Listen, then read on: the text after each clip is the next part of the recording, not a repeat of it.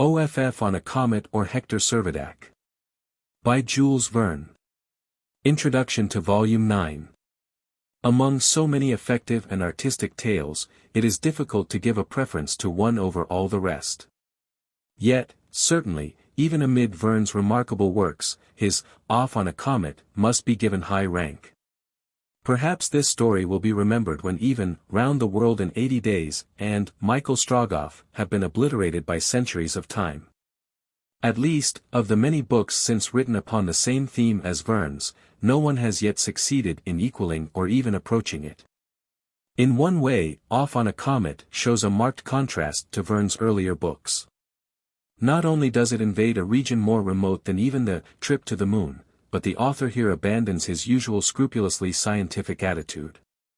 In order that he may escort us through the depths of immeasurable space, show us what astronomy really knows of conditions there and upon the other planets, Verne asks us to accept a situation frankly impossible.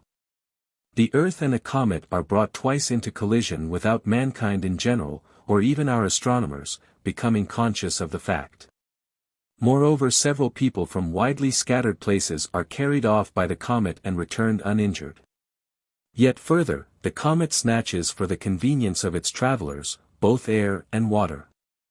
Little, useful tracts of earth are picked up and, as it were, turned over and clapped down right side up again upon the comet's surface. Even ships pass uninjured through this remarkable somersault.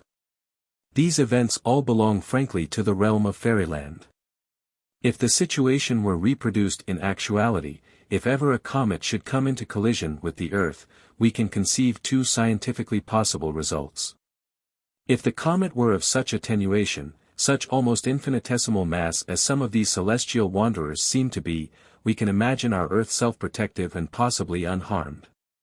If, on the other hand, the comet had even 100th part of the size and solidity in weight which Verne confers upon his monster so as to give his travelers a home, in that case the collision would be unspeakably disastrous, especially to the unlucky individuals who occupied the exact point of contact. But once granted the initial and the closing extravagance, the departure and return of his characters, the alpha and omega of his tale, how closely the author clings to facts between.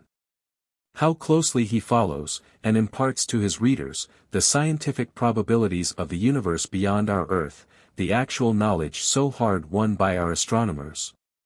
Other authors who, since Verne, have told of trips through the planetary and stellar universe have given free rein to fancy, to dreams of what might be found. Verne has endeavored to impart only what is known to exist. In the same year with Off on a Comet, 1877, was published also the tale variously named and translated as The Black Indies, The Underground City, and The Child of the Cavern. This story, like Round the World in 80 Days, was first issued in feuilleton by the noted Paris newspaper, Le Temps. Its success did not equal that of its predecessor in this style. Some critics indeed have pointed to this work as marking the beginning of a decline in the author's power of awaking interest. Many of his best works were, however, still to follow. And, as regards imagination and the elements of mystery and awe, surely in the underground city, with its cavern world, its secret, undiscoverable, unrelenting foe, the Harfang, bird of evil omen, and the fire maidens, of the ruined castle. Surely with all these, imagination is anything but lacking. From the realistic side, the work is painstaking and exact as all the author's works. The sketches of mines and miners, their courage and their dangers, their lives and their hopes, are carefully studied. So also is the emotional aspect of the deeps underground, the blackness, the endless wandering passages, the silence, and the awe. Off on a Comet or Hector Servadac. Book I. Chapter 1. A Challenge. Nothing, sir, can induce me to surrender my claim. I am sorry, Count, but in such a matter your views cannot modify mine. But allow me to point out that my seniority unquestionably gives me a prior right. Mere seniority, I assert, in an affair of this kind, cannot possibly entitle you to any prior claim whatever. Then, Captain, no alternative is left but for me to compel you to yield at the sword's point. As you please, Count. But neither sword or pistol can force me to forego my pretensions. Here is my card. And mine. This rapid altercation was thus brought to an end by the formal interchange of the names of the disputants. On one of the cards was inscribed, Captain Hector Servadac.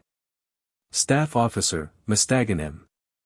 On the other was the title, Count Wassily Timascheff. On board the schooner, Dobryna. It did not take long to arrange that seconds should be appointed, who would meet in Mostaganem at 2 o'clock that day. And the captain and the count were on the point of parting from each other, with a salute of punctilious courtesy, when Timascheff, as if struck by a sudden thought, said abruptly, "Perhaps it would be better, Captain, not to allow the real cause of this to transpire." "Far better," replied Servadac, "it is undesirable in every way for any names to be mentioned." "In that case, however," continued the count, "it will be necessary to assign an ostensible pretext of some kind. Shall we allege a musical dispute? A contention in which I feel bound to defend Wagner, while you are the zealous champion of Rossini?" "I am quite content," answered Servadac, with a smile, and with another low bow they parted. The scene, as here depicted, took place upon the extremity of a little cape on the Algerian coast, between Mostaganem and Tence, about 2 miles from the mouth of the Shelif. The headland rose more than 60 feet above the sea level, and the azure waters of the Mediterranean, as they softly kissed the strand, were tinged with the reddish hue of the ferriferous rocks that formed its base. It was the 31st of December. The noontide sun, which usually illuminated the various projections of the coast with a dazzling brightness, was hidden by a dense mass of cloud, and the fog, which for some unaccountable cause had hung for the last 2 months over nearly every region in the world, causing serious interruption to traffic between continent and continent, spread its dreary veil across land and sea. After taking leave of the staff officer, Count Wassily Timascheff wended his way down to a small creek, and took his seat in the stern of a light four-oar that had been awaiting his return. This was immediately pushed off from shore, and was soon alongside a pleasure yacht, that was lying to, not many cable lengths away. At a sign from Servadac, an orderly, who had been standing at a respectful distance, led forward a magnificent Arabian horse. The captain vaulted into the saddle, and followed by his attendant, well mounted as himself, started off towards Mostaganem. It was 12:30 when the two riders crossed the bridge that had been recently erected over the Shelif, and a quarter of an hour later their steeds, flecked with foam, dashed through the Mascara gate, which was one of 5 entrances opened in the embattled wall that encircled the town. At that date, Mostaganem contained about 15,000 inhabitants, 3,000 of whom were French. Besides being one of the principal district towns of the province of Oran, it was also a military station. Mostaganem rejoiced in a well-sheltered harbor, which enabled her to utilize all the rich products of the Mina and the lower Shelif. It was the existence of so good a harbor amidst the exposed cliffs of this coast that had induced the owner of the Dobryna to winter in these parts, and for 2 months the Russian standard had been seen floating from her yard, whilst on her masthead was hoisted the pennant of the French Yacht Club, with the distinctive letters M. C. W. T., the initials of Count Timascheff. Having entered the town, Captain Servadac made his way towards Matmore, the military quarter, and was not long in finding 2 friends on whom he might rely, a major of the 2nd Fusiliers, and a captain of the 8th Artillery. The 2 officers listened gravely enough to Servadac's request that they would act as his seconds in an affair of honor, but could not resist a smile on hearing that the dispute between him and the Count had originated in a musical discussion. Surely, they suggested, the matter might be easily arranged, a few slight concessions on either side, and all might be amicably adjusted. But no representations on their part were of any avail. Hector Servadac was inflexible. "No concession is possible," he replied, resolutely. "Rossini has been deeply injured, and I cannot suffer the injury to be unavenged. Wagner is a fool. I shall keep my word. I am quite firm." "Be it so, then," replied one of the officers. "And after all, you know, a sword cut need not be a very serious affair." "Certainly not," rejoined Servadac, "and especially in my case, when I have not the slightest intention of being wounded at all. Incredulous as they naturally were as to the assigned cause of the quarrel, Servadac's friends had no alternative but to accept his explanation, and without farther parley they started for the staff office, where, at 2 o'clock precisely, they were to meet the seconds of Count Timascheff. 2 hours later they had returned. All the preliminaries had been arranged. The Count, who like many Russians abroad was an aide-de-camp of the Tsar, had of course proposed swords as the most appropriate weapons, and the duel was to take place on the following morning, the 1st of January, at 9 o'clock. Upon the cliff at a spot about 1.5 miles from the mouth of the Shelif. With the assurance that they would not fail to keep their appointment with military punctuality, the two officers cordially wrung their friend's hand and retired to the Zulma Café for a game at piquet. Captain Servadac at once retraced his steps and left the town. For the last fortnight Servadac had not been occupying his proper lodgings in the military quarters. Having been appointed to make a local levy, he had been living in a gourbi, or native hut, on the Mostaganem coast, between 4 and 5 miles from the Shelif. His orderly was his sole companion, and by any other man than the captain the enforced exile would have been esteemed little short of a severe penance. On his way to the gourbi, his mental occupation was a very laborious effort to put together what he was pleased to call a rondo, upon a model of versification all but obsolete. This rondo, it is unnecessary to conceal, was to be an ode addressed to a young widow by whom he had been captivated, and whom he was anxious to marry. And the tenor of his muse was intended to prove that when once a man has found an object in all respects worthy of his affections, he should love her, in all simplicity. Whether the aphorism were universally true was not very material to the gallant captain, whose sole ambition at present was to construct a roundelay of which this should be the prevailing sentiment. He indulged the fancy that he might succeed in producing a composition which would have a fine effect here in Algeria, where poetry in that form was all but unknown. I know well enough, he said repeatedly to himself, what I want to say.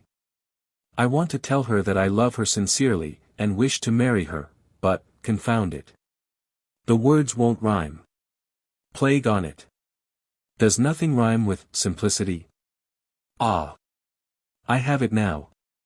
Lovers should, who are they be? Love in all simplicity. But what next? How am I to go on? I say, Ben-Zuff, he called aloud to his orderly, who was trotting silently close in his rear, did you ever compose any poetry? No, Captain, answered the man promptly, I have never made any verses, but I have seen them made fast enough at a booth during the fête of Montmartre. Can you remember them?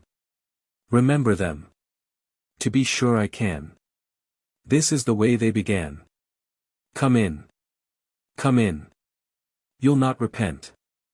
The entrance money you have spent. The wondrous mirror in this place reveals your future sweetheart's face. Bosh, cried Servadac in disgust. Your verses are detestable trash. As good as any others, Captain, squeaked through a reed pipe. Hold your tongue, man, said Servadac peremptorily, I have made another couplet. Lovers should, who are they be? Love in all simplicity. Lover, loving honestly. Offer I myself to thee. Beyond this, however, the captain's poetical genius was impotent to carry him. His farther efforts were unavailing, and when at 6 o'clock he reached the gourbi, the 4 lines still remained the limit of his composition. Chapter 2. Captain Servadac and his orderly. At the time of which I write, there might be seen in the registers of the Minister of War the following entry. Servadac, Hector, born at Asti. Trelady in the district of L'Espar, Department of the Gironde, July 19, 18. Property, 1,200 francs in rent. Length of service, 14 years, 3 months, and 5 days. Service, 2 years at school at Saint-Cyr. 2 years at l'École d'Application, 2 years in the 8th Regiment of the Line, 2 years in the 3rd Light Cavalry, 7 years in Algeria. Campaigns, Sudan and Japan. Rank, Captain on the Staff at Mostaganem. Decorations, Chevalier of the Legion of Honor, March 13, 18. Hector Servadac was 30 years of age, an orphan without lineage and almost without means.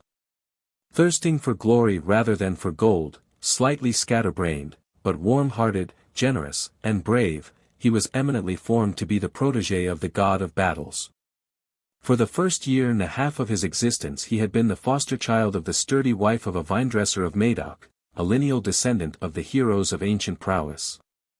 In a word, he was one of those individuals whom nature seems to have predestined for remarkable things, and around whose cradle have hovered the fairy godmothers of adventure and good luck.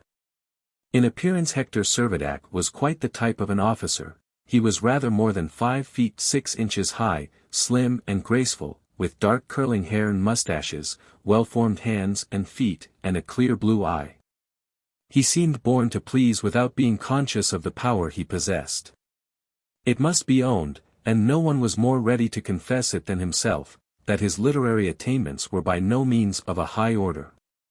"We don't spin tops" is a favorite saying amongst artillery officers, indicating that they do not shirk their duty by frivolous pursuits, but it must be confessed that Servadac, being naturally idle, was very much given to spinning tops. His good abilities, however, and his ready intelligence had carried him successfully through the curriculum of his early career. He was a good draftsman, an excellent writer, having thoroughly mastered the successor to the famous Uncle Tom at the writing school of XVIII, and in the records of his military service his name had several times been included in the order of the day. The following episode may suffice, in a certain degree, to illustrate his character. Once, in action, he was leading a detachment of infantry through an entrenchment. They came to a place where the sidework of the trench had been so riddled by shell that a portion of it had actually fallen in, leaving an aperture quite unsheltered from the grape shot that was pouring in thick and fast. The men hesitated. In an instant Servadac mounted the sidework, laid himself down in the gap, and thus filling up the breach by his own body, shouted, "March on!" And through a storm of shot, not one of which touched the prostrate officer, the troop passed in safety. Since leaving the military college, Servadac, with the exception of his 2 campaigns in the Sudan and Japan, had been always stationed in Algeria. He had now a staff appointment at Mostaganem, and had lately been entrusted with some topographical work on the coast between Tents and the Shalif. It was a matter of little consequence to him that the gourbi, in which of necessity he was quartered, was uncomfortable and ill-contrived. He loved the open air, and the independence of his life suited him well. Sometimes he would wander on foot upon the sandy shore, and sometimes he would enjoy a ride along the summit of the cliff, altogether being in no hurry at all to bring his task to an end. His occupation, moreover, was not so engrossing but that he could find leisure for taking a short railway journey once or twice a week. So that he was ever and again putting in an appearance at the general's receptions at Oran, and at the fêtes given by the governor at Algiers. It was on one of these occasions that he had first met Madame de L., the lady to whom he was desirous of dedicating the rondo, the first 4 lines of which had just seen the light. She was a colonel's widow, young and handsome, very reserved, not to say haughty in her manner, and either indifferent or impervious to the admiration which she inspired. Captain Servadac had not yet ventured to declare his attachment. Of rivals he was well aware he had not a few, and amongst these not the least formidable was the Russian Count Timascheff. And although the young widow was all unconscious of the share she had in the matter, it was she, and she alone, who was the cause of the challenge just given and accepted by her 2 ardent admirers. During his residence in the gourbi, Hector Servadac's sole companion was his orderly, Ben-Zuff. Ben-Zuff was devoted, body and soul, to his superior officer.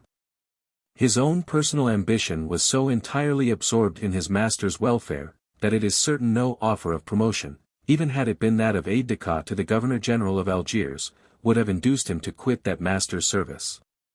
His name might seem to imply that he was a native of Algeria, but such was by no means the case. His true name was Laurent.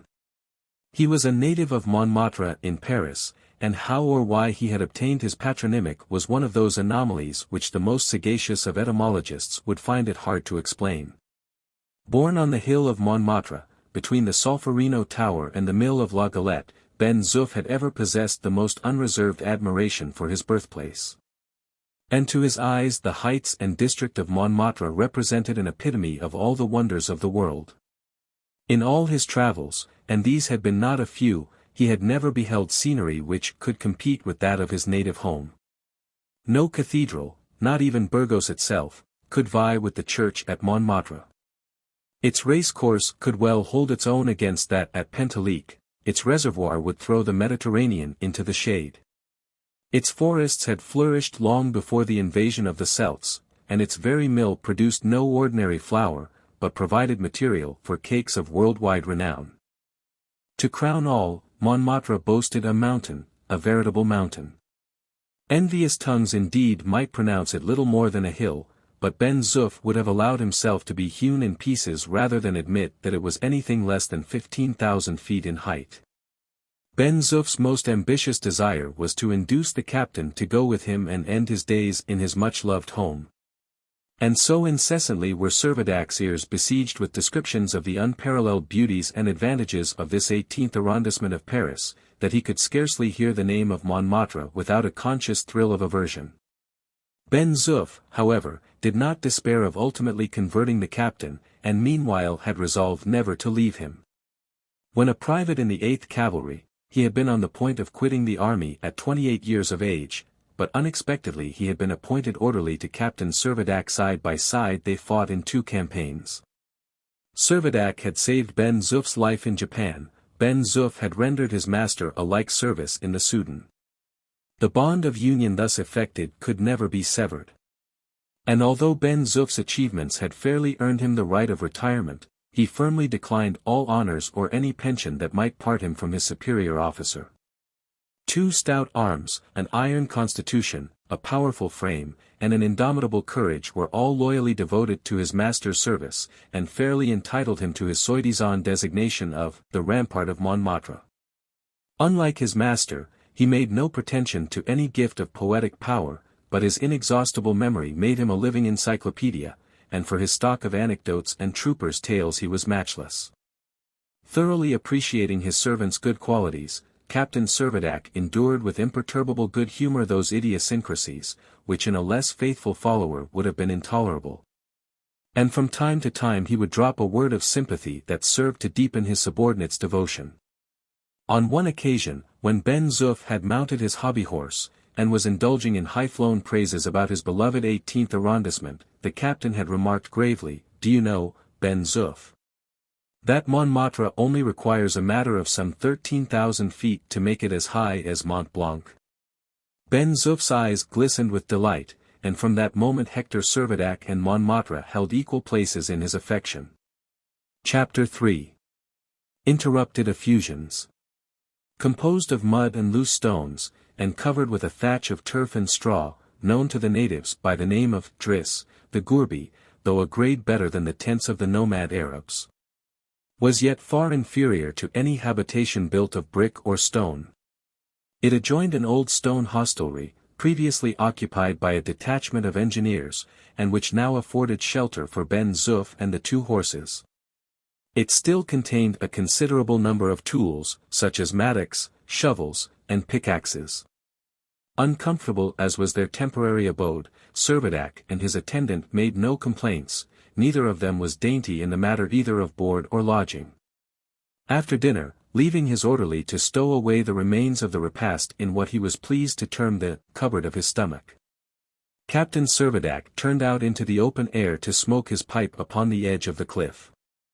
The shades of night were drawing on. An hour previously, veiled in heavy clouds, the sun had sunk below the horizon that bounded the plain beyond the Shalif. The sky presented a most singular appearance. Towards the north, although the darkness rendered it impossible to see beyond a quarter of a mile, the upper strata of the atmosphere were suffused with a rosy glare. No well-defined fringe of light, nor arch of luminous rays, betokened a display of aurora borealis, even had such a phenomenon been possible in these latitudes. And the most experienced meteorologist would have been puzzled to explain the cause of this striking illumination on this 31st of December, the last evening of the passing year.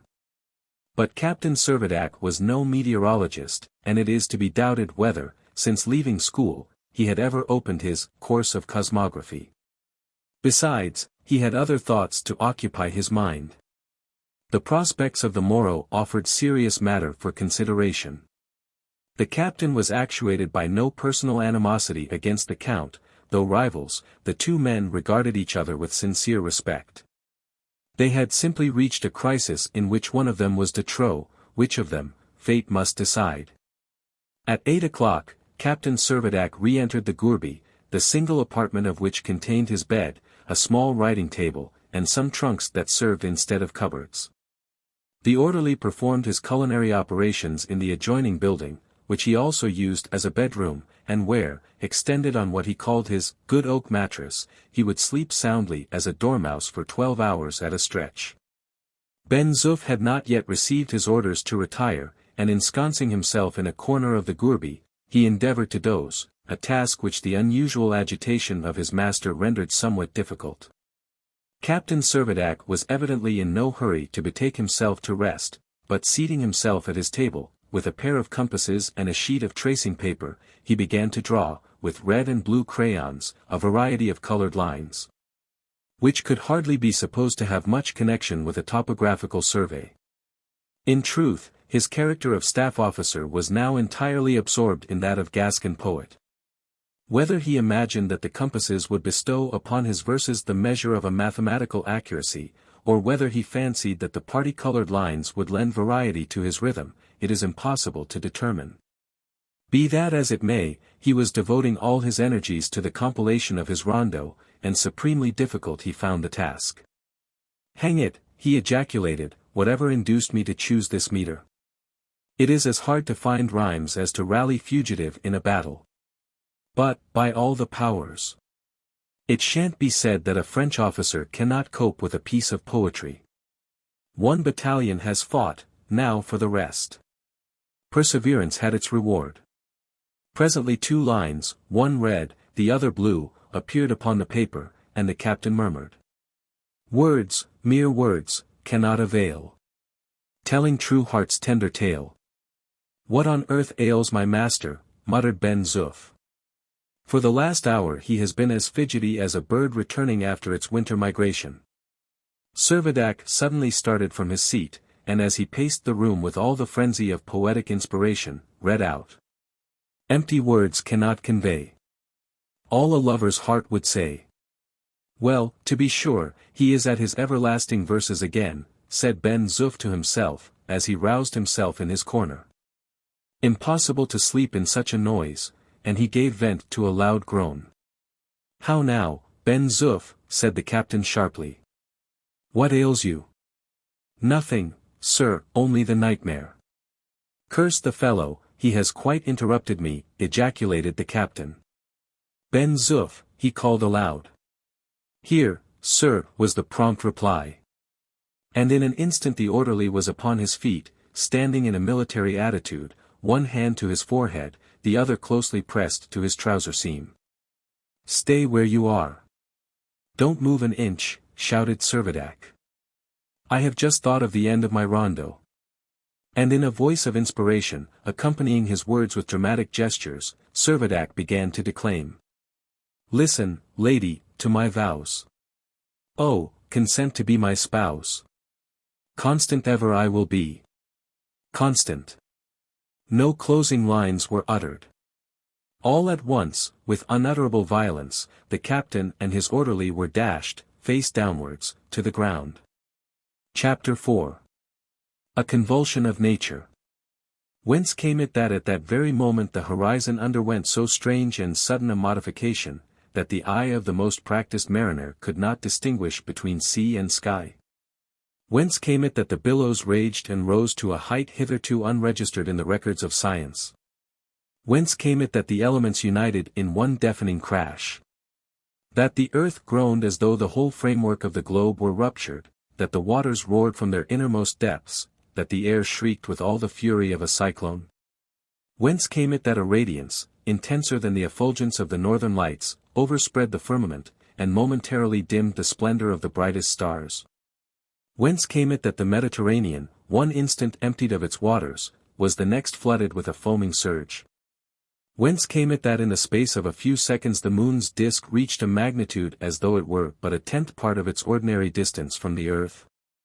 Whence came it that a new blazing spheroid, hitherto unknown to astronomy, now appeared suddenly in the firmament, though it were but to lose itself immediately behind masses of accumulated cloud?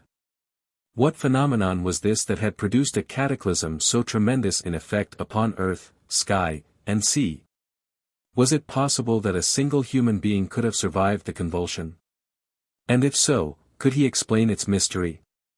Chapter 5. A Mysterious Sea. Violent as the commotion had been, that portion of the Algerian coast which is bounded on the north by the Mediterranean, and on the west by the right bank of the Shelif, appeared to have suffered little change. It is true that indentations were perceptible in the fertile plain, and the surface of the sea was ruffled with an agitation that was quite unusual. But the rugged outline of the cliff was the same as heretofore, and the aspect of the entire scene appeared unaltered. The stone hostelry, with the exception of some deep clefts in its walls, had sustained little injury. But the gourbi, like a house of cards destroyed by an infant's breath, had completely subsided, and its two inmates lay motionless, buried under the sunken thatch. It was 2 hours after the catastrophe that Captain Servadac regained consciousness. He had some trouble to collect his thoughts, and the first sounds that escaped his lips were the concluding words of the rondo which had been so ruthlessly interrupted. "Constant ever I will be. Constant." His next thought was to wonder what had happened, and in order to find an answer, he pushed aside the broken thatch, so that his head appeared above the debris. The gourbi leveled to the ground. He exclaimed, "Surely a waterspout has passed along the coast." He felt all over his body to perceive what injuries he had sustained, but not a sprain nor a scratch could he discover. "Where are you, Ben-Zuff?" he shouted. "Here, sir." And with military promptitude a second head protruded from the rubbish. "Have you any notion what has happened, Ben-Zuff?" "I've a notion, Captain, that it's all up with us." "Nonsense, Ben-Zuff, it is nothing but a waterspout." "Very good, sir," was the philosophical reply, immediately followed by the query, "Any bones broken, sir?" "None whatever," said the captain. Both men were soon on their feet, and began to make a vigorous clearance of the ruins, beneath which they found that their arms, cooking utensils, and other property, had sustained little injury. "By the by, what o'clock is it?" asked the captain. "It must be 8 o'clock, at least," said Ben-Zuff, looking at the sun, which was a considerable height above the horizon. "It is almost time for us to start." "To start? What for?" "To keep your appointment with Count Timascheff." "By Jove!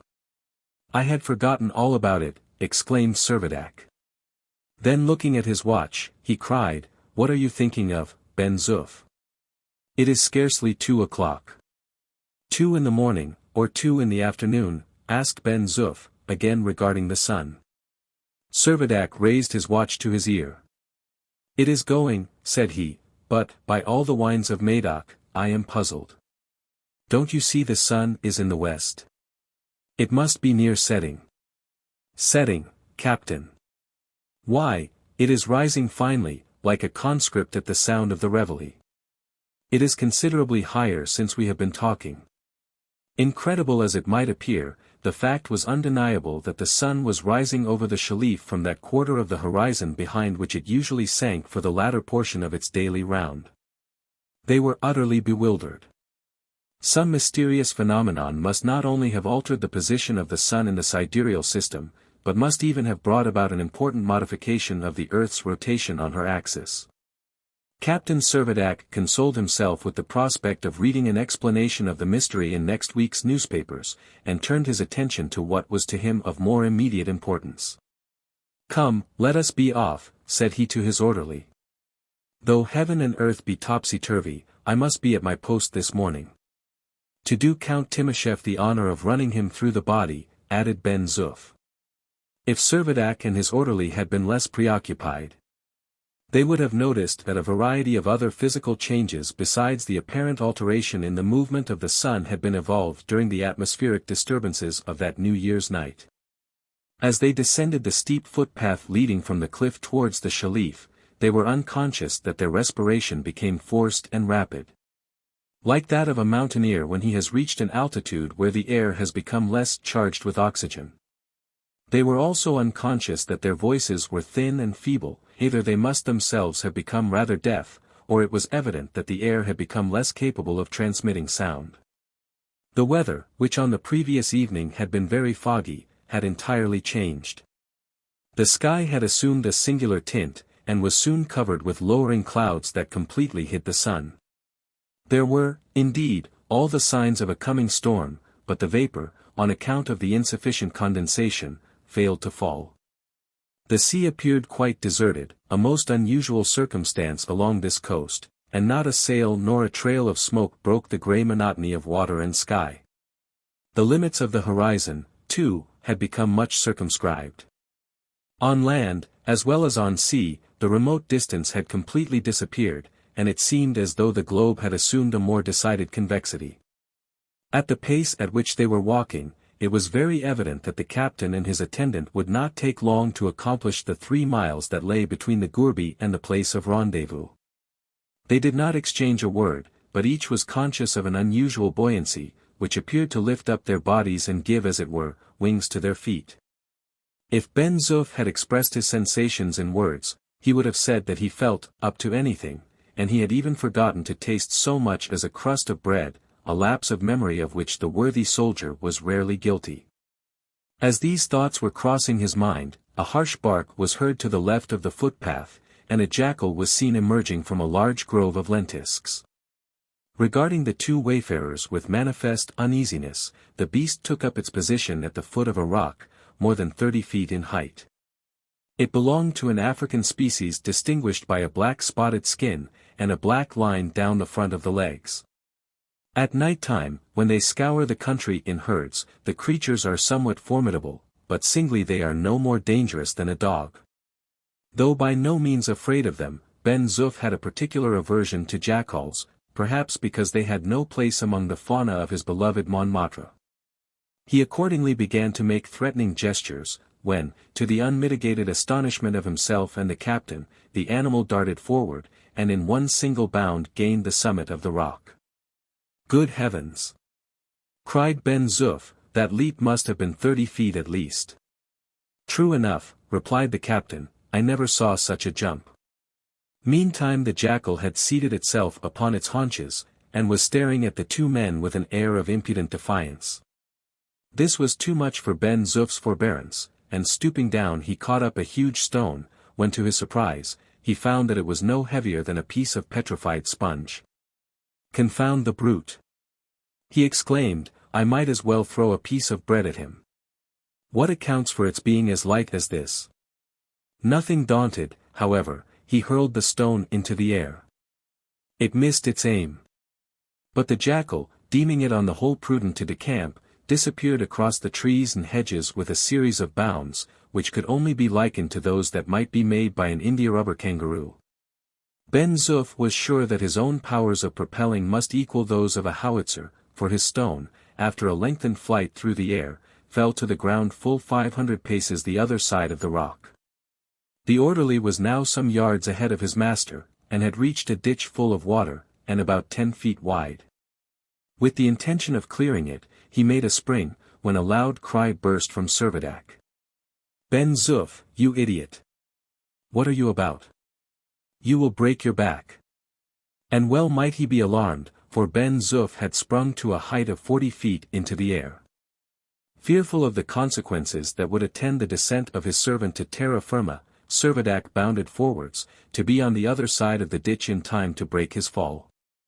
But the muscular effort that he made carried him in his turn to an altitude of 30 feet, in his ascent he passed Ben-Zuff, who had already commenced his downward course. And then, obedient to the laws of gravitation, he descended with increasing rapidity, and alighted upon the earth without experiencing a shock greater than if he had merely made a bound of 4 or 5 feet high. Ben-Zuff burst into a roar of laughter. "Bravo," he said, "we should make a good pair of clowns." But the captain was inclined to take a more serious view of the matter. For a few seconds he stood lost in thought, then said solemnly, Ben-Zuff, I must be dreaming. Pinch me hard, I must be either asleep or mad. It is very certain that something has happened to us, said Ben-Zuff. I have occasionally dreamed that I was a swallow flying over the Montmartre, but I never experienced anything of this kind before. It must be peculiar to the coast of Algeria. Servadac was stupefied. He felt instinctively that he was not dreaming, and yet was powerless to solve the mystery. He was not, however, the man to puzzle himself for long over any insoluble problem. Come what may, he presently exclaimed, we will make up our minds for the future to be surprised at nothing. Right, Captain, replied Ben-Zuff, and, first of all, let us settle our little score with Count Timascheff. Beyond the ditch lay a small piece of meadow land, about an acre in extent. A soft and delicious herbage carpeted the soil, whilst trees formed a charming framework to the whole. No spot could have been chosen more suitable for the meeting between the two adversaries. Servadac cast a hasty glance round. No one was in sight. We are the first on the field, he said. Not so sure of that, sir, said Ben-Zuff. What do you mean? Asked Servadac, looking at his watch, which he had set as nearly as possible by the sun before leaving the gourbi. It is not 9 o'clock yet. Look up there, sir. I am much mistaken if that is not the sun. And as Ben-Zuff spoke, he pointed directly overhead to where a faint white disk was dimly visible through the haze of clouds. Nonsense, exclaimed Servadac. How can the sun be in the zenith, in the month of January, in lat. 39 degrees N? Can't say, sir. I only know the sun is there, and at the rate he has been travelling, I would lay my cap to a dish of couscous that in less than 3 hours he will have set. Hector Servadac, mute and motionless, stood with folded arms. Presently he roused himself, and began to look about again. What means all this? He murmured. Laws of gravity disturbed. Points of the compass reversed. The length of day reduced 1/2. Surely this will indefinitely postpone my meeting with the Count. Something has happened, Ben-Zuff and I cannot both be mad. The orderly, meantime, surveyed his master with the greatest equanimity. No phenomenon, however extraordinary, would have drawn from him a single exclamation of surprise. Do you see anyone, Ben-Zuff? Asked the captain, at last. No one, sir, the Count has evidently been and gone. But supposing that to be the case, persisted the captain, my seconds would have waited, and not seeing me, would have come on towards the gourbi. I can only conclude that they have been unable to get here. And as for Count Timascheff. Without finishing his sentence. Captain Servadac, thinking it just probable that the Count, as on the previous evening, might come by water, walked to the ridge of rock that overhung the shore, in order to ascertain if the Dobryna were anywhere in sight. But the sea was deserted, and for the first time the captain noticed that, although the wind was calm, the waters were unusually agitated, and seethed and foamed as though they were boiling. It was very certain that the yacht would have found a difficulty in holding her own in such a swell. Another thing that now struck Servadac was the extraordinary contraction of the horizon. Under ordinary circumstances, his elevated position would have allowed him a radius of vision at least 25 miles in length. But the terrestrial sphere seemed, in the course of the last few hours, to have become considerably reduced in volume, and he could now see for a distance of only 6 miles in every direction. Meantime, with the agility of a monkey, Ben-Zuff had clambered to the top of a eucalyptus, and from his lofty perch was surveying the country to the south, as well as towards both Tents and Mostaganem. On descending, be informed the captain that the plain was deserted. We will make our way to the river, and get over into Mostaganem, said the captain. The Shalif was not more than 1.5 miles from the meadow, but no time was to be lost if the two men were to reach the town before nightfall. Though still hidden by heavy clouds, the sun was evidently declining fast. And what was equally inexplicable, it was not following the oblique curve that in these latitudes and at this time of year might be expected, but was sinking perpendicularly on to the horizon. As he went along, Captain Servadac pondered deeply. Perchance some unheard-of phenomenon had modified the rotary motion of the globe, or perhaps the Algerian coast had been transported beyond the equator into the southern hemisphere.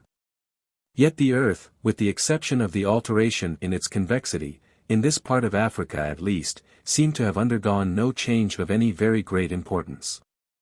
As far as the eye could reach, the shore was, as it had ever been, a succession of cliffs, beach, and arid rocks, tinged with a red ferruginous hue. To the south, if south, in this inverted order of things, it might still be called, the face of the country also appeared unaltered, and some leagues away, the peaks of the Merdea mountains still retained their accustomed outline. Presently a rift in the clouds gave passage to an oblique ray of light that clearly proved that the sun was setting in the east. "Well, I am curious to know what they think of all this at Mostaganem," said the captain. "I wonder, too, what the Minister of War will say when he receives a telegram informing him that his African colony has become, not morally, but physically disorganized. That the cardinal points are at variance with ordinary rules, and that the sun in the month of January is shining down vertically upon our heads." Ben-Zuff, whose ideas of discipline were extremely rigid, at once suggested that the colony should be put under the surveillance of the police, that the cardinal points should be placed under restraint, and that the sun should be shot for breach of discipline. Meantime, they were both advancing with the utmost speed. The decompression of the atmosphere made the specific gravity of their bodies extraordinarily light, and they ran like hares and leaped like chamois. Leaving the devious windings of the footpath, they went as a crow would fly across the country. Hedges, trees, and streams were cleared at a bound, and under these conditions Ben-Zuff felt that he could have overstepped Montmartre at a single stride. The earth seemed as elastic as the springboard of an acrobat. They scarcely touched it with their feet, and their only fear was lest the height to which they were propelled would consume the time which they were saving by their short cut across the fields. It was not long before their wild career brought them to the right bank of the Shelif. Here they were compelled to stop, for not only had the bridge completely disappeared, but the river itself no longer existed. Of the left bank there was not the slightest trace, and the right bank, which on the previous evening had bounded the yellow stream, as it murmured peacefully along the fertile plain, had now become the shore of a tumultuous ocean. Its azure waters extending westwards far as the eye could reach, and annihilating the tract of country which had hitherto formed the district of Mostaganem. The shore coincided exactly with what had been the right bank of the Shelif, and in a slightly curved line ran north and south, whilst the adjacent groves and meadows all retained their previous positions. But the river bank had become the shore of an unknown sea. Eager to throw some light upon the mystery, Servadac hurriedly made his way through the oleander bushes that overhung the shore, took up some water in the hollow of his hand, and carried it to his lips. "Salt as brine," he exclaimed, as soon as he had tasted it. "The sea has undoubtedly swallowed up all the western part of Algeria." "It will not last long, sir," said Ben-Zuff. "It is, probably, only a severe flood." The captain shook his head. "Worse than that, I fear, Ben-Zuff," he replied with emotion. "It is a catastrophe that may have very serious consequences. What can have become of all my friends and fellow officers?" Ben-Zuff was silent. Rarely had he seen his master so much agitated, and though himself inclined to receive these phenomena with philosophic indifference, his notions of military duty caused his countenance to reflect the captain's expression of amazement. But there was little time for Servadac to examine the changes which a few hours had wrought. The sun had already reached the eastern horizon, and just as though it were crossing the ecliptic under the tropics, it sank like a cannon ball into the sea. Without any warning, day gave place to night, and earth, sea, and sky were immediately wrapped in profound obscurity. Chapter 6. The captain makes an exploration. Hector Servadac was not the man to remain long unnerved by any untoward event. It was part of his character to discover the why and the wherefore of everything that came under his observation, and he would have faced a cannonball the more unflinchingly from understanding the dynamic force by which it was propelled. Such being his temperament, it may well be imagined that he was anxious not to remain long in ignorance of the cause of the phenomena which had been so startling in their consequences. "We must inquire into this tomorrow," he exclaimed, as darkness fell suddenly upon him. Then, after a pause, he added, "That is to say, if there is to be a tomorrow. For if I were to be put to the torture, I could not tell what has become of the sun." "May I ask, sir, what we are to do now?" put in Ben-Zuff. "Stay where we are for the present. And when daylight appears, if it ever does appear, we will explore the coast to the west and south, and return to the gourbi. If we can find out nothing else, we must at least discover where we are. Meanwhile, sir, may we go to sleep?"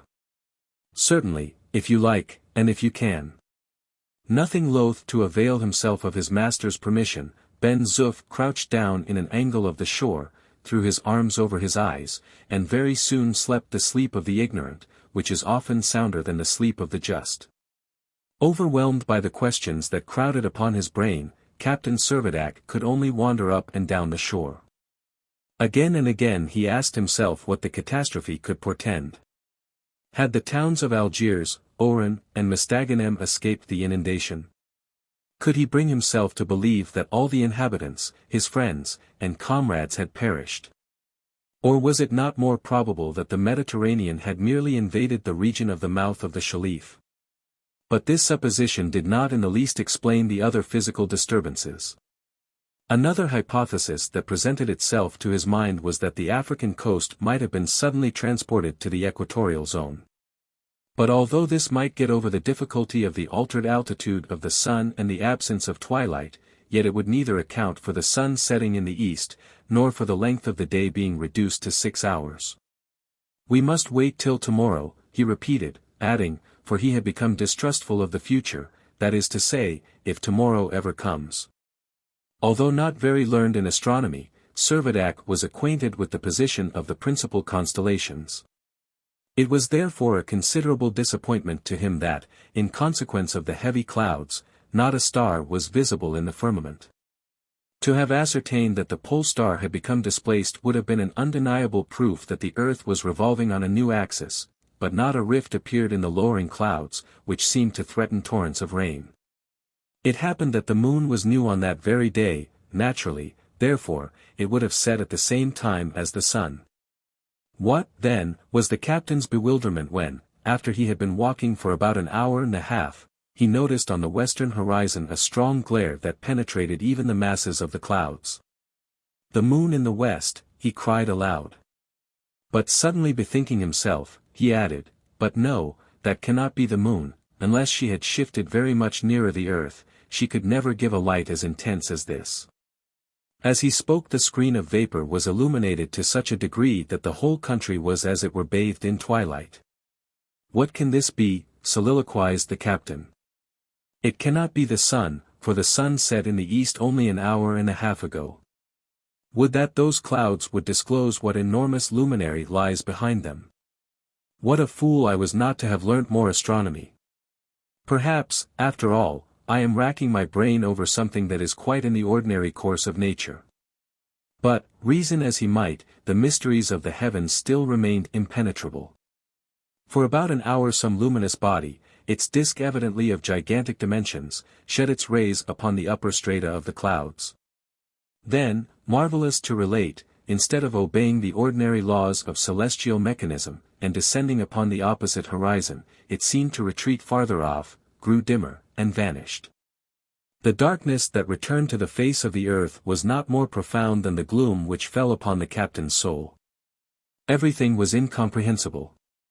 The simplest mechanical rules seemed falsified. The planets had defied the laws of gravitation, the motions of the celestial spheres were erroneous as those of a watch with a defective mainspring, and there was reason to fear that the sun would never again shed his radiance upon the earth. But these last fears were groundless. In 3 hours' time, without any intervening twilight, the morning sun made its appearance in the west, and day once more had dawned. On consulting his watch, Servadac found that night had lasted precisely 6 hours. Ben-Zuff, who was unaccustomed to so brief a period of repose, was still slumbering soundly. "Come, wake up," said Servadac, shaking him by the shoulder. "It is time to start." "Time to start?" exclaimed Ben-Zuff, rubbing his eyes. "I feel as if I had only just gone to sleep." "You have slept all night, at any rate," replied the captain. "It has only been for 6 hours, but you must make it enough." "Enough it shall be, sir," was the submissive rejoinder. "And now," continued Servadac, "we will take the shortest way back to the gourbi, and see what our horses think about it all." "They will think that they ought to be groomed," said the orderly. "Very good, you may groom them and saddle them as quickly as you like. I want to know what has become of the rest of Algeria. If we cannot get round by the south to Mostaganem, we must go eastwards to Tents." And forthwith they started. Beginning to feel hungry, they had no hesitation in gathering figs, dates, and oranges from the plantations that formed a continuous rich and luxuriant orchard along their path.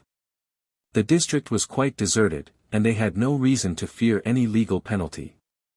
In an hour and a half they reached the gourbi. Everything was just as they had left it, and it was evident that no one had visited the place during their absence. All was desolate as the shore they had quitted. The preparations for the expedition were brief and simple. Ben-Zuff saddled the horses and filled his pouch with biscuits and game. Water, he felt certain, could be obtained in abundance from the numerous affluents of the Shelif, which, although they had now become tributaries of the Mediterranean, still meandered through the plain. Captain Servadac mounted his horse Zephyr, and Ben-Zuff simultaneously got astride his mare Galette, named after the mill of Montmartre. They galloped off in the direction of the Shelif, and were not long in discovering that the diminution in the pressure of the atmosphere had precisely the same effect upon their horses as it had had upon themselves. Their muscular strength seemed 5 times as great as hitherto, their hoofs scarcely touched the ground, and they seemed transformed from ordinary quadrupeds into veritable hippogriffs. Happily, Servadac and his orderly were fearless riders. They made no attempt to curb their steeds, but even urged them to still greater exertions. 20 minutes sufficed to carry them over the 4 or 5 miles that intervened between the gourbi and the mouth of the Shelif. Then, slackening their speed, they proceeded at a more leisurely pace to the southeast, along what had once been the right bank of the river, but which, although it still retained its former characteristics, was now the boundary of a sea, which extending farther than the limits of the horizon, must have swallowed up at least a large portion of the province of Oran. Captain Servadac knew the country well. He had at one time been engaged upon a trigonometrical survey of the district, and consequently had an accurate knowledge of its topography. His idea now was to draw up a report of his investigations. To whom that report should be delivered was a problem he had yet to solve. During the 4 hours of daylight that still remained, the travelers rode about 21 miles from the river mouth. To their vast surprise, they did not meet a single human being. At nightfall they again encamped in a slight bend of the shore, at a point which on the previous evening had faced the mouth of the Mina, one of the left-hand affluents of the Shelif, but now absorbed into the newly revealed ocean. Ben-Zuff made the sleeping accommodation as comfortable as the circumstances would allow. The horses were clogged and turned out to feed upon the rich pasture that clothed the shore, and the night passed without special incident. At sunrise on the following morning, the 2nd of January, or what, according to the ordinary calendar, would have been the night of the 1st, the captain and his orderly remounted their horses. And during the 6 hours they accomplished a distance of 42 miles. The right bank of the river still continued to be the margin of the land, and only in one spot had its integrity been impaired. This was about 12 miles from the Mina, and on the site of the annex or suburb of Circlemitu. Here a large portion of the bank had been swept away, and the hamlet, with its 800 inhabitants, had no doubt been swallowed up by the encroaching waters. It seemed, therefore, more than probable that a similar fate had overtaken the larger towns beyond the Shelif. In the evening the explorers encamped, as previously, in a nook of the shore which here abruptly terminated their new domain, not far from where they might have expected to find the important village of Memounturoy. But of this, too, there was now no trace. "I had quite reckoned upon a supper and a bed at Orleansville tonight," said Servadac, as, full of despondency, he surveyed the waste of water. "Quite impossible," replied Ben-Zuff, "except you had gone by a boat. But cheer up, sir, cheer up, we will soon devise some means for getting across to Mostaganem. If, as I hope," rejoined the captain, "we are on a peninsula, we are more likely to get to tents, there we shall hear the news." "Far more likely to carry the news ourselves," answered Ben-Zuff, as he threw himself down for his night's rest. 6 hours later, only waiting for sunrise, Captain Servadac set himself in movement again to renew his investigations. At this spot the shore, that hitherto had been running in a southeasterly direction, turned abruptly to the north, being no longer formed by the natural bank of the Shelif, but consisting of an absolutely new coastline. No land was in sight. Nothing could be seen of Orleansville, which ought to have been about 6 miles to the southwest, and Ben-Zuff, who had mounted the highest point of view attainable, could distinguish sea, and nothing but sea, to the farthest horizon. Quitting their encampment and riding on, the bewildered explorers kept close to the new shore. This, since it had ceased to be formed by the original river bank, had considerably altered its aspect. Frequent landslips occurred, and in many places deep chasms rifted the ground. Great gaps furrowed the fields, and trees, half uprooted, overhung the water, remarkable by the fantastic distortions of their gnarled trunks, looking as though they had been chopped by a hatchet. The sinuosities of the coastline, alternately gully and headland, had the effect of making a devious progress for the travelers, and at sunset, although they had accomplished more than 20 miles. They had only just arrived at the foot of the Merdea Mountains, which, before the cataclysm, had formed the extremity of the chain of the Little Atlas. The ridge, however, had been violently ruptured, and now rose perpendicularly from the water. On the following morning Servadac and Ben-Zuff traversed one of the mountain gorges. And next, in order to make a more thorough acquaintance with the limits and condition of the section of Algerian territory of which they seemed to be left as the sole occupants, they dismounted and proceeded on foot to the summit of one of the highest peaks. From this elevation they ascertained that from the base of the Merdea to the Mediterranean, a distance of about 18 miles, a new coastline had come into existence. No land was visible in any direction. No isthmus existed to form a connecting link with the territory of tents, which had entirely disappeared. The result was that Captain Servadac was driven to the irresistible conclusion that the tract of land which he had been surveying was not, as he had at first imagined, a peninsula, it was actually an island. Strictly speaking, this island was quadrilateral, but the sides were so irregular that it was much more nearly a triangle, the comparison of the sides exhibiting these proportions, the section of the right bank of the Shelif, 72 miles. The southern boundary from the Shelif to the chain of the Little Atlas, 21 miles, from the Little Atlas to the Mediterranean, 18 miles. And 60 miles of the shore of the Mediterranean itself, making in all an entire circumference of about 171 miles. "What does it all mean?" exclaimed the captain, every hour growing more and more bewildered. "The will of Providence, and we must submit," replied Ben-Zuff, calm and undisturbed. With this reflection, the two men silently descended the mountain and remounted their horses. Before evening they had reached the Mediterranean. On their road they failed to discern a vestige of the little town of Montenot, like tents, of which not so much as a ruined cottage was visible on the horizon. It seemed to be annihilated. On the following day, the 6th of January, the two men made a forced march along the coast of the Mediterranean, which they found less altered than the captain had at first supposed. But 4 villages had entirely disappeared, and the headlands, unable to resist the shock of the convulsion, had been detached from the mainland. The circuit of the island had been now completed, and the explorers, after a period of 60 hours, found themselves once more beside the ruins of their gourbi. 5 days, or what, according to the established order of things, would have been 2 days and a half, had been occupied in tracing the boundaries of their new domain. And they had ascertained beyond a doubt that they were the sole human inhabitants left upon the island. "Well, sir, here you are, Governor-General of Algeria," exclaimed Ben-Zuff, as they reached the gourbi. With not a soul to govern, gloomily rejoined the captain. How so? Do you not reckon me? Pshaw! Ben-Zuff, what are you? What am I? Why, I am the population.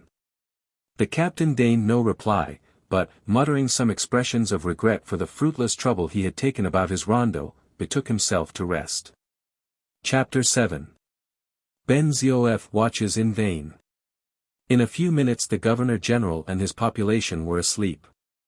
The gourbi being in ruins, they were obliged to put up with the best accommodation they could find in the adjacent erection. It must be owned that the captain's slumbers were by no means sound. He was agitated by the consciousness that he had hitherto been unable to account for his strange experiences by any reasonable theory. Though far from being advanced in the knowledge of natural philosophy, he had been instructed, to a certain degree, in its elementary principles, and, by an effort of memory, he managed to recall some general laws which he had almost forgotten. He could understand that an altered inclination of the Earth's axis with regard to the ecliptic would introduce a change of position in the cardinal points, and bring about a displacement of the sea. But the hypothesis entirely failed to account either for the shortening of the days, or for the diminution in the pressure of the atmosphere. He felt that his judgment was utterly baffled. His only remaining hope was that the chain of marvels was not yet complete, and that something farther might throw some light upon the mystery. Ben-Zuff's first care on the following morning was to provide a good breakfast. To use his own phrase, he was as hungry as the whole population of 3 million Algerians, of whom he was the representative, and he must have enough to eat. The catastrophe which had overwhelmed the country had left a dozen eggs uninjured, and upon these, with a good dish of his famous couscous, he hoped that he and his master might have a sufficiently substantial meal. The stove was ready for use, the copper skillet was as bright as hands could make it, and the beads of condensed steam upon the surface of a large stone alcaraza gave evidence that it was supplied with water. Ben-Zuff at once lighted a fire, singing all the time, according to his wont, a snatch of an old military refrain. Ever on the lookout for fresh phenomena, Captain Servadac watched the preparations with a curious eye. It struck him that perhaps the air, in its strangely modified condition, would fail to supply sufficient oxygen, and that the stove, in consequence, might not fulfill its function. But no. The fire was lighted just as usual, and fanned into vigor by Ben-Zuff applying his mouth in lieu of bellows, and a bright flame started up from the midst of the twigs and coal. The skillet was duly set upon the stove, and Ben-Zuff was prepared to wait a while for the water to boil. Taking up the eggs, he was surprised to notice that they hardly weighed more than they would if they had been mere shells. But he was still more surprised when he saw that before the water had been 2 minutes over the fire it was at full boil. By jingo, he exclaimed, a precious hot fire. Servadac reflected. It cannot be that the fire is hotter, he said, the peculiarity must be in the water. And taking down a centigrade thermometer, which hung upon the wall, he plunged it into the skillet. Instead of 100 degrees, the instrument registered only 66 degrees. Take my advice, Ben-Zuff, he said, leave your eggs in the saucepan a good quarter of an hour. Boil them hard. That will never do, objected the orderly. You will not find them hard, my good fellow. Trust me, we shall be able to dip our sippets into the yolks easily enough. The captain was quite right in his conjecture, that this new phenomenon was caused by a diminution in the pressure of the atmosphere. Water boiling at a temperature of 66 degrees was itself an evidence that the column of air above the Earth's surface had become reduced by 1/3 of its altitude. The identical phenomenon would have occurred at the summit of a mountain 35,000 feet high. And had Servadac been in possession of a barometer, he would have immediately discovered the fact that only now for the first time, as the result of experiment, revealed itself to him, a fact, moreover, which accounted for the compression of the blood vessels which both he and Ben-Zuff had experienced, as well as for the attenuation of their voices and their accelerated breathing. And yet, he argued with himself, if our encampment has been projected to so great an elevation, how is it that the sea remains at its proper level? Once again Hector Servadac, though capable of tracing consequences, felt himself totally at a loss to comprehend their cause, hence his agitation and bewilderment. After their prolonged immersion in the boiling water, the eggs were found to be only just sufficiently cooked, the couscous was very much in the same condition. And Ben-Zuff came to the conclusion that in future he must be careful to commence his culinary operations an hour earlier. He was rejoiced at last to help his master, who, in spite of his perplexed preoccupation, seemed to have a very fair appetite for breakfast. "Well, Captain," said Ben-Zuff presently, such being his ordinary way of opening conversation. "Well, Ben-Zuff," was the captain's invariable response to his servant's formula. "What are we to do now, sir?" "We can only for the present wait patiently where we are. We are encamped upon an island, and therefore we can only be rescued by sea." "But do you suppose that any of our friends are still alive?" asked Ben-Zuff. "Oh, I think we must indulge the hope that this catastrophe has not extended far. We must trust that it has limited its mischief to some small portion of the Algerian coast, and that our friends are all alive and well. No doubt the Governor-General will be anxious to investigate the full extent of the damage, and will send a vessel from Algiers to explore. It is not likely that we shall be forgotten. What, then, you have to do, Ben-Zuff, is to keep a sharp lookout, and to be ready, in case a vessel should appear, to make signals at once." "But if no vessel should appear," sighed the orderly. "Then we must build a boat, and go in search of those who do not come in search of us." "Very good. But what sort of a sailor are you?" "Everyone can be a sailor when he must," said Servadac calmly. Ben-Zuff said no more. For several succeeding days he scanned the horizon unintermittently with his telescope. His watching was in vain. No ship appeared upon the desert sea. By the name of a Kabyle, he broke out impatiently, "His Excellency is grossly negligent." Although the days and nights had become reduced from 24 hours to 12, Captain Servadac would not accept the new condition of things, but resolved to adhere to the computations of the old calendar. Notwithstanding, therefore, that the sun had risen and set 12 times since the commencement of the new year, he persisted in calling the following day the 6th of January. His watch enabled him to keep an accurate account of the passing hours. In the course of his life, Ben-Zuff had read a few books. After pondering one day, he said, "It seems to me, Captain, that you have turned into Robinson Crusoe, and that I am your man Friday. I hope I have not become a Negro." "No," replied the captain. "Your complexion isn't the fairest in the world, but you are not black yet." "Well, I had much sooner be a white Friday than a black one," rejoined Ben-Zuff. Still no ship appeared. And Captain Servadac, after the example of all previous Crusoes, began to consider it advisable to investigate the resources of his domain. The new territory of which he had become the monarch he named Gourbi Island. It had a superficial area of about 900 square miles. Bullocks, cows, goats, and sheep existed in considerable numbers, and as there seemed already to be an abundance of game, it was hardly likely that a future supply would fail them. The condition of the cereals was such as to promise a fine ingathering of wheat, maize, and rice. So that for the governor and his population, with their 2 horses, not only was there ample provision, but even if other human inhabitants besides themselves should yet be discovered, there was not the remotest prospect of any of them perishing by starvation. From the 6th to the 13th of January the rain came down in torrents, and, what was quite an unusual occurrence at this season of the year, several heavy storms broke over the island. In spite, however, of the continual downfall, the heavens still remained veiled in cloud. Servadac, moreover, did not fail to observe that for the season the temperature was unusually high. And, as a matter still more surprising, that it kept steadily increasing, as though the earth were gradually and continuously approximating to the sun. In proportion to the rise of temperature, the light also assumed greater intensity. And if it had not been for the screen of vapor interposed between the sky and the island, the irradiation which would have illumined all terrestrial objects would have been vivid beyond all precedent.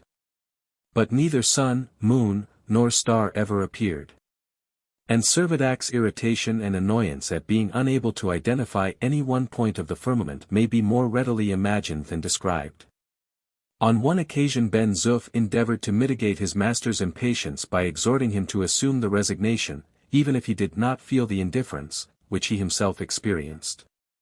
But his advice was received with so angry a rebuff that he retired in all haste, abashed, to resume his watchman's duty, which he performed with exemplary perseverance.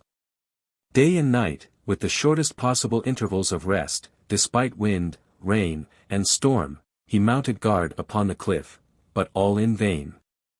Not a speck appeared upon the desolate horizon.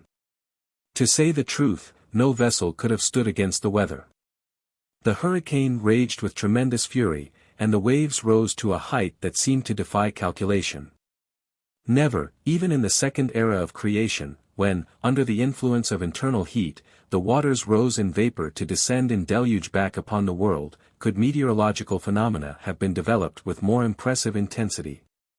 But by the night of the 13th the tempest appeared to have spent its fury, the wind dropped, the rain ceased as if by a spell.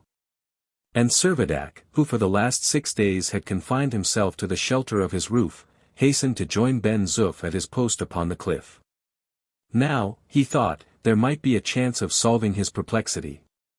Perhaps now the huge disk, of which he had had an imperfect glimpse on the night of the 31st of December, might again reveal itself. At any rate, he hoped for an opportunity of observing the constellations in a clear firmament above. The night was magnificent. Not a cloud dimmed the luster of the stars, which spangled the heavens in surpassing brilliancy, and several nebulae which hitherto no astronomer had been able to discern without the aid of a telescope were clearly visible to the naked eye. By a natural impulse, Servadac's first thought was to observe the position of the pole star. It was in sight, but so near to the horizon as to suggest the utter impossibility of its being any longer the central pivot of the sidereal system. It occupied a position through which it was out of the question that the axis of the Earth indefinitely prolonged could ever pass. In his impression he was more thoroughly confirmed when, an hour later, he noticed that the star had approached still nearer the horizon, as though it had belonged to one of the zodiacal constellations. The pole star being manifestly thus displaced, it remained to be discovered whether any other of the celestial bodies had become a fixed center around which the constellations made their apparent daily revolutions. To the solution of this problem Servadac applied himself with the most thoughtful diligence. After patient observation, he satisfied himself that the required conditions were answered by a certain star that was stationary not far from the horizon. This was Vega, in the constellation Lyra, a star which, according to the precession of the equinoxes, will take the place of our pole star 12,000 years hence. The most daring imagination could not suppose that a period of 12,000 years had been crowded into the space of a fortnight. And therefore the captain came, as to an easier conclusion, to the opinion that the Earth's axis had been suddenly and immensely shifted. And from the fact that the axis, if produced, would pass through a point so little removed above the horizon, he deduced the inference that the Mediterranean must have been transported to the equator. Lost in bewildering maze of thought, he gazed long and intently upon the heavens. His eyes wandered from where the tail of the Great Bear, now a zodiacal constellation, was scarcely visible above the waters, to where the stars of the southern hemisphere were just breaking on his view. A cry from Ben-Zuff recalled him to himself. "The moon!" shouted the orderly, as though overjoyed at once again beholding what the poet has called the kind companion of terrestrial night. And he pointed to a disk that was rising at a spot precisely opposite the place where they would have expected to see the sun. "The moon!" again he cried. But Captain Servadac could not altogether enter into his servant's enthusiasm. If this were actually the moon, her distance from the earth must have been increased by some millions of miles. He was rather disposed to suspect that it was not the Earth's satellite at all, but some planet with its apparent magnitude greatly enlarged by its approximation to the Earth. Taking up the powerful field glass which he was accustomed to use in his surveying operations, he proceeded to investigate more carefully the luminous orb. But he failed to trace any of the lineaments, supposed to resemble a human face, that marked the lunar surface. He failed to decipher any indications of hill and plain. Nor could he make out the aureole of light which emanates from what astronomers have designated Mount Tycho. "It is not the moon," he said slowly. "Not the moon?" cried Ben-Zuff. "Why not?" "It is not the moon," again affirmed the captain. "Why not?" repeated Ben-Zuff, unwilling to renounce his first impression. "Because there is a small satellite in attendance." And the captain drew his servant's attention to a bright speck, apparently about the size of one of Jupiter's satellites seen through a moderate telescope, that was clearly visible just within the focus of his glass. Here, then, was a fresh mystery. The orbit of this planet was assuredly interior to the orbit of the Earth, because it accompanied the Sun in its apparent motion, yet it was neither Mercury nor Venus, because neither one nor the other of these has any satellite at all. The captain stamped and stamped again with mingled vexation, agitation, and bewilderment. "Confound it," he cried, "if this is neither Venus nor Mercury, it must be the moon. But if it is the moon, whence, in the name of all the gods, has she picked up another moon for herself?" The captain was in dire perplexity. Chapter 8. Venus in perilous proximity. The light of the returning sun soon extinguished the glory of the stars, and rendered it necessary for the captain to postpone his observations. He had sought in vain for further trace of the huge disk that had so excited his wonder on the first, and it seemed most probable that, in its irregular orbit, it had been carried beyond the range of vision. The weather was still superb. The wind, after veering to the west, had sunk to a perfect calm. Pursuing its inverted course, the sun rose and set with undeviating regularity. And the days and nights were still divided into periods of precisely 6 hours each, a sure proof that the sun remained close to the new equator which manifestly passed through Gourbi Island. Meanwhile the temperature was steadily increasing. The captain kept his thermometer close at hand where he could repeatedly consult it, and on the 15th he found that it registered 50 degrees centigrade in the shade. No attempt had been made to rebuild the Gourbi, but the captain and Ben-Zuff managed to make up quarters sufficiently comfortable in the principal apartment of the adjoining structure, where the stone walls, that at first afforded a refuge from the torrents of rain, now formed an equally acceptable shelter from the burning sun. The heat was becoming insufferable, surpassing the heat of Senegal and other equatorial regions. Not a cloud ever tempered the intensity of the solar rays. And unless some modification ensued, it seemed inevitable that all vegetation should become scorched and burnt off from the face of the island.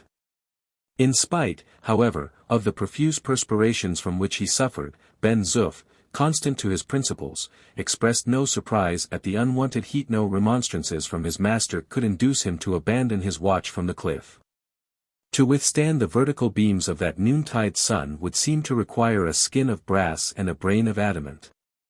But yet, hour after hour, he would remain conscientiously scanning the surface of the Mediterranean, which, calm and deserted, lay outstretched before him. On one occasion, Servadac, in reference to his orderly's indomitable perseverance, happened to remark that he thought he must have been born in the heart of equatorial Africa. To which Ben-Zuff replied, with the utmost dignity, that he was born at Montmartre, which was all the same. The worthy fellow was unwilling to own that, even in the matter of heat, the tropics could in any way surpass his own much-loved home.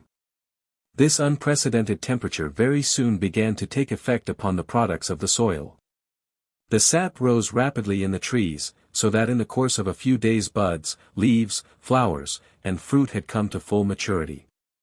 It was the same with the cereals. Wheat and maize sprouted and ripened as if by magic, and for a while a rank and luxuriant pasturage clothed the meadows. Summer and autumn seemed blended into one. If Captain Servadac had been more deeply versed in astronomy, he would perhaps have been able to bring to bear his knowledge that if the axis of the Earth, as everything seemed to indicate, now formed a right angle with the plane of the ecliptic, her various seasons, like those of the planet Jupiter, would become limited to certain zones, in which they would remain invariable. But even if he had understood the rationale of the change, the convulsion that had brought it about would have been as much a mystery as ever. The precocity of vegetation caused some embarrassment. The time for the corn and fruit harvest had fallen simultaneously with that of the haymaking. And as the extreme heat precluded any prolonged exertions, it was evident the population of the island would find it difficult to provide the necessary amount of labor. Not that the prospect gave them much concern, the provisions of the gourbi were still far from exhausted, and now that the roughness of the weather had so happily subsided, they had every encouragement to hope that a ship of some sort would soon appear.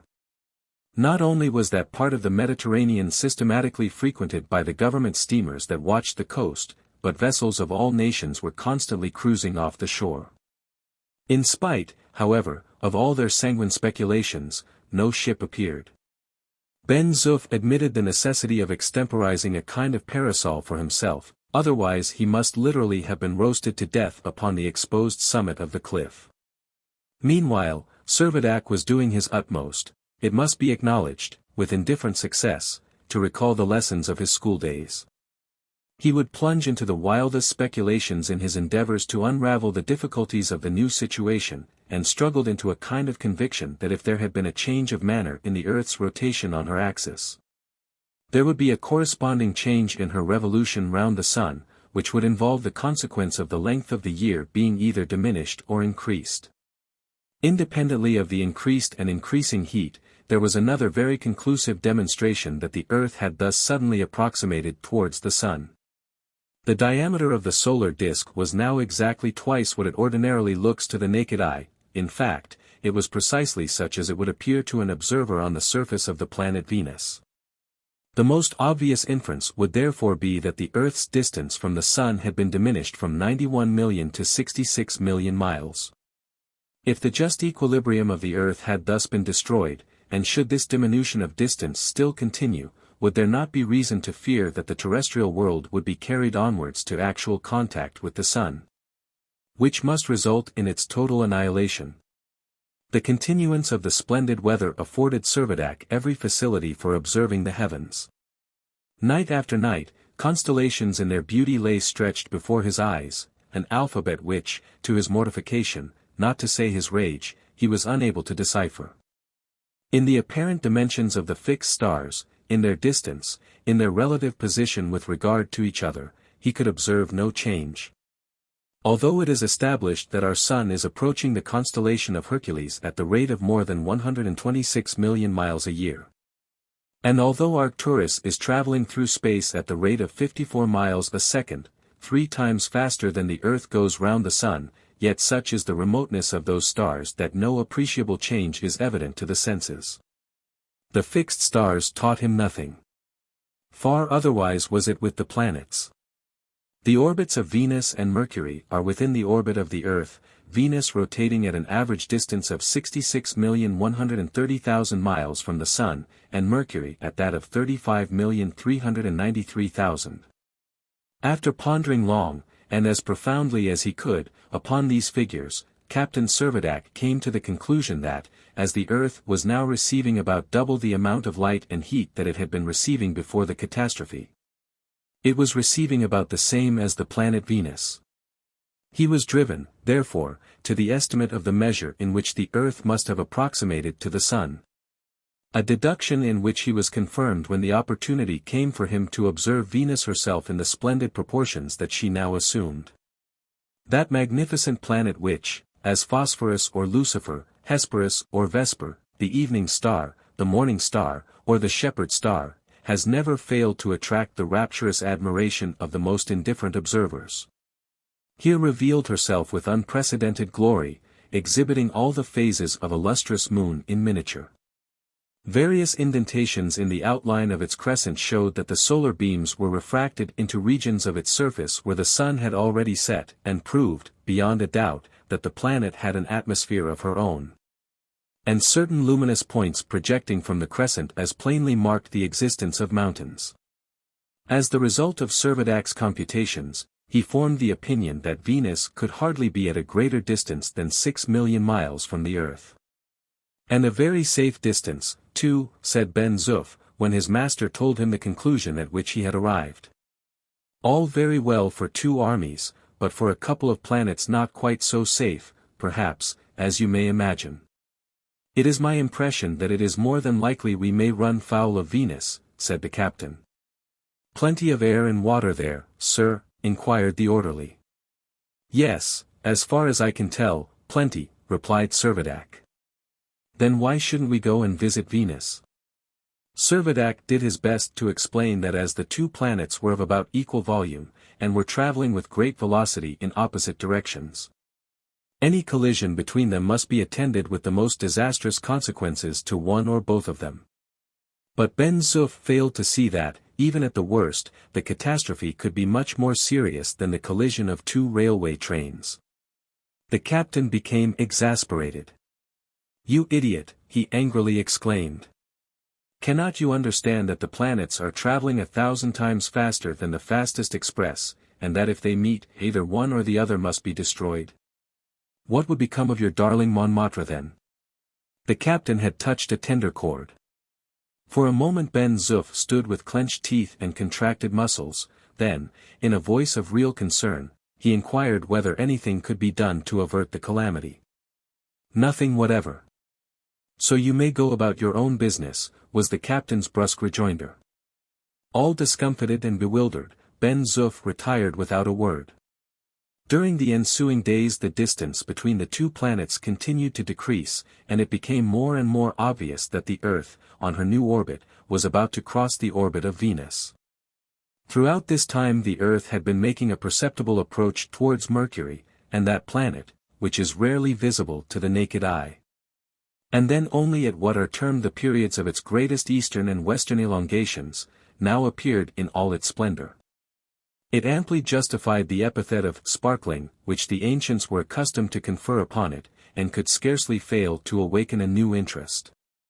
The periodic recurrence of its phases. Its reflection of the sun's rays, shedding upon it a light and a heat 7 times greater than that received by the earth, its glacial and its torrid zones, which, on account of the great inclination of the axis, are scarcely separable. Its equatorial bands, its mountains 11 miles high, were all subjects of observation worthy of the most studious regard. But no danger was to be apprehended from Mercury, with Venus only did collision appear imminent. By the 18th of January the distance between that planet and the Earth had become reduced to between 2 and 3 millions of miles, and the intensity of its light cast heavy shadows from all terrestrial objects. It might be observed to turn upon its own axis in 23 hours 21 minutes, an evidence, from the unaltered duration of its days, that the planet had not shared in the disturbance. On its disk the clouds formed from its atmospheric vapor were plainly perceptible, as also were the 7 spots, which, according to Bianchini, are a chain of seas. It was now visible in broad daylight. Bonaparte, when under the Directory, once had his attention called to Venus at noon, and immediately hailed it joyfully, recognizing it as his own peculiar star in the ascendant. Captain Servadac, it may well be imagined, did not experience the same gratifying emotion. On the 20th, the distance between the two bodies had again sensibly diminished. The captain had ceased to be surprised that no vessel had been sent to rescue himself and his companion from their strange imprisonment. The Governor-General and the Minister of War were doubtless far differently occupied, and their interests far otherwise engrossed. What sensational articles, he thought, must now be teeming to the newspapers. What crowds must be flocking to the churches. The end of the world approaching. The great climax close at hand. 2 days more, and the earth, shivered into a myriad atoms, would be lost in boundless space. These dire forebodings, however, were not destined to be realized. Gradually the distance between the two planets began to increase, the planes of their orbits did not coincide, and accordingly the dreaded catastrophe did not ensue. By the 25th, Venus was sufficiently remote to preclude any further fear of collision. Ben-Zuff gave a sigh of relief when the captain communicated the glad intelligence. Their proximity to Venus had been close enough to demonstrate that beyond a doubt that planet has no moon or satellite such as Cassini, Short, Montaigne of Limoges, Montbarron, and some other astronomers have imagined to exist. Had there been such a satellite, said Servadac, we might have captured it in passing. But what can be the meaning, he added seriously, of all this displacement of the heavenly bodies? What is that great building at Paris, Captain, with a top like a cap? asked Ben-Zuff. Do you mean the observatory? Yes, the observatory. Are there not people living in the observatory who could explain all this? Very likely. But what of that? Let us be philosophers, and wait patiently until we can hear their explanation. Servadac smiled. Do you know what it is to be a philosopher, Ben-Zuff? He asked. I am a soldier, sir, was the servant's prompt rejoinder, and I have learnt to know that, what can't be cured must be endured. The captain made no reply, but for a time, at least, he desisted from puzzling himself over matters which he felt he was utterly incompetent to explain. But an event soon afterwards occurred which awakened his keenest interest. About 9 o'clock on the morning of the 27th, Ben-Zuff walked deliberately into his master's apartment, and, in reply to a question as to what he wanted, announced with the utmost composure that a ship was in sight. A ship! Exclaimed Servadac, starting to his feet. A ship! Ben-Zuff, you donkey! You speak as unconcernedly as though you were telling me that my dinner was ready. Are we not philosophers, Captain? Said the orderly.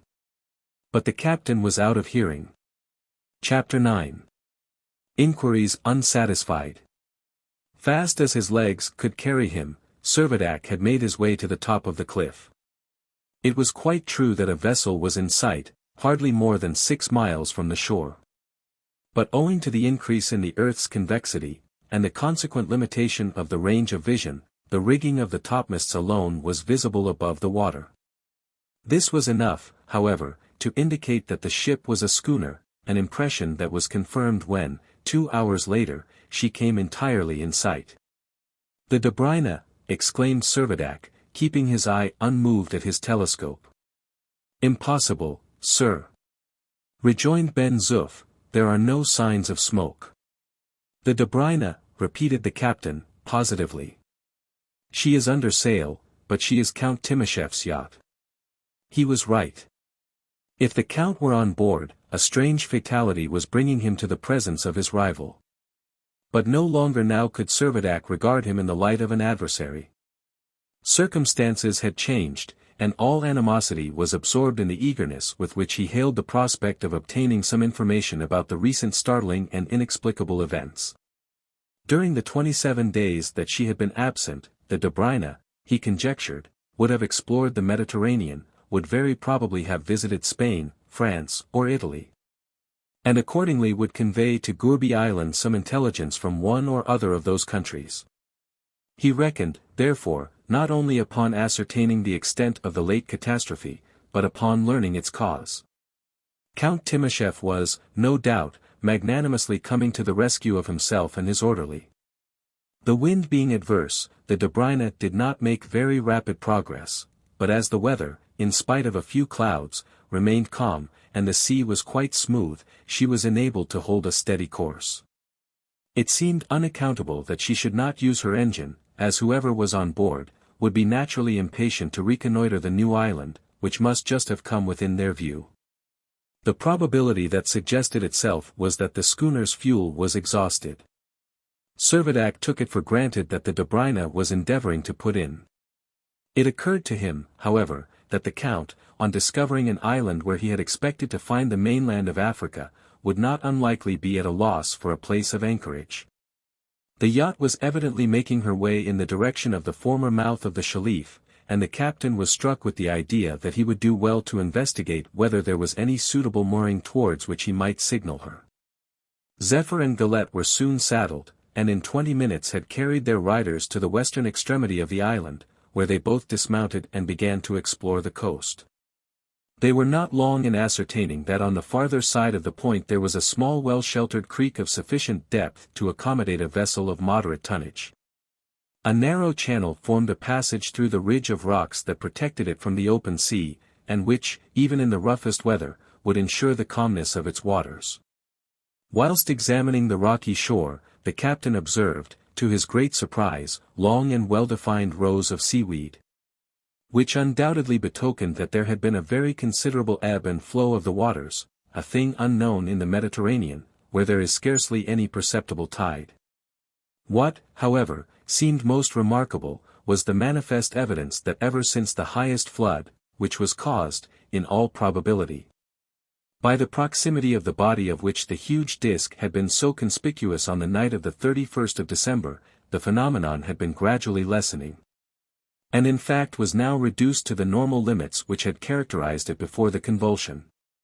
Without doing more than note the circumstance, Servadac turned his entire attention to the Dobryna, which, now little more than a mile from shore, could not fail to see and understand his signals.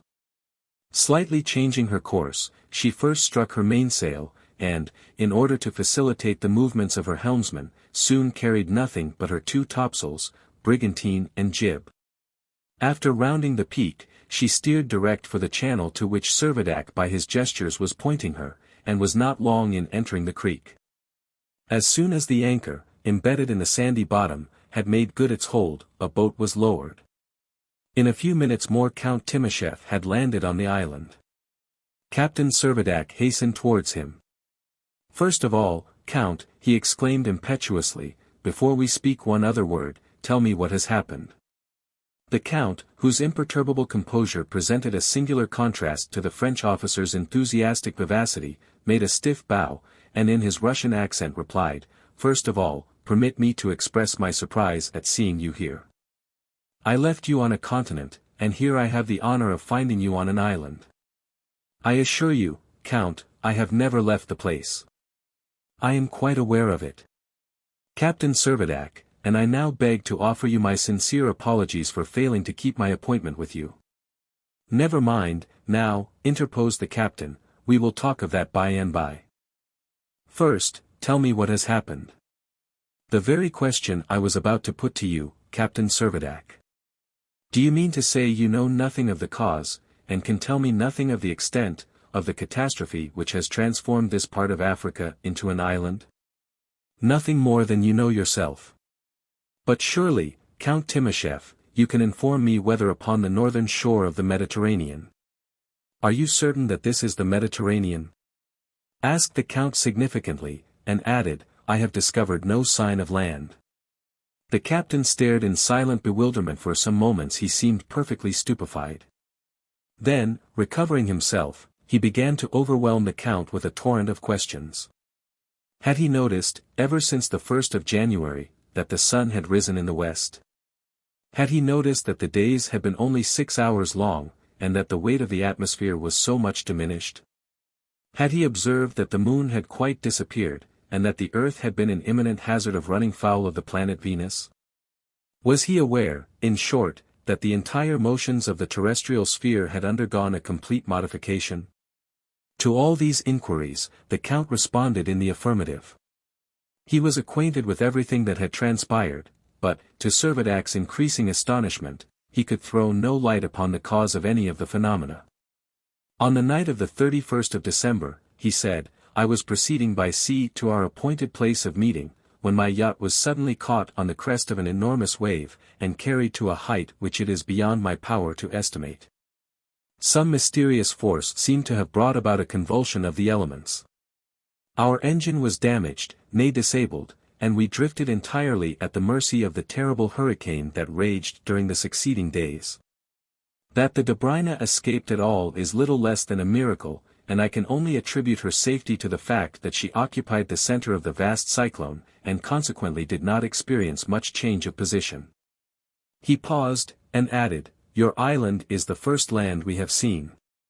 Then let us put out to sea at once and ascertain the extent of the disaster," cried the captain, eagerly. "You will take me on board, Count, will you not? My yacht is at your service, sir, even should you require to make a tour round the world." "A tour round the Mediterranean will suffice for the present, I think," said the captain, smiling. The Count shook his head.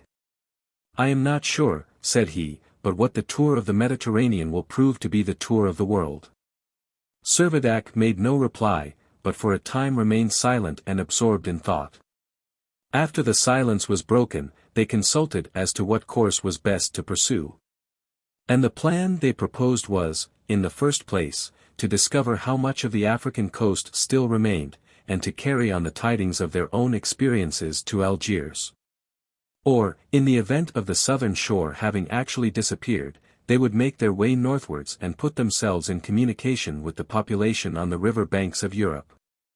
Before starting, it was indispensable that the engine of the Dobryna should be repaired. To sail under canvas only would in contrary winds and rough seas be both tedious and difficult. The stock of coal on board was adequate for 2 months' consumption, but as it would at the expiration of that time be exhausted, it was obviously the part of prudence to employ it in reaching a port where fuel could be replenished. The damage sustained by the engine proved to be not very serious, and in 3 days after her arrival the Dobryna was again ready to put to sea. Servadac employed the interval in making the Count acquainted with all he knew about his small domain.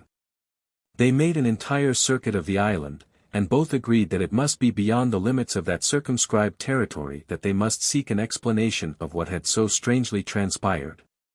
It was on the last day of January that the repairs of the schooner were completed. A slight diminution in the excessively high temperature which had prevailed for the last few weeks, was the only apparent change in the general order of things.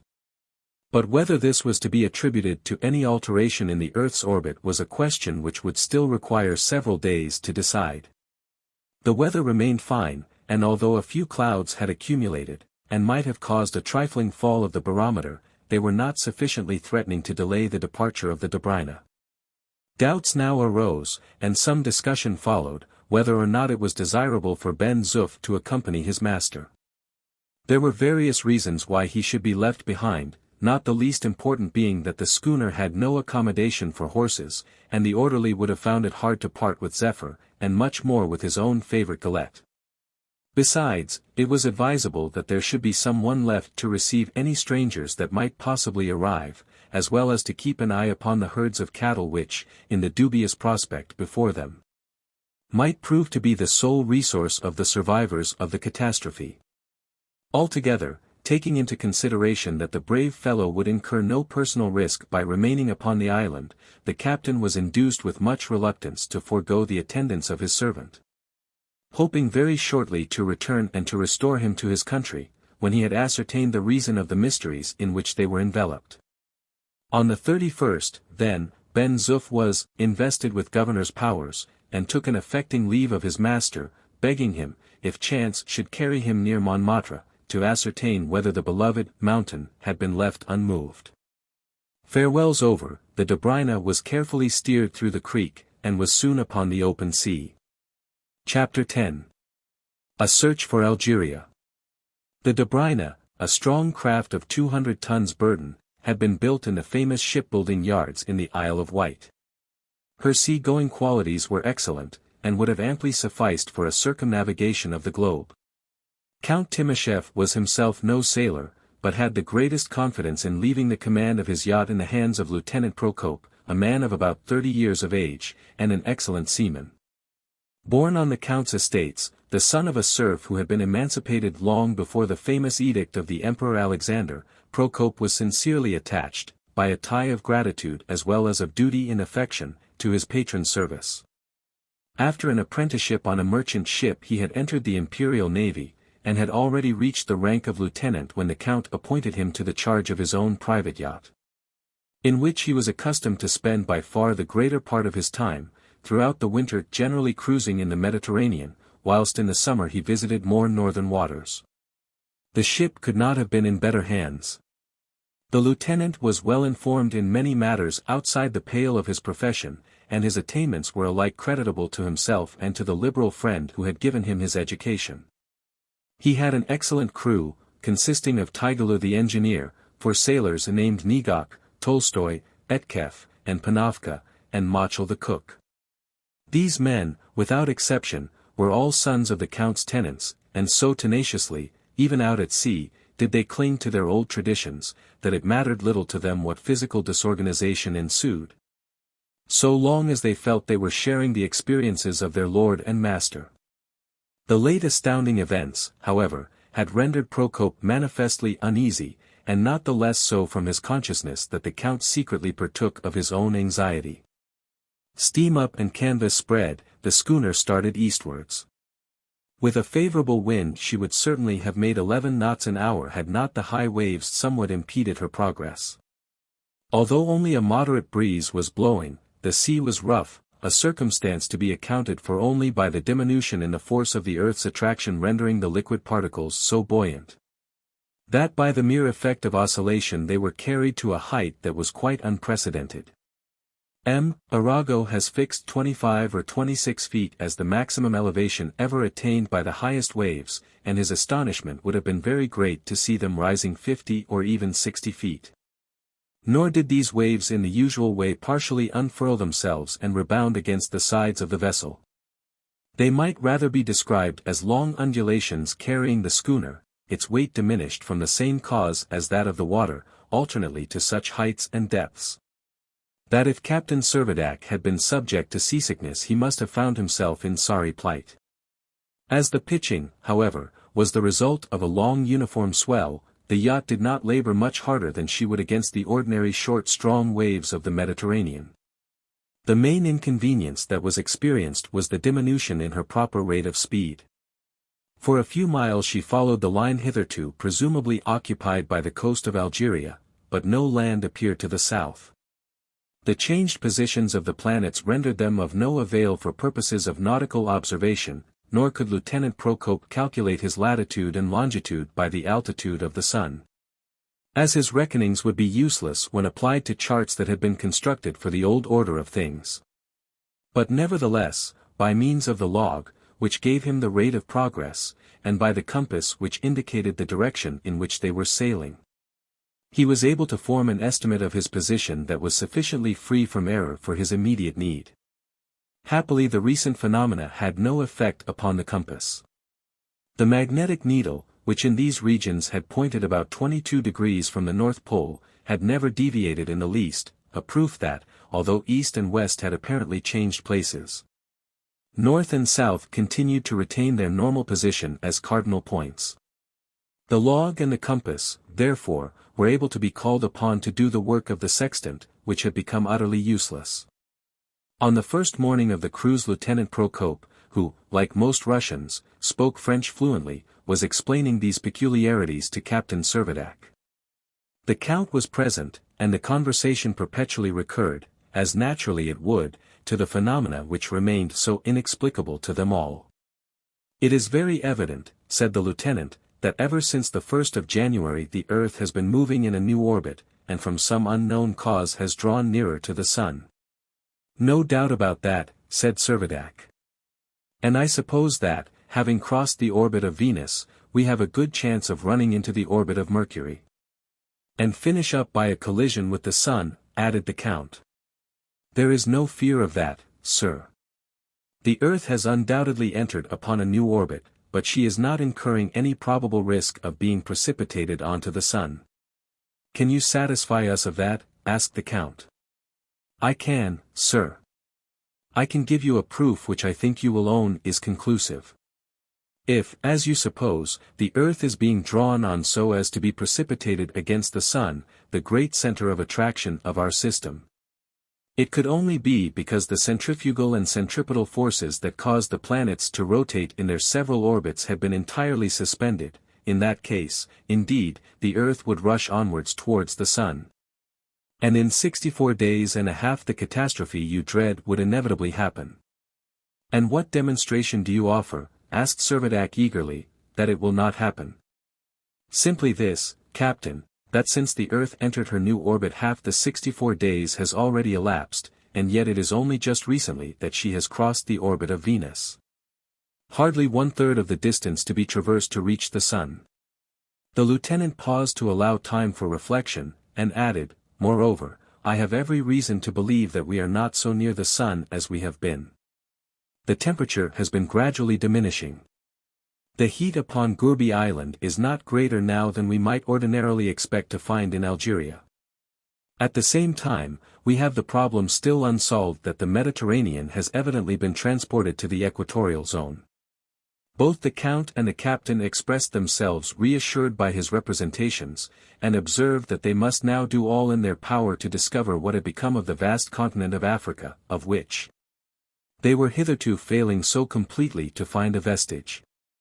24 hours after leaving the island, the Dobryna had passed over the sites where Tents, Churchill, Kolia, and Sidi Ferric once had been, but of these towns not one appeared within range of the telescope.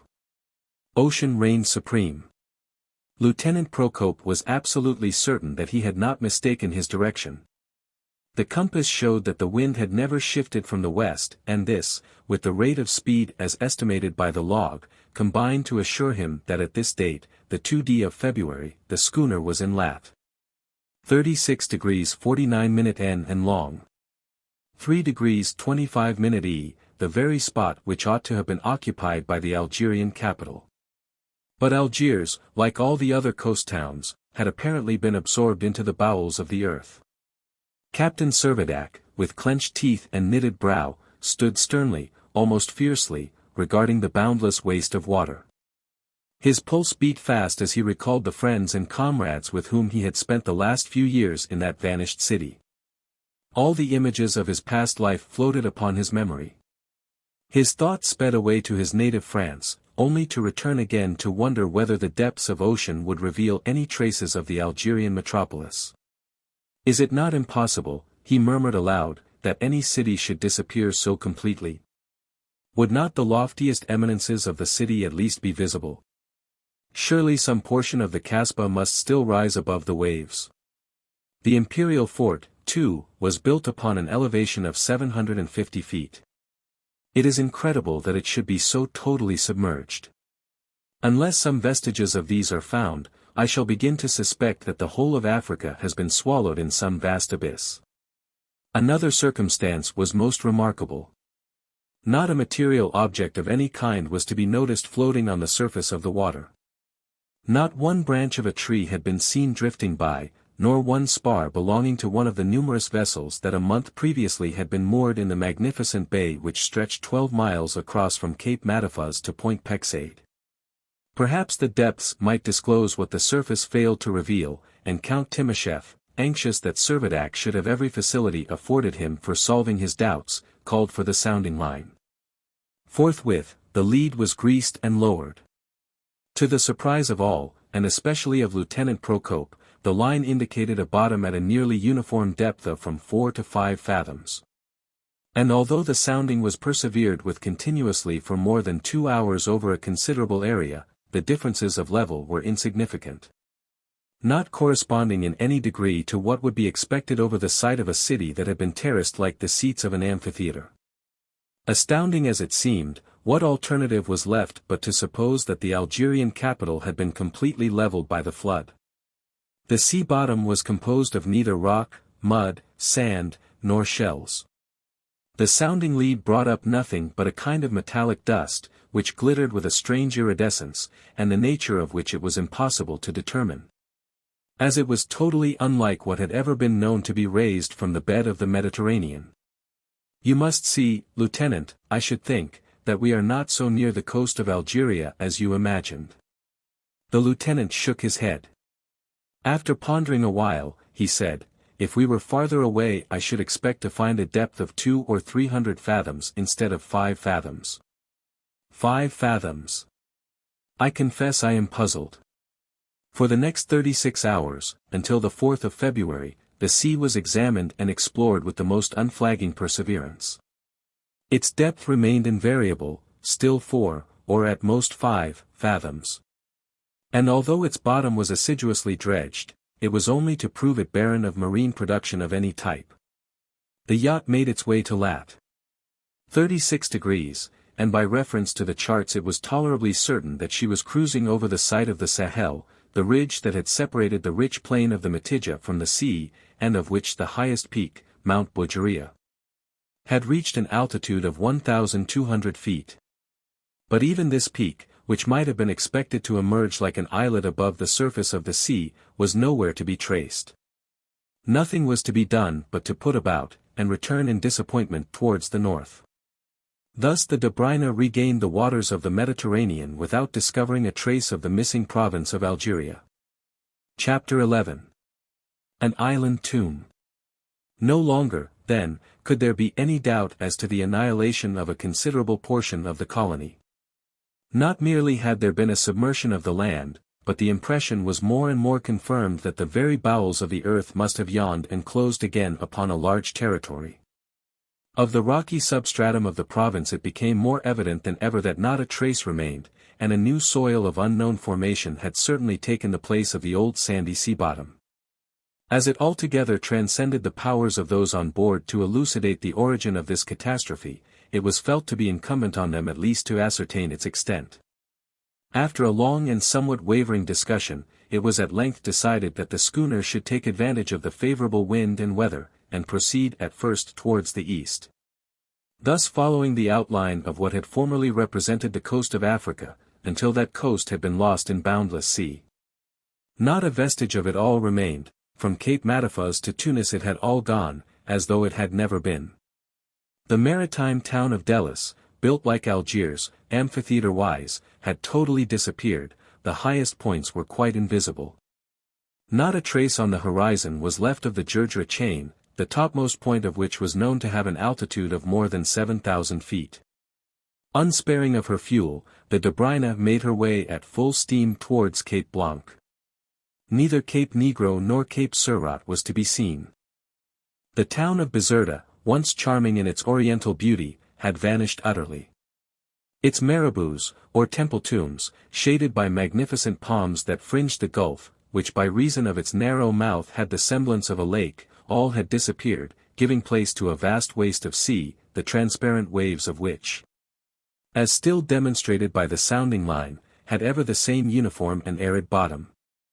In the course of the day the schooner rounded the point where, 5 weeks previously, Cape Blanc had been so conspicuous an object, and she was now stemming the waters of what once had been the Bay of Tunis. But bay there was none, and the town from which it had derived its name, with the arsenal, the Goletta, and the 2 peaks of Bucernian, had all vanished from the view. Cape Bon, too, the most northern promontory of Africa and the point of the continent nearest to the island of Sicily, had been included in the general devastation. Before the occurrence of the recent prodigy, the bottom of the Mediterranean just at this point had formed a sudden ridge across the Straits of Libya. The sides of the ridge had shelved to so great an extent that, while the depth of water on the summit had been little more than 11 fathoms, that on either hand of the elevation was little short of 100 fathoms. A formation such as this plainly indicated that at some remote epoch Cape Bon had been connected with Cape Farina, the extremity of Sicily, in the same manner as Ceuta has doubtless been connected with Gibraltar. Lieutenant Procope was too well acquainted with the Mediterranean to be unaware of this peculiarity, and would not lose the opportunity of ascertaining whether the submarine ridge still existed, or whether the sea bottom between Sicily and Africa had undergone any modification. Both Timascheff and Servadac were much interested in watching the operations. At a sign from the lieutenant, a sailor who was stationed at the foot of the foreshrouds dropped the sounding lead into the water, and in reply to Procope's inquiries, reported 5 fathoms and a flat bottom. The next aim was to determine the amount of depression on either side of the ridge, and for this purpose the Dobryna was shifted for a distance of half a mile both to the right and left, and the soundings taken at each station. 5 fathoms and a flat bottom, was the unvaried announcement after each operation. Not only, therefore, was it evident that the submerged chain between Cape Bon and Cape Farina no longer existed, but it was equally clear that the convulsion had caused a general leveling of the sea bottom, and that the soil, degenerated, as it has been said, into a metallic dust of unrecognized composition, bore no trace of the sponges, sea anemones, starfish, sea nettles, hydrophytes, and shells with which the submarine rocks of the Mediterranean had hitherto been prodigally clothed. The Dobryna now put about and resumed her explorations in a southerly direction. It remained, however, as remarkable as ever how completely throughout the voyage the sea continued to be deserted. All expectations of hailing a vessel bearing news from Europe were entirely falsified, so that more and more each member of the crew began to be conscious of his isolation, and to believe that the schooner, like a second Noah's Ark, carried the sole survivors of a calamity that had overwhelmed the earth. On the 9th of February the Dobryna passed over the site of the city of Dido, the ancient Bursa, a Carthage, however, which was now more completely destroyed than ever Punic Carthage had been destroyed by Scipio Africanus or Roman Carthage by Hassan the Saracen. In the evening, as the sun was sinking below the eastern horizon, Captain Servadac was lounging moodily against the taffrail. From the heaven above, where stars kept peeping fitfully from behind the moving clouds, his eye wandered mechanically to the waters below, where the long waves were rising and falling with the evening breeze. All at once, his attention was arrested by a luminous speck straight ahead on the southern horizon. At first, imagining that he was the victim of some spectral illusion, he observed it with silent attention. But when, after some minutes, he became convinced that what he saw was actually a distant light, he appealed to one of the sailors, by whom his impression was fully corroborated. The intelligence was immediately imparted to Count Timascheff and the lieutenant. "Is it land, do you suppose?" inquired Servadac, eagerly. "I should be more inclined to think it is a light on board some ship," replied the count. "Whatever it is, in another hour we shall know all about it," said Servadac. "No, Captain," interposed Lieutenant Procope, "we shall know nothing until tomorrow." "What? Not bear down upon it at once?" asked the count in surprise.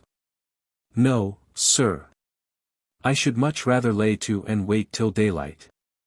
If we are really near land, I should be afraid to approach it in the dark." The count expressed his approval of the lieutenant's caution, and thereupon all sail was shortened so as to keep the Dobryna from making any considerable progress all through the hours of night. Few as those hours were, they seemed to those on board as if their end would never come. Fearful lest the faint glimmer should at any moment cease to be visible, Hector Servadac did not quit his post upon the deck, but the light continued unchanged.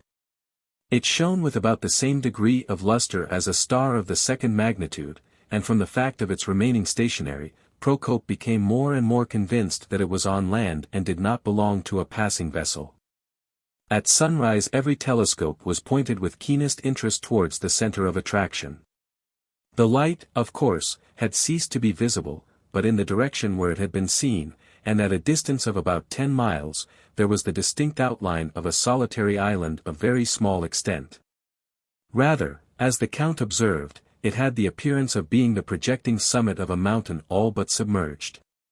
Whatever it was agreed that its true character must be ascertained, not only to gratify their own curiosity, but for the benefit of all future navigators. The schooner accordingly was steered directly towards it, and in less than an hour had cast anchor within a few cables' lengths of the shore. The little island proved to be nothing more than an arid rock rising abruptly about 40 feet above the water. It had no outlying reefs, a circumstance that seemed to suggest the probability that in the recent convulsion it had sunk gradually, until it had reached its present position of equilibrium. Without removing his eye from his telescope, Servadac exclaimed, "There is a habitation on the place, I can see an erection of some kind quite distinctly. Who can tell whether we shall not come across a human being?" Lieutenant Procope looked doubtful. The island had all the appearance of being deserted, nor did a cannon shot fired from the schooner have the effect of bringing any resident to the shore.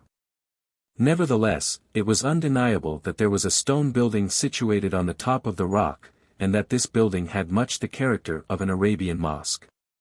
The boat was lowered and manned by the 4 sailors. Servadac, Timascheff and Procope were quickly rowed ashore, and lost no time in commencing their ascent of the steep acclivity. Upon reaching the summit, they found their progress arrested by a kind of wall, or rampart of singular construction, its materials consisting mainly of vases, fragments of columns, carved bas-reliefs, statues, and portions of broken stelae. All piled promiscuously together without any pretense to artistic arrangement.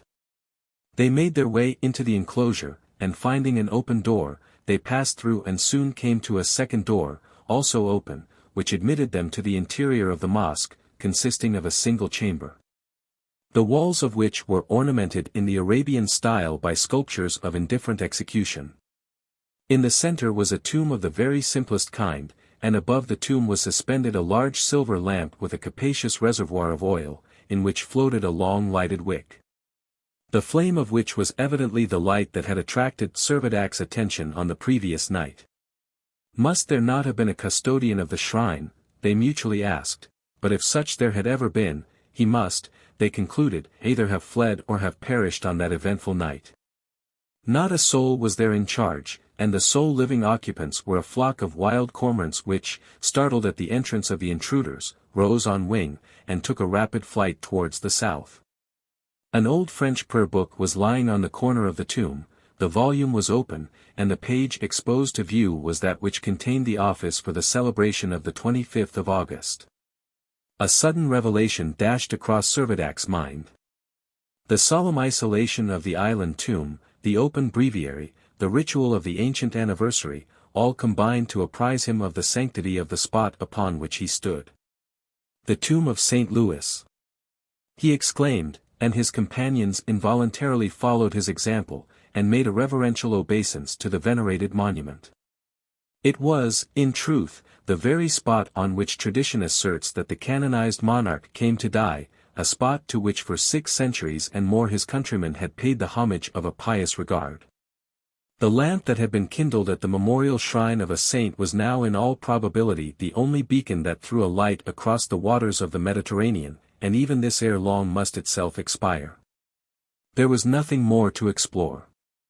The three together quitted the mosque, and descended the rock to the shore, whence their boat reconveyed them to the schooner, which was soon again on her southward voyage, and it was not long before the tomb of St. Louis, the only spot that had survived the mysterious shock, was lost to view. Chapter 12. At the mercy of the winds. As the affrighted cormorants had winged their flight towards the south, there sprang up a sanguine hope on board the schooner that land might be discovered in that direction. Thither, accordingly, it was determined to proceed, and in a few hours after quitting the island of the tomb, the Dobryna was traversing the shallow waters that now covered the peninsula of Dakhul, which had separated the Bay of Tunis from the Gulf of Hammamet. For 2 days she continued an undeviating course, and after a futile search for the coast of Tunis, reached the latitude of 34 degrees. Here, on the 11th of February, there suddenly arose the cry of land. And in the extreme horizon, right ahead, where land had never been before, it was true enough that a shore was distinctly to be seen. What could it be? It could not be the coast of Tripoli. For not only would that low-lying shore be quite invisible at such a distance, but it was certain, moreover, that it lay 2 degrees at least still further south. It was soon observed that this newly discovered land was of very irregular elevation, that it extended due east and west across the horizon, thus dividing the gulf into 2 separate sections and completely concealing the island of Jerba, which must lie behind. Its position was duly traced on the Dobryna's chart. "How strange," exclaimed Hector Servadac, "that after sailing all this time over sea where we expected to find land, we have at last come upon land where we thought to find sea." "Strange, indeed," replied Lieutenant Procope, "and what appears to me almost as remarkable is that we have never once caught sight either of one of the Maltese tartans or one of the Levantine xebecs that traffic so regularly on the Mediterranean." "Eastwards or westwards," asked the Count, "which shall be our course?" "All farther progress to the south is checked." "Westwards, by all means," replied Servadac quickly. "I am longing to know whether anything of Algeria is left beyond the Shalif. Besides, as we pass Gourbi Island we might take Ben-Zuff on board, and then make away for Gibraltar, where we should be sure to learn something, at least, of European news." With his usual air of stately courtesy, Count Timascheff begged the captain to consider the yacht at his own disposal, and desired him to give the lieutenant instructions accordingly. Lieutenant Procope, however, hesitated, and after revolving matters for a few moments in his mind, pointed out that as the wind was blowing directly from the west, and seemed likely to increase, if they went to the west in the teeth of the weather, the schooner would be reduced to the use of her engine only, and would have much difficulty in making any headway. On the other hand, by taking an eastward course, not only would they have the advantage of the wind, but, under steam and canvas, might hope in a few days to be off the coast of Egypt. And from Alexandria or some other port they would have the same opportunity of getting tidings from Europe as they would at Gibraltar. Intensely anxious as he was to revisit the province of Oran, and eager, too, to satisfy himself of the welfare of his faithful Ben-Zuff, Servadac could not but own the reasonableness of the lieutenant's objections, and yielded to the proposal that the eastward course should be adopted. The wind gave signs only too threatening of the breeze rising to a gale, but, fortunately, the waves did not culminate in breakers, but rather in a long swell which ran in the same direction as the vessel.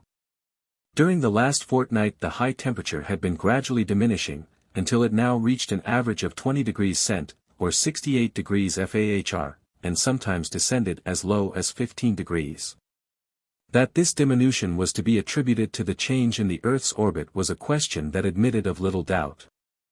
After approaching so near to the Sun as to cross the orbit of Venus, the Earth must now have receded so far from the Sun that its normal distance of 91 millions of miles was greatly increased. And the probability was great that it was approximating to the orbit of Mars, that planet which in its physical constitution most nearly resembles our own. Nor was this supposition suggested merely by the lowering of the temperature. It was strongly corroborated by the reduction of the apparent diameter of the Sun's disk to the precise dimensions which it would assume to an observer actually stationed on the surface of Mars. The necessary inference that seemed to follow from these phenomena was that the Earth had been projected into a new orbit, which had the form of a very elongated ellipse. Very slight, however, in comparison was the regard which these astronomical wonders attracted on board the Dobryna. All interest there was too much absorbed in terrestrial matters, and in ascertaining what changes had taken place in the configuration of the Earth itself, to permit much attention to be paid to its erratic movements through space. The schooner kept bravely on her way, but well out to sea, at a distance of 2 miles from land. There was good need of this precaution, for so precipitous was the shore that a vessel driven upon it must inevitably have gone to pieces. It did not offer a single harbor of refuge, but, smooth and perpendicular as the walls of a fortress, it rose to a height of 200, and occasionally of 300 feet. The waves dashed violently against its base. Upon the general substratum rested a massive conglomerate, the crystallizations of which rose like a forest of gigantic pyramids and obelisks. But what struck the explorers more than anything was the appearance of singular newness that pervaded the whole of the region. It all seemed so recent in its formation that the atmosphere had had no opportunity of producing its wonted effect in softening the hardness of its lines, in rounding the sharpness of its angles, or in modifying the color of its surface. Its outline was clearly marked against the sky, and its substance, smooth and polished as though fresh from a founder's mold, glittered with the metallic brilliancy that is characteristic of Porites. It seemed impossible to come to any other conclusion but that the land before them, continent or island, had been upheaved by subterranean forces above the surface of the sea. And that it was mainly composed of the same metallic element as had characterized the dust so frequently uplifted from the bottom. The extreme nakedness of the entire tract was likewise very extraordinary. Elsewhere, in various quarters of the globe, there may be sterile rocks, but there are none so adamant as to be altogether unfurrowed by the filaments engendered in the moist residuum of the condensed vapor. Elsewhere there may be barren steeps, but none so rigid as not to afford some hold to vegetation, however low and elementary may be its type, but here all was bare, and blank, and desolate, not a symptom of vitality was visible. Such being the condition of the adjacent land, it could hardly be a matter of surprise that all the seabirds, the albatross, the gull, the seamew, sought continual refuge on the schooner. Day and night they perched fearlessly upon the yards, the report of a gun failing to dislodge them, and when food of any sort was thrown upon the deck, they would dart down and fight with eager voracity for the prize. Their extreme avidity was recognized as a proof that any land where they could obtain a sustenance must be far remote. Onwards thus for several days the Dobryna followed the contour of the inhospitable coast, of which the features would occasionally change, sometimes for 2 or 3 miles assuming the form of a simple arras. Sharply defined as though cut by a chisel, when suddenly the prismatic lamellae soaring in rugged confusion would again recur. But all along there was the same absence of beach or tract of sand to mark its base, neither were there any of those shoals of rock that are ordinarily found in shallow water. At rare intervals there were some narrow fissures, but not a creek available for a ship to enter to replenish its supply of water, and the wide roadsteads were unprotected and exposed to well-nigh every point of the compass. But after sailing 240 miles, the progress of the Dobryna was suddenly arrested. Lieutenant Procope, who had sedulously inserted the outline of the newly revealed shore upon the maps, announced that it had ceased to run east and west, and had taken a turn due north, thus forming a barrier to their continuing their previous direction. It was, of course, impossible to conjecture how far this barrier extended. It coincided pretty nearly with the 14th meridian of east longitude. And if it reached, as probably it did, beyond Sicily to Italy, it was certain that the vast basin of the Mediterranean, which had washed the shores alike of Europe, Asia, and Africa, must have been reduced to about half its original area. It was resolved to proceed upon the same plan as heretofore, following the boundary of the land at a safe distance.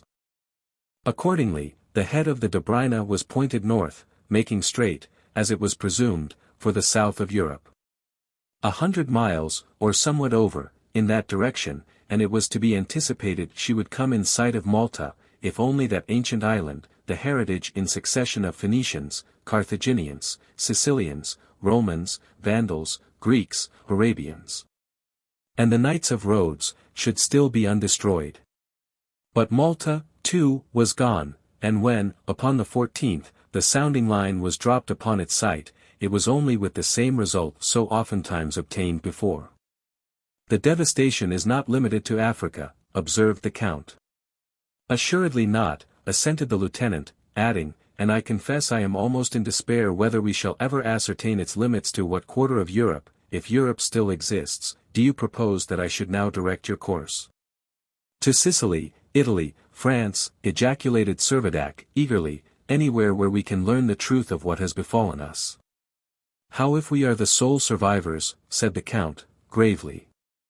Hector Servadac was silent. His own secret presentiment so thoroughly coincided with the doubts expressed by the Count, that he refrained from saying another word. The coast, without deviation, still tended towards the north. No alternative, therefore, remained than to take a westerly course and to attempt to reach the northern shores of the Mediterranean. On the 16th the Dobryna essayed to start upon her altered way, but it seemed as if the elements had conspired to obstruct her progress. A furious tempest arose. The wind beat dead in the direction of the coast, and the danger incurred by a vessel of a tonnage so light was necessarily very great. Lieutenant Procope was extremely uneasy. He took in all sail, struck his topmasts, and resolved to rely entirely on his engine. But the peril seemed only to increase. Enormous waves caught the schooner and carried her up to their crests, whence again she was plunged deep into the abysses that they left. The screw failed to keep its hold upon the water, but continually revolved with useless speed in the vacant air. And thus, although the steam was forced on to the extremest limit consistent with safety, the vessel held her way with the utmost difficulty, and recoiled before the hurricane. Still, not a single resort for refuge did the inaccessible shore present. Again and again the lieutenant asked himself what would become of him and his comrades, even if they should survive the peril of shipwreck, and gain a footing upon the cliff. What resources could they expect to find upon that scene of desolation? What hope could they entertain that any portion of the old continent still existed beyond that dreary barrier? It was a trying time, but throughout it all the crew behaved with the greatest courage and composure. Confident in the skill of their commander, and in the stability of their ship, they performed their duties with steadiness and unquestioning obedience. But neither skill, nor courage, nor obedience could avail, all was in vain. Despite the strain put upon her engine, the schooner, bare of canvas, for not even the smallest staysail could have withstood the violence of the storm, was drifting with terrific speed towards the menacing precipices, which were only a few short miles to leeward. Fully alive to the hopelessness of their situation, the crew were all on deck. "All over with us, sir," said Procope to the Count. "I have done everything that man could do, but our case is desperate. Nothing short of a miracle can save us now. Within an hour we must go to pieces upon yonder rocks. Let us, then, commend ourselves to the providence of him to whom nothing is impossible," replied the Count, in a calm, clear voice that could be distinctly heard by all. And as he spoke, he reverently uncovered, an example in which he was followed by all the rest. The destruction of the vessel seeming thus inevitable, Lieutenant Procope took the best measures he could to ensure a few days' supply of food for any who might escape ashore. He ordered several cases of provisions and kegs of water to be brought on deck, and saw that they were securely lashed to some empty barrels, to make them float after the ship had gone down. Less and less grew the distance from the shore, but no creek, no inlet, could be discerned in the towering wall of cliff, which seemed about to topple over and involve them in annihilation. Except a change of wind or, as Procope observed, a supernatural rifting of the rock, nothing could bring deliverance now. But the wind did not veer, and in a few minutes more the schooner was hardly 3 cables distance from the fatal land. All were aware that their last moment had arrived. Servadac and the Count grasped each other's hands for a long farewell. And, tossed by the tremendous waves, the schooner was on the very point of being hurled upon the cliff, when a ringing shout was heard. "Quick, boys, quick! Hoist the jib, and right the tiller!" Sudden and startling as the unexpected orders were, they were executed as if by magic. The lieutenant, who had shouted from the bow, rushed astern and took the helm, and before anyone had time to speculate upon the object of his maneuvers, he shouted again, "Look out! Sharp! Watch the sheets!" An involuntary cry broke forth from all on board. But it was no cry of terror. Right ahead was a narrow opening in the solid rock, it was hardly 40 feet wide. Whether it was a passage or no, it mattered little, it was at least a refuge. And, driven by wind and wave, the Dobryna, under the dexterous guidance of the lieutenant, dashed in between its perpendicular walls. Had she not immured herself in a perpetual prison? Chapter 13. A Royal Salute. "Then I take your bishop, Major," said Colonel Murphy, as he made a move that he had taken since the previous evening to consider. "I was afraid you would," replied Major Oliphant, looking intently at the chessboard. Such was the way in which a long silence was broken on the morning of the 17th of February by the old calendar. Another day elapsed before another move was made. It was a protracted game.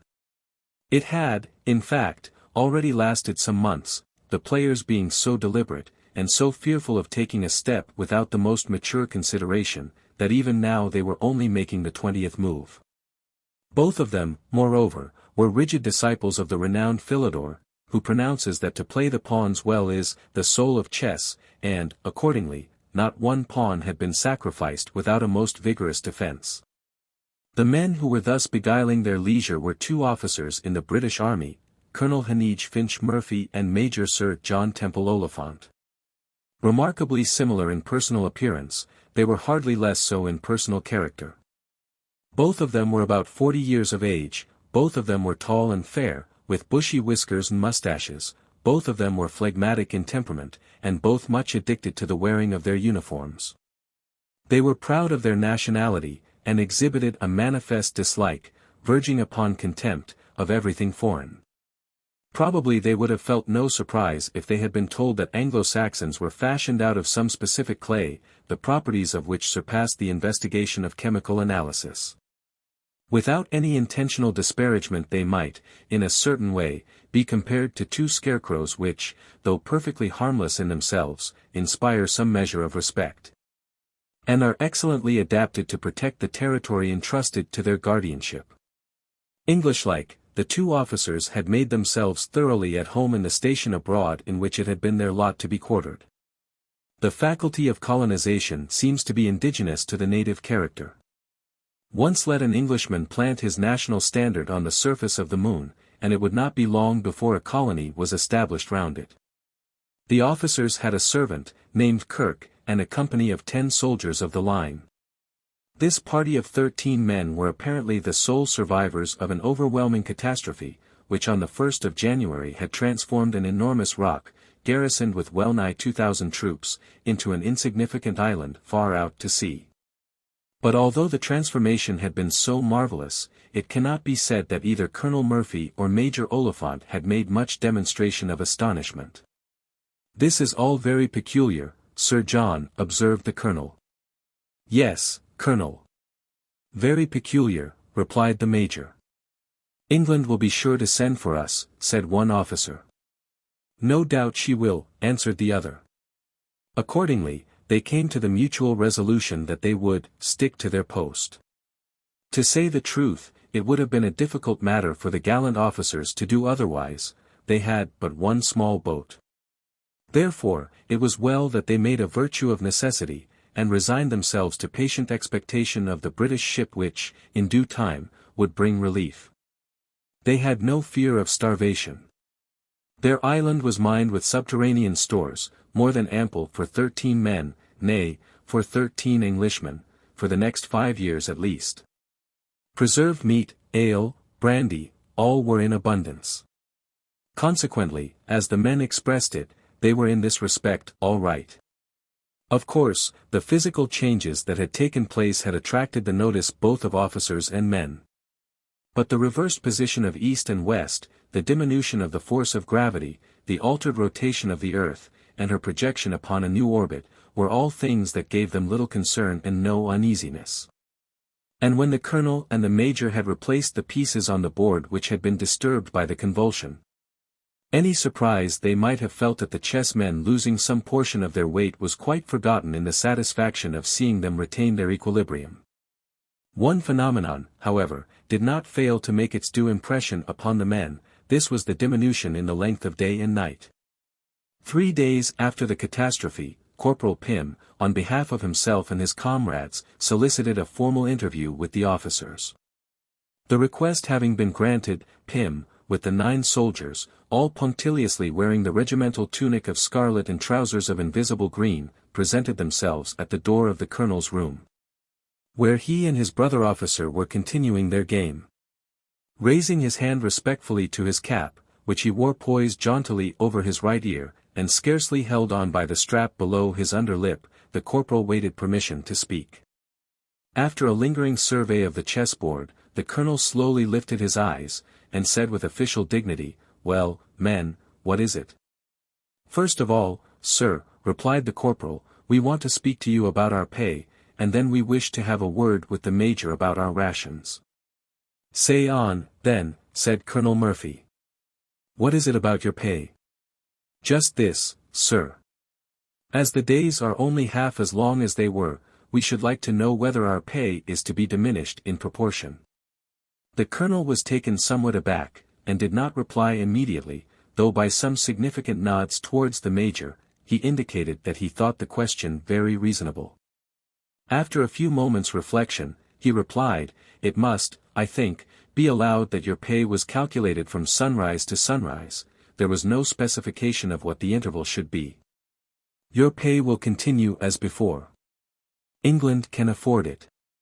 A buzz of approval burst involuntarily from all the men, but military discipline and the respect due to their officers kept them in check from any boisterous demonstration of their satisfaction. "And now, Corporal, what is your business with me?" asked Major Oliphant. "We want to know whether, as the days are only 6 hours long, we are to have but 2 meals instead of 4. The officers looked at each other, and by their glances agreed that the corporal was a man of sound common sense. "Eccentricities of nature," said the major, "cannot interfere with military regulations. It is true that there will be but an interval of an hour and a half between them, but the rule stands good, 4 meals a day. England is too rich to grudge her soldiers any of her soldiers' due. Yes, 4 meals a day." "Hurrah!" shouted the soldiers, unable this time to keep their delight within the bounds of military decorum. And, turning to the right about, they marched away, leaving the officers to renew the all-absorbing game. However confident everyone upon the island might profess to be that succor would be sent them from their native land, for Britain never abandons any of her sons, it could not be disguised that that succor was somewhat tardy in making its appearance. Many and various were the conjectures to account for the delay. Perhaps England was engrossed with domestic matters, or perhaps she was absorbed in diplomatic difficulties. Or perchance, more likely than all, Northern Europe had received no tidings of the convulsion that had shattered the South. The whole party throve remarkably well upon the liberal provisions of the Commissariat Department, and if the officers failed to show the same tendency to embonpoint which was fast becoming characteristic of the men, It was only because they deemed it due to their rank to curtail any indulgences which might compromise the fit of their uniform. On the whole, time passed indifferently well. An Englishman rarely suffers from ennui, and then only in his own country, when required to conform to what he calls the humbug of society. And the two officers, with their similar tastes, ideas, and dispositions, got on together admirably. It is not to be questioned that they were deeply affected by a sense of regret for their lost comrades, and astounded beyond measure at finding themselves the sole survivors of a garrison of 1,895 men, but with true British pluck and self-control.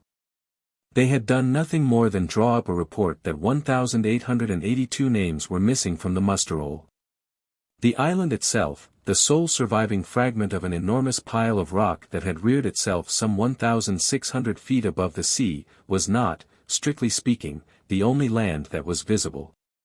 For about 12 miles to the south there was another island, apparently the very counterpart of what was now occupied by the Englishman. It was only natural that this should awaken some interest even in the most imperturbable minds, and there was no doubt that the two officers, during one of the rare intervals when they were not absorbed in their game, had decided that it would be desirable at least to ascertain whether the island was deserted, or whether it might not be occupied by some others, like themselves, survivors from the general catastrophe. Certain it is that one morning, when the weather was bright and calm, they had embarked alone in the little boat, and been absent for 7 or 8 hours.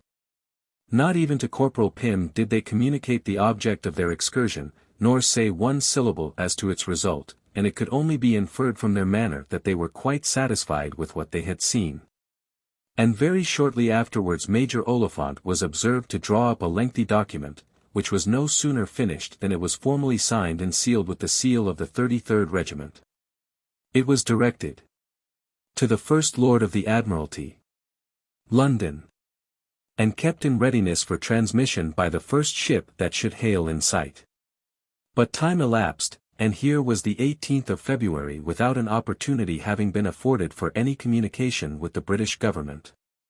At breakfast that morning, the colonel observed to the major that he was under the most decided impression that the 18th of February was a royal anniversary.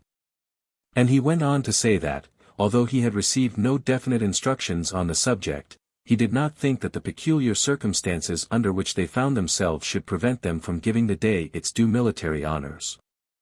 The major quite concurred, and it was mutually agreed that the occasion must be honored by a bumper of port, and by a royal salute. Corporal Pym must be sent for. The corporal soon made his appearance, smacking his lips, having, by a ready intuition, found a pretext for a double morning ration of spirits.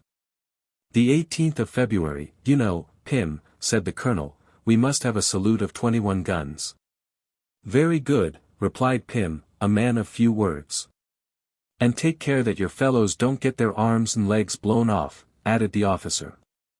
Very good, sir, said the corporal, and he made his salute and withdrew. Of all the bombs, howitzers, and various species of artillery with which the fortress had been crowded, one solitary piece remained. This was a cumbrous muzzle-loader of 9-inch caliber, and, in default of the smaller ordnance generally employed for the purpose, had to be brought into requisition for the royal salute. A sufficient number of charges having been provided, the corporal brought his men to the reduct, whence the gun's mouth projected over a sloping embrasure. The two officers, in cocked hats and full staff uniform, attended to take charge of the proceedings. The gun was maneuvered in strict accordance with the rules of the artilleryman's manual, and the firing commenced. Not unmindful of the warning he had received, the corporal was most careful between each discharge to see that every vestige of fire was extinguished, so as to prevent an untimely explosion while the men were reloading. And accidents, such as so frequently mar public rejoicings, were all happily avoided. Much to the chagrin of both Colonel Murphy and Major Oliphant, the effect of the salute fell altogether short of their anticipations. The weight of the atmosphere was so reduced that there was comparatively little resistance to the explosive force of the gases, liberated at the cannon's mouth, and there was consequently none of the reverberation, like rolling thunder, that ordinarily follows the discharge of heavy artillery. 20 times had the gun been fired, and it was on the point of being loaded for the last time, when the colonel laid his hand upon the arm of the man who had the ramrod. "Stop," he said, "we will have a ball this time. Let us put the range of the piece to the test." "A good idea," replied the major. "Corporal, you hear the orders." In quick time an artillery wagon was on the spot, and the men lifted out a full-sized shot, weighing 200 pounds. Which, under ordinary circumstances, the cannon would carry about 4 miles. It was proposed, by means of telescopes, to note the place where the ball first touched the water, and thus to obtain an approximation sufficiently accurate as to the true range. Having been duly charged with powder and ball, the gun was raised to an angle of something under 45 degrees, so as to allow proper development to the curve that the projectile would make, and, at a signal from the major, the light was applied to the priming. "Heavens! By all that's good," exclaimed both officers in one breath, as, standing open-mouthed, they hardly knew whether they were to believe the evidence of their own senses. "Is it possible?" The diminution of the force of attraction at the earth's surface was so considerable that the ball had sped beyond the horizon. "Incredible," ejaculated the colonel. "Incredible," echoed the major. 6 miles at least," observed the one. "Aye, more than that," replied the other. A while, they gazed at the sea and at each other in mute amazement. But in the midst of their perplexity, what sound was that which startled them? Was it mere fancy? Was it the reverberation of the cannon still booming in their ears? Or was it not truly the report of another and a distant gun in answer to their own? Attentively and eagerly they listened twice, thrice did the sound repeat itself. It was quite distinct. There could be no mistake. "I told you so," cried the colonel, triumphantly. "I knew our country would not forsake us. It is an English ship, no doubt." In half an hour 2 masts were visible above the horizon. "See! Was I not right? Our country was sure to send to our relief. Here is the ship." "Yes," replied the major, "she responded to our gun." "It is to be hoped," muttered the corporal, "that our ball has done her no damage." Before long the hull was full in sight. A long trail of smoke betokened her to be a steamer, and very soon, by the aid of the glass, it could be ascertained that she was a schooner yacht, and making straight for the island. A flag at her masthead fluttered in the breeze, and towards this the two officers, with the keenest attention, respectively adjusted their focus. Simultaneously the 2 telescopes were lowered. The colonel and the major stared at each other in blank astonishment. "Russian," they gasped. And true it was that the flag that floated at the head of yonder mast was the Blue Cross of Russia. Chapter 14. Sensitive Nationality. When the schooner had approached the island, the Englishmen were able to make out the name, Dobryna, painted on the aft board. A sinuous irregularity of the coast had formed a kind of cove, which, though hardly spacious enough for a few fishing smacks, would afford the yacht a temporary anchorage, so long as the wind did not blow violently from either west or south. Into this cove the Dobryna was duly signalled, and as soon as she was safely moored, she lowered her fore-oar, and Count Timascheff and Captain Servadac made their way at once to land. Colonel Heneage Finch Murphy and Major Sir John Temple Oliphant stood, grave and prim, formally awaiting the arrival of their visitors. Captain Servadac, with the uncontrolled vivacity natural to a Frenchman, was the first to speak. "A joyful sight, gentlemen," he exclaimed.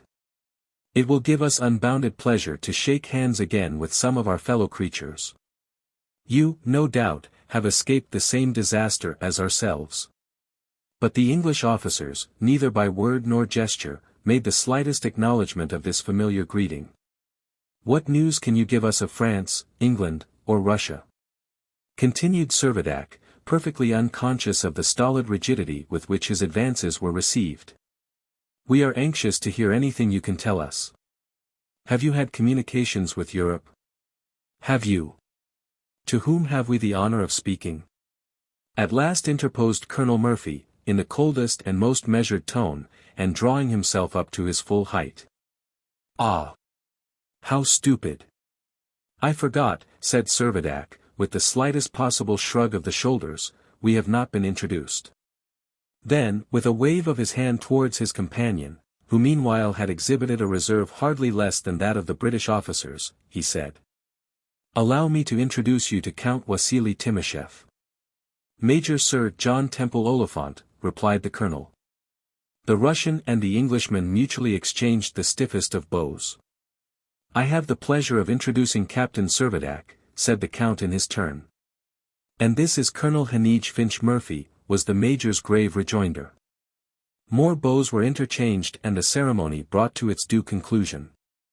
It need hardly be said that the conversation had been carried on in French, a language which is generally known both by Russians and Englishmen, a circumstance that is probably in some measure to be accounted for by the refusal of Frenchmen to learn either Russian or English. The formal preliminaries of etiquette being thus complete, there was no longer any obstacle to a freer intercourse.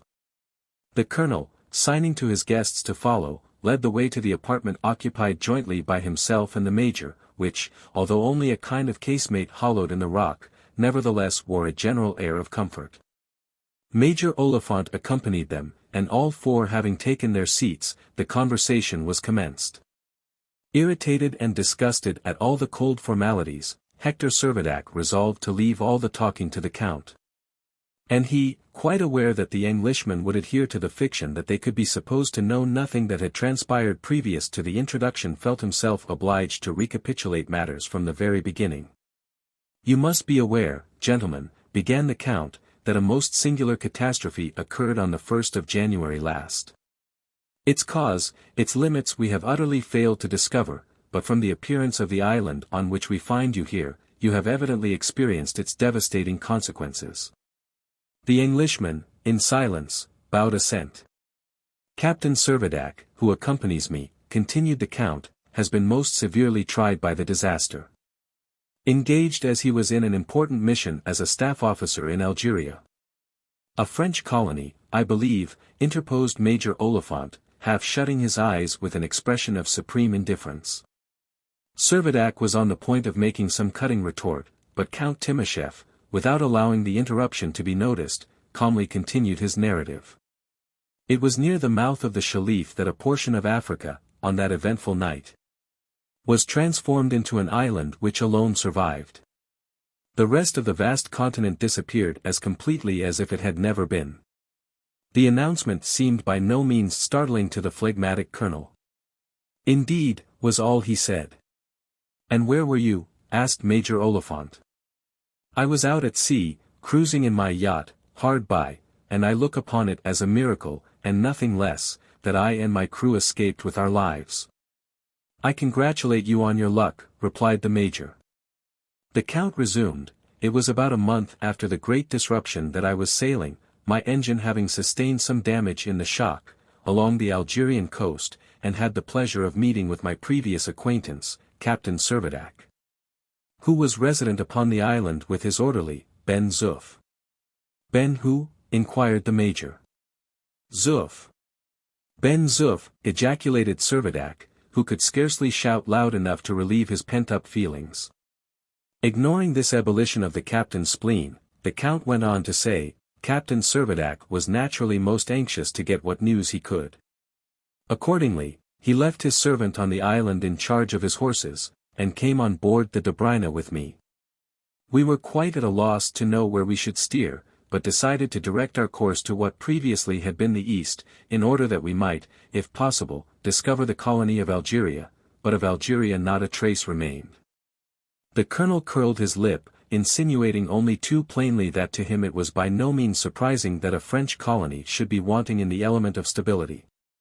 Servadac observed the supercilious look, and half rose to his feet, but, smothering his resentment, took his seat again without speaking.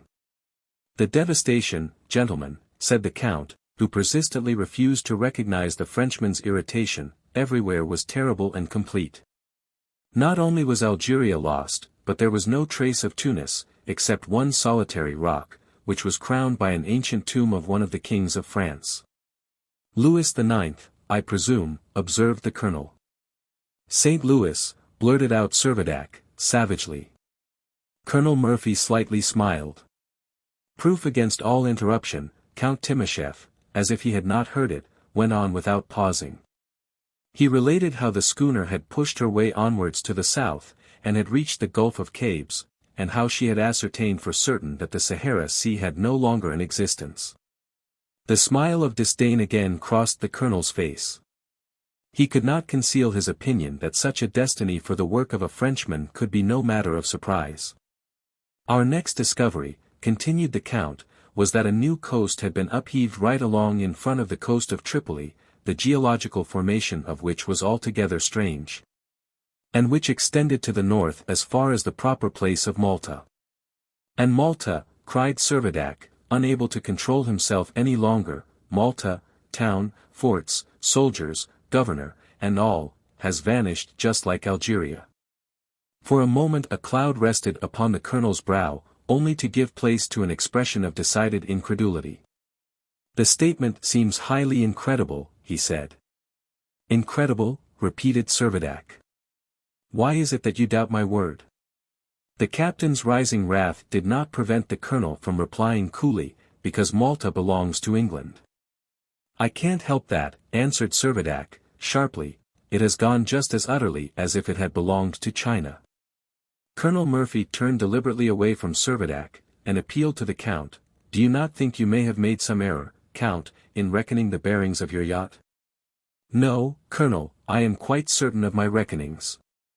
And not only can I testify that Malta has disappeared, but I can affirm that a large section of the Mediterranean has been closed in by a new continent. After the most anxious investigation, we could discover only one narrow opening in all the coast, and it is by following that little channel that we have made our way hither.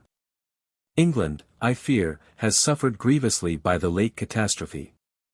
Not only has Malta been entirely lost, but of the Ionian Islands that were under England's protection, there seems to be but little left.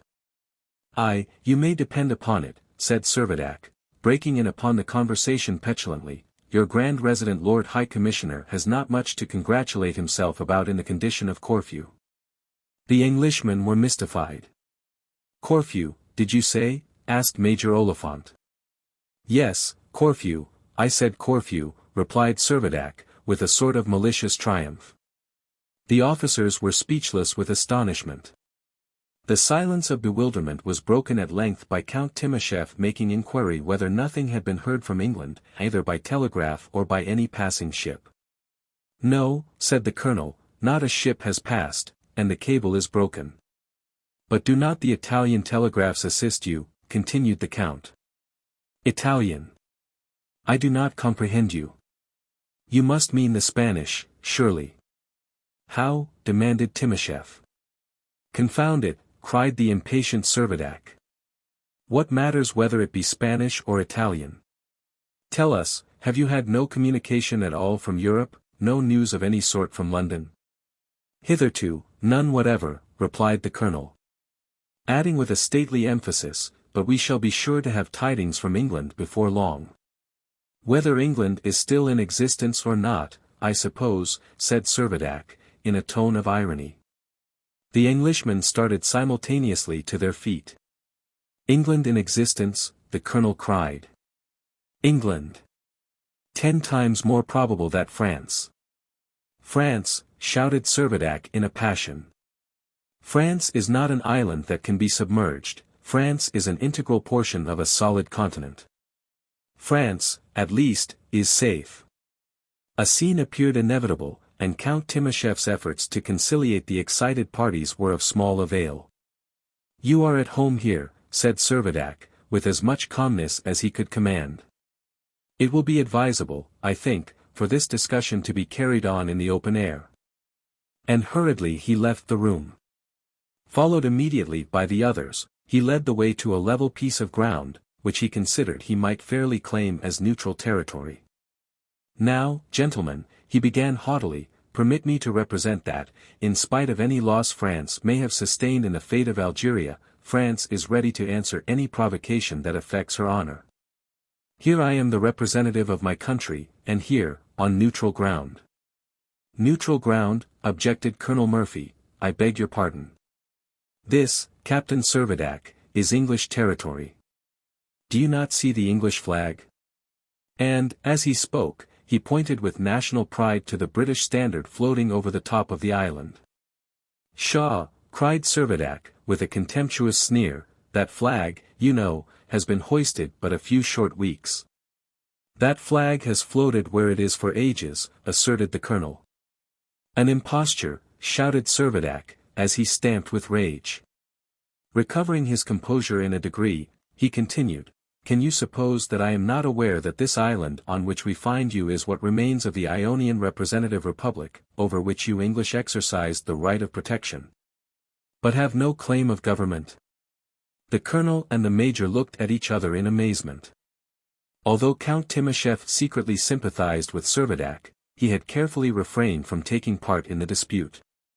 But he was on the point of interfering, when the colonel, in a greatly subdued tone, begged to be allowed to speak. "I begin to apprehend," he said, "that you must be laboring under some strange mistake. There is no room for questioning that the territory here is England's by right of conquest, ceded to England by the Treaty of Utrecht. 3 times, indeed, in 1727, 1779, and 1792, France and Spain have disputed our title, but always to no purpose. You are, I assure you, at the present moment, as much on English soil as if you were in London, in the middle of Trafalgar Square." It was now the turn of the captain and the count to look surprised. "Are we not, then, in Corfu?" they asked. "You are at Gibraltar," replied the colonel. Gibraltar. The word fell like a thunderclap upon their ears. Gibraltar. The western extremity of the Mediterranean. Why, had they not been sailing persistently to the east? Could they be wrong in imagining that they had reached the Ionian Islands? What new mystery was this? Count Timascheff was about to proceed with a more rigorous investigation, when the attention of all was arrested by a loud outcry. Turning round, they saw that the crew of the Dobryna was in hot dispute with the English soldiers. A general altercation had arisen from a disagreement between the sailor Panofka and Corporal Pym. It had transpired that the cannonball fired in experiment from the island had not only damaged one of the spars of the schooner, but had broken Panofka's pipe, and, moreover, had just grazed his nose, which, for a Russian's, was unusually long. The discussion over this mishap led to mutual recriminations, till the sailors had almost come to blows with the garrison.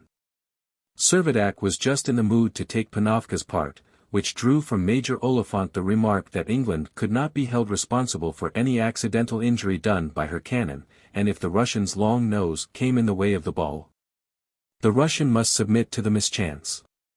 This was too much for Count Timascheff, and having poured out a torrent of angry invective against the English officers, he ordered his crew to embark immediately. "We shall meet again," said Servadac, as they pushed off from shore. "Whenever you please," was the cool reply. The geographical mystery haunted the minds of both the count and the captain, and they felt they could never rest till they had ascertained what had become of their respective countries. They were glad to be on board again, that they might resume their voyage of investigation, and in 2 hours were out of sight of the sole remaining fragment of Gibraltar. Chapter 15. An Enigma from the Sea. Lieutenant Procope had been left on board in charge of the Dobryna, and on resuming the voyage it was a task of some difficulty to make him understand the fact that had just come to light. Some hours were spent in discussion and in attempting to penetrate the mysteries of the situation. There were certain things of which they were perfectly certain.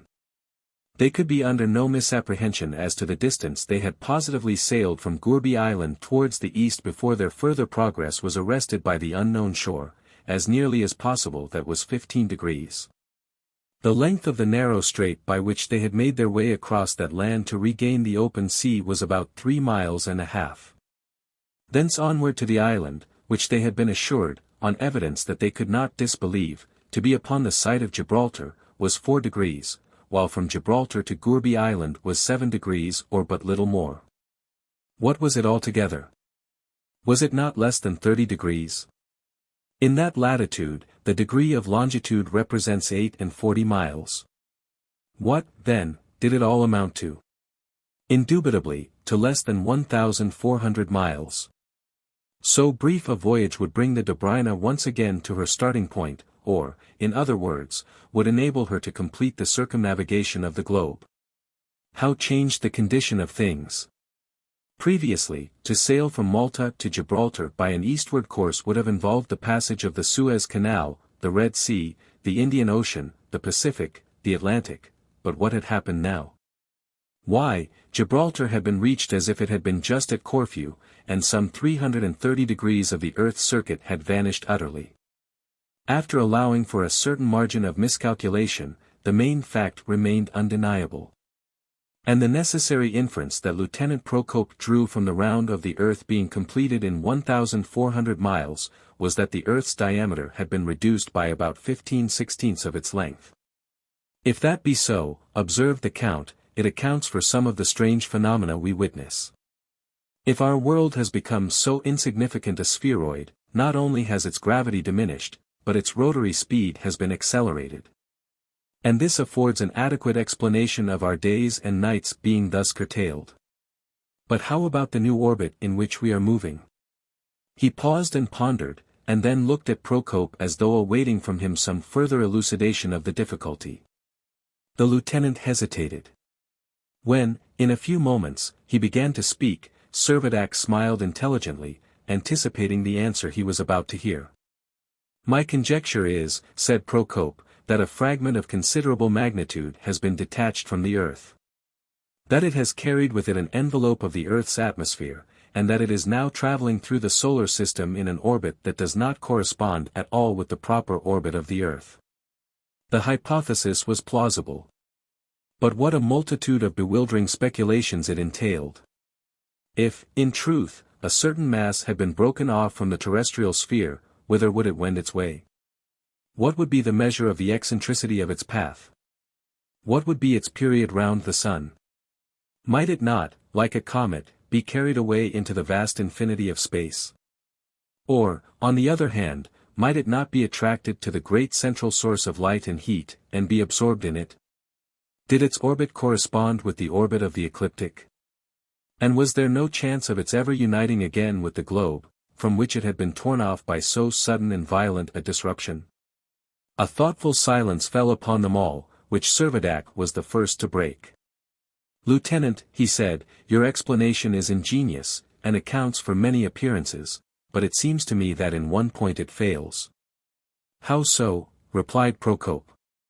"To my mind the theory meets all objections." "I think not," Servadac answered. "In one point, at least, it appears to me to break down completely." "What is that?" asked the lieutenant. "Stop a moment," said the captain. "Let us see that we understand each other right. Unless I mistake you, your hypothesis is that a fragment of the Earth, comprising the Mediterranean and its shores from Gibraltar to Malta, has been developed into a new asteroid, which is started on an independent orbit in the solar regions. Is not that your meaning?" "Precisely so," the lieutenant acquiesced. "Well, then," continued Servadac, "it seems to me to be at fault in this respect. It fails, and fails completely, to account for the geological character of the land that we have found now encompassing this sea. Why, if the new land is a fragment of the old, why does it not retain its old formation? What has become of the granite and the calcareous deposits? How is it that these should all be changed into a mineral concrete with which we have no acquaintance?" No doubt, it was a serious objection. For, however likely it might be that a mass of the earth on being detached would be eccentric in its movements, there was no probable reason to be alleged why the material of its substance should undergo so complete a change. There was nothing to account for the fertile shores, rich in vegetation, being transformed into rocks arid and barren beyond precedent. The lieutenant felt the difficulty, and owned himself unprepared to give at once an adequate solution. Nevertheless, he declined to renounce his theory. He asserted that the arguments in favor of it carried conviction to his mind, and that he entertained no doubt but that, in the course of time, all apparently antagonistic circumstances would be explained so as to become consistent with the view he took. He was careful, however, to make it understood that with respect to the original cause of the disruption he had no theory to offer. And although he knew what expansion might be the result of subterranean forces, he did not venture to say that he considered it sufficient to produce so tremendous an effect. The origin of the catastrophe was a problem still to be solved. Ah! Well, said Servadac, I don't know that it matters much where our new little planet comes from, or what it is made of, if only it carries France along with it. And Russia, added the Count. And Russia, of course, said Servadac, with a polite bow. There was, however, not much room for this sanguine expectation, for if a new asteroid had thus been brought into existence, it must be a sphere of extremely limited dimensions. And there could be little chance that it embraced more than the merest fraction of either France or Russia. As to England, the total cessation of all telegraphic communication between her shores and Gibraltar was a virtual proof that England was beyond its compass. And what was the true measurement of the new little world? At Gourbi Island the days and nights were of equal length, and this seemed to indicate that it was situated on the equator. Hence the distance by which the two poles stood apart would be half what had been reckoned would be the distance completed by the de Bruyne in her circuit. That distance had been already estimated to be something under 1,400 miles, so that the Arctic pole of their recently fashioned world must be about 350 miles to the north, and the Antarctic about 350 miles to the south of the island. Compare these calculations with the map, and it is at once apparent that the northernmost limit barely touched the coast of Provence, while the southernmost reached to about lat. 20 degrees north, and fell in the heart of the desert. The practical test of these conclusions would be made by future investigation, but meanwhile the fact appeared very much to strengthen the presumption that, if Lieutenant Procope had not arrived at the whole truth, he had made a considerable advance towards it. The weather, ever since the storm that had driven the de Bruyne into the creek, had been magnificent. The wind continued favorable, and now under both steam and canvas, she made a rapid progress towards the north, a direction in which she was free to go in consequence of the total disappearance of the Spanish coast. From Gibraltar right away to Alicante, Malaga, Almeria, Cape Gata, Carthagena, Cape Palos, all were gone. The sea was rolling over the southern extent of the peninsula, so that the yacht advanced to the latitude of Seville before it sighted any land at all, and then, not shores such as the shores of Andalusia, but a bluff and precipitous cliff, in its geological features resembling exactly the stern and barren rock that she had coasted beyond the site of Malta. Here the sea made a decided indentation on the coast. It ran up in an acute angled triangle till its apex coincided with the very spot upon which Madrid had stood. But as hitherto the sea had encroached upon the land in its turn now encroached upon the sea. For a frowning headland stood out far into the basin of the Mediterranean, and formed a promontory stretching out beyond the proper places of the Balearic Isles. Curiosity was all alive. There was the intensest interest awakened to determine whether no vestige could be traced of Majorca, Minorca, or any of the group, and it was during a deviation from the direct course for the purpose of a more thorough scrutiny that one of the sailors raised a thrill of general excitement by shouting, "A bottle in the sea!" Here, then, at length was a communication from the outer world.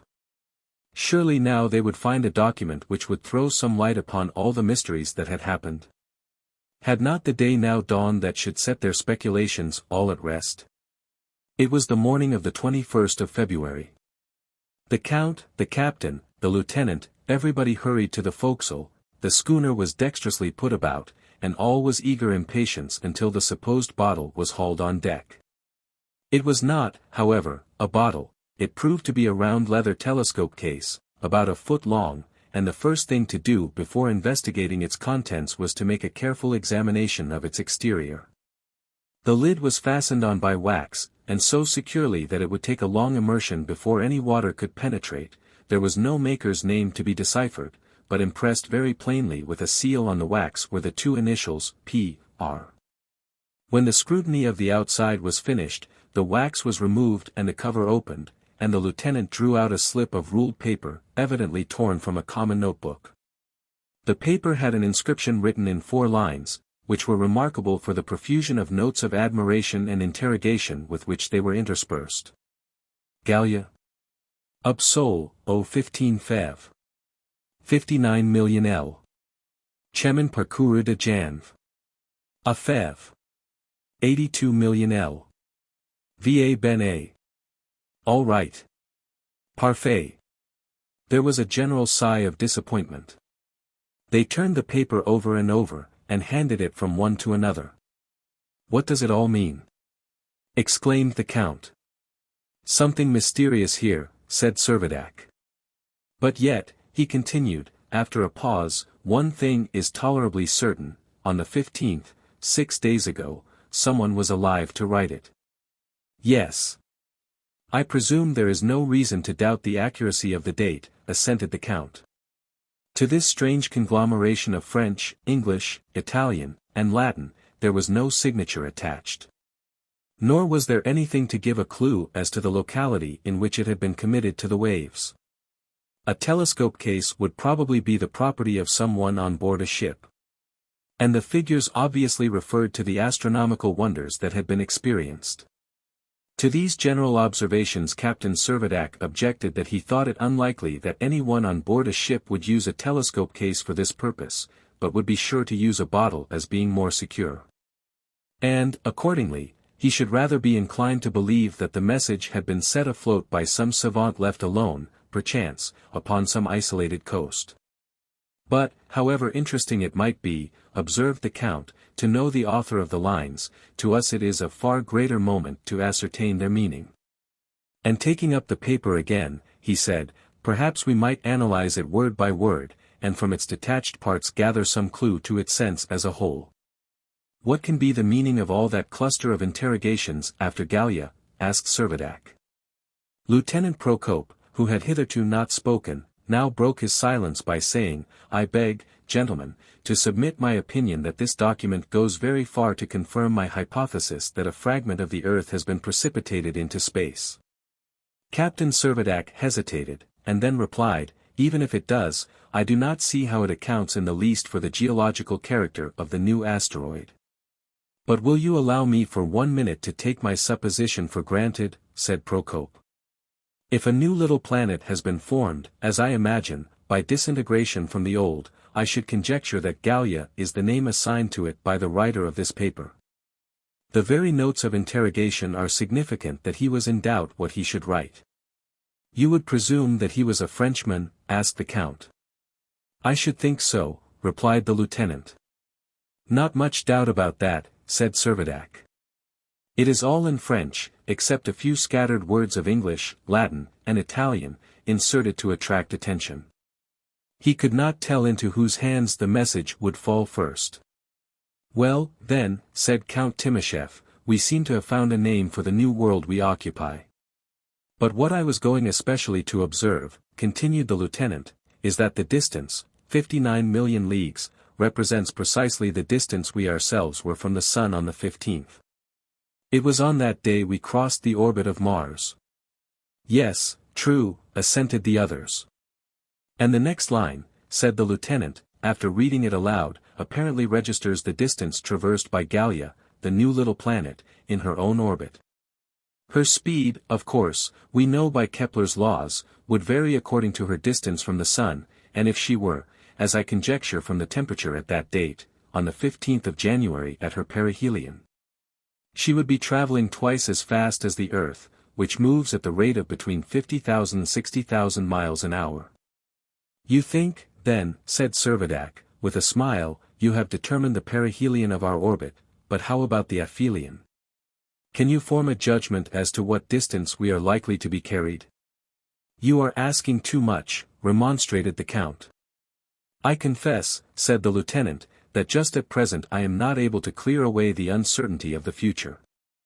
But I feel confident that by careful observation at various points we shall arrive at conclusions which not only will determine our path, but perhaps may clear up the mystery about our geological structure. Allow me to ask, said Count Timascheff, whether such a new asteroid would not be subject to ordinary mechanical laws, and whether, once started, it would not have an orbit that must be immutable. Decidedly it would, so long as it was undisturbed by the attraction of some considerable body. But we must recollect that, compared to the great planets, Gallia must be almost infinitesimally small, and so might be attracted by a force that is irresistible. Altogether, then, said Servadac, we seem to have settled it to our entire satisfaction that we must be the population of a young little world called Gallia. Perhaps some day we may have the honor of being registered among the minor planets. No chance of that, quickly rejoined Lieutenant Procope. Those minor planets all are known to rotate in a narrow zone between the orbits of Mars and Jupiter. In their perihelia they cannot approximate the Sun as we have done. We shall not be classed with them.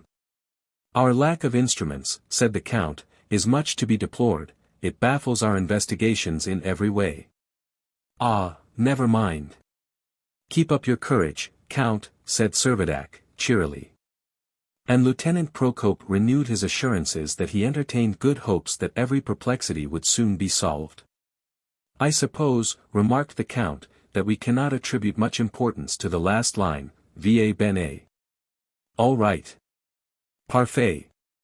The captain answered, at least, it shows that whoever wrote it had no murmuring or complaint to make, but was quite content with the new order of things. Chapter 16. The residuum of a continent. Almost unconsciously, the voyagers in the Dobryna fell into the habit of using Gallia as the name of the new world in which they became aware they must be making an extraordinary excursion through the realms of space.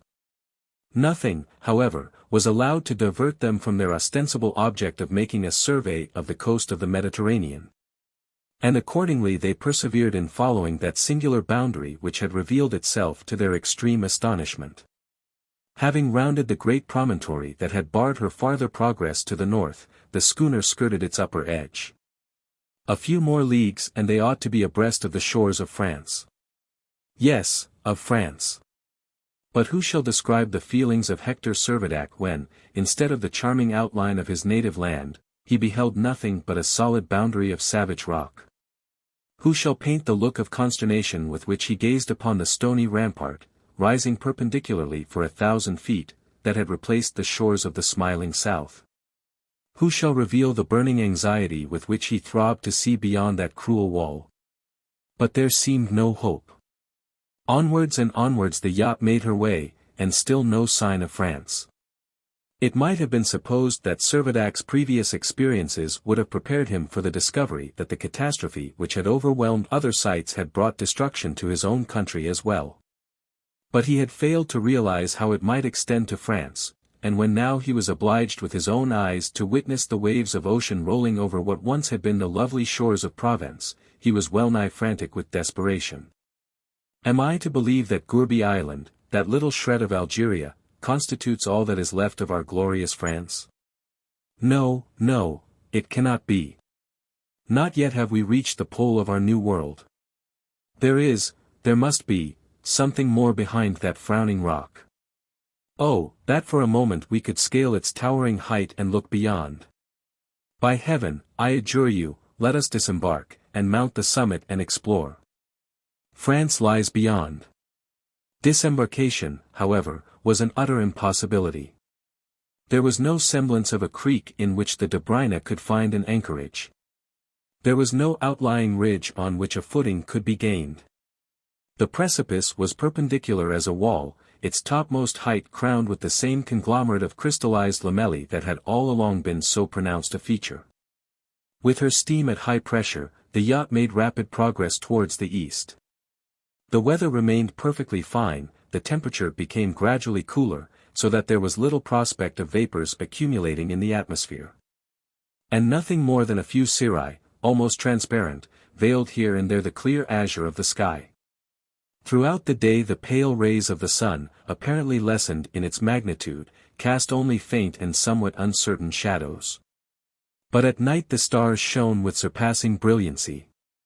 Of the planets, some, it was observed, seemed to be fading away in remote distance. This was the case with Mars, Venus, and that unknown orb which was moving in the orbit of the minor planets. But Jupiter, on the other hand, had assumed splendid proportions, Saturn was superb in its luster, and Uranus, which hitherto had been imperceptible without a telescope, was pointed out by Lieutenant Procope, plainly visible to the naked eye. The inference was irresistible that Gallia was receding from the sun, and traveling far away across the planetary regions. On the 24th of February, after following the sinuous course of what before the date of the convulsion had been the coastline of the department of Var, and after a fruitless search for Hyères, the peninsula of St. Tropez, the Lerius Islands, and the gulfs of Cannes and Jure, the de Bruyne arrived upon the site of the Cape of Antibes. Here, quite unexpectedly, the explorers made the discovery that the massive wall of cliff had been rent from the top to the bottom by a narrow rift, like the dry bed of a mountain torrent, and at the base of the opening, level with the sea, was a little strand upon which there was just space enough for their boat to be hauled up. "Joy! Joy!" shouted Servadac, half beside himself with ecstasy, "we can land at last." Count Timascheff and the lieutenant were scarcely less impatient than the captain, and little needed his urgent and repeated solicitations. "Come on! Quick! Come on! No time to lose!" It was 7:30 in the morning, when they set their foot upon this untried land. The bit of strand was only a few square yards in area, quite a narrow strip. Upon it might have been recognized some fragments of that agglutination of yellow limestone which is characteristic of the coast of Provence. But the whole party was far too eager to wait and examine these remnants of the ancient shore. They hurried on to scale the heights. The narrow ravine was not only perfectly dry, but manifestly had never been the bed of any mountain torrent. The rocks that rested at the bottom, just as those which formed its sides, were of the same lamellous formation as the entire coast, and had not hitherto been subject to the disaggregation which the lapse of time never fails to work. A skilled geologist would probably have been able to assign them their proper scientific classification, but neither Servadac, Timascheff, nor the lieutenant could pretend to any acquaintance with their specific character. Although, however, the bottom of the chasm had never as yet been the channel of a stream, indications were not wanting that at some future time it would be the natural outlet of accumulated waters. For already, in many places, thin layers of snow were glittering upon the surface of the fractured rocks, and the higher the elevation that was gained, the more these layers were found to increase in area and in depth. "Here is a trace of fresh water, the first that Gallia has exhibited," said the Count to his companions, as they toiled up the precipitous path. "And probably," replied the lieutenant, "as we ascend we shall find not only snow but ice. We must suppose this Gallia of ours to be a sphere, and if it is so, we must now be very close to her Arctic regions.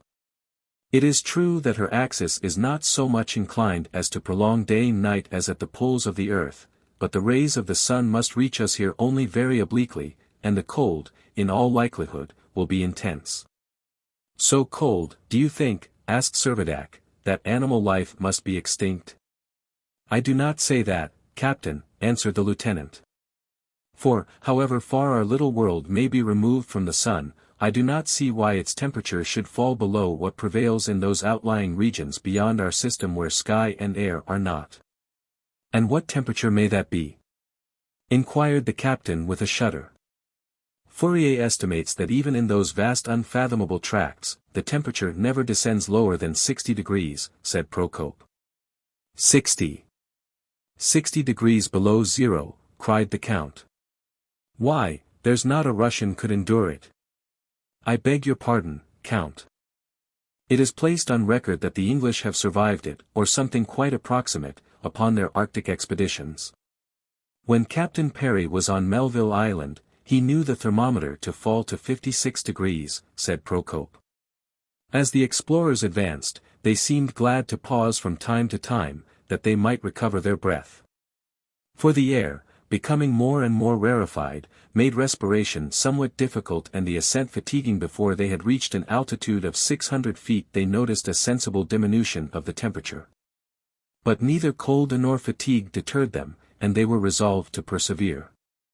Fortunately, the deep striae or furrows in the surface of the rocks that made the bottom of the ravine in some degree facilitated their progress. But it was not until they had been toiling up for 2 hours more that they succeeded in reaching the summit of the cliff. Eagerly and anxiously did they look around. To the south there was nothing but the sea they had traversed, to the north, nothing but one drear, inhospitable stretch. Servadac could not suppress a cry of dismay. Where was his beloved France? Had he gained this arduous height only to behold the rocks carpeted with ice and snow, and reaching interminably to the far-off horizon? His heart sank within him. The whole region appeared to consist of nothing but the same strange, uniform mineral conglomerate, crystallized into regular hexagonal prisms. But whatever was its geological character, it was only too evident that it had entirely replaced the former soil, so that not a vestige of the old continent of Europe could be discerned. The lovely scenery of Provence, with the grace of its rich and undulating landscape, its gardens of citrons and oranges rising tier upon tier from the deep red soil, all had vanished. Of the vegetable kingdom, there was not a single representative. The most meager of arctic plants, the most insignificant of lichens, could obtain no hold upon that stony waste. Nor did the animal world assert the feeblest sway. The mineral kingdom reigned supreme. Captain Servadac's deep dejection was in strange contrast to his general hilarity. Silent and tearful, he stood upon an icebound rock, straining his eyes across the boundless vista of the mysterious territory. "It cannot be," he exclaimed. "We must somehow have mistaken our bearings. True, we have encountered this barrier, but France is there beyond. Yes, France is there. Come, Count, come. By all that's pitiful, I entreat you, come and explore the farthest verge of the icebound track." He pushed onwards along the rugged surface of the rock, but had not proceeded far before he came to a sudden pause. His foot had come in contact with something hard beneath the snow, and, stooping down, he picked up a little block of stony substance, which the first glance revealed to be of a geological character altogether alien to the universal rocks around. It proved to be a fragment of discolored marble, on which several letters were inscribed, of which the only part at all decipherable was the syllable ville. Villa. He cried out, in his excitement dropping the marble, which was broken into atoms by the fall. What else could this fragment be but the sole surviving remnant of some sumptuous mansion that once had stood on this unrivaled site? Was it not the residue of some edifice that had crowned the luxuriant headland of Antibes, overlooking Nice, and commanding the gorgeous panorama that embraced the maritime Alps and reached beyond Monaco and Mentone to the Italian height of Bordighera? And did it not give in its sad and too convincing testimony that Antibes itself had been involved in the great destruction? Servadac gazed upon the shattered marble, pensive and disheartened. Count Timascheff laid his hand kindly on the captain's shoulder, and said, "My friend, do you not remember the motto of the old Hope family?" He shook his head mournfully. "Orb fracto, spes Eloisa," continued the count, "though the world be shattered, hope is unimpaired." Servadac smiled faintly, and replied that he felt rather compelled to take up the despairing cry of Dante, "All hope abandon, ye who enter here." "Nay, not so," answered the count, "for the present at least, let our maxim be nil desperandum." Chapter 17. A Second Enigma. Upon re-embarking, the bewildered explorers began to discuss the question whether it would not now be desirable to make their way back to Gourbi Island, which was apparently the only spot in their new world from which they could hope to derive their future sustenance. Captain Servadac tried to console himself with the reflection that Gourbi Island was, after all, a fragment of a French colony, and as such almost like a bit of his dear France. And the plan of returning thither was on the point of being adopted, when Lieutenant Procope remarked that they ought to remember that they had not hitherto made an entire circuit of the new shores of the sea on which they were sailing. "We have," he said, "neither investigated the northern shore from the site of Cape Antibes to the strait that brought us to Gibraltar, nor have we followed the southern shore that stretches from the strait to the Gulf of Cabes. It is the old coast, and not the new, that we have been tracing. As yet, we cannot say positively that there is no outlet to the south. As yet, we cannot assert that no oasis of the African desert has escaped the catastrophe. Perhaps, even here in the north, we may find that Italy and Sicily and the larger islands of the Mediterranean may still maintain their existence." "I entirely concur with you," said Count Timascheff. "I quite think we ought to make our survey of the confines of this new basin as complete as possible before we withdraw." Servadac, although he acknowledged the justness of these observations, could not help pleading that the explorations might be deferred until after a visit had been paid to Gourbi Island. "Depend upon it, Captain, you are mistaken," replied the lieutenant. "The right thing to do is to use the Dobryna while she is available." "Available? What do you mean?" asked the Count, somewhat taken by surprise. "I mean," said Procope, "that the farther this Gallia of ours recedes from the sun, the lower the temperature will fall. It is likely enough, I think, that before long the sea will be frozen over, and navigation will be impossible. Already you have learned something of the difficulties of traversing a field of ice, and I am sure, therefore, you will acquiesce in my wish to continue our explorations while the water is still open." "No doubt you are right, Lieutenant," said the Count. "We will continue our search while we can for some remaining fragment of Europe. Who shall tell whether we may not meet with some more survivors from the catastrophe, to whom it might be in our power to afford assistance, before we go into our winter quarters?"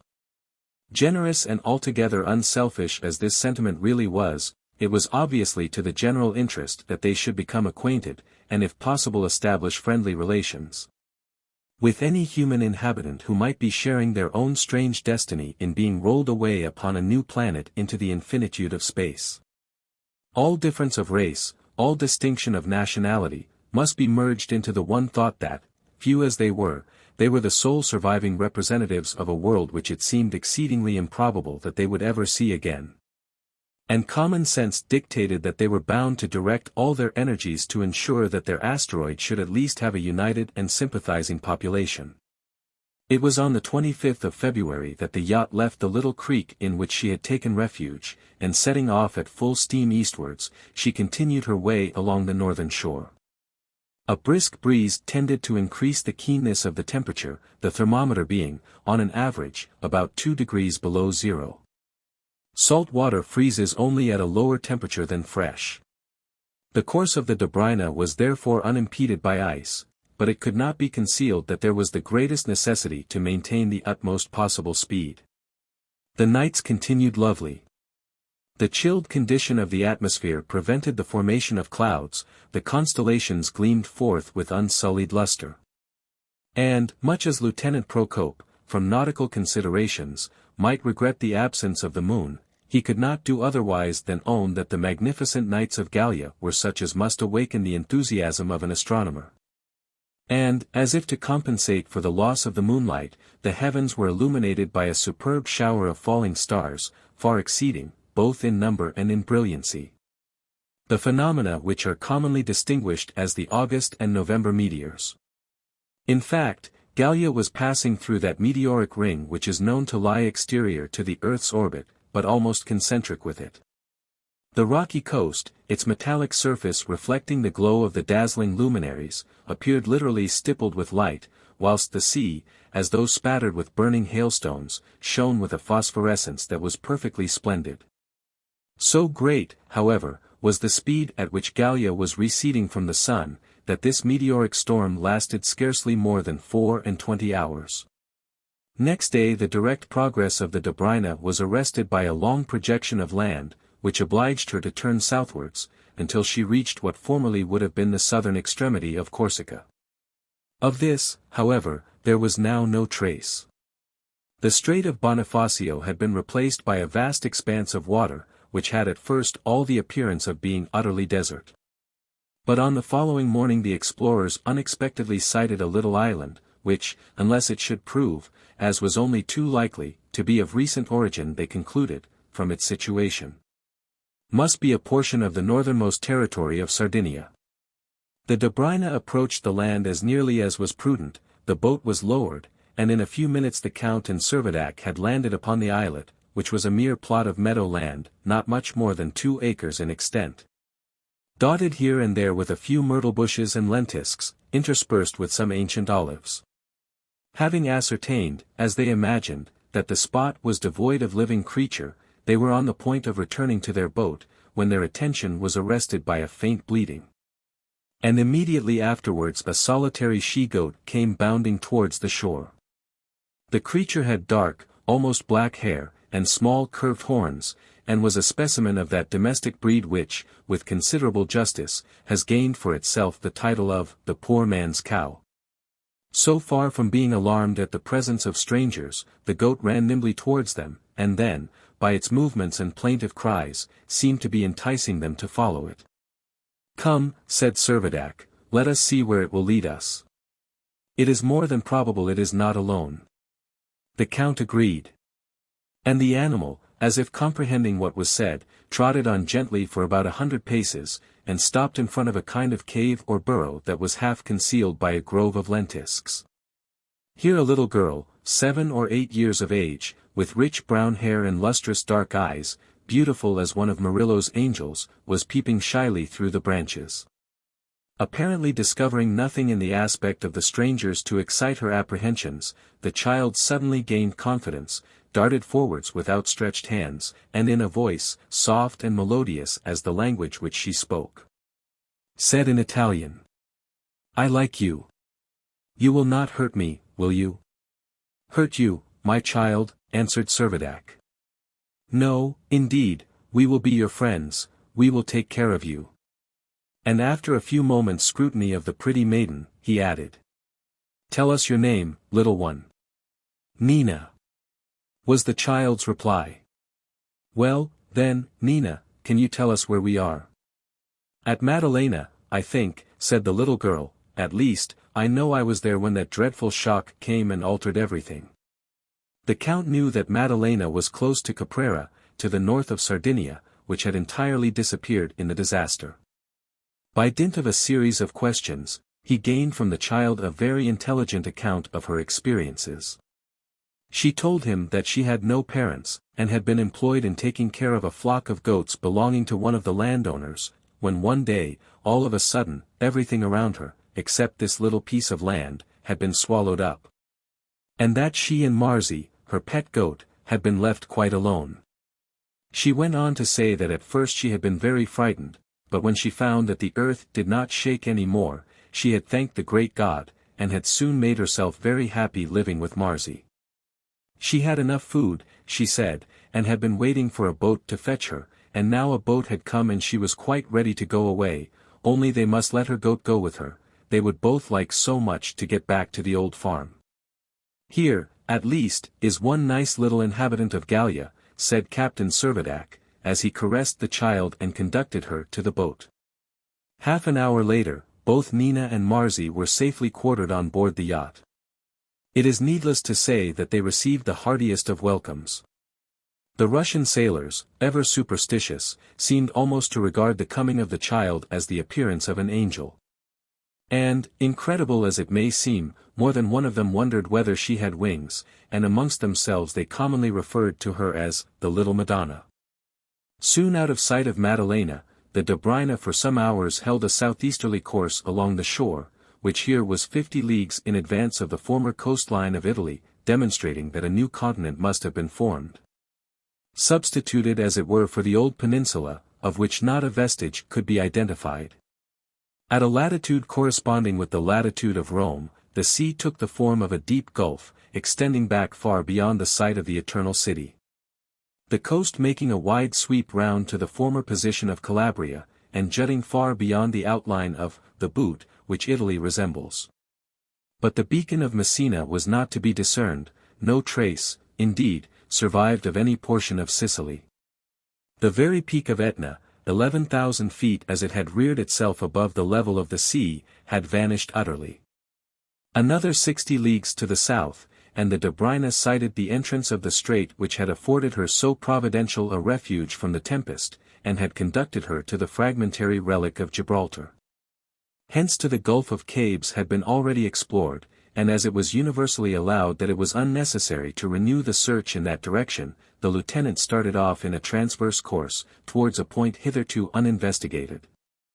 That point was reached on the 3rd of March, and thence the coast was continuously followed, as it led through what had been Tunis, across the province of Constantine, away to the oasis of Zeben.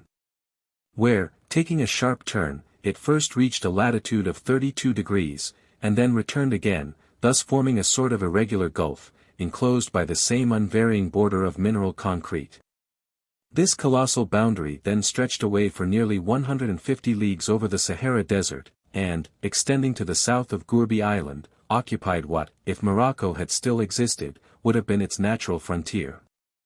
Adapting her course to these deviations of the coastline, the Dobryna was steering northwards, and had barely reached the limit of the bay, when the attention of all on board was arrested by the phenomenon of a volcano, at least 3,000 feet high.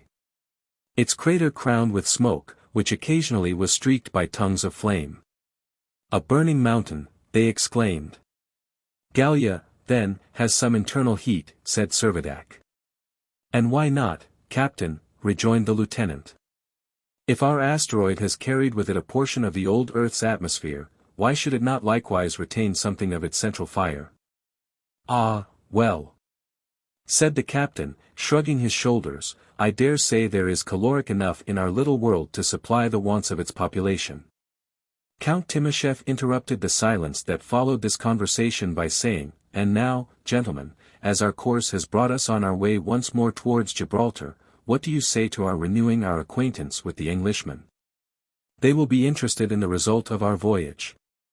"For my part," said Servadac, "I have no desire that way. They know where to find Gourbi Island, they can betake themselves thither just when they please. They have plenty of provisions. If the water freezes, 120 leagues is no very great distance.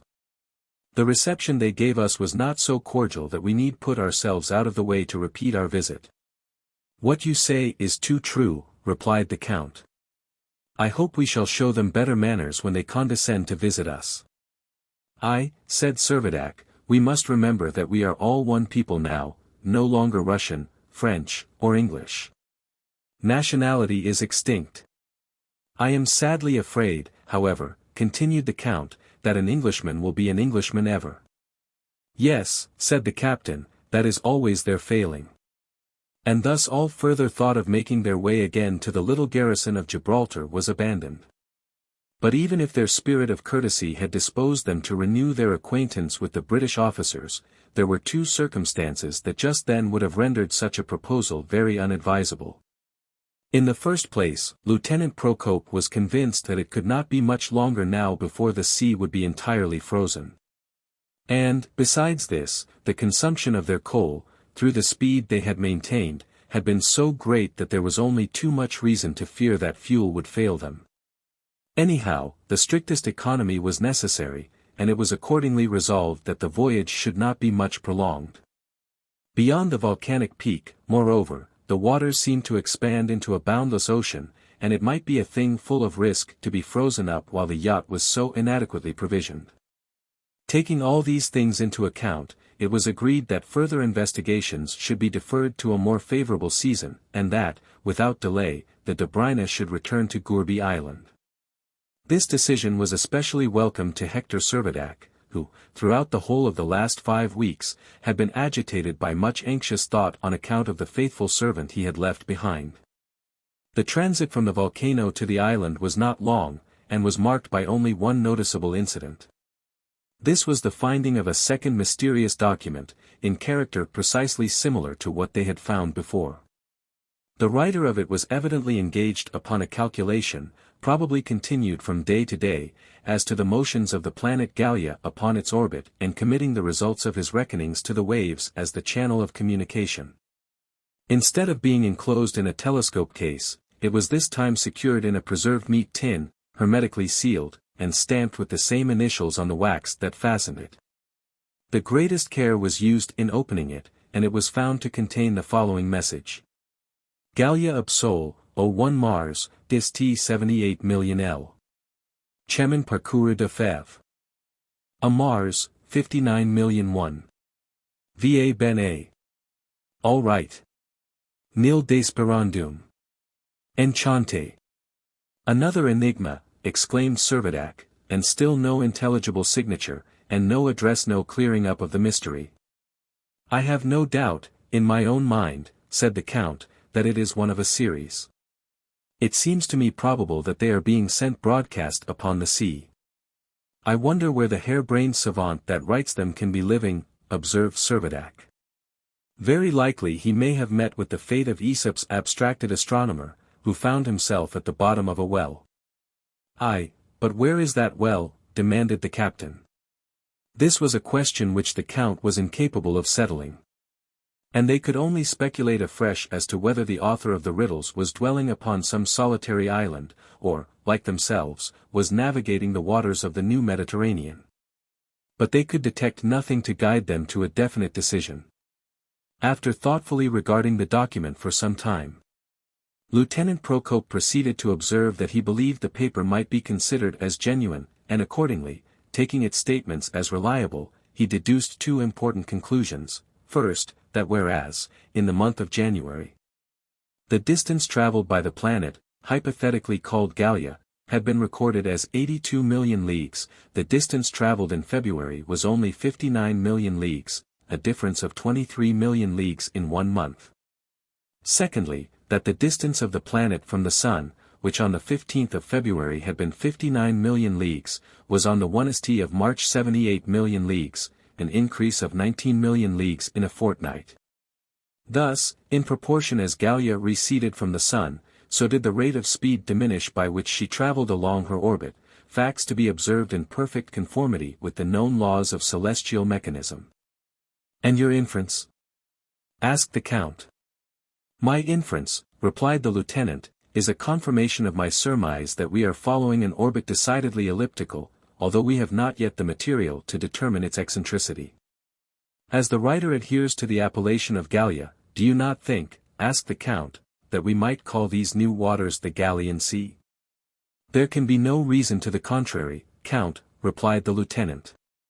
"And as such I will insert it upon my new chart." "Our friend," said Servadac, "seems to be more and more gratified with the condition of things. Not only has he adopted our motto, nil desperandum, but see how enthusiastically he has wound up with his enchante." The conversation dropped. A few hours later the man on watch announced that Gourbi Island was in sight. Chapter 18. An unexpected population. The Dobryna was now back again at the island.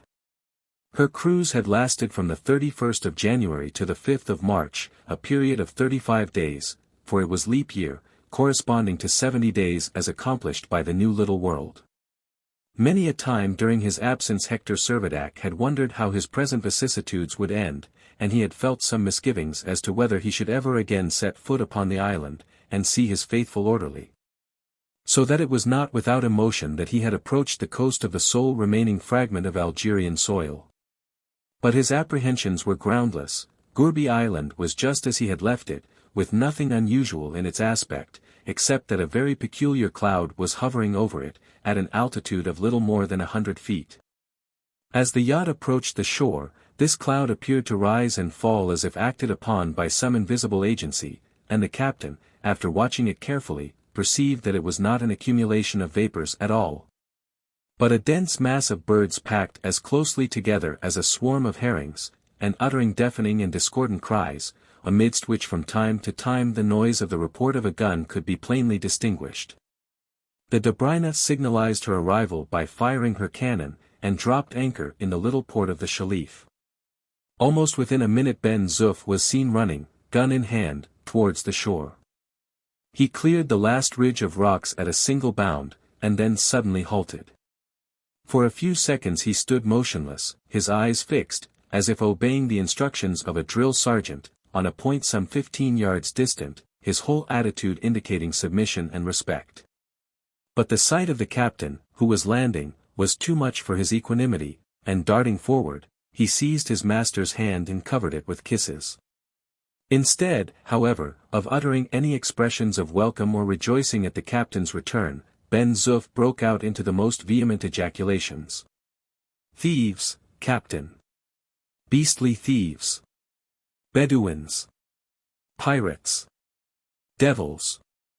Why, Ben-Zuff, what's the matter?" said Servadac soothingly. "They are thieves. Downright, desperate thieves. Those infernal birds. That's what's the matter. It is a good thing you have come. Here have I for a whole month been spending my powder and shot upon them, and the more I kill them, the worse they get, and yet, if I were to leave them alone, we should not have a grain of corn upon the island. It was soon evident that the orderly had only too much cause for alarm. The crops had ripened rapidly during the excessive heat of January, when the orbit of Gallia was being traversed at its perihelion, and were now exposed to the depredations of many thousands of birds.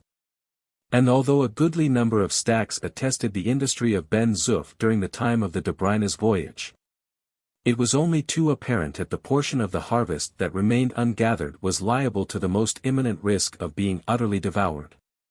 It was, perhaps, only natural that this clustered mass of birds, as representing the whole of the feathered tribe upon the surface of Gallia, should resort to Gourbi Island, of which the meadows seemed to be the only spot from which they could get sustenance at all. But as this sustenance would be obtained at the expense, and probably to the serious detriment, of the human population, it was absolutely necessary that every possible resistance should be made to the devastation that was threatened. Once satisfied that Servadac and his friends would cooperate with him in the raid upon the thieves, Ben-Zuff became calm and content, and began to make various inquiries. "And what has become," he said, "of all our old comrades in Africa?" "As far as I can tell you," answered the captain, "they are all in Africa still, only Africa isn't by any means where we expected to find it." "And France?" "Montmartre," continued Ben-Zuff eagerly. Here was the cry of the poor fellow's heart. As briefly as he could, Servadac endeavored to explain the true condition of things. He tried to communicate the fact that Paris, France, Europe, nay, the whole world was more than 80 millions of leagues away from Gourbi Island. As gently and cautiously as he could he expressed his fear that they might never see Europe, France, Paris, Montmartre again. "No, no, sir," protested Ben-Zuff emphatically, "that is all nonsense. It is altogether out of the question to suppose that we are not to see Montmartre again." And the orderly shook his head resolutely, with the air of a man determined, in spite of argument, to adhere to his own opinion. "Very good, my brave fellow," replied Servadac, hope on, hope while you may. "The message has come to us over the sea, never despair, but one thing, nevertheless, is certain. We must forthwith commence arrangements for making this island our permanent home." Captain Servadac now led the way to the Gourbi, which, by his servants' exertions, had been entirely rebuilt. And here he did the honors of his modest establishment to his two guests, the Count and the Lieutenant, and gave a welcome, too, to little Nina, who had accompanied them on shore, and between whom and Ben-Zuff the most friendly relations had already been established. The adjacent building continued in good preservation, and Captain Servadac's satisfaction was very great in finding the two horses, Zephyr and Gallia, comfortably housed there and in good condition. After the enjoyment of some refreshment, the party proceeded to a general consultation as to what steps must be taken for their future welfare. The most pressing matter that came before them was the consideration of the means to be adopted to enable the inhabitants of Gallia to survive the terrible cold, which, in their ignorance of the true eccentricity of their orbit, might, for aught they knew, last for an almost indefinite period. Fuel was far from abundant, of coal there was none, trees and shrubs were few in number, and to cut them down in prospect of the cold seemed a very questionable policy. But there was no doubt some expedient must be devised to prevent disaster, and that without delay. The victualling of the little colony offered no immediate difficulty. Water was abundant, and the cisterns could hardly fail to be replenished by the numerous streams that meandered along the plains. Moreover, the Gallian sea would ere long be frozen over, and the melted ice, water in its congealed state being divested of every particle of salt, would afford a supply of drink that could not be exhausted. The crops that were now ready for the harvest, and the flocks and herds scattered over the island, would form an ample reserve. There was little doubt that throughout the winter the soil would remain unproductive, and no fresh fodder for domestic animals could then be obtained. It would therefore be necessary, if the exact duration of Gallia's year should ever be calculated, to proportion the number of animals to be reserved to the real length of the winter. The next thing requisite was to arrive at a true estimate of the number of the population.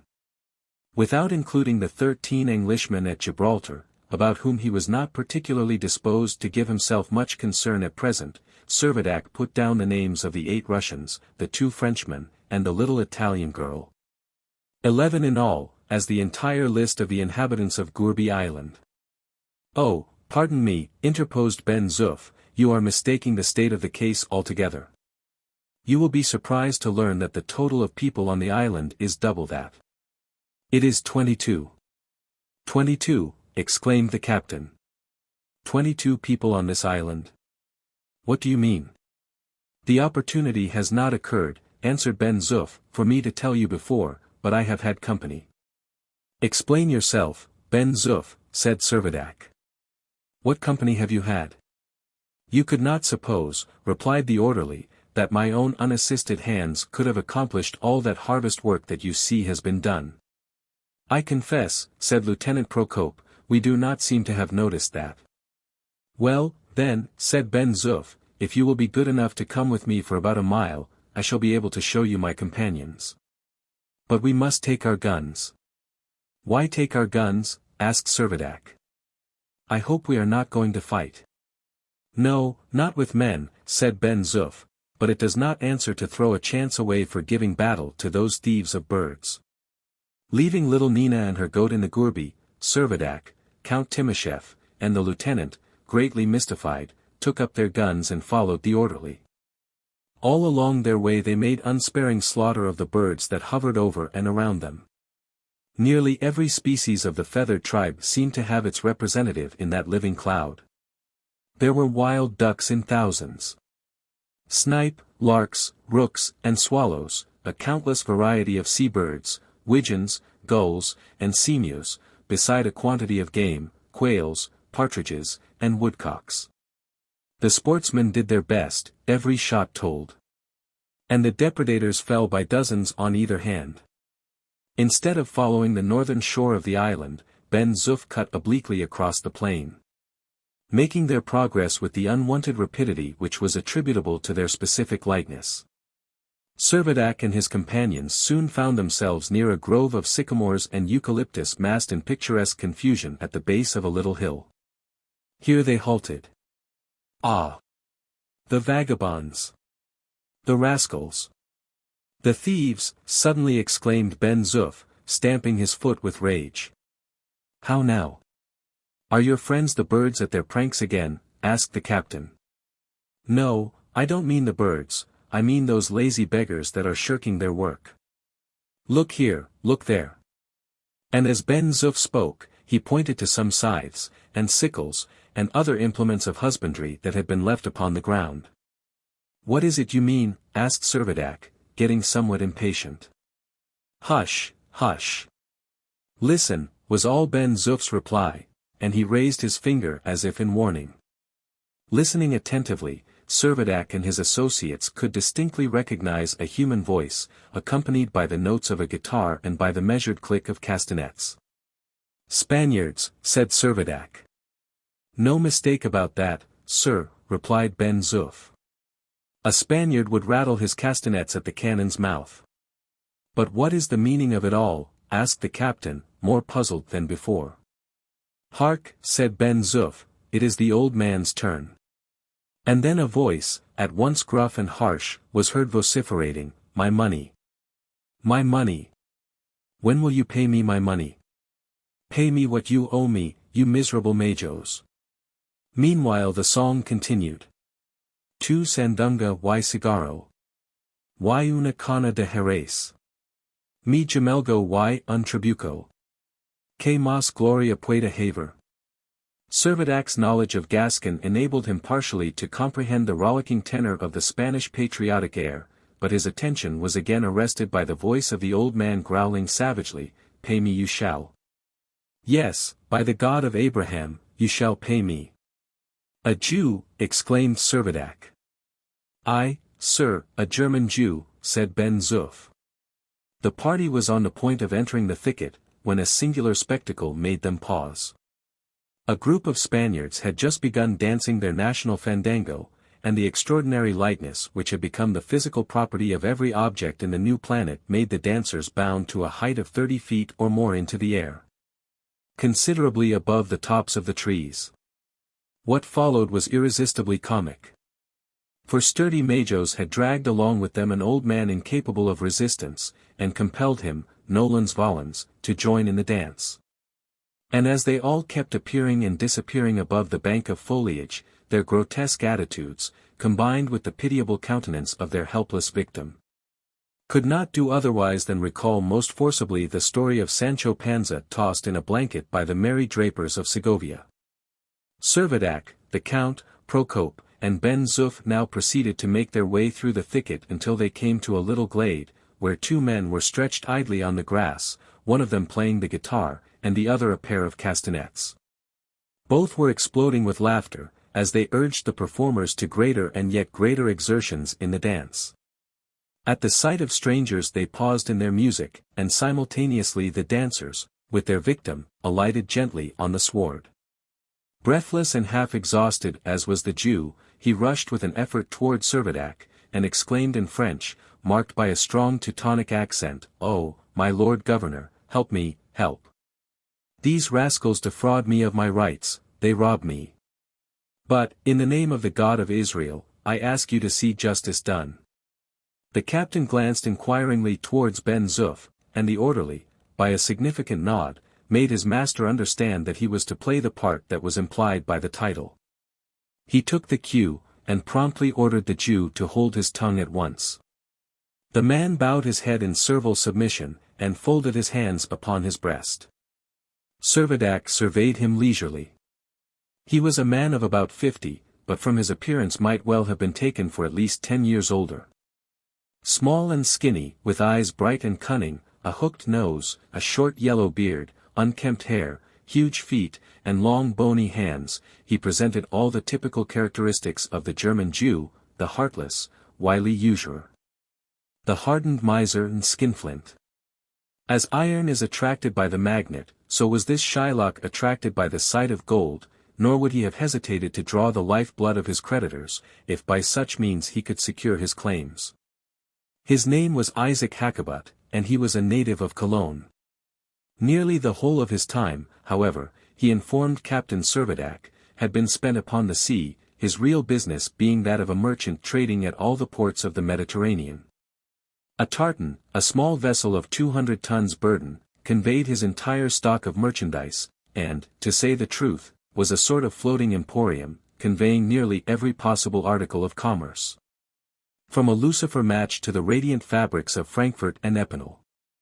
Without wife or children, and having no settled home, Isaac Hakkabut lived almost entirely on board the Hansa, as he had named his tartan. And engaging a mate, with a crew of 3 men, as being adequate to work so light a craft, he cruised along the coasts of Algeria, Tunis, Egypt, Turkey, and Greece, visiting, moreover, most of the harbors of the Levant. Careful to be always well supplied with the products in most general demand, coffee, sugar, rice, tobacco, cotton stuffs, and gunpowder, and being at all times ready to barter, and prepared to deal in second-hand wares. He had contrived to amass considerable wealth. On the eventful night of the 1st of January the Hansa had been at Ceuta, the point on the coast of Morocco exactly opposite Gibraltar. The mate and 3 sailors had all gone on shore, and, in common with many of their fellow creatures, had entirely disappeared. But the most projecting rock of Ceuta had been undisturbed by the general catastrophe, and half a score of Spaniards, who had happened to be upon it, had escaped with their lives. They were all Andalusian majos, agricultural laborers, and naturally as careless and apathetic as men of their class usually are. But they could not help being very considerably embarrassed when they discovered that they were left in solitude upon a detached and isolated rock. They took what mutual counsel they could, but became only more and more perplexed. One of them was named Negretti, and he, as having travelled somewhat more than the rest, was tacitly recognized as a sort of leader. But although he was by far the most enlightened of them all, he was quite incapable of forming the least conception of the nature of what had occurred. The one thing upon which they could not fail to be conscious was that they had no prospect of obtaining provisions, and consequently their first business was to devise a scheme for getting away from their present abode. The Hansa was lying offshore. The Spaniards would not have had the slightest hesitation in summarily taking possession of her, but their utter ignorance of seamanship made them reluctantly come to the conclusion that the more prudent policy was to make terms with the owner. And now came a singular part of the story. Negretti and his companions had meanwhile received a visit from 2 English officers from Gibraltar. What passed between them the Jew did not know. He only knew that, immediately after the conclusion of the interview, Negretti came to him and ordered him to set sail at once for the nearest point of Morocco. The Jew, afraid to disobey, but with his eye ever upon the main chance, stipulated that at the end of their voyage the Spaniards should pay for their passage, terms to which, as they would to any other, they did not demur. Knowing that they had not the slightest intention of giving him a single real. The Hansa had weighed anchor on the 3rd of February. The wind blew from the west, and consequently the working of the tartan was easy enough. The unpracticed sailors had only to hoist their sails and, though they were quite unconscious of the fact, the breeze carried them to the only spot upon the little world they occupied which could afford them a refuge. Thus it fell out that one morning Ben-Zuff, from his lookout on Gourbi Island, saw a ship, not the Dobryna, appear upon the horizon, and make quietly down towards what had formerly been the right bank of the Shelif. Such was Ben-Zuff's version of what had occurred, as he had gathered it from the newcomers. He wound up his recital by remarking that the cargo of the Hansa would be of immense service to them. He expected, indeed, that Isaac Hakkabut would be difficult to manage, but considered there could be no harm in appropriating the goods for the common welfare, since there could be no opportunity now for selling them. Ben-Zuff added, and as to the difficulties between the Jew and his passengers, I told him that the Governor-General was absent on a tour of inspection, and that he would see everything equitably settled. Smiling at his orderly's tactics, Servadac turned to Hakkabut, and told him that he would take care that his claims should be duly investigated and all proper demands should be paid. The man appeared satisfied, and, for the time at least, desisted from his complaints and importunities. When the Jew had retired, Count Timascheff asked, "But how in the world can you ever make those fellows pay anything?" "They have lots of money," said Ben-Zuff. "Not likely," replied the Count. "When did you ever know Spaniards like them to have lots of money?" "But I have seen it myself," said Ben-Zuff, "and it is English money." "English money," echoed Servadac. And his mind again reverted to the excursion made by the Colonel and the Major from Gibraltar, about which they had been so reticent. "We must inquire more about this," he said. Then, addressing Count Timascheff, he added, "Altogether, I think the countries of Europe are fairly represented by the population of Gallia." "True, Captain," answered the Count. "We have only a fragment of a world, but it contains natives of France, Russia, Italy, Spain, and England. Even Germany may be said to have a representative in the person of this miserable Jew. And even in him, said Servadac, perhaps we shall not find so indifferent a representative as we at present imagine." Chapter 19. Gallia's Governor-General. The Spaniards who had arrived on board the Hansa consisted of 9 men and a lad of 12 years of age, named Pablo. They all received Captain Servadac, whom Ben-Zuff introduced as the Governor-General, with due respect, and returned quickly to their separate tasks. The captain and his friends, followed at some distance by the eager Jew, soon left the glade and directed their steps towards the coast where the Hansa was moored. As they went they discussed their situation. As far as they had ascertained, except Gourbi Island, the sole surviving fragments of the Old World were 4 small islands, the bit of Gibraltar occupied by the Englishman, Ceuta, which had just been left by the Spaniards, Madalena, where they had picked up the little Italian girl, and the site of the tomb of St. Louis on the coast of Tunis. Around these there was stretched out the full extent of the Gallian Sea, which apparently comprised about 1/2 of the Mediterranean, the whole being encompassed by a barrier like a framework of precipitous cliffs.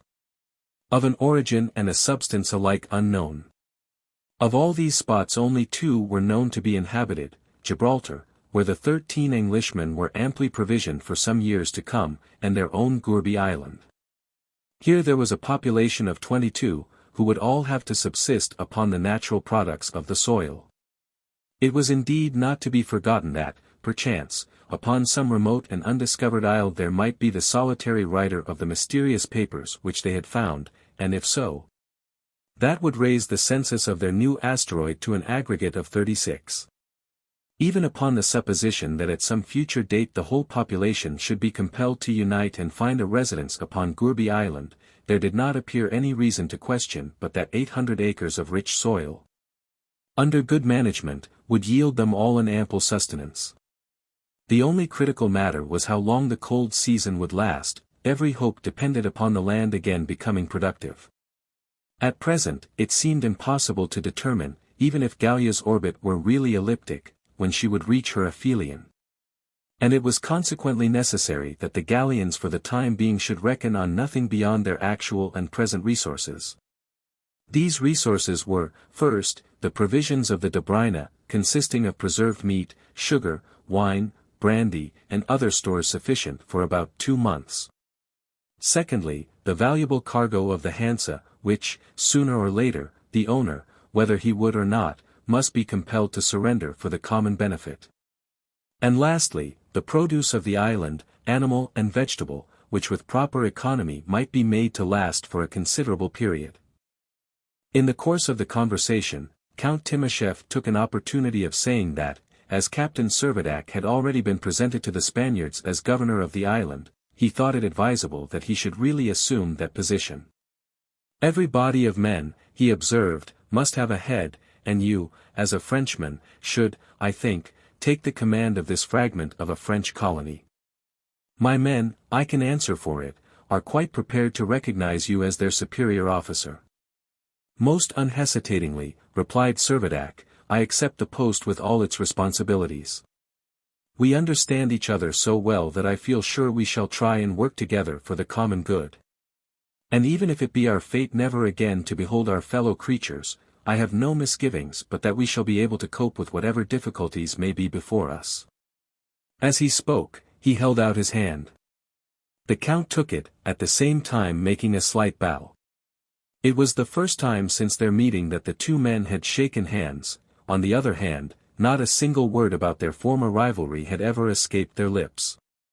Perhaps that was all forgotten now.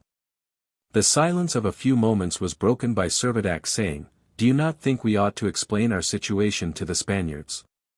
No, no, Your Excellency, burst in Ben-Zuff, emphatically. The fellows are chicken-hearted enough already, only tell them what has happened, and in sheer despondency they will not do another stroke of work. Besides, said Lieutenant Procope, who took very much the same view as the orderly, they are so miserably ignorant they would be sure to misunderstand you. Understand or misunderstand, replied Servadac, I do not think it matters. They would not care. They are all fatalists. Only give them a guitar and their castanets, and they will soon forget all care and anxiety. For my own part, I must adhere to my belief that it will be advisable to tell them everything. Have you any opinion to offer, Count? My own opinion, Captain, coincides entirely with yours. I have followed the plan of explaining all I could to my men on board the Dobryna, and no inconvenience has arisen. Well, then, so let it be, said the captain, adding, it is not likely that these Spaniards are so ignorant as not to have noticed the change in the length of the days, neither can they be unaware of the physical changes that have transpired. They shall certainly be told that we are being carried away into unknown regions of space, and that this island is nearly all that remains of the old world. Ha! Ha! Laughed Ben-Zuff, aloud. It will be fine sport to watch the old Jew's face, when he is made to comprehend that he is flying away millions and millions of leagues from all his debtors. Isaac Hakkabut was about 50 yards behind, and was consequently unable to overhear the conversation. He went shambling along, half whimpering and not unfrequently invoking the God of Israel. But every now and then a cunning light gleamed from his eyes, and his lips became compressed with a grim significance. None of the recent phenomena had escaped his notice, and more than once he had attempted to entice Ben-Zuff into conversation upon the subject. But the orderly made no secret of his antipathy to him, and generally replied to his advances either by satire or by banter. He told him that he had everything to gain under the new system of nights and days, for, instead of living the Jew's ordinary life of a century, he would reach to the age of 2 centuries. And he congratulated him upon the circumstance of things having become so light, because it would prevent him feeling the burden of his years. At another time he would declare that, to an old usurer like him, it could not matter in the least what had become of the moon, as he could not possibly have advanced any money upon her. And when Isaac, undaunted by his jeers, persevered in besetting him with questions, he tried to silence him by saying, "Only wait till the Governor-General comes, he is a shrewd fellow, and will tell you all about it." "But will he protect my property?" poor Isaac would ask tremulously. "To be sure he will. He would confiscate it all rather than that you should be robbed of it." With this job's comfort the Jew had been obliged to content himself as best he could, and to await the promised arrival of the governor.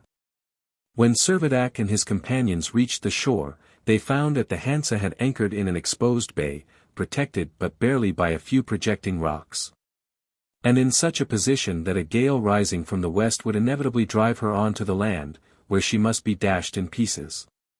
It would be the height of folly to leave her in her present moorings. Without loss of time she must be brought round to the mouth of the Shelif, in immediate proximity to the Russian yacht. The consciousness that his tartan was the subject of discussion made the Jew give way to such vehement ejaculations of anxiety, that Servadac turned round and peremptorily ordered him to desist from his clamor. Leaving the old man under the surveillance of the Count and Ben-Zuff, the captain and the lieutenant stepped into a small boat and were soon alongside the floating emporium. A very short inspection sufficed to make them aware that both the tartan and her cargo were in a perfect state of preservation.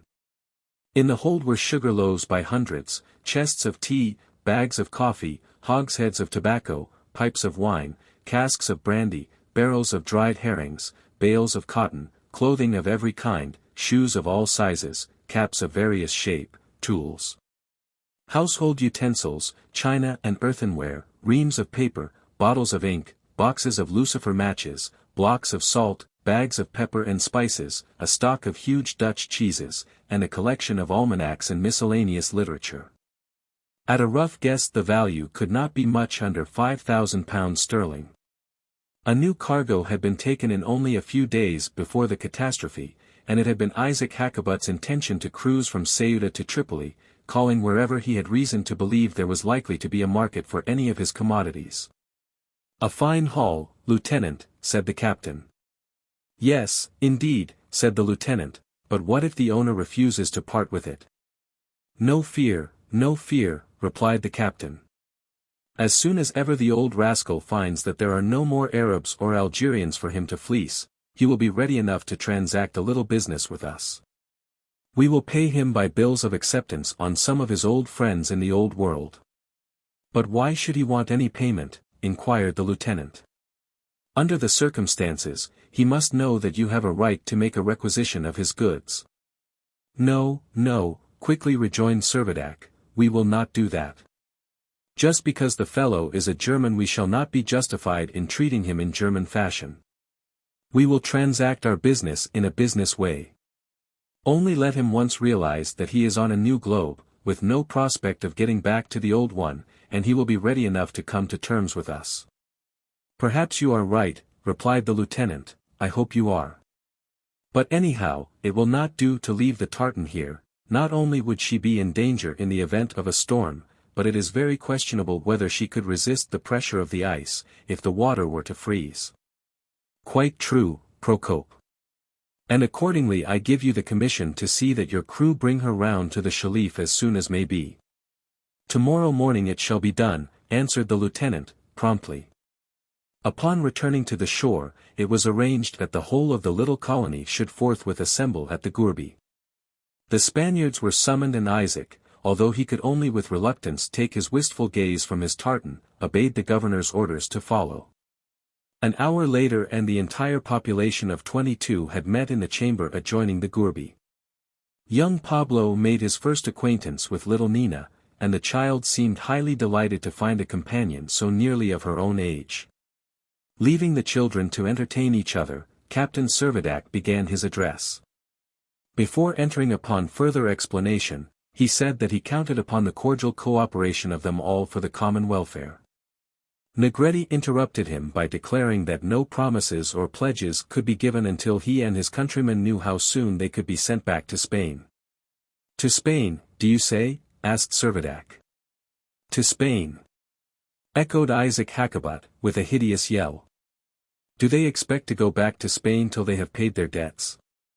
"Your Excellency, they owe me 20 reals apiece for their passage here, they owe me 200 reals. Are they to be allowed?"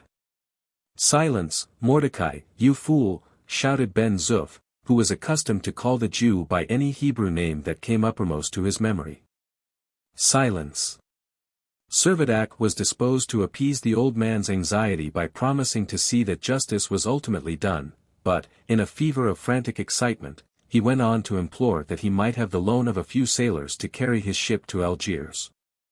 "I will pay you honestly, I will pay you well," he cried, but his ingrained propensity for making a good bargain prompted him to add, "provided you do not overcharge me." Ben-Zuff was about again to interpose some angry exclamation. But Servadac checked him, and continued in Spanish, "Listen to me, my friends. Something very strange has happened. A most wonderful event has cut us off from Spain, from France, from Italy, from every country of Europe. In fact, we have left the old world entirely. Of the whole earth, nothing remains except this island on which you are now taking refuge. The old globe is far, far away. Our present abode is but an insignificant fragment that is left. I dare not tell you that there is any chance of your ever again seeing your country or your homes." He paused. The Spaniards evidently had no conception of his meaning. Negretti begged him to tell them all again. He repeated all that he had said, and by introducing some illustrations from familiar things, he succeeded to a certain extent in conveying some faint idea of the convulsion that had happened. The event was precisely what he had foretold. The communication was received by all alike with the most supreme indifference. Hakkabut did not say a word. He had listened with manifest attention, his lips twitching now and then as if suppressing a smile.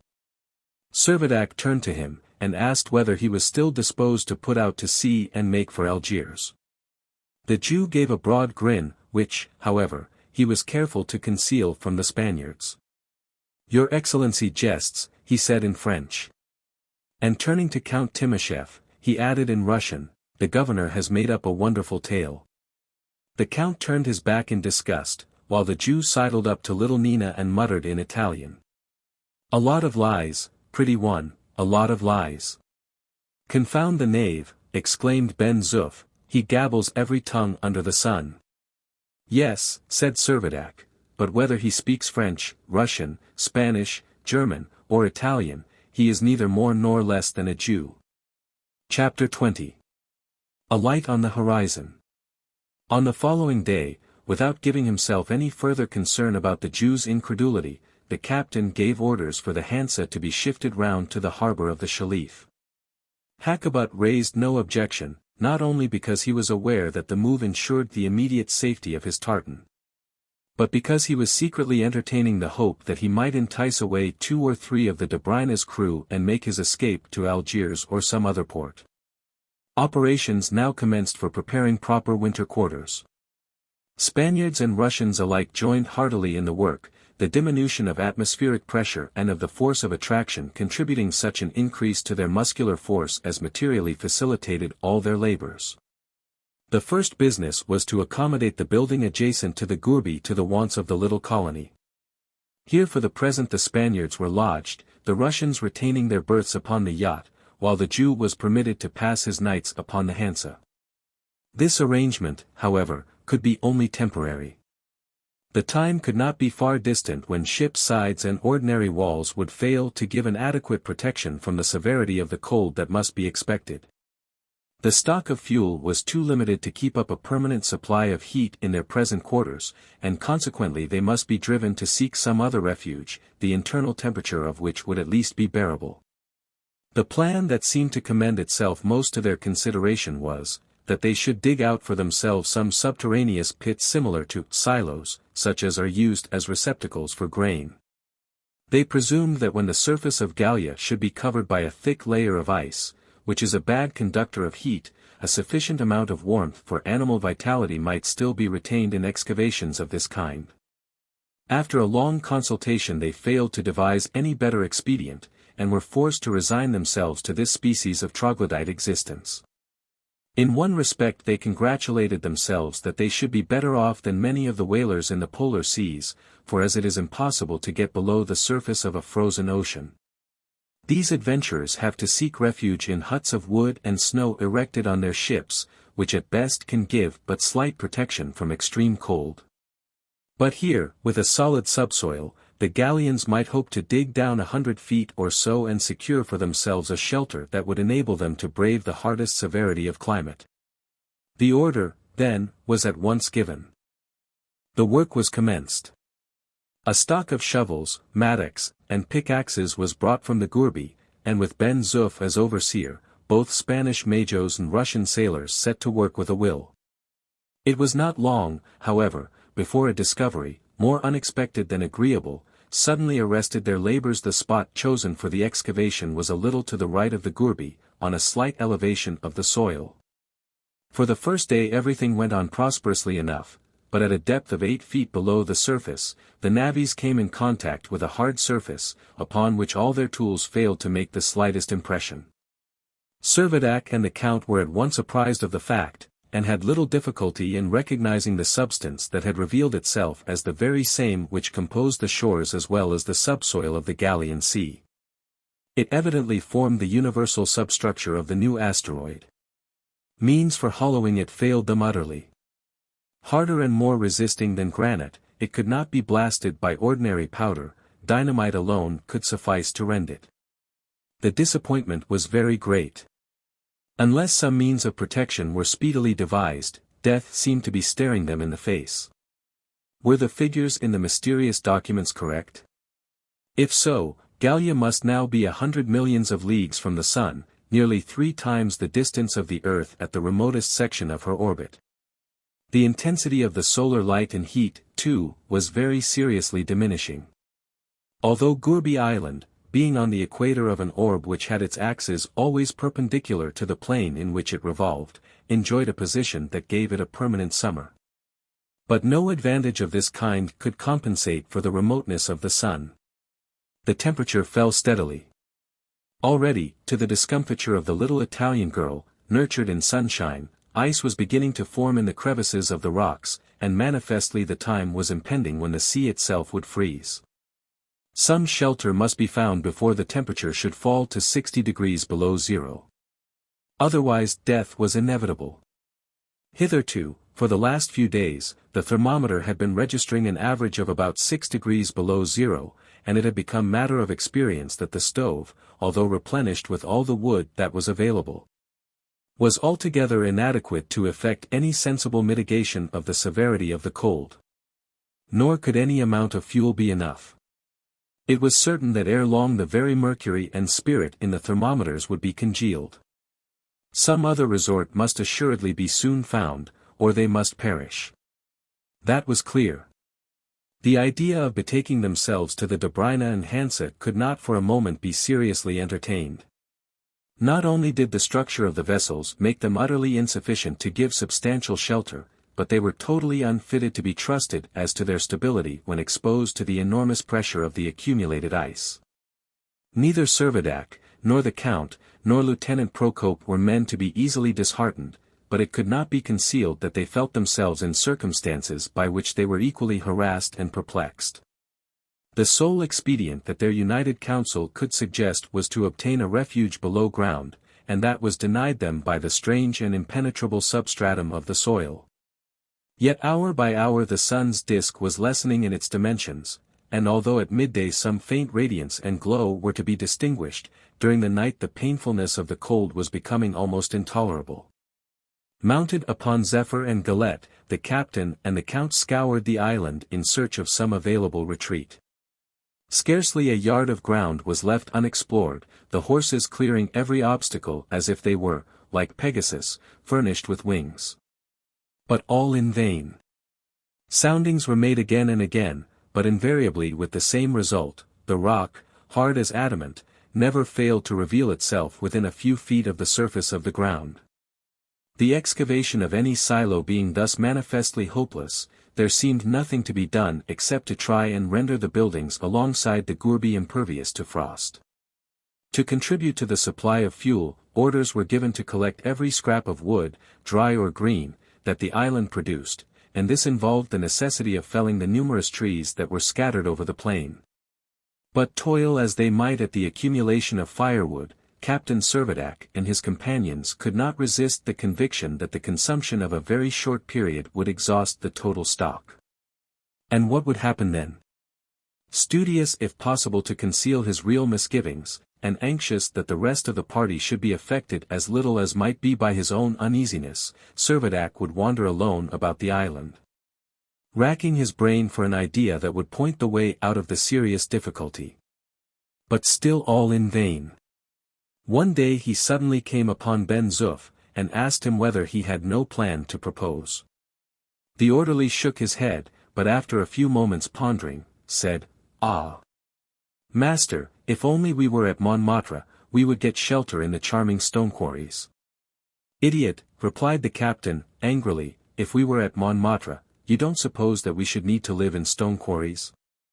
But the means of preservation which human ingenuity had failed to secure were at hand from the felicitous provision of nature herself. It was on the 10th of March that the captain and Lieutenant Procope started off once more to investigate the northwest corner of the island. On their way their conversation naturally was engrossed by the subject of the dire necessities which only too manifestly were awaiting them. A discussion more than usually animated arose between them, for the two men were not altogether of the same mind as to the measures that ought to be adopted in order to open the fairest chance of avoiding a fatal climax to their exposure. The captain persisted that an entirely new abode must be sought, while the lieutenant was equally bent upon devising a method of some sort by which their present quarters might be rendered sufficiently warm. All at once, in the very heat of his argument, Procope paused, he passed his hand across his eyes, as if to dispel a mist, and stood, with a fixed gaze centered on a point towards the south. "What is that?" he said, with a kind of hesitation. "No, I am not mistaken," he added, "it is a light on the horizon." "A light," exclaimed Servadac, "show me where." "Look there," answered the lieutenant, and he kept pointing steadily in its direction, until Servadac also distinctly saw the bright speck in the distance. It increased in clearness in the gathering shades of evening. "Can it be a ship?" asked the captain. "If so, it must be in flames, otherwise we should not be able to see it so far off," replied Procope. "It does not move," said Servadac, "and unless I am greatly deceived, I can hear a kind of reverberation in the air." For some seconds the two men stood straining eyes and ears in rapt attention. Suddenly an idea struck Servadac's mind.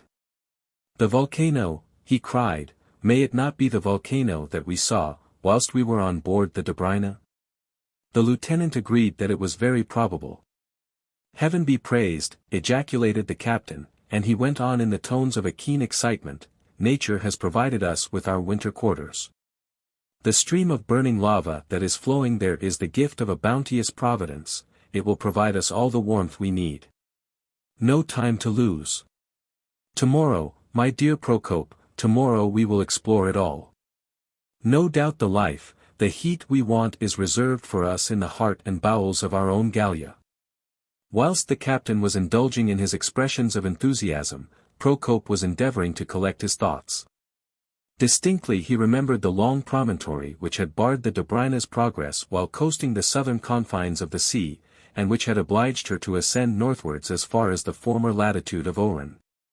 He remembered also that at the extremity of the promontory there was a rocky headland crowned with smoke.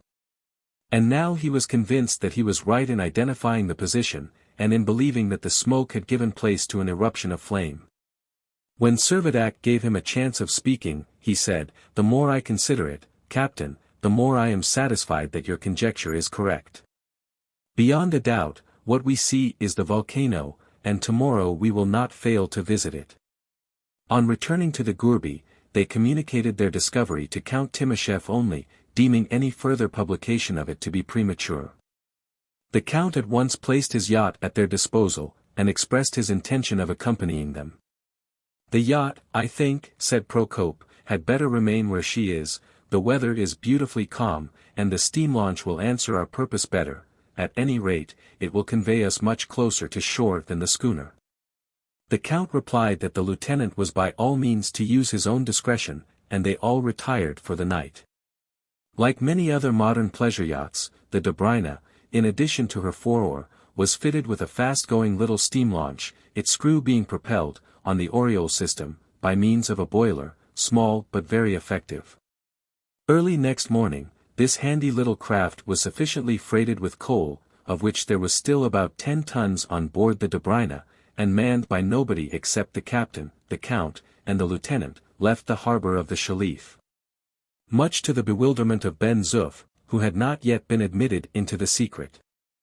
The orderly, however, consoled himself with the reflection that he had been temporarily invested with the full powers of Governor-General, an office of which he was not a little proud. The 18 miles between the island and the headland were made in something less than 3 hours.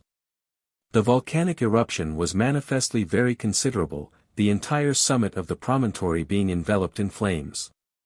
To produce so large a combustion, either the oxygen of Gallia's atmosphere had been brought into contact with the explosive gases contained beneath her soil, or perhaps, still more probable, the volcano, like those in the moon, was fed by an internal supply of oxygen of her own. It took more than half an hour to settle on a suitable landing place. At length, a small semicircular creek was discovered among the rocks, which appeared advantageous, because, if circumstances should so require, it would form a safe anchorage for both the Dobryna and the Hansa. The launch securely moored, the passengers landed on the side of the promontory opposite to that on which a torrent of burning lava was descending to the sea. With much satisfaction they experienced, as they approached the mountain, a sensible difference in the temperature, and their spirits could not do otherwise than rise at the prospect of having their hopes confirmed. That a deliverance from the threatened calamity had so opportunely been found. On they went, up the steep acclivity, scrambling over its rugged projections, scaling the irregularities of its gigantic strata, bounding from point to point with the agility of chamois, but never alighting on anything except on the accumulation of the same hexagonal prisms with which they had now become so familiar. Their exertions were happily rewarded. Behind a huge pyramidal rock they found a hole in the mountainside, like the mouth of a great tunnel. Climbing up to this orifice, which was more than 60 feet above the level of the sea, they ascertained that it opened into a long dark gallery. They entered and groped their way cautiously along the sides. A continuous rumbling, that increased as they advanced, made them aware that they must be approaching the central funnel of the volcano. Their only fear was lest some insuperable wall of rock should suddenly bar their further progress. Servadac was some distance ahead. "Come on," he cried cheerily, his voice ringing through the darkness, "come on. Our fire is lighted. No stint of fuel. Nature provides that.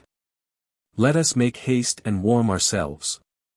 Inspired by his confidence, the Count and the lieutenant advanced bravely along the unseen and winding path. The temperature was now at least 15 degrees above zero, and the walls of the gallery were beginning to feel quite warm to the touch, an indication, not to be overlooked, that the substance of which the rock was composed was metallic in its nature, and capable of conducting heat. "Follow me," shouted Servadac again, "we shall soon find a regular stove." Onwards they made their way, until at last a sharp turn brought them into a sudden flood of light. The tunnel had opened into a vast cavern, and the gloom was exchanged for an illumination that was perfectly dazzling. Although the temperature was high, it was not in any way intolerable. One glance was sufficient to satisfy the explorers that the grateful light and heat of this huge excavation were to be attributed to a torrent of lava that was rolling downwards to the sea, completely subtending the aperture of the cave. Not inaptly might the scene be compared to the celebrated Grotto of the Winds at the rear of the central fall of Niagara, only with the exception that here, instead of a curtain of rushing water, it was a curtain of roaring flame that hung before the cavern's mouth.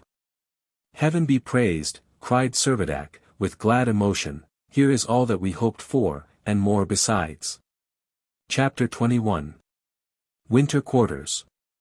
The habitation that had now revealed itself, well lighted and thoroughly warm, was indeed marvelous.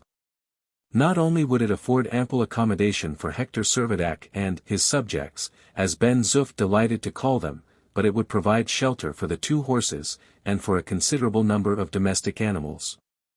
This enormous cavern was neither more or less than the common junction of nearly 20 tunnels, similar to that which had been traversed by the explorers, forming ramifications in the solid rock, and the pores, as it were, by which the internal heat exuded from the heart of the mountain.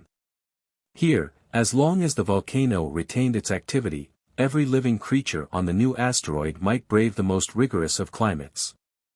And as Count Timascheff justly remarked, since it was the only burning mountain they had sighted, it was most probably the sole outlet for Gallia's subterranean fires, and consequently the eruption might continue unchanged for ages to come. But not a day, not an hour, was to be lost now. The steam launch returned to Gourbi Island, and preparations were forthwith taken in hand for conveying man and beast, corn and fodder, across to the volcanic headland. Loud and hearty were the acclamations of the little colony, especially of the Spaniards, and great was the relief of Nina, when Servadac announced to them the discovery of their future domicile. And with requickened energies they labored hard at packing, anxious to reach their genial winter quarters without delay. For 3 successive days the Dobryna, laden to her very gunwale, made a transit to and fro. Ben-Zuff was left upon the island to superintend the stowage of the freight, whilst Servadac found abundant occupation in overlooking its disposal within the recesses of the mountain.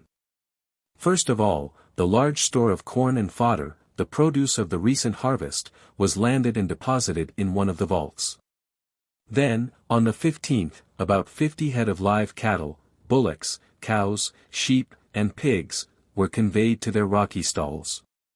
These were saved for the sake of preserving the several breeds, the bulk of the island cattle being slaughtered, as the extreme severity of the climate ensured all meat remaining fresh for almost an indefinite period. The winter which they were expecting would probably be of unprecedented length. It was quite likely that it would exceed the 6 months' duration by which many Arctic explorers have been tried. But the population of Gallia had no anxiety in the matter of provisions. Their stock was far more than adequate, while as for drink, as long as they were satisfied with pure water, a frozen sea would afford them an inexhaustible reservoir.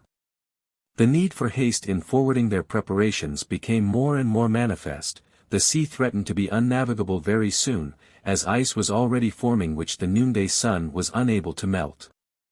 And if haste were necessary, so also were care, ingenuity, and forethought. It was indispensable that the space at their command should be properly utilized, and yet that the several portions of the store should all be readily accessible.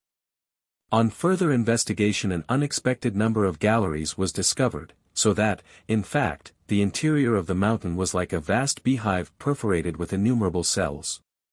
And in compliment to the little Italian it was unanimously voted by the colony that their new home should be called Nina's Hive.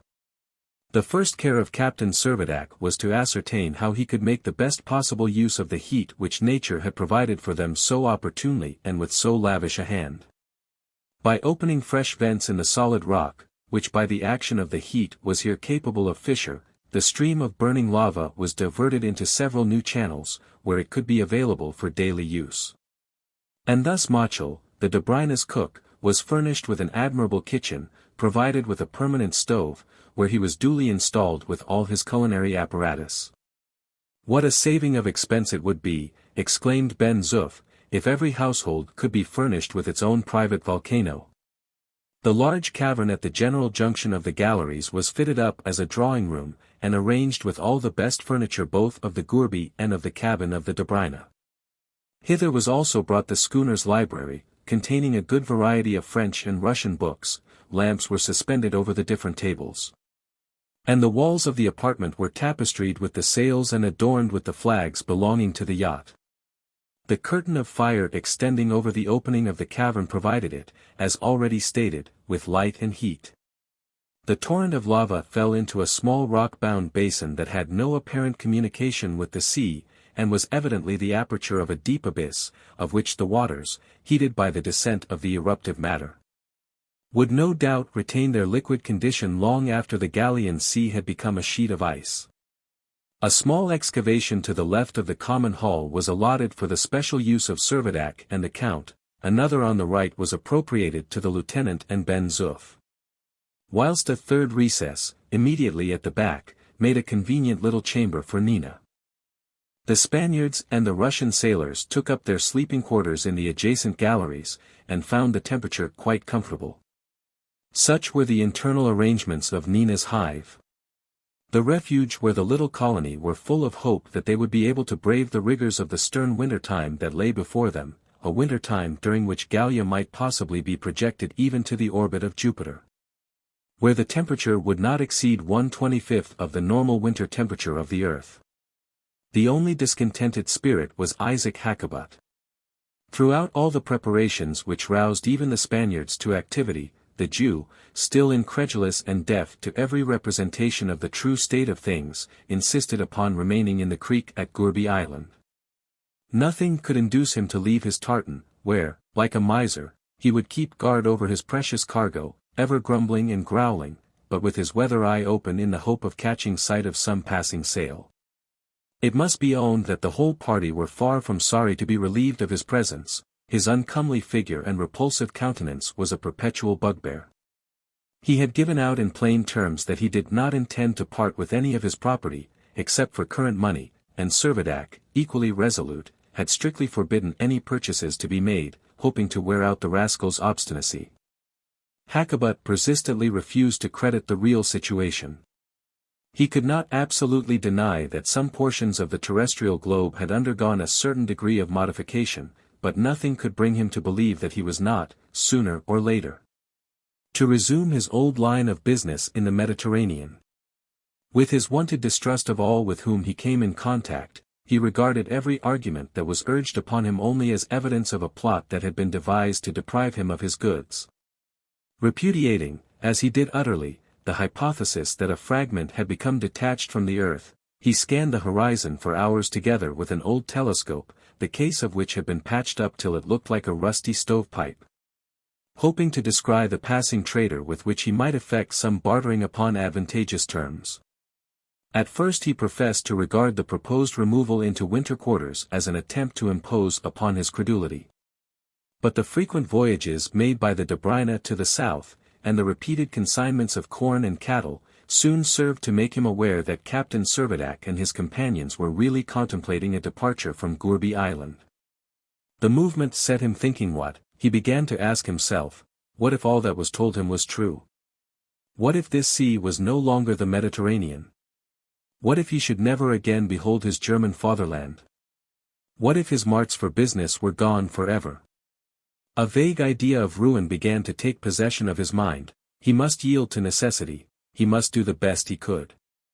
As the result of his cogitations, he occasionally left his tartan and made a visit to the shore. At length he endeavored to mingle with the busy group, who were hurrying on their preparations. But his advances were only met by jeers and scorn, and, ridiculed by all the rest, he was fain to turn his attention to Ben-Zuff, to whom he offered a few pinches of tobacco. "No, old Zebulon," said Ben-Zuff, steadily refusing the gift, "it is against orders to take anything from you. Keep your cargo to yourself, eat and drink it all if you can, we are not to touch it." Finding the subordinates incorruptible, Isaac determined to go to the fountain-head.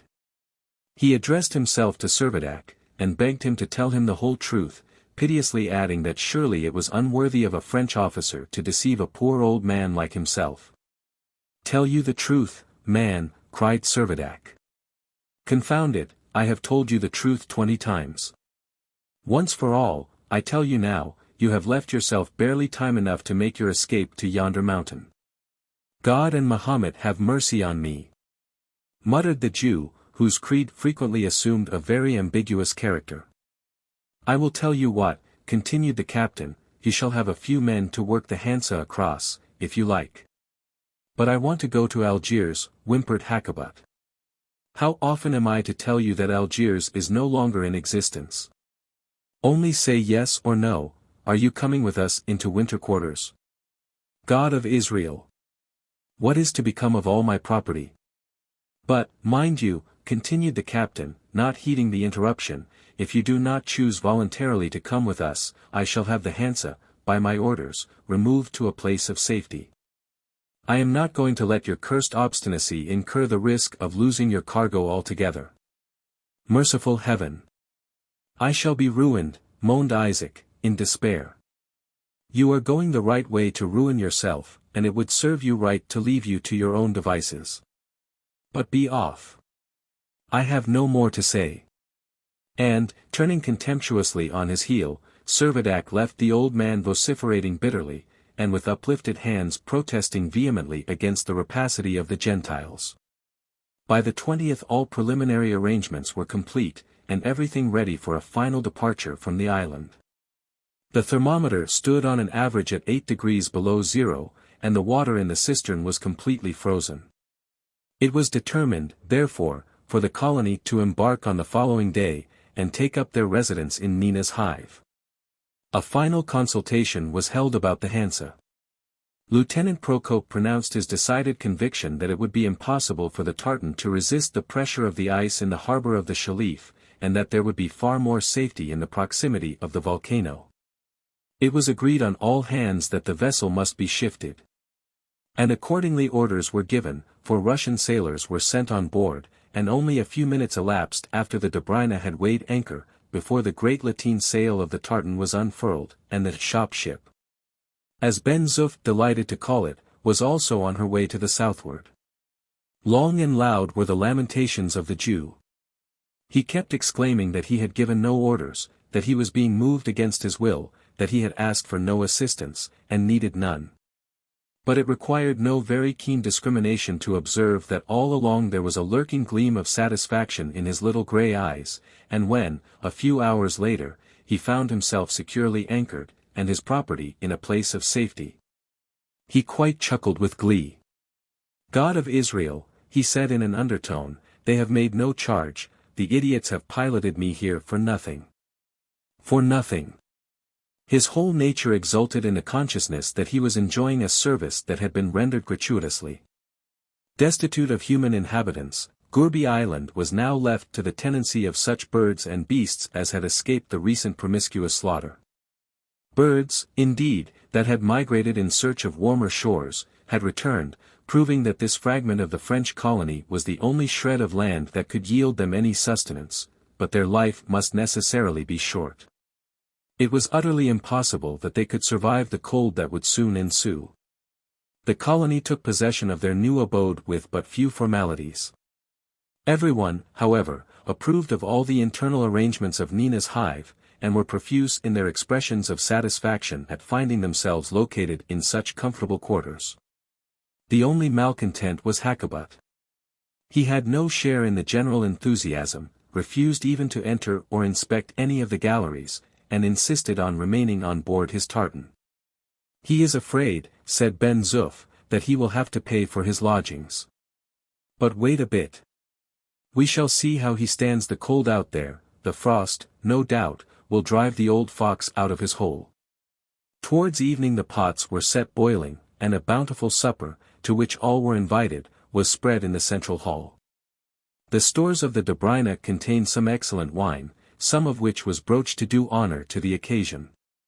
The health of the Governor-General was drunk, as well as the toast, success to his council, to which Ben-Zuff was called upon to return thanks. The entertainment passed off merrily. The Spaniards were in the best of spirits. One of them played the guitar, another the castanets, and the rest joined in a ringing chorus. Ben-Zuff contributed the famous Zo refrain, well known throughout the French army, but rarely performed in finer style than by this virtuoso. Misty goth dar tire lyre. Flick. Flock. Flack. Liret, lira. Far la rira. Tour tala rire. Tour la ribaude. Riccando. Sans repose, repit, repose, rispot, repet. Si vous attrapez mon refrain. Fameux vous eats. The concert was succeeded by a ball, unquestionably the first that had ever taken place in Gallia. The Russian sailors exhibited some of their national dances, which gained considerable applause, even although they followed upon the marvelous fandangos of the Spaniards. Ben-Zuff, in his turn, danced a pas seul, often performed in the Élysée Montmartre, with an elegance and vigor that earned many compliments from Negretti. It was 9 o'clock before the festivities came to an end, and by that time the company, heated by the high temperature of the hall, and by their own exertions, felt the want of a little fresh air. Accordingly the greater portion of the party, escorted by Ben-Zuff, made their way into one of the adjacent galleries that led to the shore. Servadac, with the count and lieutenant, did not follow immediately.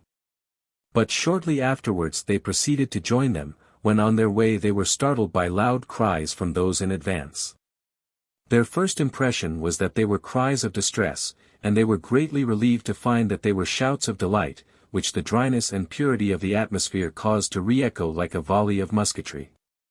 Reaching the mouth of the gallery, they found the entire group pointing with eager interest to the sky. "Well, Ben-Zuff," asked the captain, "what's the matter now?" "Oh, Your Excellency," ejaculated the orderly, "look there. Look there. The moon. The moon's come back."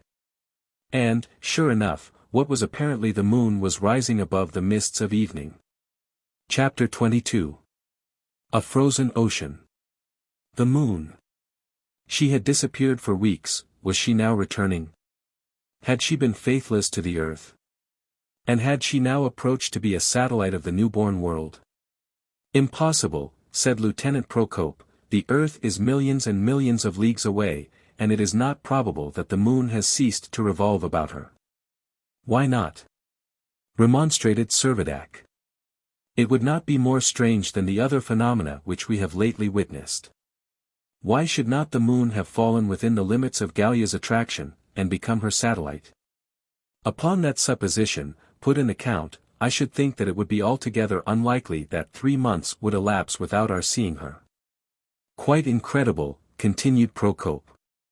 "And there is another thing which totally disproves the captain's hypothesis: the magnitude of Gallia is far too insignificant for her power of attraction to carry off the moon." "But," persisted Servadac, "why should not the same convulsion that tore us away from the earth have torn away the moon as well?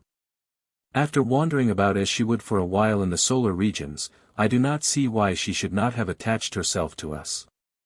The lieutenant repeated his conviction that it was not likely. "But why not?" again asked Servadac impetuously. "Because, I tell you, the mass of Gallia is so inferior to that of the moon, that Gallia would become the moon's satellite, the moon could not possibly become hers. Assuming, however," continued Servadac, "such to be the case." "I am afraid," said the lieutenant, interrupting him, "that I cannot assume anything of the sort even for a moment." Servadac smiled good-humoredly. "I confess you seem to have the best of the argument, and if Gallia had become a satellite of the moon, it would not have taken 3 months to catch sight of her." "I suppose you are right." While this discussion had been going on, the satellite, or whatever it might be, had been rising steadily above the horizon, and had reached a position favorable for observation. Telescopes were brought, and it was very soon ascertained, beyond a question, that the new luminary was not the well-known Phoebe of terrestrial nights. It had no feature in common with the moon. Although it was apparently much nearer to Gallia than the moon to the earth, its superficies was hardly 1/10 as large, and so feebly did it reflect the light of the remote sun, that it scarcely emitted radiance enough to extinguish the dim luster of stars of the 8th magnitude. Like the sun, it had risen in the west, and was now at its full. To mistake its identity with the moon was absolutely impossible. Not even Servadac could discover a trace of the seas, chasms, craters, and mountains which have been so minutely delineated in lunar charts. And it could not be denied that any transient hope that had been excited as to their once again being about to enjoy the peaceful smiles of the Queen of Night, must all be resigned. Count Timascheff finally suggested, though somewhat doubtfully, the question of the probability that Gallia, in her course across the zone of the minor planets, had carried off one of them. But whether it was one of the 169 asteroids already included in the astronomical catalogues, or one previously unknown, he did not presume to determine. The idea to a certain extent was plausible, inasmuch as it has been ascertained that several of the telescopic planets are of such small dimensions that a good walker might make a circuit of them in 24 hours. Consequently Gallia, being of superior volume, might be supposed capable of exercising a power of attraction upon any of these miniature microcosms. The first night in Nina's hive passed without special incident. And next morning a regular scheme of life was definitely laid down. My Lord Governor, as Ben-Zuff until he was peremptorily forbidden delighted to call Servadac, had a wholesome dread of idleness and its consequences, and insisted upon each member of the party undertaking some special duty to fulfill. There was plenty to do. The domestic animals required a great deal of attention, a supply of food had to be secured and preserved, fishing had to be carried on while the condition of the sea would allow it. And in several places the galleries had to be further excavated to render them more available for use. Occupation, then, need never be wanting, and the daily round of labor could go on in orderly routine. A perfect concord ruled the little colony. The Russians and Spaniards amalgamated well, and both did their best to pick up various scraps of French, which was considered the official language of the place. Servadac himself undertook the tuition of Pablo and Nina, Ben-Zuff being their companion in play hours, when he entertained them with enchanting stories in the best Parisian French, about a lovely city at the foot of a mountain, where he always promised one day to take them. The end of March came, but the cold was not intense to such a degree as to confine any of the party to the interior of their resort.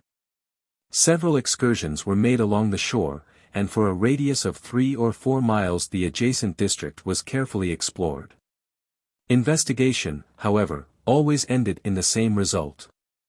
Turn their course in whatever direction they would, they found that the country retained everywhere its desert character, rocky, barren, and without a trace of vegetation. Here and there a slight layer of snow, or a thin coating of ice arising from atmospheric condensation indicated the existence of superficial moisture, but it would require a period indefinitely long, exceeding human reckoning. Before that moisture could collect into a stream and roll downwards over the stony strata to the sea. It seemed at present out of their power to determine whether the land upon which they were so happily settled was an island or a continent. Until the cold was abated they feared to undertake any lengthened expedition to ascertain the actual extent of the strange concrete of metallic crystallization. By ascending one day to the summit of the volcano, Captain Servadac and the Count succeeded in getting a general idea of the aspect of the country.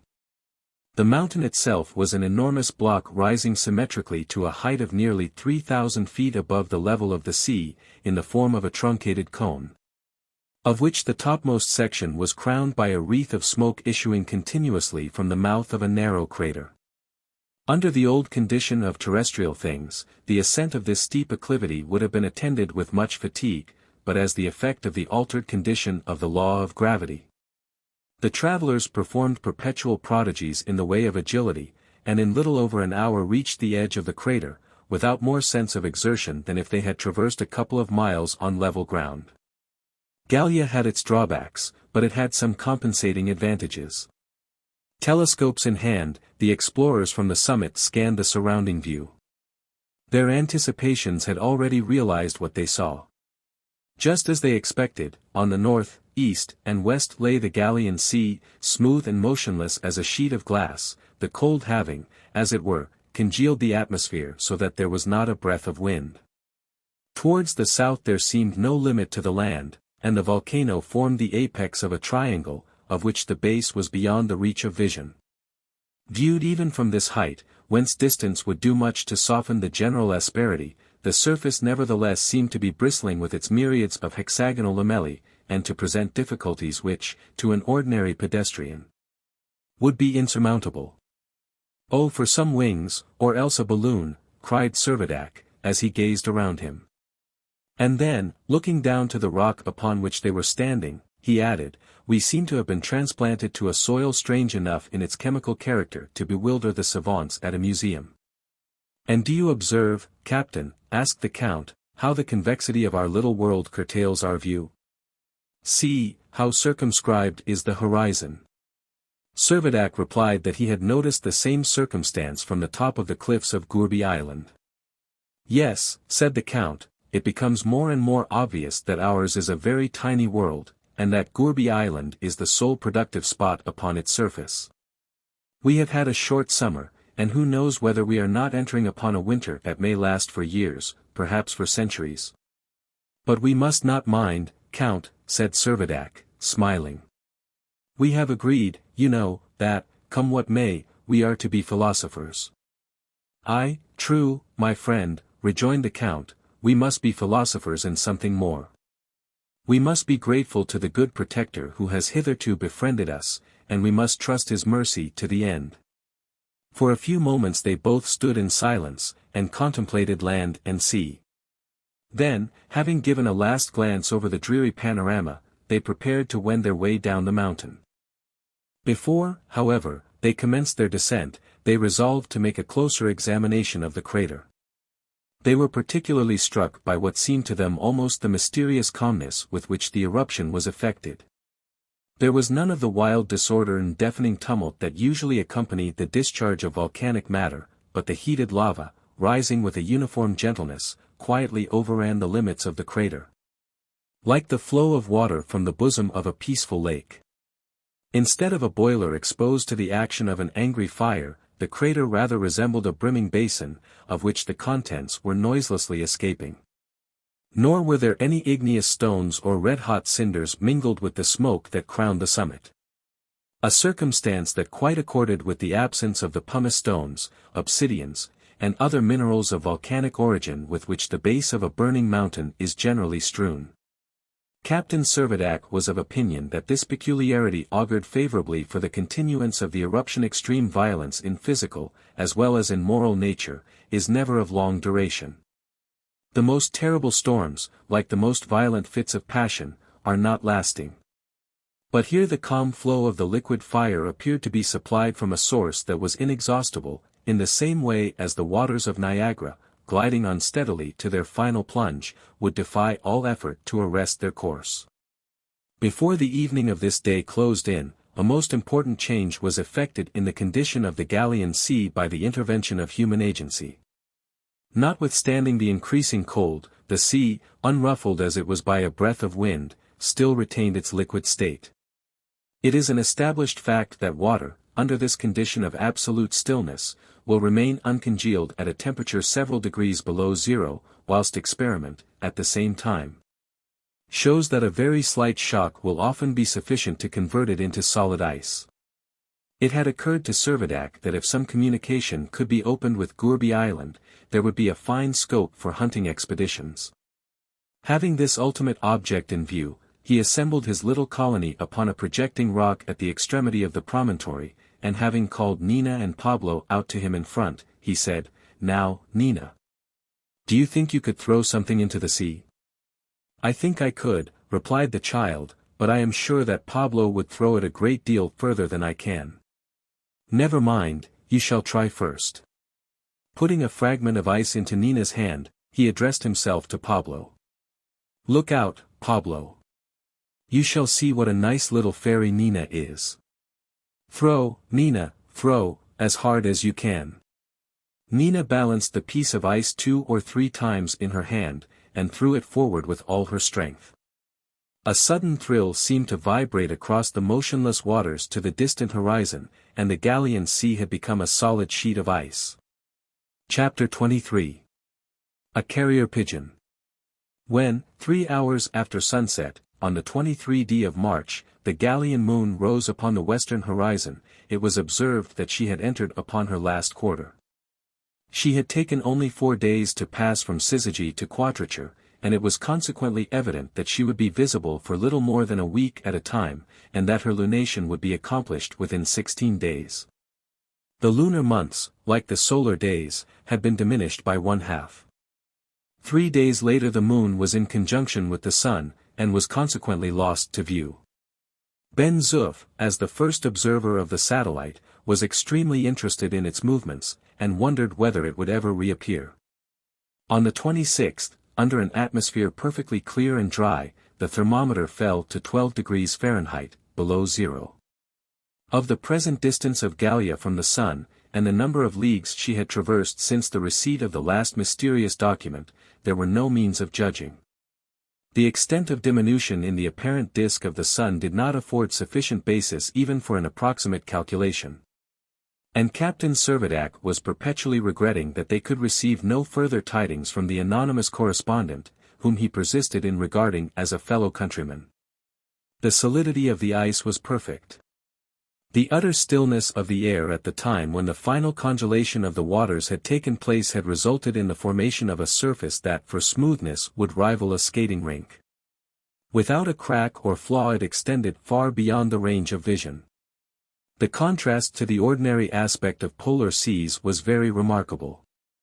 There, the ice fields are an agglomeration of hummocks and icebergs, massed in wild confusion, often towering higher than the masts of the largest whalers, and from the instability of their foundations liable to an instantaneous loss of equilibrium. A breath of wind, a slight modification of the temperature, not unfrequently serving to bring about a series of changes outrivaling the most elaborate transformation scenes of a pantomime. Here, on the contrary, the vast white plain was level as the desert of Sahara or the Russian steppes.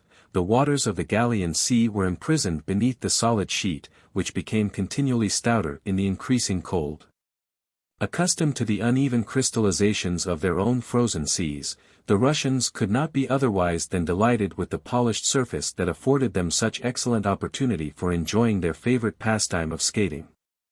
A supply of skates, found hidden away amongst the Dobrina's stores, was speedily brought into use. The Russians undertook the instruction of the Spaniards, and at the end of a few days, during which the temperature was only endurable through the absence of wind, there was not a Gallian who could not skate tolerably well. While many of them could describe figures involving the most complicated curves. Nina and Pablo earned loud applause by their rapid proficiency. Captain Servadac, an adept in athletics, almost outvied his instructor, the Count. And Ben-Zuff, who had upon some rare occasions skated upon the lake of Montmartre, in his eyes, of course, a sea, performed prodigies in the art. This exercise was not only healthful in itself, but it was acknowledged that, in case of necessity, it might become a very useful means of locomotion. As Captain Servadac remarked, it was almost a substitute for railways, and as if to illustrate this proposition, Lieutenant Procope, perhaps the greatest expert in the party, accomplished the 20 miles to Gourbi Island and back in considerably less than 4 hours. The temperature, meanwhile, continued to decrease, and the average reading of the thermometer was about 16 degrees Fahrenheit, below zero. The light also diminished in proportion, and all objects appeared to be enveloped in a half-defined shadow, as though the sun were undergoing a perpetual eclipse.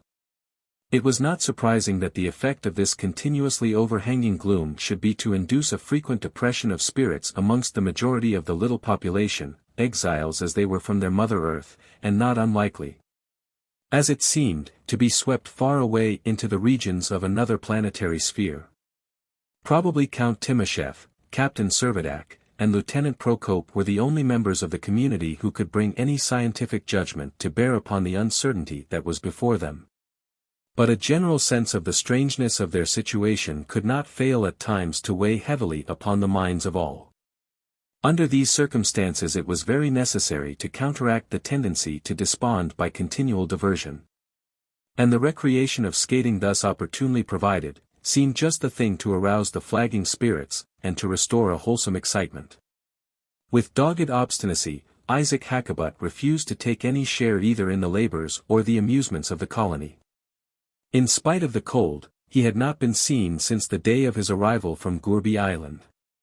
Captain Servadac had strictly forbidden any communication with him, and the smoke that rose from the cabin chimney of the Hansa was the sole indication of the proprietor being still on board. There was nothing to prevent him, if he chose, from partaking gratuitously of the volcanic light and heat which were being enjoyed by all besides. But rather than abandon his close and personal oversight of his precious cargo, he preferred to sacrifice his own slender stock of fuel. Both the schooner and the tartan had been carefully moored in the way that seemed to promise best for withstanding the rigor of the winter. after seeing the vessels made secure in the frozen creek.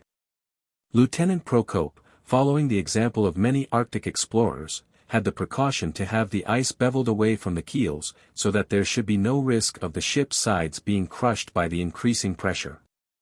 He hoped that they would follow any rise in the level of the ice field, and when the thaw should come, that they would easily regain their proper waterline. On his last visit to Gourbi Island, the lieutenant had ascertained that north, east, and west, far as the eye could reach, the Gallian Sea had become one uniform sheet of ice. One spot alone refused to freeze. This was the pool immediately below the central cavern, the receptacle for the stream of burning lava. It was entirely enclosed by rocks, and if ever a few icicles were formed there by the action of the cold, they were very soon melted by the fiery shower. Hissing and spluttering as the hot lava came in contact with it, the water was in a continual state of ebullition, and the fish that abounded in its depths defied the angler's craft. They were, as Ben-Zuff remarked, too much boiled to bite. At the beginning of April the weather changed. The sky became overcast, but there was no rise in the temperature. Unlike the polar winters of the Earth, which ordinarily are affected by atmospheric influence, and liable to slight intermissions of their severity at various shiftings of the wind, Gallia's winter was caused by her immense distance from the source of all light and heat. And the cold was consequently destined to go on steadily increasing until it reached the limit ascertained by Fourier to be the normal temperature of the realms of space. With the overclouding of the heavens there arose a violent tempest, but although the wind raged with an almost inconceivable fury, it was unaccompanied by either snow or rain. Its effect upon the burning curtain that covered the aperture of the central hall was very remarkable. So far from there being any likelihood of the fire being extinguished by the vehemence of the current of air, the hurricane seemed rather to act as a ventilator, which fanned the flame into greater activity. And the utmost care was necessary to avoid being burnt by the fragments of lava that were drifted into the interior of the grotto. More than once the curtain itself was ripped entirely asunder, but only to close up again immediately after allowing a momentary draught of cold air to penetrate the hall in a way that was refreshing and rather advantageous than otherwise. On the 4th of April, after an absence of about 4 days, the new satellite, to Ben-Zuff's great satisfaction, made its reappearance in a crescent form. A circumstance that seemed to justify the anticipation that henceforward it would continue to make a periodic revolution every fortnight. The crust of ice and snow was far too stout for the beaks of the strongest birds to penetrate, and accordingly large swarms had left the island, and, following the human population, had taken refuge on the volcanic promontory. Not that there the barren shore had anything in the way of nourishment to offer them, but their instinct impelled them to haunt now the very habitations which formerly they would have shunned. Scraps of food were thrown to them from the galleries. These were speedily devoured, but were altogether inadequate in quantity to meet the demand. At length, emboldened by hunger, several hundred birds ventured through the tunnel, and took up their quarters actually in Nina's hive. Congregating in the large hall, the half-famished creatures did not hesitate to snatch bread, meat, or food of any description from the hands of the residents as they sat at table. And soon became such an intolerable nuisance that it formed one of the daily diversions to hunt them down. But although they were vigorously attacked by stones and sticks, and even occasionally by shot, it was with some difficulty that their number could be sensibly reduced. By a systematic course of warfare the bulk of the birds were all expelled, with the exception of about 100, which began to build in the crevices of the rocks. These were left in quiet possession of their quarters, as not only was it deemed advisable to perpetuate the various breeds, but it was found that these birds acted as a kind of police, never failing either to chase away or to kill any others of their species who infringed upon what they appeared to regard as their own special privilege in intruding within the limits of their domain. On the 15th loud cries were suddenly heard issuing from the mouth of the principal gallery. "Help, help! I shall be killed!" Pablo in a moment recognized the voice as Nina's. Outrunning even Ben-Zuff he hurried to the assistance of his little playmate, and discovered that she was being attacked by half a dozen great seagulls. And only after receiving some severe blows from their beaks could he succeed by means of a stout cudgel in driving them away. "Tell me, Nina, what is this?" he asked as soon as the tumult had subsided. The child pointed to a bird which she was caressing tenderly in her bosom. "A pigeon," exclaimed Ben-Zuff, who had reached the scene of commotion, adding, "A carrier pigeon. And by all the saints of Montmartre, there is a little bag attached to its neck." He took the bird, and rushing into the hall placed it in Servadac's hands. "Another message, no doubt," cried the captain, "from our unknown friend. Let us hope that this time he has given us his name and address." All crowded round, eager to hear the news.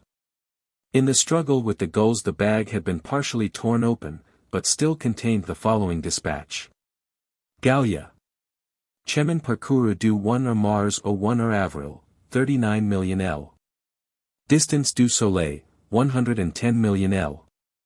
Cap Nerina en passant. Vivres vont manquer et. The rest of the document had been so damaged by the beaks of the gulls that it was illegible. Servadac was wild with vexation. He felt more and more convinced that the writer was a Frenchman, and that the last line indicated that he was in distress from scarcity of food. The very thought of a fellow countryman in peril of starvation drove him well nigh to distraction. And it was in vain that search was made everywhere near the scene of conflict in hopes of finding the missing scrap that might bear a signature or address.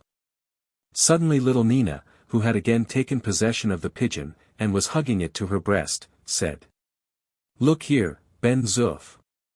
And as she spoke she pointed to the left wing of the bird. The wing bore the faint impress of a postage stamp, and the one word, Formentra. Chapter 24. A Sledge Ride. Formentra was at once recognized by Servadac and the Count as the name of one of the smallest of the Balearic Islands.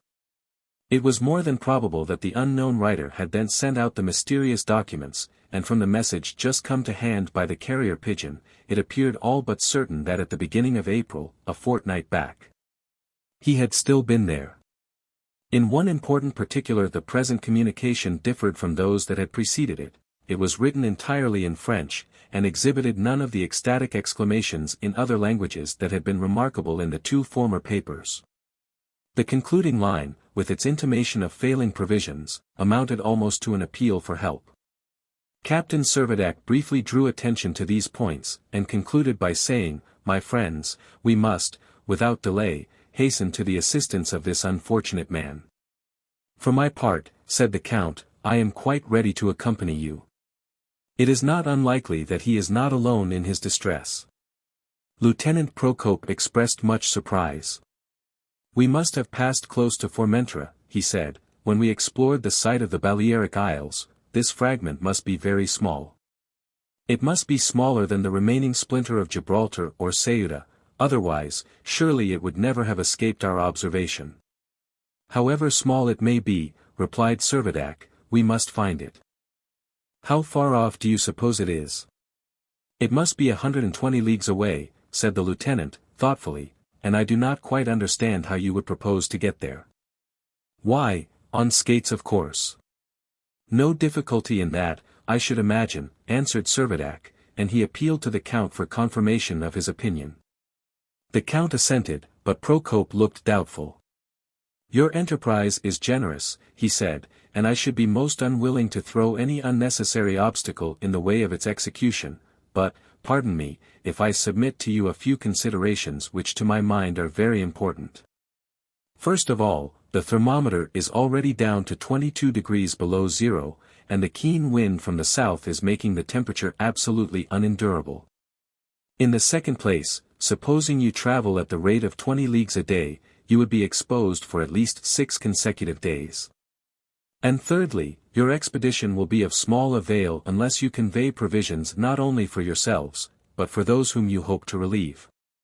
"We can carry our own provisions on our backs in knapsacks," interposed Servadac, quickly, unwilling to recognize any difficulty in the way. "Granted that you can," answered the lieutenant, quietly. "But where, on this level ice field, will you find shelter in your periods of rest? You must perish with cold, You will not have the chance of digging out ice huts like the Eskimo. As to rest, said Servadac, we shall take none. We shall keep on our way continuously, by traveling day and night without intermission. We shall not be more than 3 days in reaching Formentera. Believe me, persisted the lieutenant, calmly, your enthusiasm is carrying you too far. The feat you propose is impossible. But even conceding the possibility of your success in reaching your destination, what service do you imagine that you, half-starved and half-frozen yourself, could render to those who are already perishing by want and exposure? You would only bring them away to die. The obvious and dispassionate reasoning of the lieutenant could not fail to impress the minds of those who listened to him. The impracticability of the journey became more and more apparent. Unprotected on that drear expanse, any traveler must assuredly succumb to the snowdrifts that were continually being whirled across it. But Hector Servadac, animated by the generous desire of rescuing a suffering fellow creature, could scarcely be brought within the bounds of common sense. Against his better judgment he was still bent upon the expedition, and Ben-Zuff declared himself ready to accompany his master in the event of Count Timascheff hesitating to encounter the peril which the undertaking involved. But the Count entirely repudiated all idea of shrinking from what, quite as much as the captain, he regarded as a sacred duty, and turning to Lieutenant Procope, told him that unless some better plan could be devised, he was prepared to start off at once and make the attempt to skate across to Formentera. The lieutenant, who was lost in thought, made no immediate reply. I wish we had a sledge, said Ben-Zuff. I dare say that a sledge of some sort could be contrived, said the Count, but then we should have no dogs or reindeers to draw it. Why not rough-shoe the 2 horses? They would never be able to endure the cold, objected the Count. Never mind, said Servadac, let us get our sledge and put them to the test. Something must be done. I think, said Lieutenant Procope, breaking his thoughtful silence, that I can tell you of a sledge already provided for your hand, and I can suggest a motive power surer and swifter than horses. What do you mean? Was the eager inquiry. I mean the Dobryna's yawl, answered the lieutenant, and I have no doubt that the wind would carry her rapidly along the ice. The idea seemed admirable. Lieutenant Procope was well aware to what marvelous perfection the Americans had brought their sail sledges, and had heard how in the vast prairies of the United States they had been known to outvie the speed of an express train, occasionally attaining a rate of more than 100 miles an hour. The wind was still blowing hard from the south, and assuming that the yawl could be propelled with a velocity of about 15 or at least 12 leagues an hour, he reckoned that it was quite possible to reach Formentera within 12 hours. That is to say, in a single day between the intervals of sunrise and sunrise. The yawl was about 12 feet long, and capable of holding 5 or 6 people. The addition of a couple of iron runners would be all that was requisite to convert it into an excellent sledge, which, if a sail were hoisted, might be deemed certain to make a rapid progress over the smooth surface of the ice. For the protection of the passengers it was proposed to erect a kind of wooden roof lined with strong cloth. Beneath this could be packed a supply of provisions, some warm furs, some cordials, and a portable stove to be heated by spirits of wine. For the outward journey the wind was as favorable as could be desired, but it was to be apprehended that, unless the direction of the wind should change, the return would be a matter of some difficulty. A system of tacking might be carried out to a certain degree, but it was not likely that the yawl would answer her helm in any way corresponding to what would occur in the open sea. Captain Servadac, however, would not listen to any representation of probable difficulties. The future, he said, must provide for itself. The engineer and several of the sailors set vigorously to work, and before the close of the day the yawl was furnished with a pair of stout iron runners, curved upwards in front, and fitted with a metal scull designed to assist in maintaining the directness of her course. The roof was put on, and beneath it were stored the provisions, the wraps, and the cooking utensils. A strong desire was expressed by Lieutenant Procope that he should be allowed to accompany Captain Servadac instead of Count Timascheff. It was unadvisable for all 3 of them to go, as, in case of there being several persons to be rescued, the space at their command would be quite inadequate. The lieutenant urged that he was the most experienced seaman, and as such was best qualified to take command of the sledge and the management of the sails. And as it was not to be expected that Servadac would resign his intention of going in person to relieve his fellow countrymen, Procope submitted his own wishes to the Count. The Count was himself very anxious to have his share in the philanthropic enterprise, and demurred considerably to the proposal. He yielded, however, after a time, to Servadac's representations that in the event of the expedition proving disastrous, the little colony would need his services alike as governor and protector. And overcoming his reluctance to be left out of the perilous adventure, was prevailed upon to remain behind for the general good of the community at Nina's Hive. At sunrise on the following morning, the 16th of April, Captain Servadac and the lieutenant took their places in the yawl. The thermometer was more than 20 degrees below zero, and it was with deep emotion that their companions beheld them thus embarking upon the vast white plain. Ben-Zuff's heart was too full for words. Count Timascheff could not forbear pressing his two brave friends to his bosom. The Spaniards and the Russian sailors crowded round for a farewell shake of the hand, and little Nina, her great eyes flooded with tears, held up her face for a parting kiss. The sad scene was not permitted to be long. The sail was quickly hoisted, and the sledge, just as if it had expanded a huge white wing, was in a little while carried far away beyond the horizon. Light and unimpeded, the yawl scudded on with incredible speed. 2 sails, a brigantine and a jib, were arranged to catch the wind to the greatest advantage, and the travelers estimated that their progress would be little under the rate of 12 leagues an hour. The motion of their novel vehicle was singularly gentle, the oscillation being less than that of an ordinary railway carriage, while the diminished force of gravity contributed to the swiftness. Except that the clouds of ice dust raised by the metal runners were an evidence that they had not actually left the level surface of the ice. The captain and lieutenant might again and again have imagined that they were being conveyed through the air in a balloon. Lieutenant Procope, with his head all muffled up for fear of frostbite, took an occasional peep through an aperture that had been intentionally left in the roof, and by the help of a compass, maintained a proper and straight course for Formentera. Nothing could be more dejected than the aspect of that frozen sea, not a single living creature relieved the solitude. Both the travelers, Procope from a scientific point of view, Servadac from an aesthetic, were alike impressed by the solemnity of the scene. And where the lengthened shadow of the sail cast upon the ice by the oblique rays of the setting sun had disappeared, and day had given place to night, the two men, drawn together as by an involuntary impulse, mutually held each other's hands in silence. There had been a new moon on the previous evening, but, in the absence of moonlight, the constellations shone with remarkable brilliancy. The new pole star close upon the horizon was resplendent, and even had Lieutenant Procope been destitute of a compass, he would have had no difficulty in holding his course by the guidance of that alone. However great was the distance that separated Gallia from the sun, it was after all manifestly insignificant in comparison with the remoteness of the nearest of the fixed stars. Observing that Servadac was completely absorbed in his own thoughts, Lieutenant Procope had leisure to contemplate some of the present perplexing problems, and to ponder over the true astronomical position. The last of the 3 mysterious documents had represented that Gallia, in conformity with Kepler's second law, had traveled along her orbit during the month of March 20 millions of leagues less than she had done in the previous month. Yet, in the same time, her distance from the sun had nevertheless been increased by 32 millions of leagues. She was now, therefore, in the center of the zone of telescopic planets that revolved between the orbits of Mars and Jupiter, and had captured for herself a satellite which, according to the document, was Nerina, one of the asteroids most recently identified.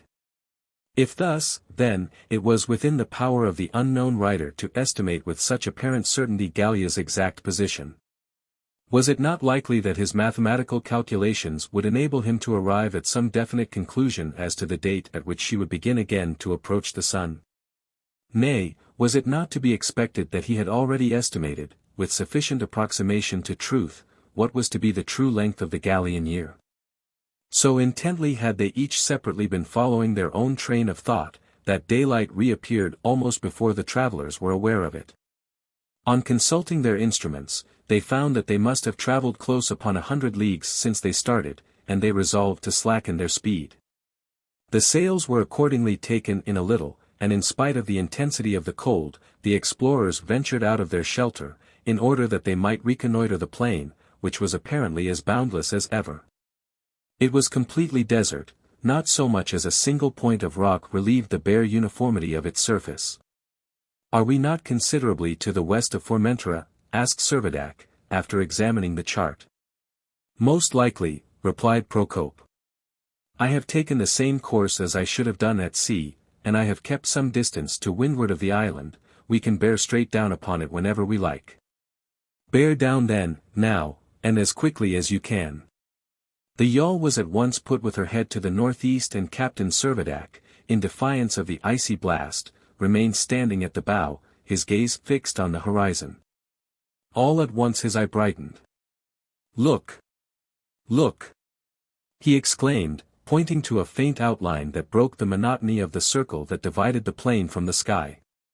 In an instant the lieutenant had seized his telescope. "I see what you mean," said he. "It is a pylone that has been used for some geodesic survey." The next moment the sail was filled, and the yawl was bearing down upon the object with inconceivable swiftness, both Captain Servadac and the lieutenant too excited to utter a word. Mile after mile the distance rapidly grew less, and as they drew nearer the pylone they could see that it was erected on a low mass of rocks that was the sole interruption to the dull level of the field of ice. No wreath of smoke rose above the little island. It was manifestly impossible, they conceived, that any human being could there have survived the cold. The sad presentiment forced itself upon their minds that it was a mere cairn to which they had been hurrying. 10 minutes later, and they were so near the rock that the lieutenant took in his sail, convinced that the impetus already attained would be sufficient to carry him to the land. Servadac's heart bounded as he caught sight of a fragment of blue canvas fluttering in the wind from the top of the pylone. It was all that now remained of the French national standard. At the foot of the pylone stood a miserable shed, its shutters tightly closed. No other habitation was to be seen. The entire island was less than a quarter of a mile in circumference. And the conclusion was irresistible that it was the sole surviving remnant of Formentera, once a member of the Balearic archipelago. To leap on shore, to clamber over the slippery stones, and to reach the cabin was but the work of a few moments. The worm-eaten door was bolted on the inside. Servadac began to knock with all his might. No answer. Neither shouting nor knocking could draw forth a reply. "Let us force it open, Procope," he said. The two men put their shoulders to the door, which soon yielded to their vigorous efforts, and they found themselves inside the shed, and in almost total darkness. By opening a shutter they admitted what daylight they could. At first sight the wretched place seemed to be deserted. The little grate contained the ashes of a fire long since extinguished. All looked black and desolate. Another instant's investigation, however, revealed a bed in the extreme corner, and extended on the bed a human form. "Dead," sighed Servadac, "dead of cold and hunger." Lieutenant Procope bent down and anxiously contemplated the body. "No. He is alive," he said, and drawing a small flask from his pocket he poured a few drops of brandy between the lips of the senseless man. There was a faint sigh, followed by a feeble voice, which uttered the one word, "Gallia." "Yes, yes. Gallia," echoed Servadac, eagerly. My comet," said the voice, so low as to be almost inaudible, and the unfortunate man relapsed again into unconsciousness. "Where have I seen this man?" thought Servadac to himself. "His face is strangely familiar to me." But it was no time for deliberation. Not a moment was to be lost in getting the unconscious astronomer away from his desolate quarters. He was soon conveyed to the yawl. His books, his scanty wardrobe, his papers, his instruments, and the blackboard which had served for his calculations, were quickly collected. The wind, by a fortuitous providence, had shifted into a favorable quarter. They set their sail with all speed, and ere long were on their journey back from Formentera. 36 hours later, the brave travelers were greeted by the acclamations of their fellow colonists, who had been most anxiously awaiting their reappearance, and the still senseless savant, who had neither opened his eyes nor spoken a word throughout the journey, was safely deposited in the warmth and security of the great hall of Nina's hive. End of first book. Book 2. Chapter 1, The Astronomer. By the return of the expedition, conveying its contribution from Formentera, the known population of Gallia was raised to a total of 36. On learning the details of his friend's discoveries, Count Timascheff did not hesitate in believing that the exhausted individual who was lying before him was the author alike of the 2 unsigned documents picked up at sea, and of the 3rd statement so recently brought to hand by the carrier pigeon. Manifestly, he had arrived at some knowledge of Gallia's movements, he had estimated her distance from the sun, he had calculated the diminution of her tangential speed. But there was nothing to show that he had arrived at the conclusions which were of the most paramount interest to them all. Had he ascertained the true character of her orbit? Had he established any data from which it would be possible to reckon what time must elapse before she would again approach the earth? The only intelligible words which the astronomer had uttered had been, "My comet." To what could the exclamation refer? Was it to be conjectured that a fragment of the earth had been chipped off by the collision of a comet? And if so, was it implied that the name of the comet itself was Gallia, and were they mistaken in supposing that such was the name given by the savant to the little world that had been so suddenly launched into space? Again and again they discussed these questions, but no satisfactory answer could be found. The only man who was able to throw any light upon the subject was lying amongst them in an unconscious and half-dying condition. Apart from motives of humanity, motives of self-interest made it a matter of the deepest concern to restore animation to that senseless form. Ben-Zuff, after making the encouraging remark that savants have as many lives as a cat, proceeded, with Negretti's assistance, to give the body such a vigorous rubbing as would have threatened serious injury to any ordinary mortal. Whilst they administered cordials and restoratives from the Dobrina's medical stores powerful enough, one might think, to rouse the very dead. Meanwhile the captain was racking his brain in his exertions to recall what were the circumstances of his previous acquaintance with the Frenchman upon whose features he was gazing. He only grew more and more convinced that he had once been familiar with them. Perhaps it was not altogether surprising that he had almost forgotten him. He had never seen him since the days of his youth, that time of life which, with a certain show of justice, has been termed the age of ingratitude. For, in point of fact, the astronomer was none other than Professor Palmerin Rosette, Servadac's old science master at the Lycée Charlemagne. After completing his year of elementary studies, Hector Servadac had entered the school at St. Cyr, and from that time he and his former tutor had never met, so that naturally they would well-nigh pass from each other's recollection. One thing, however, on the other hand, might conduce to a mutual and permanent impression on their memories. During the year at the Lycée, young Servadac, never of a very studious turn of mind, had contrived, as the ringleader of a set of like caliber as himself, to lead the poor professor a life of perpetual torment.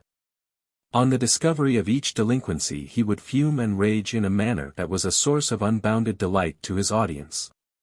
2 years after Servadac left the Lycée, Professor Rosette had thrown up all educational employment in order that he might devote himself entirely to the study of astronomy.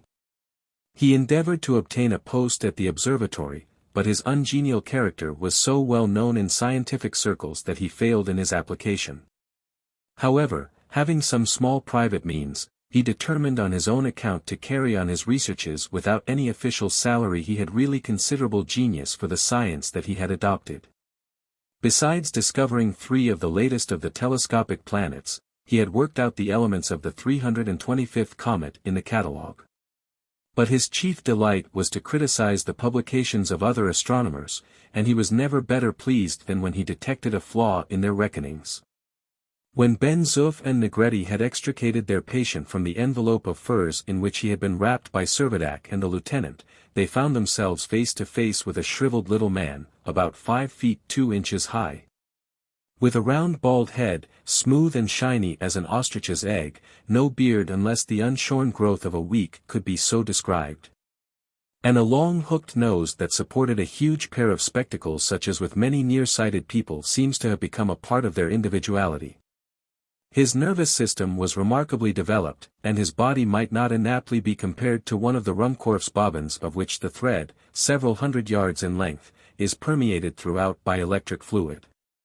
But whatever he was, his life, if possible, must be preserved. When he had been partially divested of his clothing, his heart was found to be still beating, though very feebly. Asserting that while there was life there was hope, Ben-Zuff recommenced his friction with more vigor than ever. When the rubbing had been continued without a moment's intermission for the best part of half an hour, the astronomer heaved a faint sigh, which ere long was followed by another and another. He half opened his eyes, closed them again, then opened them completely, but without exhibiting any consciousness whatever of his situation.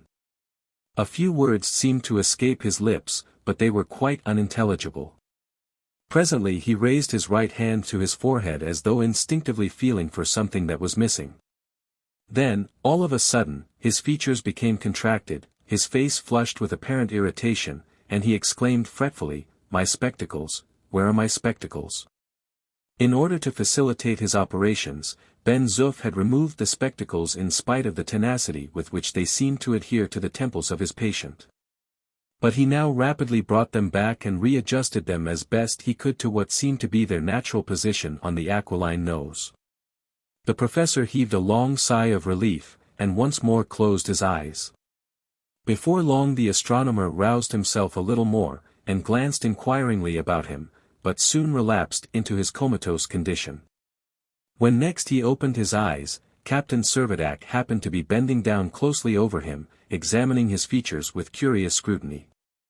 The old man darted an angry look at him through the spectacles, and said sharply, "Servadac, 500 lines tomorrow." It was an echo of days of old. The words were few, but they were enough to recall the identity which Servadac was trying to make out. "Is it possible?" he exclaimed. "Here is my old tutor, Mr. Rosette, in very flesh and blood." "Can't say much for the flesh," muttered Ben-Zuff. The old man had again fallen back into a torpid slumber. Ben-Zuff continued, "His sleep is getting more composed.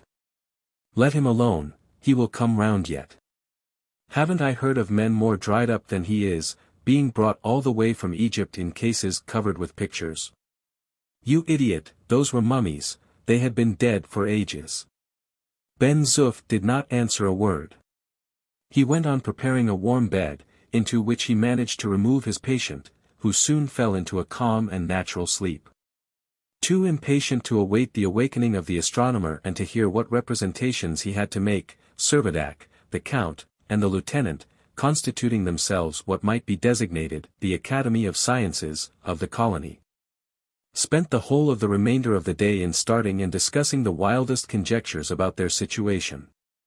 The hypothesis, to which they had now accustomed themselves for so long, that a new asteroid had been formed by a fracture of the Earth's surface, seemed to fall to the ground when they found that Professor Palmer and Rosette had associated the name of Gallia, not with their present home, but with what he called "my comet."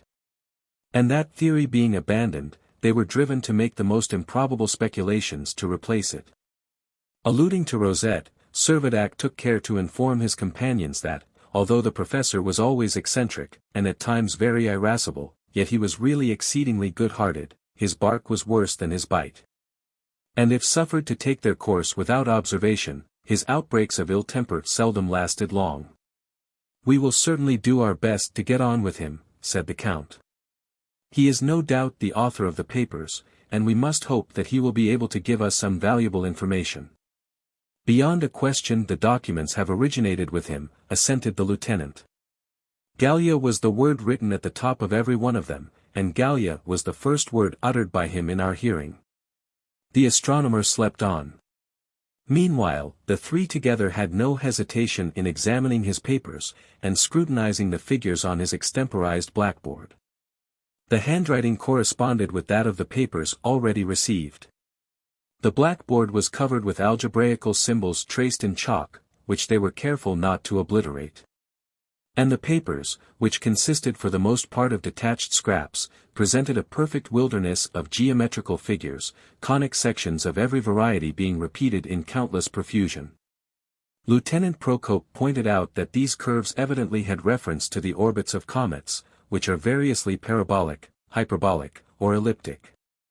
If either of the first two, the comet, after once appearing within the range of terrestrial vision, would vanish forever in the outlying regions of space, if the last, it would be sure, sooner or later, after some periodic interval, to return.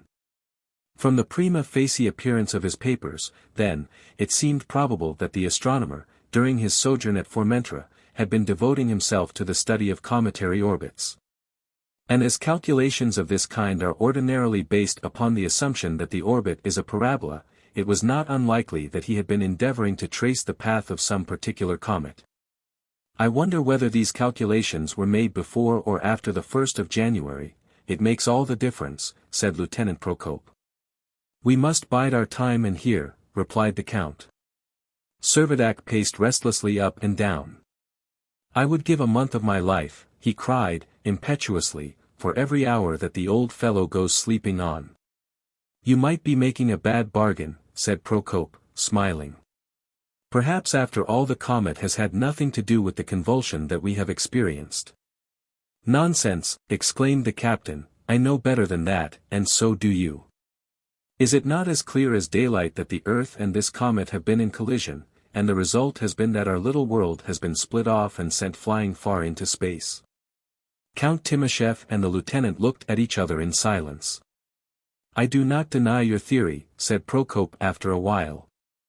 If it be correct, I suppose we must conclude that the enormous disk we observed on the night of the catastrophe was the comet itself.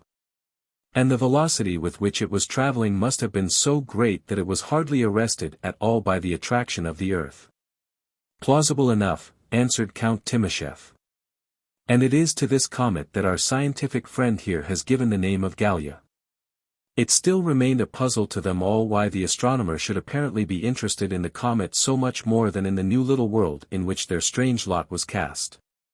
Can you explain this? Asked the Count. There is no accounting for the freaks of philosophers, you know, said Servadac, and have I not told you that this philosopher in particular is one of the most eccentric beings in creation? Besides, added the lieutenant, it is exceedingly likely that his observations had been going on for some considerable period before the convulsion happened. Thus, the general conclusion arrived at by the Gallian Academy of Science was this, that on the night of the 31st of December, a comet, crossing the ecliptic, had come into collision with the Earth. And that the violence of the shock had separated a huge fragment from the globe, which fragment from that date had been traversing the remote interplanetary regions. Palmer and Rosette would doubtless confirm their solution of the phenomenon. Chapter 2. A Revelation. To the general population of the colony the arrival of the stranger was a matter of small interest. The Spaniards were naturally too indolent to be affected in any way by an incident that concerned themselves so remotely. While the Russians felt themselves simply reliant on their master, and as long as they were with him were careless as to where or how they spent their days. Everything went on with them in an accustomed routine. And they lay down night after night, and awoke to their avocations morning after morning, just as if nothing extraordinary had occurred. All night long Ben-Zuff would not leave the professor's bedside. He had constituted himself sick nurse, and considered his reputation at stake if he failed to set his patient on his feet again. He watched every movement, listened to every breath, and never failed to administer the strongest cordials upon the slightest pretext. Even in his sleep Rosette's irritable nature revealed itself. Ever and again, sometimes in a tone of uneasiness, and sometimes with the expression of positive anger, the name of Gallia escaped his lips, as though he were dreaming that his claim to the discovery of the comet was being contested or denied.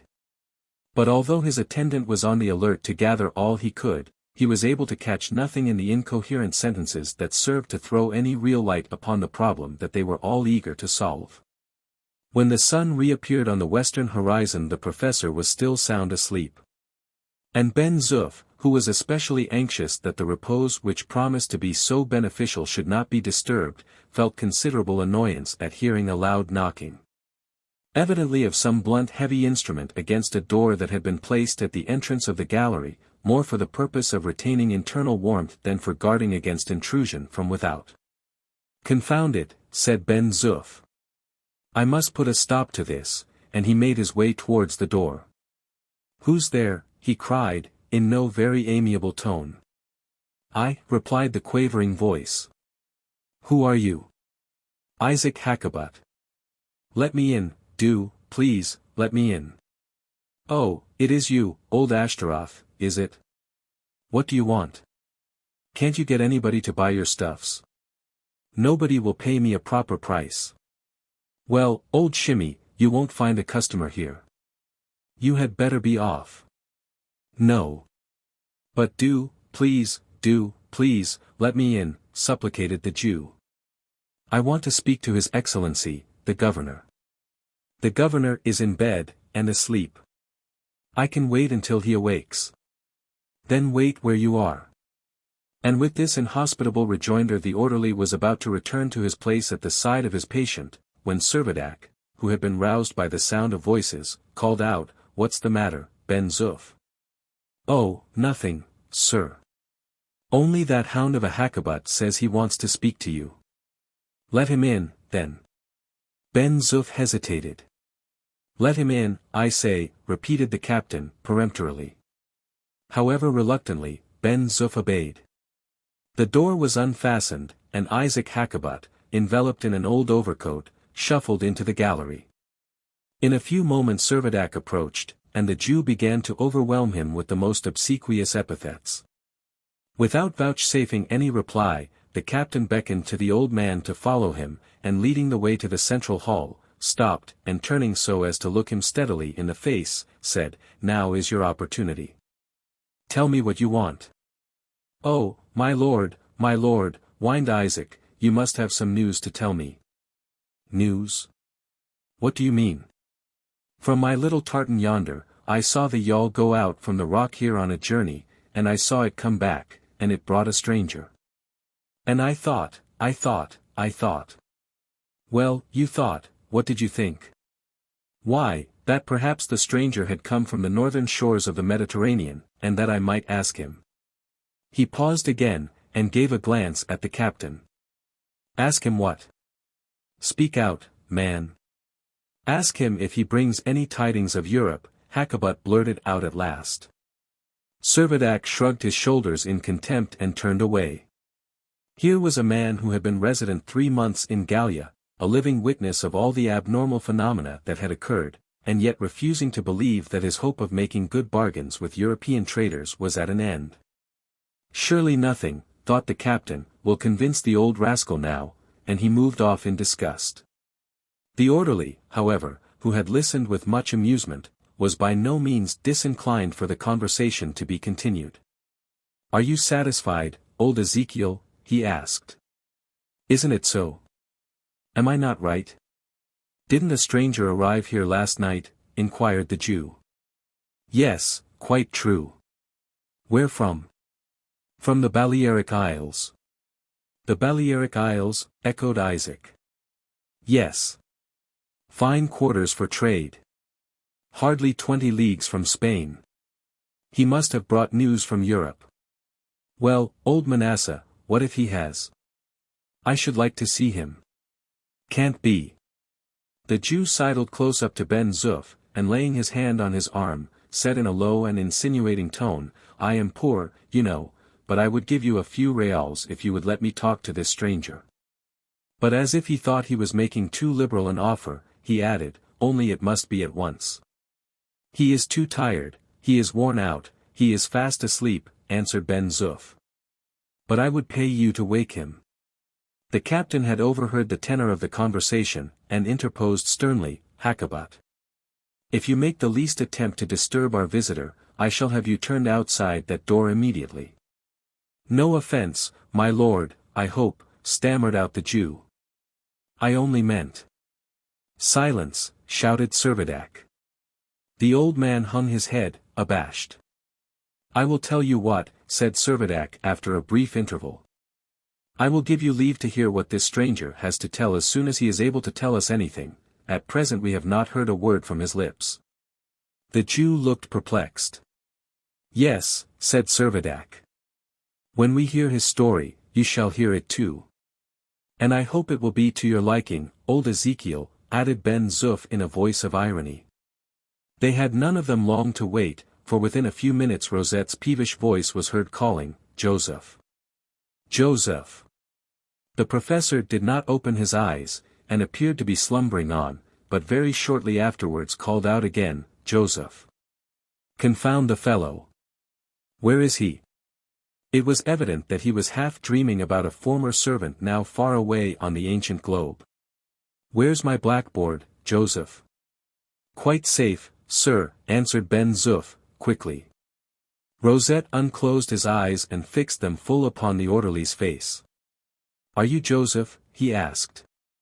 "At your service, sir," replied Ben-Zuff with imperturbable gravity. "Then get me my coffee, and be quick about it." Ben-Zuff left to go into the kitchen, and Servadac approached the professor in order to assist him in rising to a sitting posture. "Do you recognize your quondam pupil, professor?" he asked. "Ah, yes, yes, you are Servadac," replied Rosette. "It is 12 years or more since I saw you. I hope you have improved." "Quite a reformed character, sir, I assure you," said Servadac, smiling. "Well, that's as it should be, that's right," said the astronomer with fussy importance. "But let me have my coffee," he added impatiently. "I cannot collect my thoughts without my coffee." Fortunately, Ben-Zuff appeared with a great cup, hot and strong. After draining it with much apparent relish, the professor got out of bed, walked into the common hall, round which he glanced with a preoccupied air, and proceeded to seat himself in an armchair, the most comfortable which the cabin of the Dobryna had supplied. Then, in a voice full of satisfaction, and that involuntarily recalled the exclamations of delight that had wound up the two first of the mysterious documents that had been received, he burst out, "Well, gentlemen, what do you think of Gallia?" There was no time for anyone to make a reply before Isaac Hakkabut had darted forward. "By the God! Who is that?" asked the startled professor, and he frowned, and made a gesture of repugnance. Regardless of the efforts that were made to silence him, the Jew continued, "By the God of Abraham, I beseech you, give me some tidings of Europe." "Europe?" shouted the professor, springing from his seat as if he were electrified. "What does the man want with Europe?" "I want to get there," screeched the Jew, and in spite of every exertion to get him away, he clung most tenaciously to the professor's chair, and again implored for news of Europe. Rosette made no immediate reply. After a moment or two's reflection, he turned to Servadac and asked him whether it was not the middle of April. "It is the 20th, answered the captain. "Then today," said the astronomer, speaking with the greatest deliberation, "today we are just 3 millions of leagues away from Europe." The Jew was utterly crestfallen. "You seem here," continued the professor, "to be very ignorant of the state of things." "How far we are ignorant," rejoined Servadac, "I cannot tell. But I will tell you all that we do know, and all that we have surmised."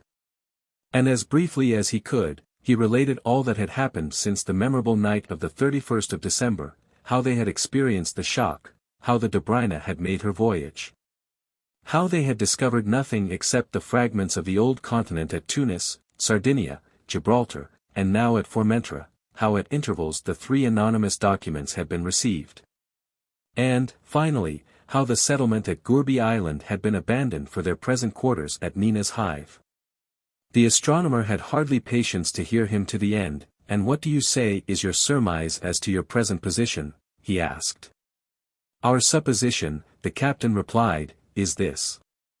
We imagine that we are on a considerable fragment of the terrestrial globe that has been detached by collision with a planet to which you appear to have given the name of Gallia."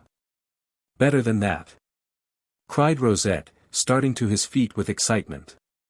"How? Why? What do you mean?" cried the voices of the listeners. "You are correct to a certain degree," continued the professor. "It is quite true that at 47 feet 35 inches, 6 inch after 2 o'clock on the morning of the 1st of January there was a collision, my comet grazed the earth, and the bits of the earth which you have named were carried clean away." They were all fairly bewildered. "Where, then," cried Servadac eagerly, "where are we?" You are on my comet, on Gallia itself. And the professor gazed around him with a perfect air of triumph. Chapter 3. The Professor's Experiences. Yes, my comet. Repeated the professor, and from time to time he knitted his brows, and looked around him with a defiant air, as though he could not get rid of the impression that someone was laying an unwarranted claim to its proprietorship.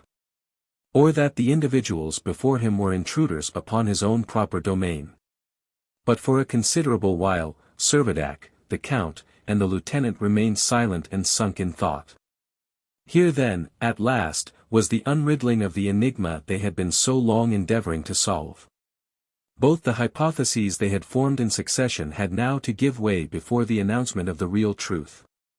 The first supposition, that the rotatory axis of the earth had been subject to some accidental modification, and the conjecture that replaced it, namely, that a certain portion of the terrestrial sphere had been splintered off and carried into space, had both now to yield to the representation that the earth had been grazed by an unknown comet, which had caught up some scattered fragments from its surface, and was bearing them far away into sidereal regions. Unfolded lay the past and the present before them, but this only served to awaken a keener interest about the future. Could the professor throw any light upon that? They longed to inquire, but did not yet venture to ask him. Meanwhile Rosette assumed a pompous professional air, and appeared to be waiting for the entire party to be ceremoniously introduced to him. Nothing unwilling to humor the vanity of the eccentric little man, Servadac proceeded to go through the expected formalities. "Allow me to present to you my excellent friend, the Count Timascheff," he said. "You are very welcome," said Rosette, bowing to the Count with a smile of condescension. "Although I am not precisely a voluntary resident on your comet, Mr. Professor, I beg to acknowledge your courteous reception," gravely responded Timascheff. Servadac could not quite conceal his amusement at the Count's irony, but continued, "This is Lieutenant Procope, the officer in command of the Dobryna." The professor bowed again in frigid dignity. "His yacht has conveyed us right round Gallia," added the captain. "Round Gallia?" eagerly exclaimed the professor. "Yes, entirely round it," answered Servadac, and without allowing time for reply, proceeded, "and this is my orderly, Ben-Zuff." "Aide-de-camp to His Excellency the Governor of Gallia," interposed Ben-Zuff himself, anxious to maintain his master's honor as well as his own. Rosette scarcely bent his head. The rest of the population of the hive were all presented in succession, the Russian sailors, the Spaniards, young Pablo, and little Nina, on whom the professor, evidently no lover of children, glared fiercely through his formidable spectacles. Isaac Hakkabut, after his introduction, begged to be allowed to ask one question. "How soon may we hope to get back?" he inquired. "Get back," rejoined Rosette, sharply, "who talks of getting back? We have hardly started yet." Seeing that the professor was inclined to get angry, Captain Servadac adroitly gave a new turn to the conversation by asking him whether he would gratify them by relating his own recent experiences. The astronomer seemed pleased with the proposal, and at once commenced a verbose and somewhat circumlocutory address, of which the following summary presents the main features. The French government, being desirous of verifying the measurement already made of the arc of the meridian of Paris, appointed a scientific commission for that purpose. From that commission the name of Palmerin Rosette was omitted, apparently for no other reason than his personal unpopularity. Furious at the slight, the professor resolved to set to work independently on his own account, and declaring that there were inaccuracies in the previous geodesic operations. He determined to re-examine the results of the last triangulation which had united Formentera to the Spanish coast by a triangle, one of the sides of which measured over 100 miles. The very operation which had already been so successfully accomplished by Arago and Biot. Accordingly, leaving Paris for the Balearic Isles, he placed his observatory on the highest point of Formentera, and accompanied as he was only by his servant, Joseph, led the life of a recluse. He secured the services of a former assistant, and dispatched him to a high peak on the coast of Spain, where he had to superintend a reverberator, which, with the aid of a glass, could be seen from Formentera. A few books and instruments, and 2 months' victuals, was all the baggage he took with him, except an excellent astronomical telescope, which was, indeed, almost part and parcel of himself, and with which he assiduously scanned the heavens. In the sanguine anticipation of making some discovery which would immortalize his name. The task he had undertaken demanded the utmost patience. Night after night, in order to fix the apex of his triangle, he had to linger on the watch for the assistant signal light, but he did not forget that his predecessors, Arago and Biot, had had to wait 61 days for a similar purpose. What retarded the work was the dense fog which, it has been already mentioned, at that time enveloped not only that part of Europe, but almost the entire world. Never failing to turn to the best advantage the few intervals when the mist lifted a little, the astronomer would at the same time cast an inquiring glance at the firmament, as he was greatly interested in the revision of the chart of the heavens. In the region contiguous to the constellation Gemini. To the naked eye this constellation consists of only 6 stars, but through a telescope 10 inches in diameter, as many as 6,000 are visible. Rosette, however, did not possess a reflector of this magnitude, and was obliged to content himself with the good but comparatively small instrument he had. On one of these occasions, whilst carefully gauging the recesses of Gemini, he espied a bright speck which was unregistered in the chart, and which at first he took for a small star that had escaped being entered in the catalogue. But the observation of a few separate nights soon made it manifest that the star was rapidly changing its position with regard to the adjacent stars. And the astronomer's heart began to leap at the thought that the renown of the discovery of a new planet would be associated with his name. Redoubling his attention, he soon satisfied himself that what he saw was not a planet. The rapidity of its displacement rather forced him to the conjecture that it must be a comet, and this opinion was soon strengthened by the appearance of a coma, and subsequently confirmed, as the body approached the sun, by the development of a tail. A comet. The discovery was fatal to all further progress in the triangulation. However conscientiously the assistant on the Spanish coast might look to the kindling of the beacon, Rosette had no glances to spare for that direction. He had no eyes except for the one object of his notice, no thoughts apart from that one quarter of the firmament. A comet. No time must be lost in calculating its elements. Now, in order to calculate the elements of a comet, it is always deemed the safest mode of procedure to assume the orbit to be a parabola. Ordinarily, comets are conspicuous at their perihelia, as being their shortest distances from the Sun, which is the focus of their orbit, and inasmuch as a parabola is but an ellipse with its axis indefinitely produced. For some short portion of its pathway the orbit may be indifferently considered either one or the other. But in this particular case the professor was right in adopting the supposition of its being parabolic. Just as in a circle, it is necessary to know 3 points to determine the circumference. So in ascertaining the elements of a comet, 3 different positions must be observed before what astronomers call its ephemeris can be established. But Professor Rosette did not content himself with 3 positions. Taking advantage of every rift in the fog he made 10, 20, 30 observations both in right ascension and in declination, and succeeded in working out with the most minute accuracy the 5 elements of the comet which was evidently advancing with astounding rapidity towards the earth. These elements were: 1. The inclination of the plane of the cometary orbit to the plane of the ecliptic, an angle which is generally considerable, but in this case the planes were proved to coincide. 2. The position of the ascending node, or the point where the comet crossed the terrestrial orbit. These 2 elements being obtained, the position in space of the comet's orbit was determined. 3. The direction of the axis major of the orbit, which was found by calculating the longitude of the comet's perihelion. 4. The perihelion distance from the Sun, which settled the precise form of the parabola. 5. The motion of the comet, as being retrograde, or, unlike the planets, from east to west.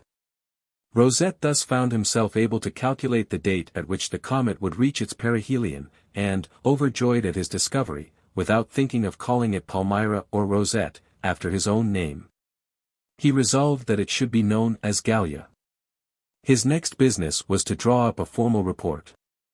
Not only did he at once recognize that a collision with the Earth was possible, but he soon foresaw that it was inevitable, and that it must happen on the night of the 31st of December. Moreover, as the bodies were moving in opposite directions, the shock could hardly fail to be violent. To say that he was elated at the prospect was far below the truth, his delight amounted almost to delirium. Anyone else would have hurried from the solitude of Formentera in sheer fright, but, without communicating a word of his startling discovery, he remained resolutely at his post. From occasional newspapers which he had received, he had learnt that fogs, dense as ever, continued to envelop both hemispheres, so that he was assured that the existence of the comet was utterly unknown elsewhere. And the ignorance of the world as to the peril that threatened it averted the panic that would have followed the publication of the facts, and left the philosopher of Formentera in sole possession of the great secret. He clung to his post with the greater persistency, because his calculations had led him to the conclusion that the comet would strike the earth somewhere to the south of Algeria, and as it had a solid nucleus, he felt sure that, as he expressed it, the effect would be unique, and he was anxious to be in the vicinity. The shock came, and with it the results already recorded. Palmerin Rosette was suddenly separated from his servant Joseph, and when, after a long period of unconsciousness, he came to himself, he found that he was the solitary occupant of the only fragment that survived of the Balearic archipelago. Such was the substance of the narrative which the professor gave with sundry repetitions and digressions. While he was giving it, he frequently paused and frowned as if irritated in a way that seemed by no means justified by the patient and good-humored demeanor of his audience. "But now, gentlemen," added the professor, "I must tell you something more. Important changes have resulted from the collision, the cardinal points have been displaced, gravity has been diminished, not that I ever supposed for a minute, as you did, that I was still upon the earth. No.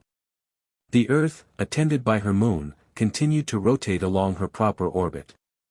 But we, gentlemen, have nothing to complain of, our destiny might have been far worse. We might all have been crushed to death, or the comet might have remained in adhesion to the earth, and in neither of these cases should we have had the satisfaction of making this marvelous excursion through untraversed solar regions. No, gentlemen, I repeat it, we have nothing to regret." And as the professor spoke, he seemed to kindle with the emotion of such supreme contentment that no one had the heart to gainsay his assertion. Ben-Zuff alone ventured an unlucky remark to the effect that if the comet had happened to strike against Montmartre, instead of a bit of Africa, it would have met with some resistance. "Pshaw," said Rosette, disdainfully. "A molehill like Montmartre would have been ground to powder in a moment." "Molehill," exclaimed Ben-Zuff, stung to the quick. "I can tell you it would have caught up your bit of a comet and worn it like a feather in a cap." The professor looked angry, and Servadac, having imposed silence upon his orderly, explained the worthy soldier's sensitiveness on all that concerned Montmartre. Always obedient to his master, Ben-Zuff held his tongue. But he felt that he could never forgive the slight that had been cast upon his beloved home. It was now all important to learn whether the astronomer had been able to continue his observations, and whether he had learned sufficient of Gallia's path through space to make him competent to determine, at least approximately, the period of its revolution round the sun. With as much tact and caution as he could, Lieutenant Procope endeavored to intimate the general desire for some information on this point. "Before the shock, sir," answered the professor, "I had conclusively demonstrated the path of the comet. But, in consequence of the modifications which that shock has entailed upon my comet's orbit, I have been compelled entirely to recommence my calculations." The lieutenant looked disappointed. "Although the orbit of the earth was unaltered," continued the professor, "the result of the collision was the projection of the comet into a new orbit altogether." "And may I ask," said Procope, deferentially, "whether you have got the elements of the fresh orbit?" "Yes." "Then perhaps you know." "I know this, sir, that at 47 minutes 35 seconds after 2 o'clock on the morning of the 1st of January last, Gallia, in passing its ascending node, came in contact with the earth, that on the 10th of January it crossed the orbit of Venus, that it reached its perihelion on the 15th. That it recrossed the orbit of Venus, that on the 1st of February it passed its descending node, on the 13th crossed the orbit of Mars. entered the zone of the telescopic planets on the 10th of March, and, attracting Nerina, carried it off as a satellite. Servadac interposed. We are already acquainted with well-nigh all these extraordinary facts. Many of them, moreover, we have learned from documents which we have picked up, and which, although unsigned, we cannot entertain a doubt have originated with you. Professor Rosette drew himself up proudly and said, Of course, they originated with me. I sent them off by hundreds. From whom else could they come? From no one but yourself, certainly, rejoined the Count, with grave politeness. Hitherto the conversation had thrown no light upon the future movements of Gallia, and Rosette was disposed apparently to evade, or at least to postpone, the subject. When, therefore, Lieutenant Procope was about to press his inquiries in a more categorical form, Servadac, thinking it advisable not prematurely to press the little savant too far, interrupted him by asking the professor how he accounted for the earth having suffered so little from such a formidable concussion. I account for it in this way, answered Rosette. The earth was traveling at the rate of 28,000 leagues an hour, and Gallia at the rate of 57,000 leagues an hour. Therefore the result was the same as though a train rushing along at a speed of about 86,000 leagues an hour had suddenly encountered some obstacle. The nucleus of the comet, being excessively hard, has done exactly what a ball would do fired with that velocity close to a pane of glass. It has crossed the earth without cracking it. It is possible you may be right, said Servadac, thoughtfully. Right. Of course I am right, replied the snappish professor. Soon, however, recovering his equanimity, he continued, It is fortunate that the earth was only touched obliquely. If the comet had impinged perpendicularly, it must have ploughed its way deep below the surface, and the disasters it might have caused are beyond reckoning. Perhaps, he added, with a smile, even Montmartre might not have survived the calamity. Sir, shouted Ben-Zuff, quite unable to bear the unprovoked attack. Quiet, Ben-Zuff, said Servadac sternly. Fortunately for the sake of peace, Isaac Hakkabut, who at length was beginning to realize something of the true condition of things, came forward at this moment, and in a voice trembling with eagerness, implored the professor to tell him when they would all be back again upon the earth. Are you in a great hurry? Asked the professor coolly. The Jew was about to speak again, when Captain Servadac interposed. Allow me to say that, in somewhat more scientific terms, I was about to ask you the same question. Did I not understand you to say that, as the consequence of the collision, the character of the comet's orbit has been changed? You did, sir. Did you imply that the orbit has ceased to be a parabola? Just so. Is it then an hyperbola? And are we to be carried on far and away into remote distance, and never, never to return? I did not say an hyperbola. And is it not? It is not. Then it must be an ellipse. Yes. And does its plane coincide with the plane of the earth? Yes. Then it must be a periodic comet. It is. Servadac involuntarily raised a ringing shout of joy that echoed again along the gallery. Yes, continued the professor, Gallia is a periodic comet, and allowing for the perturbations to which it is liable from the attraction of Mars and Jupiter and Saturn, it will return to the Earth again in 2 years precisely. You mean that in 2 years after the first shock, Gallia will meet the Earth at the same point as they met before, said Lieutenant Procope. I am afraid so, said Rosette. Why afraid? Because we are doing exceedingly well as we are. The professor stamped his foot upon the ground, by way of emphasis, and added, if I had my will, Gallia should never return to the earth again. Chapter 4. A revised calendar. All previous hypotheses, then, were now forgotten in the presence of the one great fact that Gallia was a comet and gravitating through remote solar regions. Captain Servadac became aware that the huge disk that had been looming through the clouds after the shock was the form of the retreating Earth, to the proximity of which the one high tide they had experienced was also to be attributed. As to the fulfillment of the professor's prediction of an ultimate return to the terrestrial sphere, that was a point on which it must be owned that the captain, after the first flush of his excitement was over, was not without many misgivings. The next day or two were spent in providing for the accommodation of the newcomer. Fortunately his desires were very moderate. He seemed to live among the stars, and as long as he was well provided with coffee, he cared little for luxuries, and paid little or no regard to the ingenuity with which all the internal arrangements of Nina's hive had been devised. Anxious to show all proper respect to his former tutor, Servadac proposed to leave the most comfortable apartment of the place at his disposal. But the professor resolutely declined to occupy it, saying that what he required was a small chamber, no matter how small, provided that it was elevated and secluded, which he could use as an observatory and where he might prosecute his studies without disturbance. A general search was instituted, and before long they were lucky enough to find, about 100 feet above the central grotto, a small recess or reduct hollowed, as it were, in the mountain side, which would exactly answer their purpose. It contained room enough for a bed, a table, an armchair, a chest of drawers, and, what was of still more consequence, for the indispensable telescope. One small stream of lava, an offshoot of the great torrent, sufficed to warm the apartment enough. In these retired quarters the astronomer took up his abode.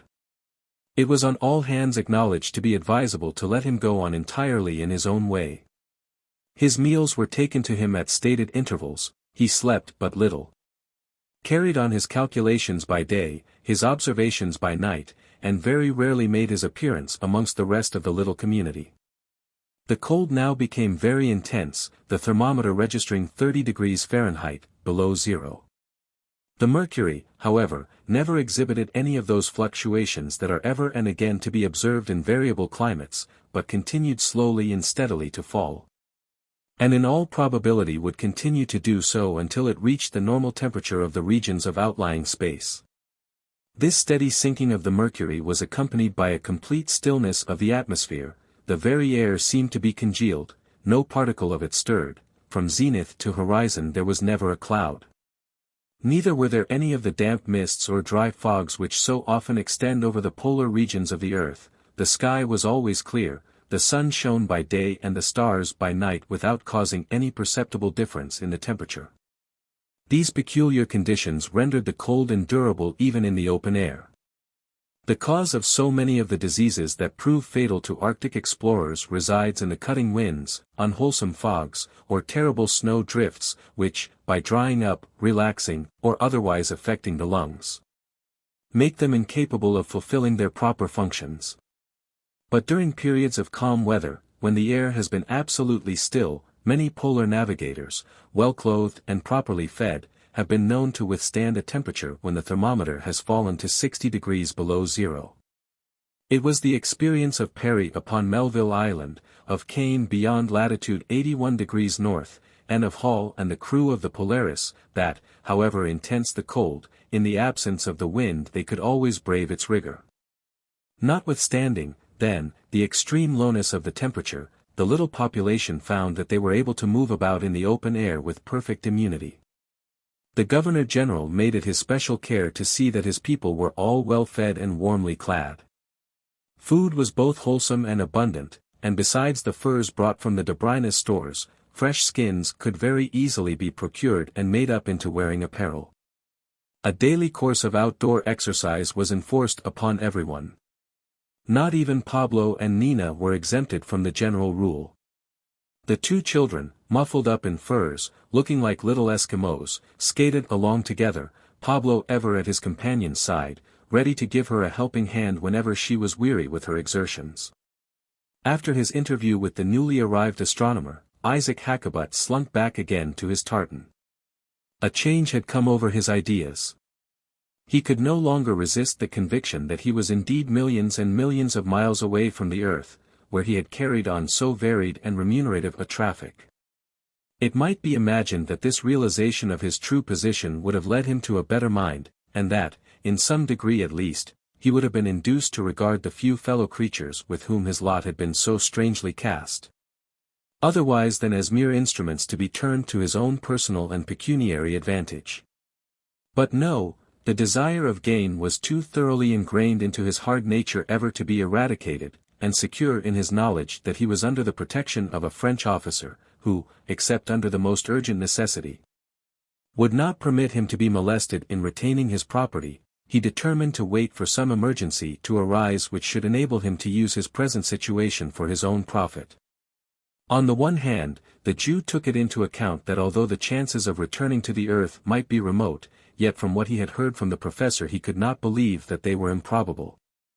On the other, he knew that a considerable sum of money, in English and Russian coinage, was in the possession of various members of the little colony, and this, although valueless now, would be worth as much as ever if the proper condition of things should be restored. Accordingly, he set his heart on getting all the monetary wealth of Gallia into his possession, and to do this he must sell his goods. But he would not sell them yet. There might come a time when for many articles the supply would not be equal to the demand. That would be the time for him. By waiting he reckoned he should be able to transact some lucrative business. Such in his solitude were old Isaac's cogitations, whilst the universal population of Nina's hive were congratulating themselves upon being rid of his odious presence. As already stated in the message brought by the carrier pigeon, the distance travelled by Gallia in April was 39 million leagues, and at the end of the month she was 110 million leagues from the sun. A diagram representing the elliptical orbit of the planet, accompanied by an ephemeris made out in minute detail, had been drawn out by the professor. The curve was divided into 24 sections of unequal length, representing respectively the distance described in the 24 months of the Gallian year, the 12 former divisions, according to Kepler's law, gradually diminishing in length as they approached the point denoting the aphelion and increasing as they neared the perihelion. It was on the 12th of May that Rosette exhibited this result of his labors to Servadac, the Count, and the Lieutenant, who visited his apartment and naturally examined the drawing with the keenest interest. Gallia's path, extending beyond the orbit of Jupiter, lay clearly defined before their eyes, the progress along the orbit and the solar distances being inserted for each month separately. Nothing could look plainer, and if the professor's calculations were correct, a point upon which they dared not, if they would, express the semblance of a doubt, Gallia would accomplish her revolution in precisely 2 years. And would meet the Earth, which would in the same period of time have completed 2 annual revolutions, in the very same spot as before. What would be the consequences of a second collision they scarcely ventured to think.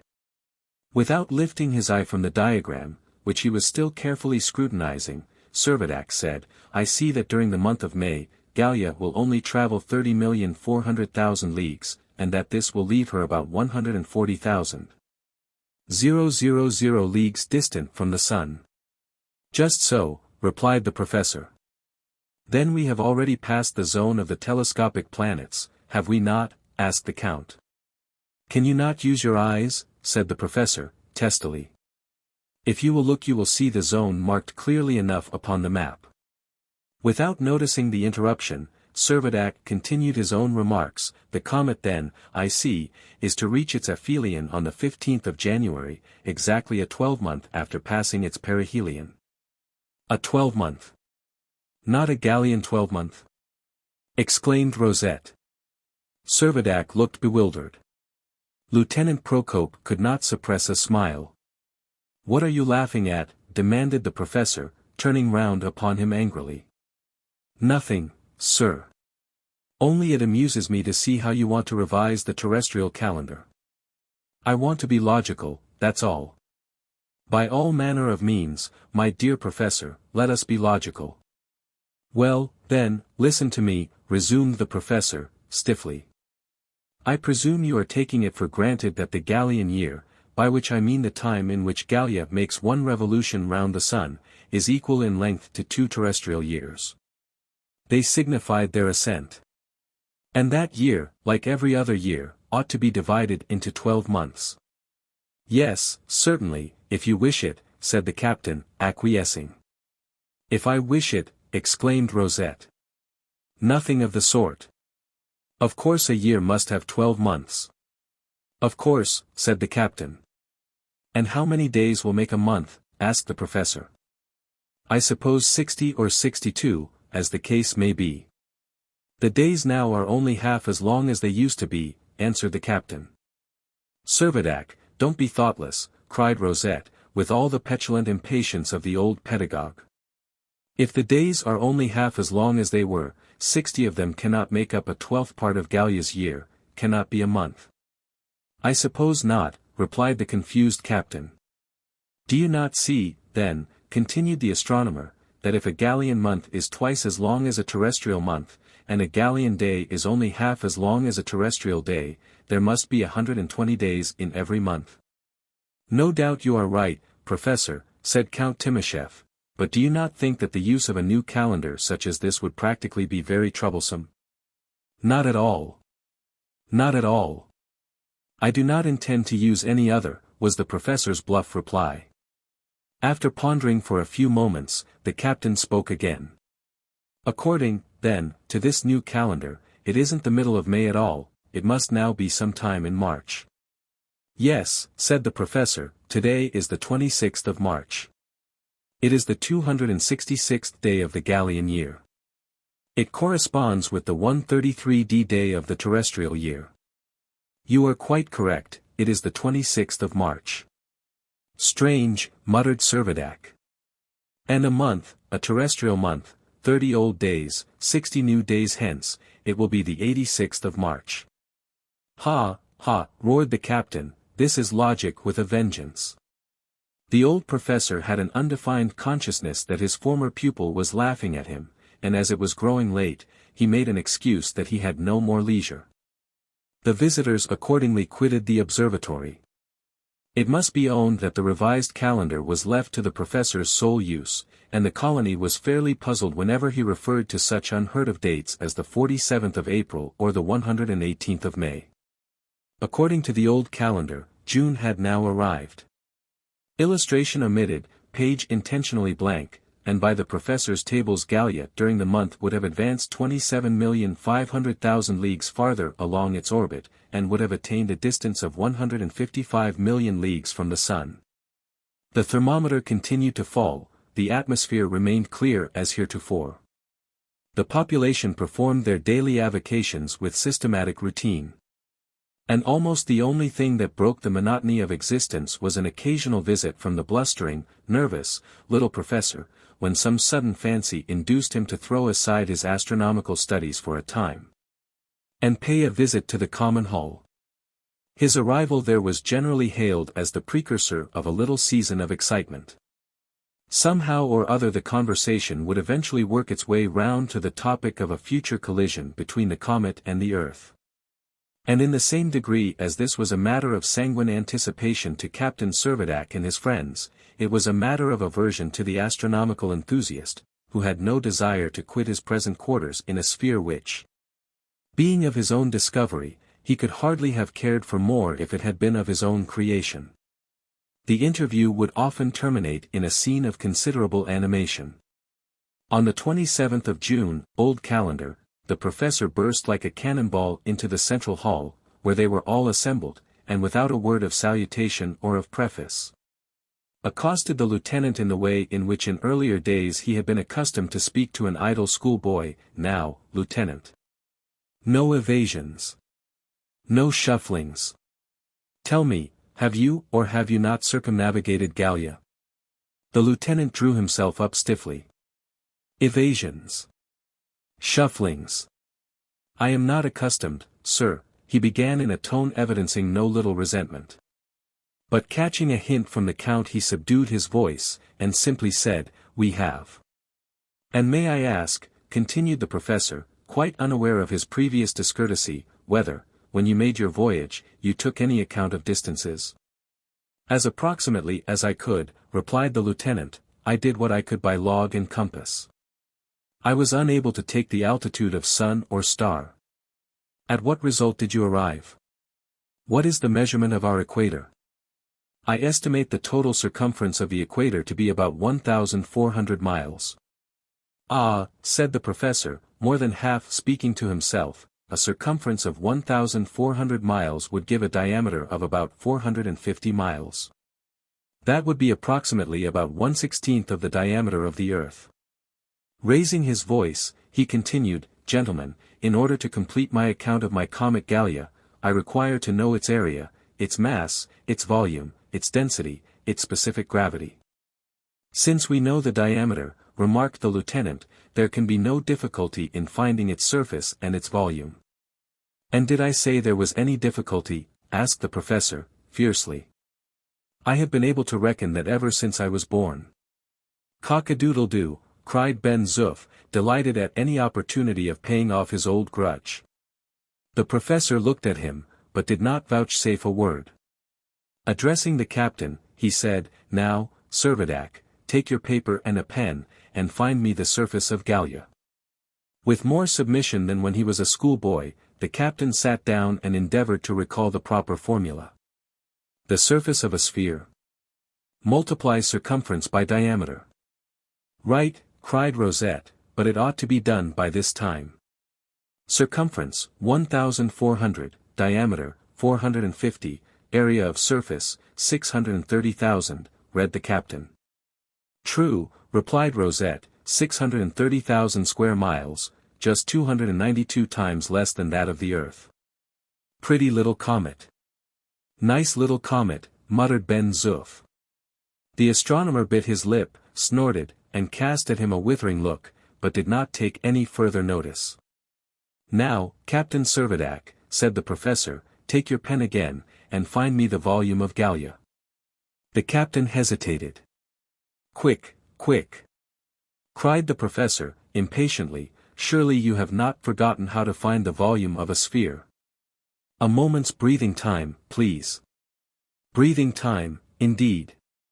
A mathematician should not want breathing time. Come, multiply the surface by the third of the radius. Don't you recollect?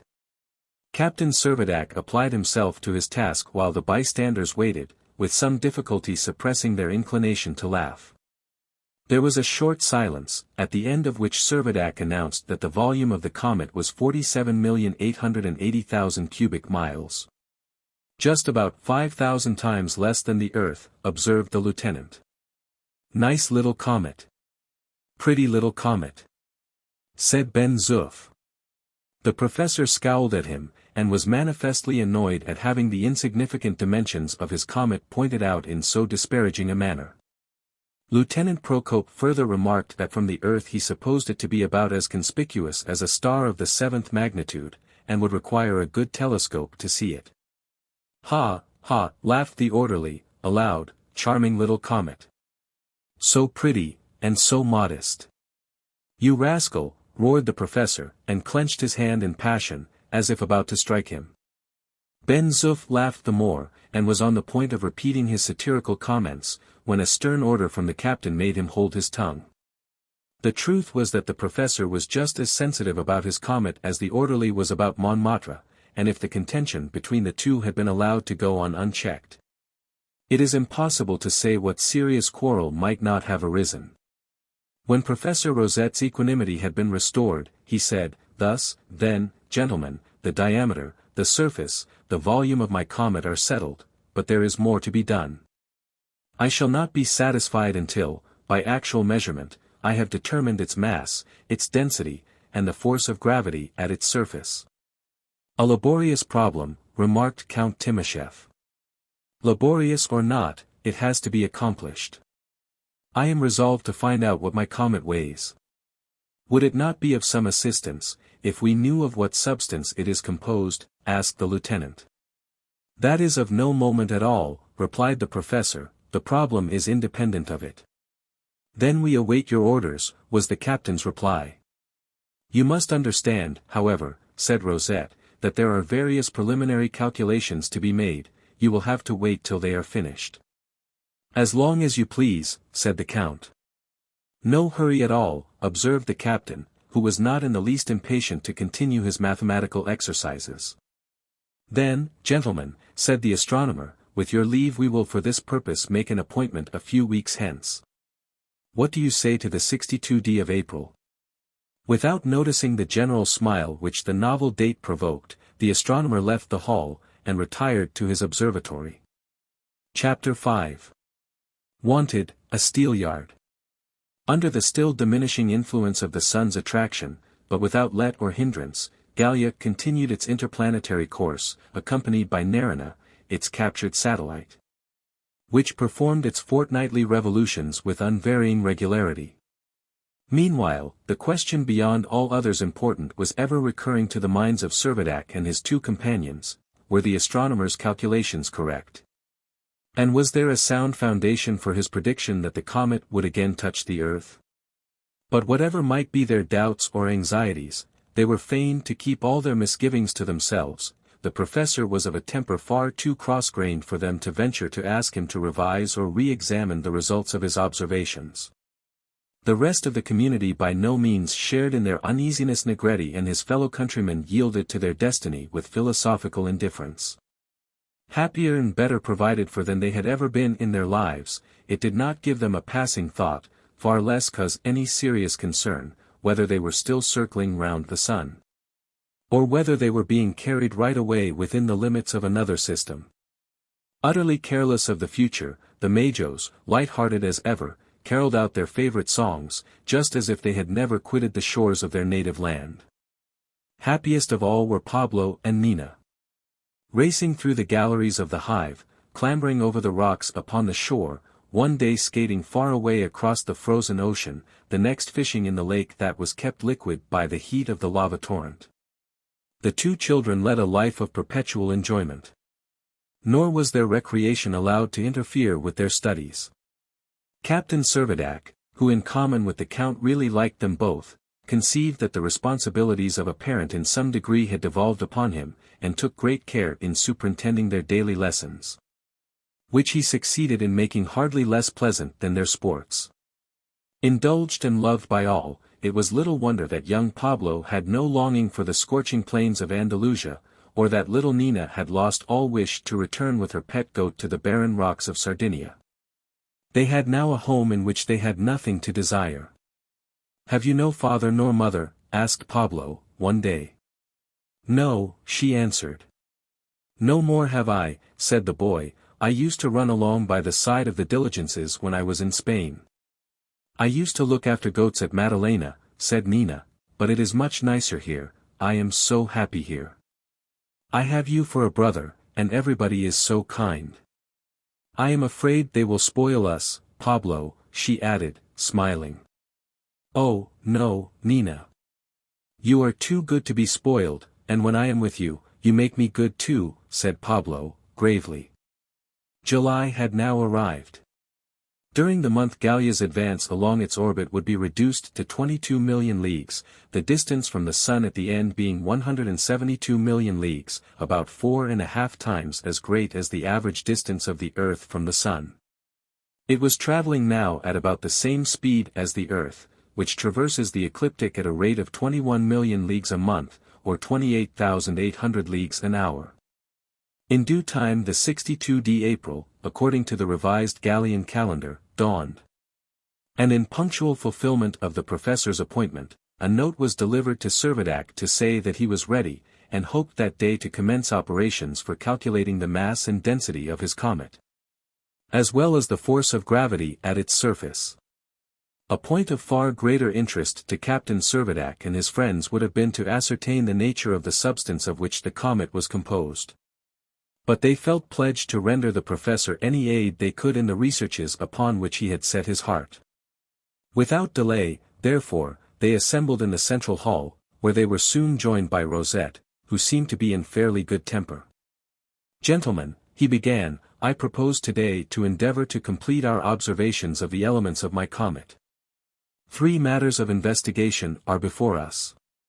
First, the measure of gravity at its surface. This attractive force we know, by the increase of our own muscular force, must of course be considerably less than that at the surface of the Earth. Secondly, its mass, that is, the quality of its matter. And thirdly, its density or quantity of matter in a unit of its volume. We will proceed, gentlemen, if you please, to weigh Gallia." Ben-Zuff, who had just entered the hall, caught the professor's last sentence, and without saying a word, went out again and was absent for some minutes. When he returned, he said, "If you want to weigh this comet of yours, I suppose you want a pair of scales, but I have been to look, and I cannot find a pair anywhere. And what's more, he added mischievously, you won't get them anywhere. A frown came over the professor's countenance. Servadac saw it, and gave his orderly a sign that he should desist entirely from his bantering. I require, gentlemen, resumed Rosette, first of all to know by how much the weight of a kilogram here differs from its weight upon the earth. The attraction, as we have said, being less, the weight will proportionately be less also. Then an ordinary pair of scales, being under the influence of attraction, I suppose, would not answer your purpose, submitted the lieutenant. And the very kilogram weight you used would have become lighter, put in the count, deferentially. Pray, gentlemen, do not interrupt me, said the professor, authoritatively, as if ex cathedra. I need no instruction on these points. Procope and Timascheff demurely bowed their heads. The professor resumed. Upon a steelyard, or spring balance, dependent upon mere tension or flexibility, the attraction will have no influence. If I suspend a weight equivalent to the weight of a kilogram, the index will register the proper weight on the surface of Gallia. Thus I shall arrive at the difference I want, the difference between the Earth's attraction and the comet's. Will you, therefore, have the goodness to provide me at once with a steelyard and a tested kilogram? The audience looked at one another, and then at Ben-Zuff, who was thoroughly acquainted with all their resources. We have neither one nor the other, said the orderly. The professor stamped with vexation. I believe old Hackabut has a steelyard on board his tartan, said Ben-Zuff, presently. Then why didn't you say so before, you idiot? Roared the excitable little man. Anxious to pacify him, Servadac assured him that every exertion should be made to procure the instrument, and directed Ben-Zuff to go to the Jew and borrow it. No, stop a moment, he said, as Ben-Zuff was moving away on his errand, perhaps I had better go with you myself, the old Jew may make a difficulty about lending us any of his property. Why should we not all go? Asked the Count. We should see what kind of a life the misanthrope leads on board the Hansa. The proposal met with general approbation. Before they started, Professor Rosette requested that one of the men might be ordered to cut him a cubic decimeter out of the solid substance of Gallia. My engineer is the man for that, said the Count. He will do it well for you if you will give him the precise measurement. What? You don't mean, exclaimed the professor, again going off into a passion, that you haven't a proper measure of length? Ben-Zuff was sent off to ransack the stores for the article in question, but no measure was forthcoming. Most likely we shall find one on the tartan, said the orderly. Then let us lose no time in trying, answered the professor, as he hustled with hasty strides into the gallery. The rest of the party followed, and were soon in the open air upon the rocks that overhung the shore.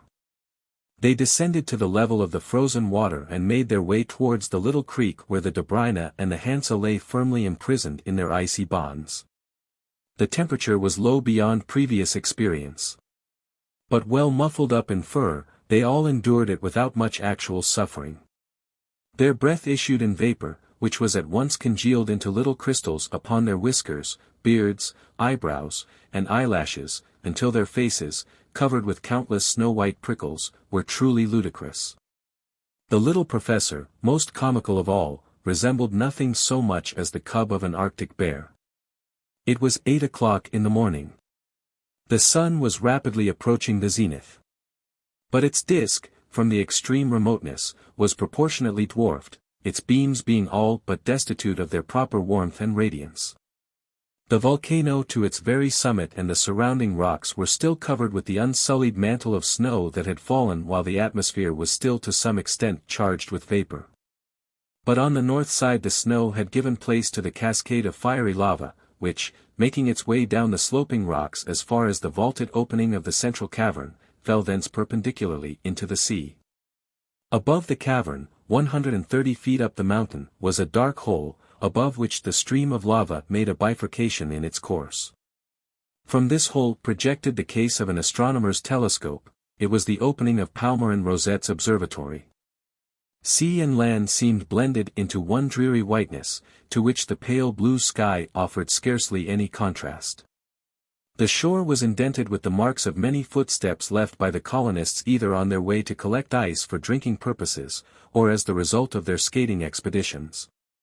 The edges of the skates had cut out a labyrinth of curves complicated as the figures traced by aquatic insects upon the surface of a pool. Across the quarter of a mile of level ground that lay between the mountain and the creek, a series of footprints, frozen hard into the snow, marked the course taken by Isaac Hakkabut on his last return from Nina's Hive. On approaching the creek, Lieutenant Procope drew his companion's attention to the elevation of the Dobryna's and Hansa's waterline, both vessels being now some 15 feet above the level of the sea. "What a strange phenomenon!" exclaimed the captain. "It makes me very uneasy," rejoined the lieutenant. "In shallow places like this, as the crust of ice thickens, it forces everything upwards with irresistible force. But surely this process of congelation must have a limit," said the count. "But who can say what that limit will be?" "Remember that we have not yet reached our maximum of cold," replied Procope. "Indeed, I hope not," exclaimed the professor. "Where would be the use of our traveling 200 million leagues from the sun, if we are only to experience the same temperature as we should find at the poles of the earth?" "Fortunately for us, however, Professor," said the lieutenant, with a smile, "the temperature of the remotest space never descends beyond 70 degrees below zero. And as long as there is no wind," added Servadac, "we may pass comfortably through the winter, without a single attack of catarrh." Lieutenant Procope proceeded to impart to the count his anxiety about the situation of his yacht. He pointed out that by the constant superposition of new deposits of ice, the vessel would be elevated to a great height, and consequently in the event of a thaw, it must be exposed to a calamity similar to those which in polar seas cause destruction to so many whalers. There was no time now for concerting measures offhand to prevent the disaster, for the other members of the party had already reached the spot where the Hansa lay bound in her icy trammels. A flight of steps, recently hewn by Hakkabut himself, gave access for the present to the gangway, but it was evident that some different contrivance would have to be resorted to when the tartan should be elevated perhaps to 100 feet. A thin curl of blue smoke issued from the copper funnel that projected above the mass of snow which had accumulated upon the deck of the Hansa. The owner was sparing of his fuel, and it was only the non-conducting layer of ice enveloping the tartan that rendered the internal temperature endurable. "Hi! Old Nebuchadnezzar, where are you?" shouted Ben-Zuff, at the full strength of his lungs. At the sound of his voice, the cabin door opened, and the Jew's head and shoulders protruded onto the deck. Chapter 6. Money at a premium. "Who's there?" "I have nothing here for anyone. Go away." Such was the inhospitable greeting with which Isaac Hakkabut received his visitors. "Hakkabut. Do you take us for thieves?" asked Servadac, in tones of stern displeasure. "Oh, your Excellency, my lord, I did not know that it was you," whined the Jew, but without emerging any farther from his cabin. "Now, old Hakkabut, come out of your shell. Come and show the governor proper respect, when he gives you the honor of his company," cried Ben-Zuff, who by this time had clambered onto the deck. After considerable hesitation, but still keeping his hold upon the cabin door, the Jew made up his mind to step outside. "What do you want?" he inquired, timorously. "I want a word with you," said Servadac, "but I do not want to stand talking out here in the cold." Followed by the rest of the party, he proceeded to mount the steps. The Jew trembled from head to foot. "But I cannot let you into my cabin. I am a poor man, I have nothing to give you," he moaned piteously. "Here he is," laughed Ben-Zuff, contemptuously, "he is beginning his chapter of lamentations over again. But standing out here will never do. Out of the way, old Hakkabut, I say. Out of the way," and, without more ado, he thrust the astonished Jew on one side and opened the door of the cabin. Servadac, however, declined to enter until he had taken the pains to explain to the owner of the tartan that he had no intention of laying violent hands upon his property, and that if the time should ever come that his cargo was in requisition for the common use, he should receive a proper price for his goods, the same as he would in Europe. Europe, indeed, muttered the Jew maliciously between his teeth. European prices will not do for me. I must have Gallian prices, and of my own fixing, too. So large a portion of the vessel had been appropriated to the cargo that the space reserved for the cabin was of most meager dimensions. In one corner of the compartment stood a small iron stove, in which smouldered a bare handful of coals. In another was a trestle board which served as a bed, 2 or 3 stools and a rickety deal table, together with a few cooking utensils, completed a stock of furniture which was worthy of its proprietor. On entering the cabin, Ben-Zuff's first proceeding was to throw on the fire a liberal supply of coals, utterly regardless of the groans of poor Isaac, who would almost as soon have parted with his own bones as submit to such reckless expenditure of his fuel. The perishing temperature of the cabin, however, was sufficient justification for the orderly's conduct, and by a little skillful manipulation he soon succeeded in getting up a tolerable fire.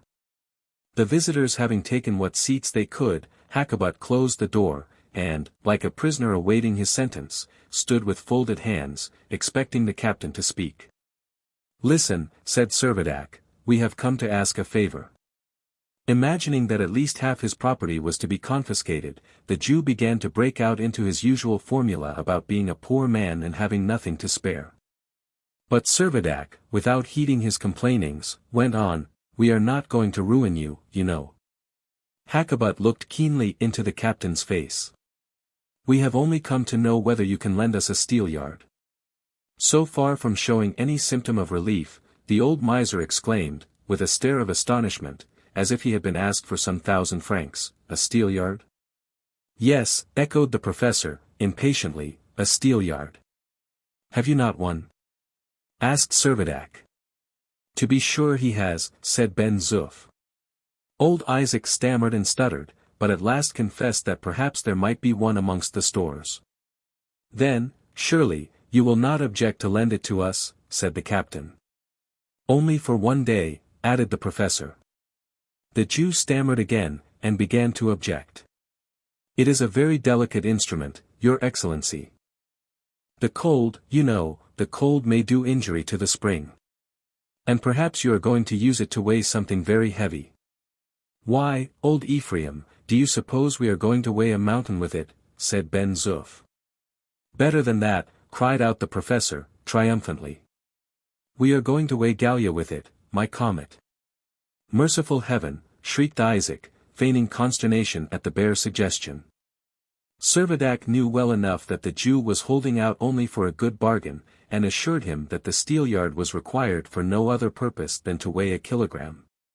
Which, considering how much lighter everything had become, could not possibly put the slightest strain upon the instrument. The Jew still spluttered, and moaned, and hesitated. "Well, then," said Servadac, "if you do not like to lend us your steelyard, do you object to sell it to us?" Isaac fairly shrieked aloud. "God of Israel," he ejaculated, "sell my steelyard? Would you deprive me of one of the most indispensable of my means of livelihood? How should I weigh my merchandise without my steelyard, my solitary steelyard, so delicate and so correct?" The orderly wondered how his master could refrain from strangling the old miser upon the spot, but Servadac, rather amused than otherwise, determined to try another form of persuasion. "Come, Hakkabut, I see that you are not disposed either to lend or to sell your steelyard. What do you say to letting us hire it?" The Jew's eyes twinkled with a satisfaction that he was unable to conceal. "But what security would you give? The instrument is very valuable," and he looked more cunning than ever. "What is it worth?" "If it is worth 20 francs, I will leave a deposit of 100. Will that satisfy you?" He shook his head doubtfully. "It is very little. Indeed, it is too little, your Excellency. Consider, it is the only steelyard in all this new world of ours, it is worth more, much more. If I take your deposit it must be in gold, all gold. But how much do you agree to give me for the hire, 1 day?" "You shall have 20 francs, said Servadac. "Oh, it is dirt cheap, but never mind, for 1 day, you shall have it. Deposit in gold money 100 francs, and 20 francs for the hire." The old man folded his hands in meek resignation. "The fellow knows how to make a good bargain," said Servadac, as Isaac, after casting a distrustful look around, went out of the cabin. "Detestable old wretch," replied the Count, full of disgust. Hardly a minute elapsed before the Jew was back again, carrying his precious steelyard with ostentatious care. It was of an ordinary kind. A spring balance, fitted with a hook, held the article to be weighed. A pointer, revolving on a disc, indicated the weight of the article. Professor Rosette was manifestly right in asserting that such a machine would register results quite independently of any change in the force of attraction. On the Earth it would have registered a kilogram as a kilogram, here it recorded a different value altogether, as the result of the altered force of gravity. Gold coinage to the worth of 120 francs was handed over to the Jew, who clutched at the money with unmistakable eagerness. The steelyard was committed to the keeping of Ben-Zuff, and the visitors prepared to quit the Hansa. All at once it occurred to the professor that the steelyard would be absolutely useless to him, unless he had the means for ascertaining the precise measurement of the unit of the soil of Gallia which he proposed to weigh. "Something more you must lend me," he said, addressing the Jew. "I must have a measure, and I must have a kilogram." "I have neither of them," answered Isaac. "I have neither." "I am sorry, I am very sorry." And this time the old Jew spoke the truth. He would have been really glad to do another stroke or two of business upon terms as advantageous as the transaction he had just concluded. Palmerin Rosette scratched his head in perplexity, glaring round upon his companions as if they were personally responsible for his annoyance.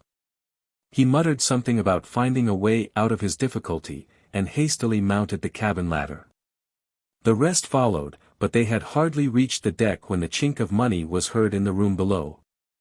Hakkabut was locking away the gold in one of the drawers. Back again, down the ladder, scrambled the little professor, and before the Jew was aware of his presence he had seized him by the tail of his slouchy overcoat. "Some of your money." "I must have money," he said. "Money," gasped Hakkabut. "I have no money." He was pale with fright, and hardly knew what he was saying. "Falsehood," roared Rosette. "Do you think I cannot see?" And peering down into the drawer which the Jew was vainly trying to close, he cried, "Heaps of money. French money. 5-franc pieces. The very thing I want. I must have them." The captain and his friends, who had returned to the cabin, looked on with mingled amusement and bewilderment. "They are mine," shrieked Hakkabut. "I will have them," shouted the professor. "You shall kill me first," bellowed the Jew. "No, but I must," persisted the professor again. It was manifestly time for Servadac to interfere. "My dear professor," he said, smiling, "allow me to settle this little matter for you." "Ah! Your Excellency," moaned the agitated Jew, "protect me. I am but a poor man." "None of that, Hakkabut. Hold your tongue." And, turning to Rosette, the captain said, "If, sir, I understand right, you require some silver 5-franc pieces for your operation." 40, said Rosette, surlily. 200 francs, whined Hakkabut. "Silence," cried the captain. "I must have more than that," the professor continued. "I want 10 2-franc pieces, and 20 half-francs. "Let me see," said Servadac, "how much is that in all?" 230 francs, is it not?" "I dare say it is," answered the professor. "Count, may I ask you," continued Servadac, "to be security to the Jew for this loan to the professor?" "Loan," cried the Jew, "do you mean only a loan?" "Silence," again shouted the captain. Count Timascheff, expressing his regret that his purse contained only paper money, begged to place it at Captain Servadac's disposal. "No paper," exclaimed Isaac. "Paper has no currency in Gallia." "About as much as silver," coolly retorted the Count. "I am a poor man," began the Jew. "Now, Hakkabut, stop these miserable lamentations of yours, once for all. Hand us over 230 francs in silver money, or we will proceed to help ourselves. Isaac began to yell with all his might, "Thieves! Thieves!" In a moment Ben-Zuff's hand was clasped tightly over his mouth. "Stop that howling, Belshazzar. Let him alone, Ben-Zuff. He will soon come to his senses," said Servadac, quietly. When the old Jew had again recovered himself, the captain addressed him. "Now, tell us, what interest do you expect?" Nothing could overcome the Jew's anxiety to make another good bargain. He began, "Money is scarce, very scarce, you know." "No more of this," shouted Servadac. "What interest, I say, what interest do you ask?" Faltering and undecided still, the Jew went on. "Very scarce, you know. 10 francs a day, I think, would not be unreasonable, considering." The Count had no patience to allow him to finish what he was about to say. He flung down notes to the value of several rubles. With a greediness that could not be concealed, Hakkabut grasped them all. Paper, indeed, they were. But the cunning Israelite knew that they would in any case be security far beyond the value of his cash. He was making some 1800% interest, and accordingly chuckled within himself at his unexpected stroke of business. The professor pocketed his French coins with a satisfaction far more demonstrative. "Gentlemen," he said, "with these franc pieces I obtain the means of determining accurately both a meter and a kilogram." Chapter 7. Gallia weighed. A quarter of an hour later, the visitors to the Hansa had reassembled in the common hall of Nina's hive. "Now, gentlemen, we can proceed," said the professor. "May I request that this table may be cleared?" Ben-Zuff removed the various articles that were lying on the table, and the coins which had just been borrowed from the Jew were placed upon it in 3 piles, according to their value. The professor commenced. "Since none of you gentlemen, at the time of the shock, took the precaution to save either a meter measure or a kilogram weight from the earth, and since both these articles are necessary for the calculation on which we are engaged, I have been obliged to devise means of my own to replace them." This exordium delivered, he paused and seemed to watch its effect upon his audience, who, however, were too well acquainted with the professor's temper to make any attempt to exonerate themselves from the rebuke of carelessness, and submitted silently to the implied reproach. "I have taken pains," he continued, "to satisfy myself that these coins are in proper condition for my purpose. I find them unworn and unchipped, indeed, they are almost new. They have been hoarded instead of circulated. Accordingly, they are fit to be utilized for my purpose of obtaining the precise length of a terrestrial meter." Ben-Zuff looked on in perplexity, regarding the lecturer with much the same curiosity as he would have watched the performances of a traveling mountebank at a fair in Montmartre. But Servadac and his 2 friends had already divined the professor's meaning. They knew that French coinage is all decimal, the franc being the standard of which the other coins, whether gold, silver, or copper, are multiples or measures. They knew, too, that the caliber or diameter of each piece of money is rigorously determined by law, and that the diameters of the silver coins representing 5 francs, 2 francs, and 50 centimes measure 37, 27, and 18 millimeters respectively.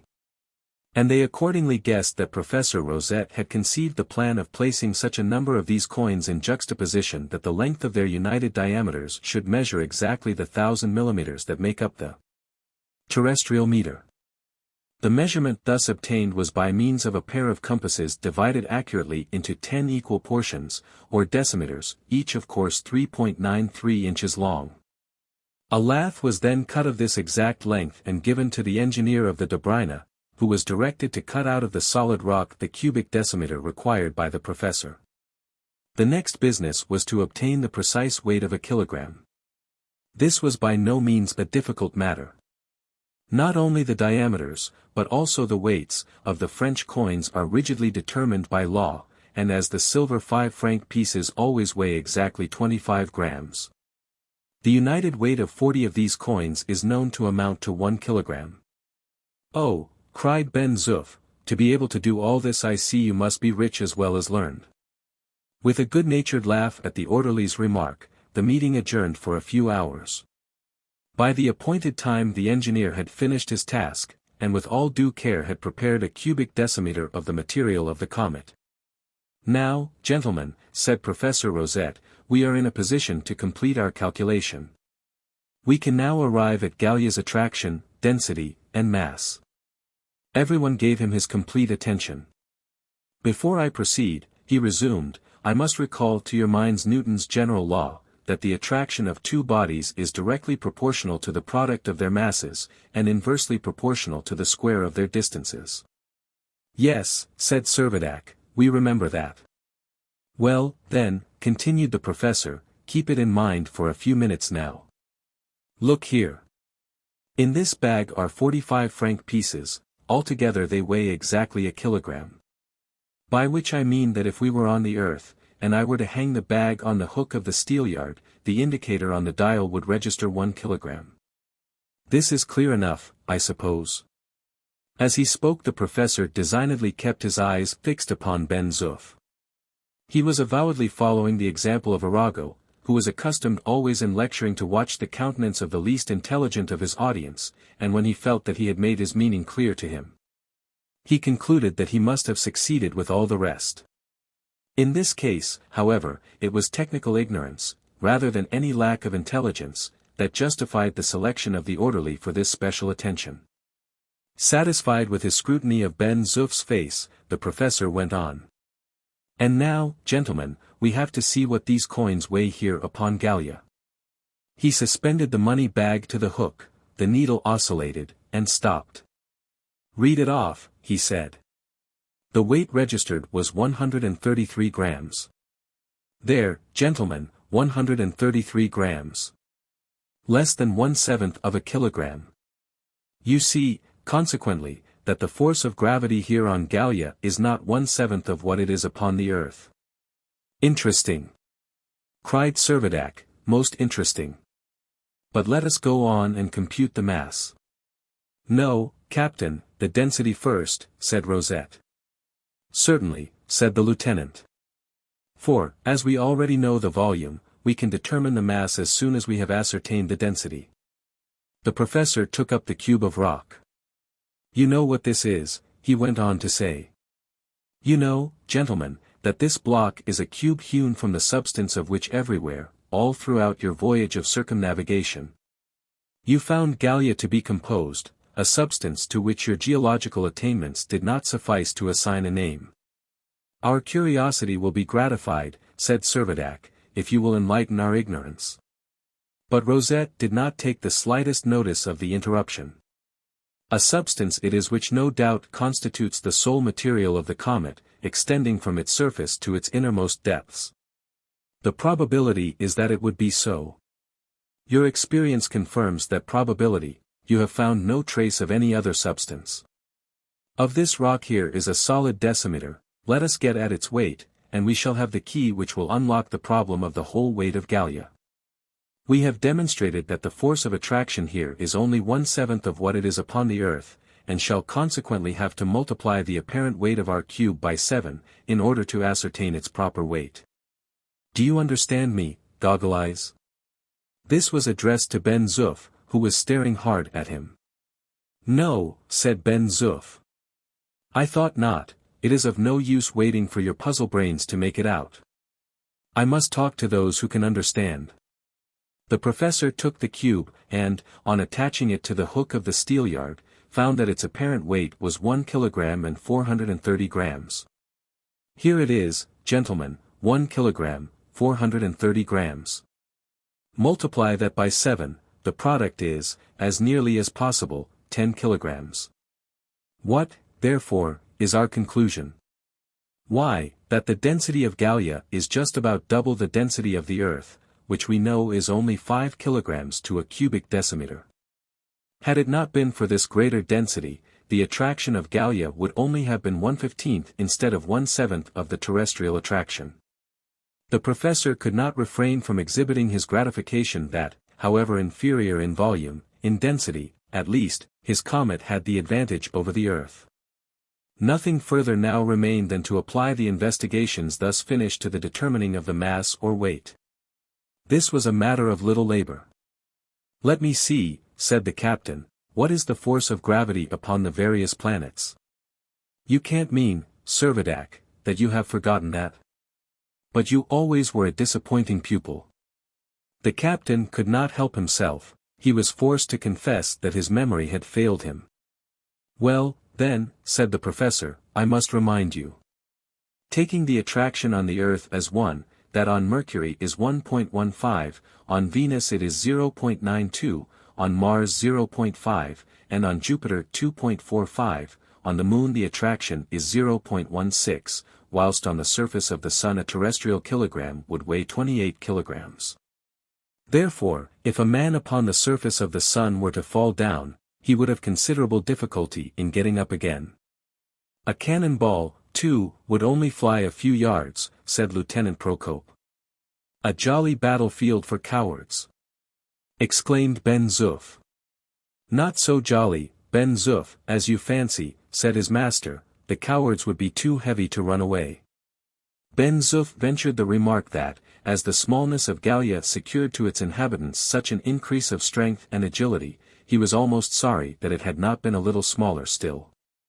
"Though it could not anyhow have been very much smaller," he added, looking slyly at the professor. "Idiot!" exclaimed Rosette. "Your head is too light already, a puff of wind would blow it away." "I must take care of my head, then, and hold it on," replied the irrepressible orderly. Unable to get the last word, the professor was about to retire, when Servadac detained him. "Permit me to ask you one more question," he said. "Can you tell me what is the nature of the soil of Gallia?" "Yes, I can answer that. And in this matter I do not think your impertinent orderly will venture to put Montmartre into the comparison. This soil is of a substance not unknown upon the earth. And speaking very slowly, the professor said, it contains 70% of tellurium and 30% of gold." Servadac uttered an exclamation of surprise. "And the sum of the specific gravities of these two substances is 10, precisely the number that represents Gallia's density." "A comet of gold," ejaculated the captain. "Yes. A realization of what the illustrious Maupertuis has already deemed probable," replied the astronomer. "If Gallia, then, should ever become attached to the earth, might it not bring about an important revolution in all monetary affairs?" inquired the count. "No doubt about it," said Rosette, with manifest satisfaction. "It would supply the world with about 246,000 trillions of francs. It would make gold about as cheap as dirt, I suppose," said Servadac.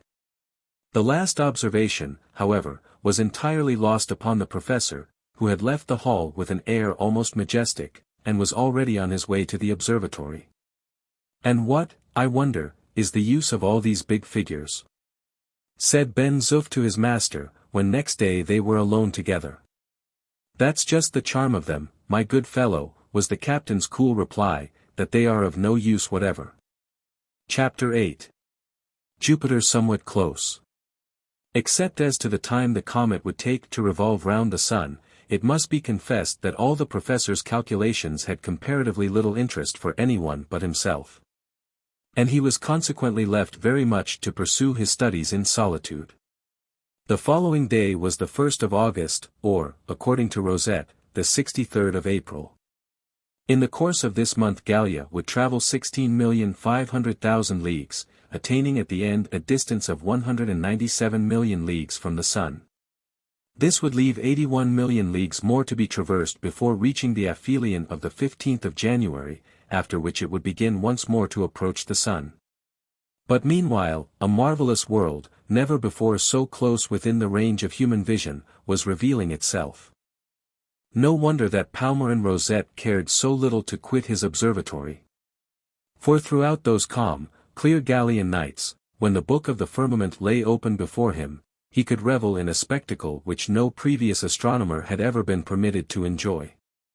The glorious orb that was becoming so conspicuous an object was none other than the planet Jupiter, the largest of all the bodies existing within the influence of solar attraction. During the 7 months that had elapsed since its collision with the Earth, the comet had been continuously approaching the planet, until the distance between them was scarcely more than 61 million leagues. And this would go on diminishing until the 15th of October. Under these circumstances, was it perfectly certain that no danger could accrue? Was not Gallia, when its pathway led it into such close proximity to this enormous planet, running a risk of being attracted within its influence? Might not that influence be altogether disastrous? The professor, it is true, in his estimate of the duration of his comet's revolution, had represented that he had made all proper allowances for any perturbations that would be caused either by Jupiter, by Saturn, or by Mars. But what if there were any errors in his calculations? What if there should be any elements of disturbance on which he had not reckoned? Speculations of this kind became more and more frequent, and Lieutenant Procope pointed out that the danger incurred might be of a fourfold character. First, that the comet, being irresistibly attracted, might be drawn on to the very surface of the planet, and there annihilated. Secondly, that as the result of being brought under that attraction, it might be transformed into a satellite, or even a sub-satellite, of that mighty world. Thirdly, that it might be diverted into a new orbit, which would never be coincident with the ecliptic, or, lastly, its course might be so retarded that it would only reach the ecliptic too late to permit any junction with the Earth. The occurrence of any one of these contingencies would be fatal to their hopes of reunion with the globe, from which they had been so strangely severed. To Rosette, who, without family ties which he had never found leisure or inclination to contract, had no shadow of desire to return to the earth, it would be only the first of these probabilities that could give him any concern. Total annihilation might not accord with his views, but he would be quite content for Gallia to miss its mark with regard to the earth, indifferent whether it revolved as a new satellite around Jupiter, or whether it wended its course through the untraversed regions of the Milky Way. The rest of the community, however, by no means sympathized with the professor's sentiments, and the following month was a period of considerable doubt and anxiety. On the 1st of September the distance between Gallia and Jupiter was precisely the same as the mean distance between the Earth and the Sun. On the 16th, the distance was further reduced to 26 million leagues. The planet began to assume enormous dimensions, and it almost seemed as if the comet had already been deflected from its elliptical orbit, and was rushing on in a straight line towards the overwhelming luminary. The more they contemplated the character of this gigantic planet, the more they became impressed with the likelihood of a serious perturbation in their own course. The diameter of Jupiter is 85,390 miles, nearly 11 times as great as that of the Earth. His volume is 1,387 times, and his mass 300 times greater. And although the mean density is only about a quarter of that of the Earth, and only a third of that of water, whence it has been supposed that the superficies of Jupiter is liquid, yet his other proportions were large enough to warrant the apprehension that important disturbances might result from his proximity. "I forget my astronomy, Lieutenant," said Servadac, "tell me all you can about this formidable neighbor." The lieutenant, having refreshed his memory by reference to Flammariot's Requêtes de l'Infini, of which he had a Russian translation, and some other books, proceeded to recapitulate that Jupiter accomplishes his revolution round the Sun in 332 days 14 hours and 2 minutes. That he travels at the rate of 467 miles a minute along an orbit measuring 2,976 millions of miles, and that his rotation on his axis occupies only 9 hours and 55 minutes. "His days, then, are shorter than ours," interrupted the captain. "Considerably," answered the lieutenant, who went on to describe how the displacement of a point at the equator of Jupiter was 27 times as rapid as on the Earth, causing the polar compression to be about 2,378 miles.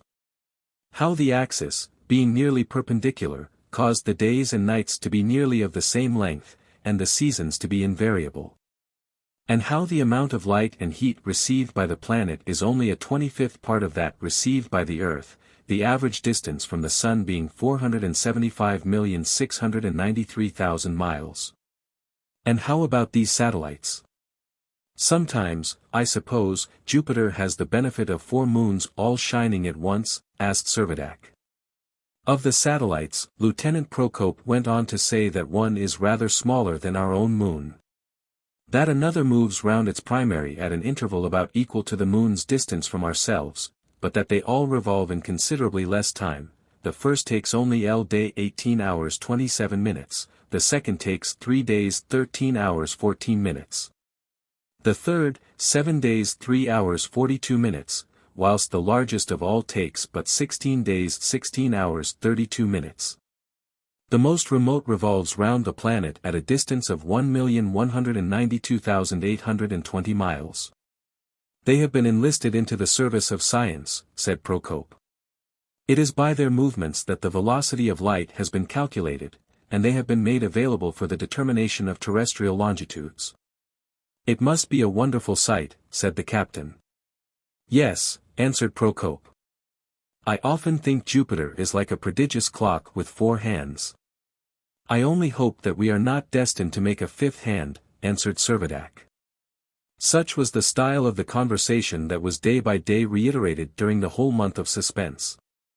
Whatever topic might be started, it seemed soon to settle down upon the huge orb that was looming upon them with such threatening aspect. The more remote that these planets are from the sun, said Procope, the more venerable and advanced in formation are they found to be. Neptune, situated 2,746,271,000 miles from the sun, issued from the solar nebulosity, thousands of millions of centuries back.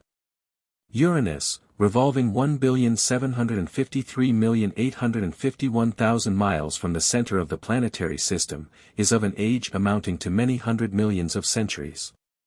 Jupiter, the colossal planet, gravitating at a distance of 475,693,000 miles, may be reckoned as 70 million centuries old. Mars has existed for 1 billion years at a distance of 139,212,000 miles. The Earth, 91,430,000 miles from the Sun, quitted his burning bosom 100 million years ago.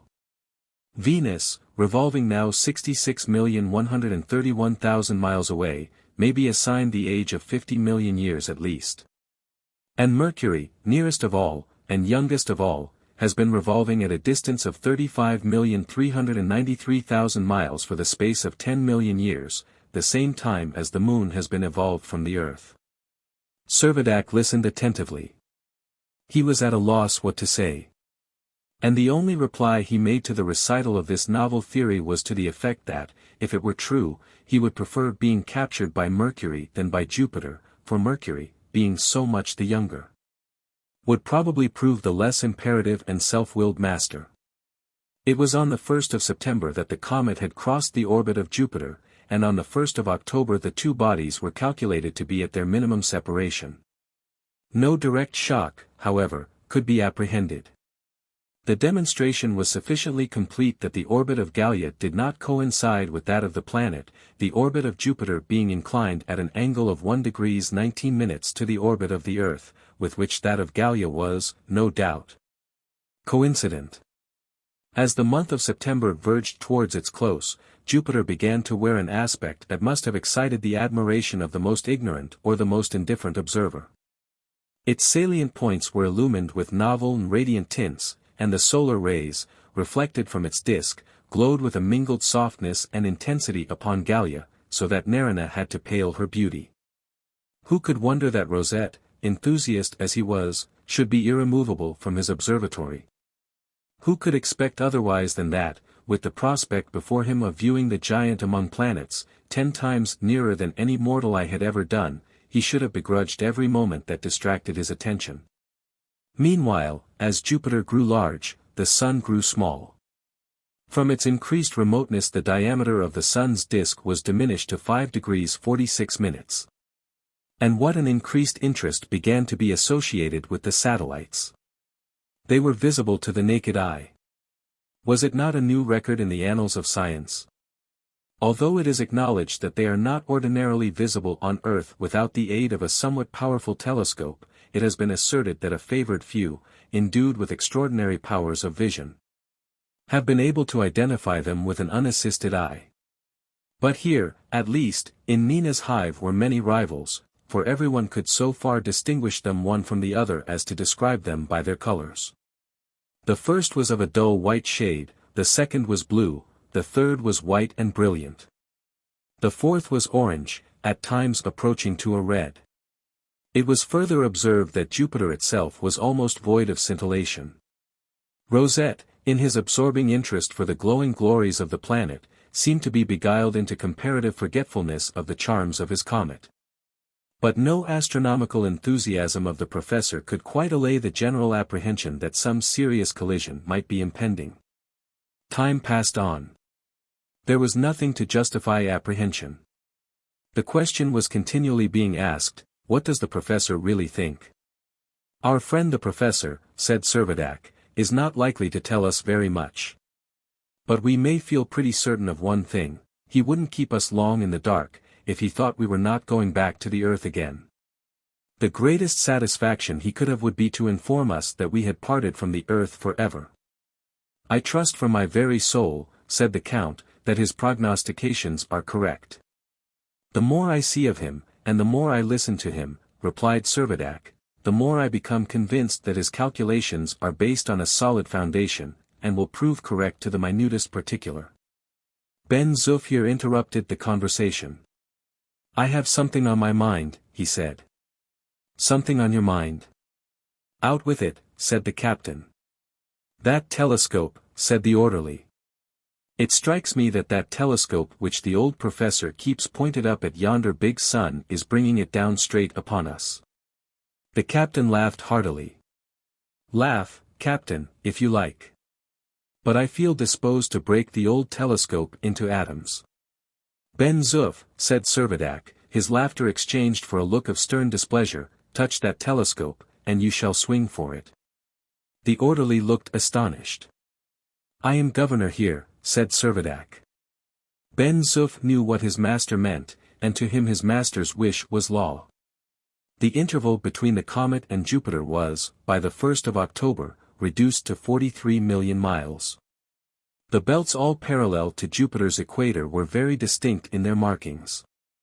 Those immediately north and south of the equator were of a dusky hue, those toward the poles were alternately dark and light. The intervening spaces of the planet's superficies, between edge and edge, being intensely bright. The belts themselves were occasionally broken by spots, which the records of astronomy describe as varying both in form and in extent. The physiology of belts and spots alike was beyond the astronomer's power to ascertain. And even if he should be destined once again to take his place in an astronomical congress on the earth, he would be just as incapable as ever of determining whether or no they owed their existence to the external accumulation of vapor, or to some internal agency. It would not be Professor Rosette's lot to enlighten his brother savants to any great degree as to the mysteries that are associated with this, which must ever rank as one of the most magnificent amongst the heavenly orbs. As the comet approached the critical point of its career, it cannot be denied that there was an unacknowledged consciousness of alarm. Mutually reserved, though ever courteous, the Count and the Captain were secretly drawn together by the prospect of a common danger. And as their return to the earth appeared to them to become more and more dubious, they abandoned their views of narrow isolation, and tried to embrace the wider philosophy that acknowledges the credibility of a habitable universe. But no philosophy could be proof against the common instincts of their humanity. Their hearts, their hopes, were set upon their natural home. No speculation, no science, no experience, could induce them to give up their fond and sanguine anticipation that once again they were to come in contact with the earth. Only let us escape Jupiter, said Lieutenant Procope, repeatedly, and we are free from anxiety. But would not Saturn lie ahead? Asked Servadac and the Count in one breath. No, said Procope. The orbit of Saturn is remote, and does not come athwart our path. Jupiter is our sole hindrance. Of Jupiter we must say, as William Tell said, once through the ominous pass and all is well. The 15th of October came, the date of the nearest approximation of the comet to the planet. They were only 31 million miles apart. What would now transpire? Would Gallia be diverted from its proper way? Or would it hold the course that the astronomer had predicted? Early next morning the captain ventured to take the Count and the lieutenant up to the observatory. The professor was in the worst of tempers. That was enough. It was enough, without a word, to indicate the course which events had taken. The comet was pursuing an unaltered way. The astronomer, correct in his prognostications, ought to have been the most proud and contented of philosophers. His pride and contentment were both overshadowed by the certainty that the career of his comet was destined to be so transient, and that it must inevitably once again come into collision with the Earth. Chapter 9 Market Prices in Gallia. "All right," said Servadac, convinced by the professor's ill humor that the danger was past, "no doubt we are in for a 2 years' excursion, but 15 months more will take us back to the Earth." "And we shall see Montmartre again," exclaimed Ben-Zuff, in excited tones that betrayed his delight in the anticipation. To use a nautical expression, they had safely rounded the point, and they had to be congratulated on their successful navigation.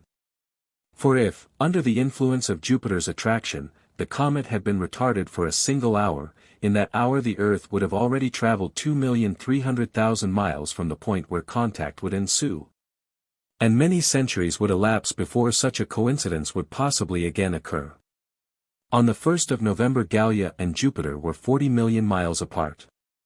It was little more than 10 weeks to the 15th of January, when the comet would begin to reapproach the Sun. Though light and heat were now reduced to a 25th part of their terrestrial intensity, so that a perpetual twilight seemed to have settled over Gallia, yet the population felt cheered even by the little that was left. And buoyed up by the hope that they should ultimately regain their proper position with regard to the great luminary, of which the temperature has been estimated as not less than 5 million degrees. Of the anxiety endured during the last 2 months Isaac Hakkabut had known nothing. Since the day he had done his lucky stroke of business he had never left the tartan. And after Ben-Zuff, on the following day, had returned the steelyard and the borrowed cash, receiving back the paper rubles deposited, all communication between the Jew and Nina's hive had ceased. In the course of the few minutes' conversation which Ben-Zuff had held with him, he had mentioned that he knew that the whole soil of Gallia was made of gold. But the old man, guessing that the orderly was only laughing at him as usual, paid no attention to the remark, and only meditated upon the means he could devise to get every bit of the money in the New World into his own possession. No one grieved over the life of solitude which Hakkabut persisted in leading. Ben-Zuff giggled heartily, as he repeatedly observed, it was astonishing how they reconciled themselves to his absence. The time came, however, when various circumstances prompted him to think he must renew his intercourse with the inhabitants of the hive. Some of his goods were beginning to spoil, and he felt the necessity of turning them into money, if he would not be a loser. He hoped, moreover, that the scarcity of his commodities would secure very high prices. It happened, just about this same time, that Ben-Zuff had been calling his master's attention to the fact that some of their most necessary provisions would soon be running short, and that their stock of coffee, sugar, and tobacco would want replenishing. Servadac's mind, of course, turned to the cargo on board the Hansa, and he resolved, according to his promise, to apply to the Jew and become a purchaser. Mutual interest and necessity thus conspired to draw Hakkabut and the captain together. Often and often had Isaac gloated in his solitude over the prospect of first selling a portion of his merchandise for all the gold and silver in the colony. His recent usurious transaction had whetted his appetite. He would next part with some more of his cargo for all the paper money they could give him, but still he should have goods left, and they would want these. Yes, they should have these, too, for promissory notes. Notes would hold good when they got back again to the Earth. Bills from His Excellency the Governor would be good bills, anyhow there would be the sheriff. By the God of Israel! He would get good prices, and he would get fine interest. Although he did not know it, he was proposing to follow the practice of the Gauls of old, who advanced money on bills for payment in a future life. Hakkabut's future life, however, was not many months in advance of the present. Still Hakkabut hesitated to make the first advance, and it was accordingly with much satisfaction that he hailed Captain Servadac's appearance on board the Hansa. "Hakkabut," said the captain, plunging without further preface into business, "we want some coffee, some tobacco, and other things. I have come today to order them, to settle the price, and tomorrow Ben-Zuff shall fetch the goods away." Merciful heavens, the Jew began to whine, but Servadac cut him short. None of that miserable howling. Business. I am come to buy your goods. I shall pay for them. Ah yes, your excellency, whispered the Jew, his voice trembling like a street beggar. Don't impose on me. I am poor, I am nearly ruined already. Cease your wretched whining, cried Servadac. I have told you once, I shall pay for all I buy. Ready money? Asked Hakkabut. Yes, ready money. What makes you ask? Said the captain, curious to hear what the Jew would say. Well, you see, your excellency, stammered out the Jew, to give credit to one wouldn't do, unless I gave credit to another. You are solvent, I mean honorable, and his lordship the count is honorable, but maybe. Well? Said Servadac, waiting, but inclined to kick the old rascal out of his sight. I shouldn't like to give credit, he repeated. I have not asked you for credit. I have told you, you shall have ready money. Very good, your excellency. But how will you pay me? Pay you? Why, we shall pay you in gold and silver and copper, while our money lasts, and when that is gone we shall pay you in bank notes. Oh, no paper, no paper. Groaned out the Jew, relapsing into his accustomed whine. Nonsense, man, cried Servadac. No paper, reiterated Hakkabut. Why not? Surely you can trust the banks of England, France, and Russia. Ah no. I must have gold. Nothing so safe as gold. Well then, said the captain, not wanting to lose his temper, you shall have it your own way, we have plenty of gold for the present. We will leave the bank notes for by and by. The Jew's countenance brightened, and Servadac, repeating that he should come again the next day, was about to quit the vessel. One moment, your excellency, said Hakkabut, sidling up with a hypocritical smile. I suppose I am to fix my own prices. You will, of course, charge ordinary prices, proper market prices, European prices, I mean. Merciful heavens, shrieked the old man, you rob me of my rights, you defraud me of my privilege. The monopoly of the market belongs to me. It is the custom, it is my right, it is my privilege to fix my own prices. Servadac made him understand that he had no intention of swerving from his decision. Merciful heavens! Again howled the Jew, it is sheer ruin. The time of monopoly is the time for profit, it is the time for speculation. The very thing, Hakkabut, that I am anxious to prevent. Just stop now, and think a minute. You seem to forget my rights. You are forgetting that, if I please, I can confiscate all your cargo for the common use. You ought to think yourself lucky in getting any price at all. Be contented with European prices, you will get no more. I am not going to waste my breath on you. I will come again tomorrow, and, without allowing Hakkabut time to renew his lamentations, Servadac went away. All the rest of the day the Jew was muttering bitter curses against the thieves of Gentiles in general, and the governor of Gallia in particular, who were robbing him of his just profits, by binding him down to a maximum price for his goods. Just as if it were a time of revolution in the state. But he would be even with them yet, he would have it all out of them, he would make European prices pay, after all. He had a plan, he knew how, and he chuckled to himself, and grinned maliciously. True to his word, the captain next morning arrived at the tartan. He was accompanied by Ben-Zuff and 2 Russian sailors.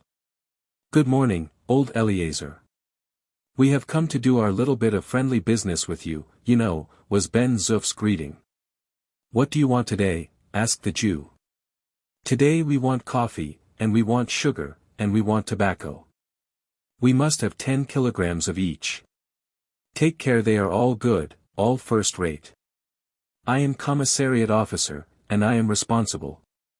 I thought you were the governor's aide-de-camp, said Hakkabut. So I am, on state occasions, but today, I tell you. I am superintendent of the commissariat department. Now, look sharp. Hakkabut hereupon descended into the hold of the tartan, and soon returned, carrying 10 packets of tobacco, each weighing 1 kilogram, and securely fastened by strips of paper, labeled with the French government stamp. 10 kilograms of tobacco at 12 francs a kilogram, 120 francs, said the Jew. Ben-Zuff was on the point of laying down the money, when Servadac stopped him. Let us just see whether the weight is correct. Hakkabut pointed out that the weight was duly registered on every packet, and that the packets had never been unfastened. The captain, however, had his own special object in view, and would not be diverted. The Jew fetched his steelyard, and a packet of the tobacco was suspended to it. Merciful heavens, screamed Isaac. The index registered only 133 grams. You see, Hakkabut, I was right. I was perfectly justified in having your goods put to the test, said Servadac, quite seriously. But, Your Excellency, stammered out the bewildered man. You will, of course, make up the deficiency, the captain continued, not noticing the interruption. Oh, my lord, let me say, began Isaac again. Come, old Caiaphas, do you hear? You are to make up the deficiency, exclaimed Ben-Zuff. Ah, yes, but... The unfortunate Israelite tried hard to speak, but his agitation prevented him. He understood well enough the cause of the phenomenon, but he was overpowered by the conviction that the cursed Gentiles wanted to cheat him. He deeply regretted that he had not a pair of common scales on board. Come, I say, old Jedediah, you are a long while making up what's short, said Ben-Zuff, while the Jew was still stammering on. As soon as he recovered his power of articulation, Isaac began to pour out a medley of lamentations and petitions for mercy.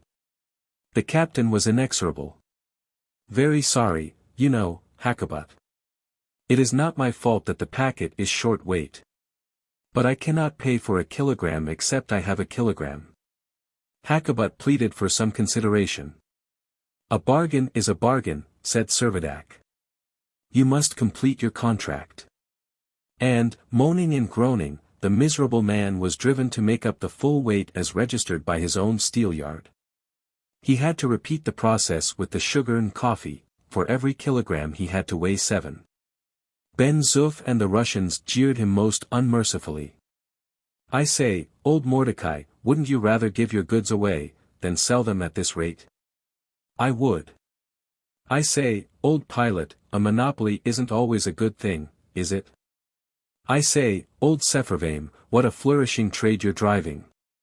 Meanwhile 70 kilograms of each of the articles required were weighed, and the Jew for each 70 had to take the price of 10. All along Captain Servadac had been acting only in jest. Aware that old Isaac was an utter hypocrite, he had no compunction in turning a business transaction with him into an occasion for a bit of fun. But the joke at an end, he took care that the Jew was properly paid all his legitimate due. Chapter 10, Far into Space. A month passed away. Gallia continued its course, bearing its little population onwards. So far removed from the ordinary influence of human passions that it might almost be said that its sole ostensible vice was represented by the greed and avarice of the miserable Jew. After all, they were but making a voyage, a strange, yet a transient, excursion through solar regions hitherto untraversed, but if the professor's calculations were correct, and why should they be doubted? Their little vessel was destined, after a 2 years' absence, once more to return to port. The landing, indeed, might be a matter of difficulty. But with the good prospect before them of once again standing on terrestrial shores, they had nothing to do at present except to make themselves as comfortable as they could in their present quarters. Thus confident in their anticipations, neither the captain, the count, nor the lieutenant felt under any serious obligation to make any extensive provisions for the future. They saw no necessity for expending the strength of the people, during the short summer that would intervene upon the long severity of winter, in the cultivation or the preservation of their agricultural resources.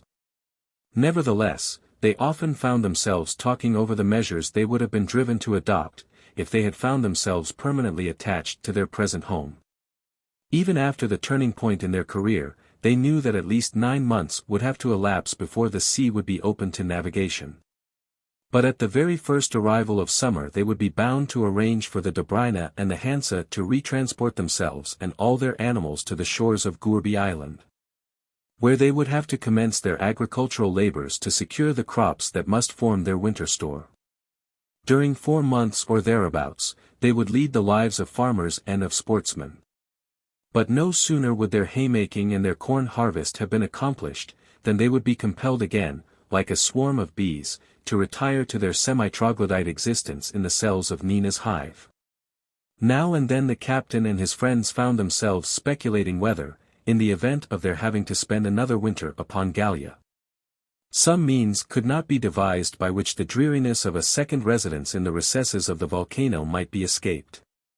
Would not another exploring expedition possibly result in the discovery of a vein of coal or other combustible matter, which could be turned to account in warming some erection which they might hope to put up? A prolonged existence in their underground quarters was felt to be monotonous and depressing, and although it might be all very well for a man like Professor Rosette, absorbed in astronomical studies, it was ill-suited to the temperaments of any of themselves for any longer period than was absolutely indispensable. One contingency there was, almost too terrible to be taken into account. Was it not to be expected that the time might come when the internal fires of Gallia would lose their activity, and the stream of lava would consequently cease to flow? Why should Gallia be exempt from the destiny that seemed to await every other heavenly body? Why should it not roll onwards, like the moon, a dark cold mass in space? In the event of such a cessation of the volcanic eruption, whilst the comet was still at so great a distance from the sun, they would indeed be at a loss to find a substitute for what alone had served to render life endurable at a temperature of 60 degrees below zero. Happily, however, there was at present no symptom of the subsidence of the lava stream. The volcano continued its regular and unchanging discharge, and Servadac, ever sanguine, declared that it was useless to give themselves any anxiety upon the matter. On the 15th of December, Gallia was 276 million leagues from the sun, and, as it was approximately to the extremity of its axis major, would travel only some 11 million or 12 million leagues during the month. Another world was now becoming a conspicuous object in the heavens, and Palmyrin Rosette, after rejoicing in an approach nearer to Jupiter than any other mortal man had ever attained, was now to be privileged to enjoy a similar opportunity of contemplating the planet Saturn. Not that the circumstances were altogether so favorable. Scarcely 31 million miles had separated Gallia from Jupiter, the minimum distance of Saturn would not be less than 415 million miles. But even this distance, although too great to affect the comet's progress more than had been duly reckoned on, was considerably shorter than what had ever separated Saturn from the Earth. To get any information about the planet from Rosette appeared quite impossible. Although equally by night and by day he never seemed to quit his telescope, he did not evince the slightest inclination to impart the result of his observations. It was only from the few astronomical works that happened to be included in the Dobryna's library that any details could be gathered, but these were sufficient to give a large amount of interesting information. Ben-Zuff, when he was made aware that the Earth would be invisible to the naked eye from the surface of Saturn, declared that he then, for his part, did not care to learn any more about such a planet. To him it was indispensable that the Earth should remain in sight, and it was his great consolation that hitherto his native sphere had never vanished from his gaze.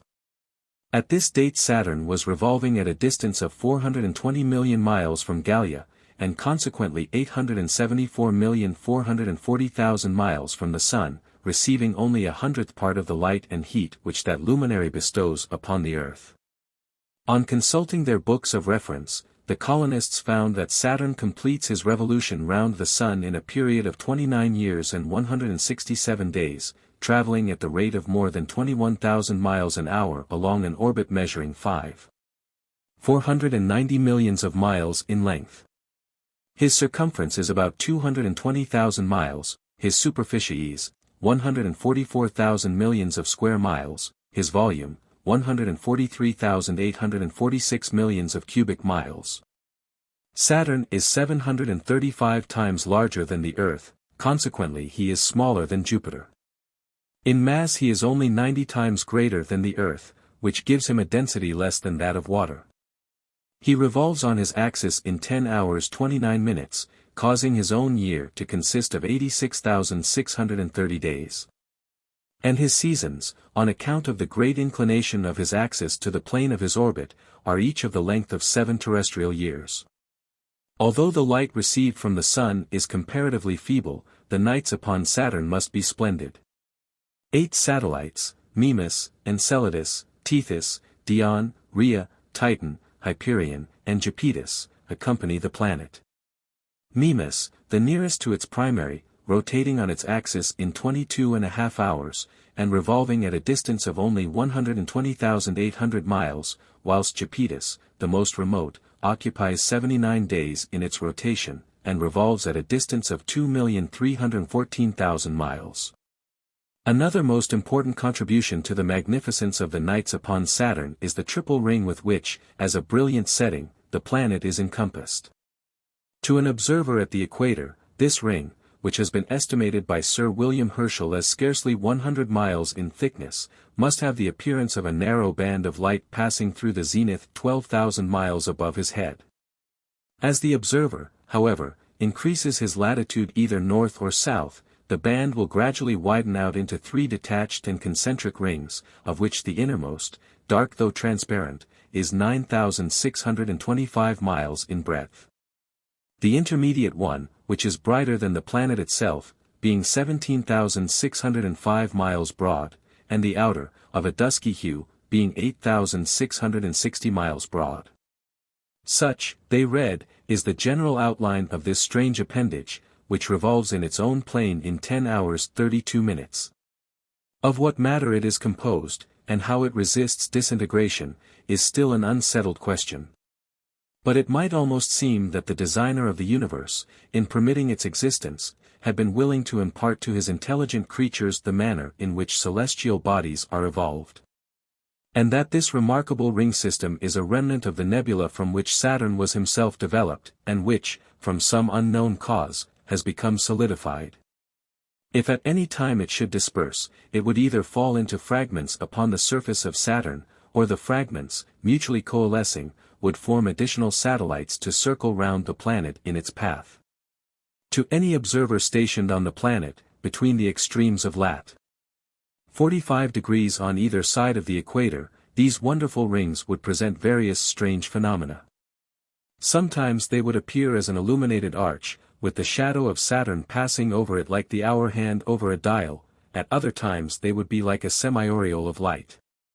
Very often, too, for periods of several years, daily eclipses of the sun must occur through the interposition of this triple ring. Truly, with the constant rising and setting of the satellites, some with bright disks at their full, others like silver crescents, in quadrature, as well as by the encircling rings.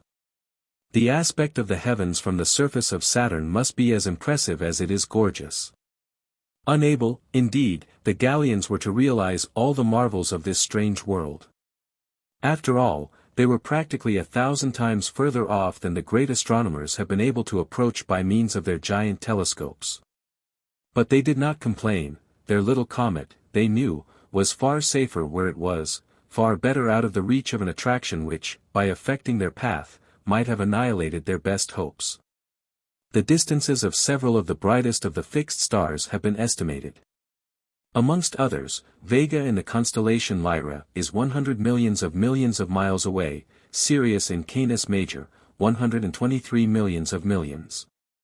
The Pole Star, 282 millions of millions, and Capella, 340 millions of miles, a figure represented by no less than 15 digits. The hard numerical statement of these enormous figures, however, fails altogether in any adequate way to convey a due impression of the magnitude of these distances. Astronomers, in their ingenuity, have endeavored to use some other basis, and have found the velocity of light to be convenient for their purpose. They have made their representation something in this way. Suppose, they say, an observer endowed with an infinite length of vision, suppose him stationed on the surface of Capella. Looking thence towards the earth, he would be a spectator of events that had happened 70 years previously, transport him to a star 10 times distant, and he will be reviewing the terrestrial sphere of 720 years back. Carry him away further still, to a star so remote that it requires something less than 19 centuries for light to reach it, and he would be a witness of the birth and death of Christ.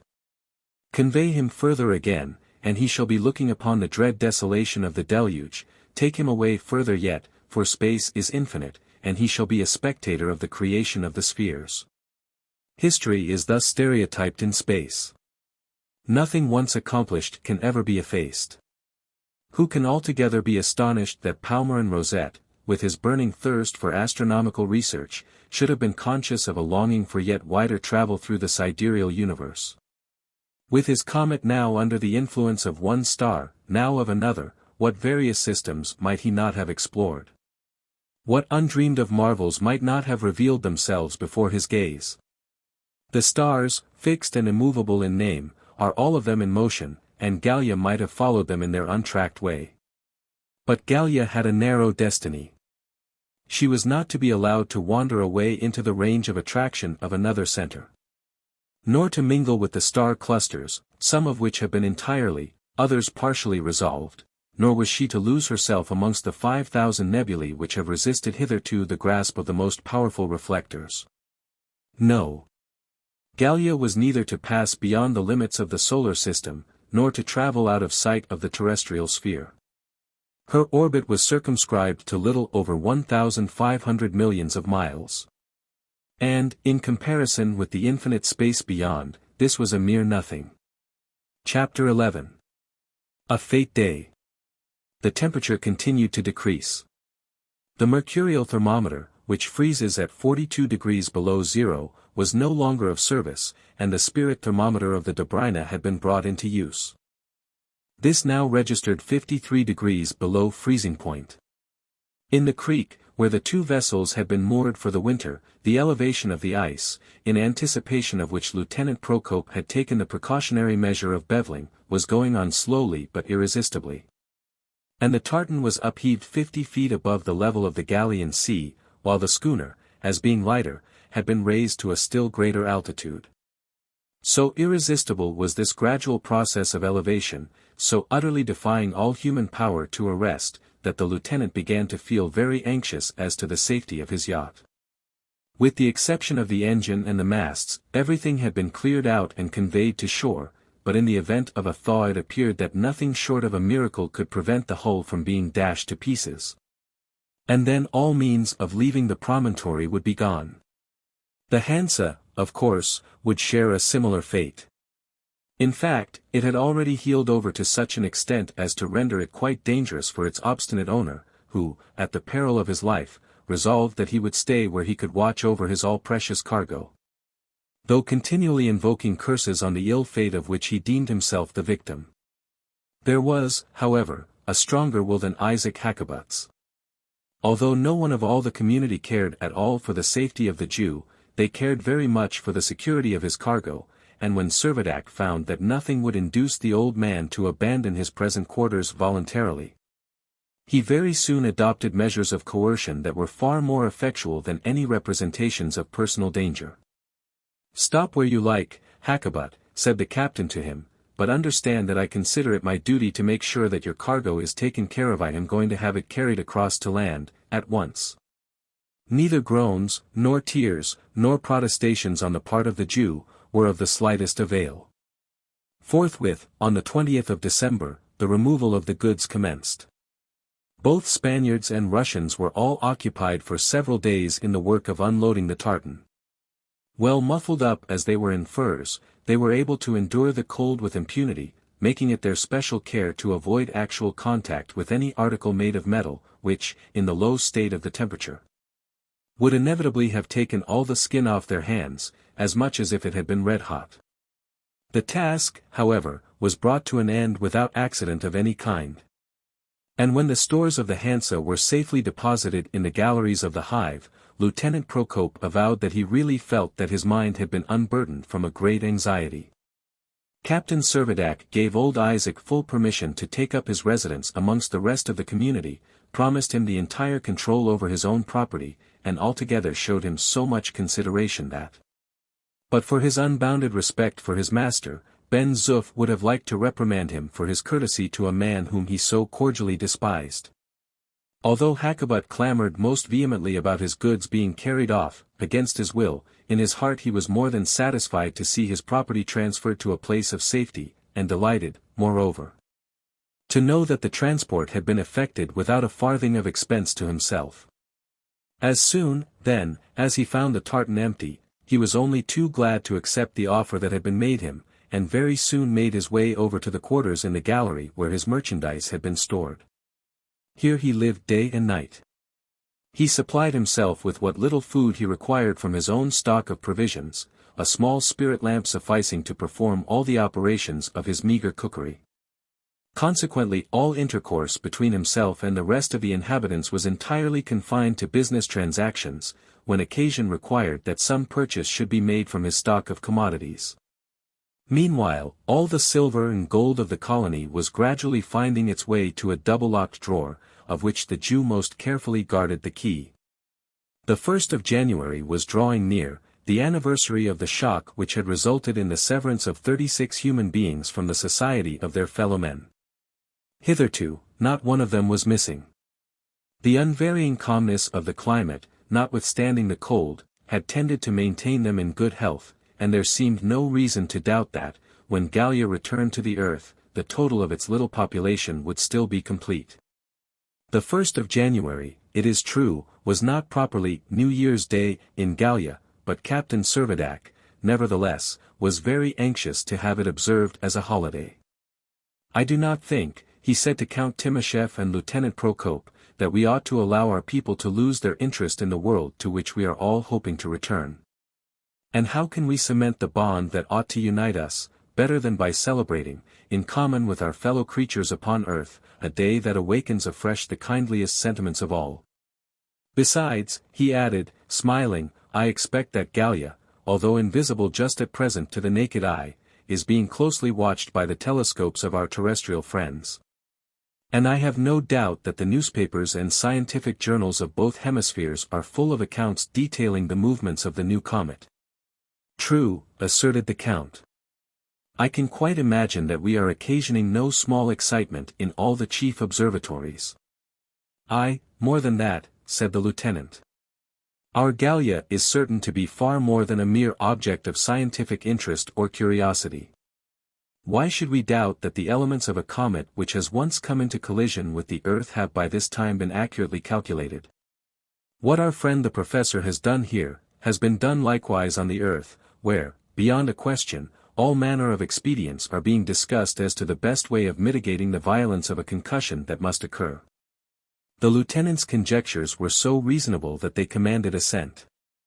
Gallia could scarcely be otherwise than an object of terror to the inhabitants of the earth, who could by no means be certain that a second collision would be comparatively so harmless as the first.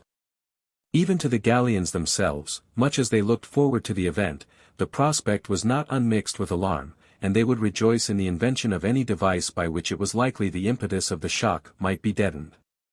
Christmas arrived, and was marked by appropriate religious observance by everyone in the community, with the exception of the Jew, who made a point of secluding himself more obstinately than ever in the gloomy recesses of his retreat. To Ben-Zuff the last week of the year was full of bustle. The arrangements for the New Year fete were entrusted to him, and he was anxious, in spite of the resources of Gallia being so limited, to make the program for the great day as attractive as possible. It was a matter of debate that night whether the professor should be invited to join the party. It was scarcely likely that he would care to come, but, on the whole, it was felt to be advisable to ask him. At first Captain Servadac thought of going in person with the invitation. But, remembering Rosette's dislike to visitors, he altered his mind, and sent young Pablo up to the observatory with a formal note, requesting the pleasure of Professor Rosette's company at the New Year's fete.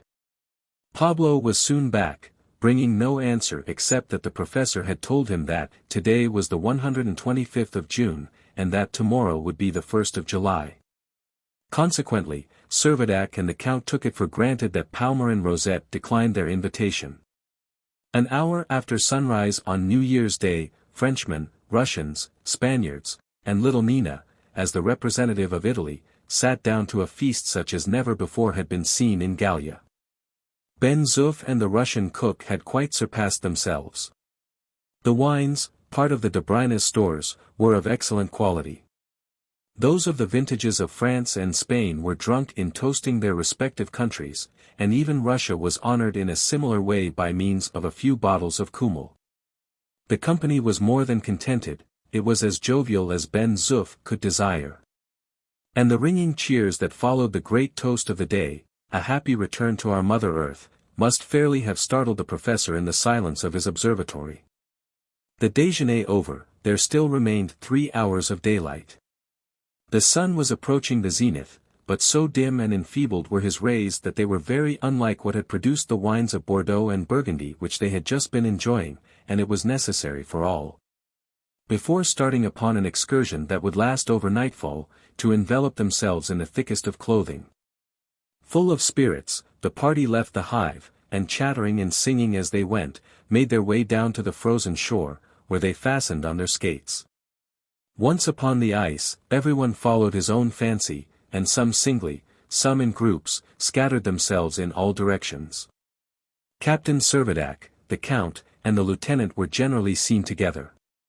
Negretti and the Spaniards, now masters of their novel exercise, wandered fleetly and gracefully hither and thither, occasionally being out of sight completely. The Russian sailors, following a northern custom, skated in file, maintaining their rank by means of a long pole passed under their right arms, and in this way they described a trackway of singular regularity. The two children, blithe as birds, flitted about, now singly, now arm in arm, now joining the captain's party, now making a short peregrination by themselves, but always full of life and spirit. As for Ben-Zuff, he was here, there, and everywhere, his imperturbable good temper ensuring him a smile of welcome whenever he appeared. Thus coursing rapidly over the icy plain, the whole party had soon exceeded the line that made the horizon from the shore. First, the rocks of the coast were lost to view, then the white crests of the cliffs were no longer to be seen. And at last, the summit of the volcano, with its corona of vapor, was entirely out of sight. Occasionally the skaters were obliged to stop to recover their breath, but, fearful of frostbite, they almost instantly resumed their exercise, and proceeded nearly as far as Gourbi Island before they thought about retracing their course. But night was coming on, and the sun was already sinking in the east with the rapidity to which the residents on Gallia were by this time well accustomed. The sunset upon this contracted horizon was very remarkable. There was not a cloud nor a vapor to catch the tints of the declining beams, the surface of the ice did not, as a liquid sea would, reflect the last green ray of light. But the radiant orb, enlarged by the effect of refraction, its circumference sharply defined against the sky, sank abruptly, as though a trap had been opened in the ice for its reception. Before the daylight ended, Captain Servadac had cautioned the party to collect themselves betimes into one group. "Unless you are sure of your whereabouts before dark," he said, "you will not find it after. We have come out like a party of skirmishers. Let us go back in full force." The night would be dark, their moon was in conjunction, and would not be seen, the stars would only give something of that pale radiance which the poet Corneille has described. Immediately after sunset the torches were lighted, and the long series of flames, fanned by the rapid motion of their bearers, had much the appearance of an enormous fiery banner. An hour later, and the volcano appeared like a dim shadow on the horizon, the light from the crater shedding a lurid glare upon the surrounding gloom. In time the glow of the burning lava, reflected in the icy mirror, fell upon the troop of skaters, and cast their lengthened shadows grotesquely on the surface of the frozen sea. Later still, half an hour or more afterwards, the torches were all but dying out. The shore was close at hand. All at once, Ben-Zuff uttered a startled cry, and pointed with bewildered excitement towards the mountain. Involuntarily, one and all, they ploughed their heels into the ice and came to a halt. Exclamations of surprise and horror burst from every lip. The volcano was extinguished. The stream of burning lava had suddenly ceased to flow. Speechless with amazement, they stood still for some moments. There was not one of them that did not realize, more or less, how critical was their position. The sole source of the heat that had enabled them to brave the rigor of the cold had failed them. Death, in the cruelest of all shapes, seemed staring them in the face, death from cold. Meanwhile, the last torch had flickered out. It was quite dark. "Forward," cried Servadac, firmly. At the word of command they advanced to the shore, clambered with no little difficulty up the slippery rocks, gained the mouth of the gallery, groped their way into the common hall. How dreary! How chill it seemed! The fiery cataract no longer spread its glowing covering over the mouth of the grotto. Lieutenant Procope leaned through the aperture. The pool, hitherto kept fluid by its proximity to the lava, was already encrusted with a layer of ice. Such was the end of the New Year's Day so happily begun. Chapter 12. The Bowels of the Comet. The whole night was spent in speculating, with gloomy forebodings, upon the chances of the future. The temperature of the hall, now entirely exposed to the outer air, was rapidly falling, and would quickly become unendurable. Far too intense was the cold to allow anyone to remain at the opening, and the moisture on the walls soon resolved itself into icicles. But the mountain was like the body of a dying man, that retains a while a certain amount of heat at the heart after the extremities have become cold and dead. In the more interior galleries there was still a certain degree of warmth, and hither Servadac and his companions were glad enough to retreat. Here they found the professor, who, startled by the sudden cold, had been fain to make a precipitate retreat from his observatory. Now would have been the opportunity to demand of the enthusiast whether he would like to prolong his residence indefinitely upon his little comet. It is very likely that he would have declared himself ready to put up with any amount of discomfort to be able to gratify his love of investigation. But all were far too disheartened and distressed to care to banter him upon the subject on which he was so sensitive. Next morning, Servadac thus addressed his people. "My friends, except from cold, we have nothing to fear. Our provisions are ample, more than enough for the remaining period of our sojourn in this lone world of ours. Our preserved meat is already cooked, we shall be able to dispense with all fuel for cooking purposes. All that we require is warmth for ourselves, let us secure that, and all may be well. Now, I do not entertain a doubt but that the warmth we require is resident in the bowels of this mountain on which we are living. To the depth of those bowels we must penetrate, there we shall obtain the warmth which is indispensable to our very existence." His tone, quite as much as his words, restored confidence to many of his people, who were already yielding to a feeling of despair. The Count and the Lieutenant fervently, but silently, grasped his hand. "Nina," said the captain, "you will not be afraid to go down to the lower depths of the mountain, will you?" "Not if Pablo goes," replied the child. "Oh yes, of course, Pablo will go. You are not afraid to go, are you, Pablo?" he said, addressing the boy. "Anywhere with you, Your Excellency," was the boy's prompt reply. And certain it was that no time must be lost in penetrating below the heart of the volcano. Already the most protected of the many ramifications of Nina's hive were being pervaded by a cold that was insufferable. It was an acknowledged impossibility to get access to the crater by the exterior declivities of the mountainside.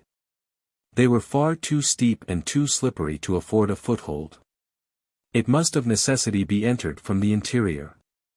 Lieutenant Procope accordingly undertook the task of exploring all the galleries, and was soon able to report that he had discovered one which he had every reason to believe abutted upon the central funnel. His reason for coming to this conclusion was that the caloric emitted by the rising vapors of the hot lava seemed to be oozing, as it were, out of the tellurium, which had been demonstrated already to be a conductor of heat. Only succeed in piercing through this rock for 7 or 8 yards, and the lieutenant did not doubt that his way would be opened into the old lava course, by following which he hoped descent would be easy. Under the lieutenant's direction the Russian sailors were immediately set to work. Their former experience had convinced them that spades and pickaxes were of no avail, and their sole resource was to proceed by blasting with gunpowder. However skillfully the operation might be carried on, it must necessarily occupy several days, and during that time the sufferings from cold must be very severe. If we fail in our object and cannot get to the depths of the mountain, our little colony is doomed, said Count Timascheff. That speech is not like yourself, answered Servadac, smiling. What has become of the faith which has hitherto carried you so bravely through all our difficulties? The Count shook his head, as if in despair, and said, sadly, the hand that has hitherto been outstretched to help seems now to be withdrawn. But only to test our powers of endurance, rejoined the captain, earnestly. Courage, my friend, courage. Something tells me that this cessation of the eruption is only partial, the internal fire is not all extinct. All is not over yet. It is too soon to give up, never despair. Lieutenant Procope quite concurred with the captain. Many causes, he knew, besides the interruption of the influence of the oxygen upon the mineral substances in Gallia's interior, might account for the stoppage of the lava flow in this one particular spot. And he considered it more than probable that a fresh outlet had been opened in some other part of the surface, and that the eruptive matter had been diverted into the new channel. But at present his business was to prosecute his labors so that a retreat might be immediately effected from their now untenable position. Restless and agitated, Professor Rosette, if he took any interest in these discussions, certainly took no share in them. He had brought his telescope down from the observatory into the common hall, and there at frequent intervals, by night and by day, he would endeavor to continue his observations. But the intense cold perpetually compelled him to desist, or he would literally have been frozen to death. No sooner, however, did he find himself obliged to retreat from his study of the heavens, than he would begin overwhelming everybody about him with bitter complaints, pouring out his regrets that he had ever quitted his quarters at Formentura.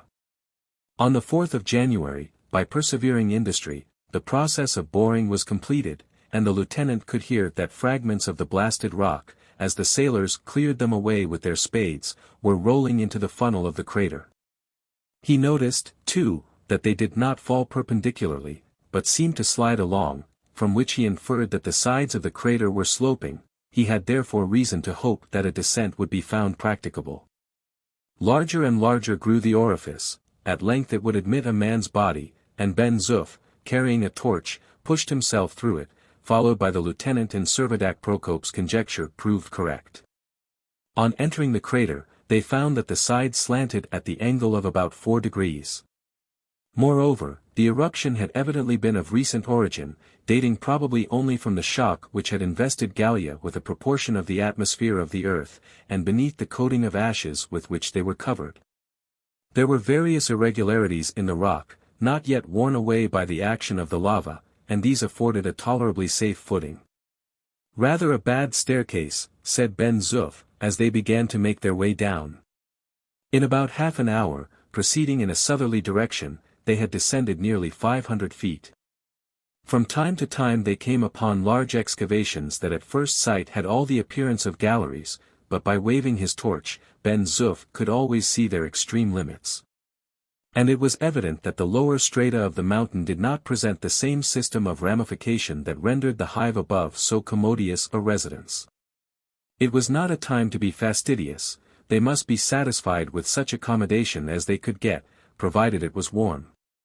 Captain Servadac was only too glad to find that his hopes about the temperature were to a certain extent realized.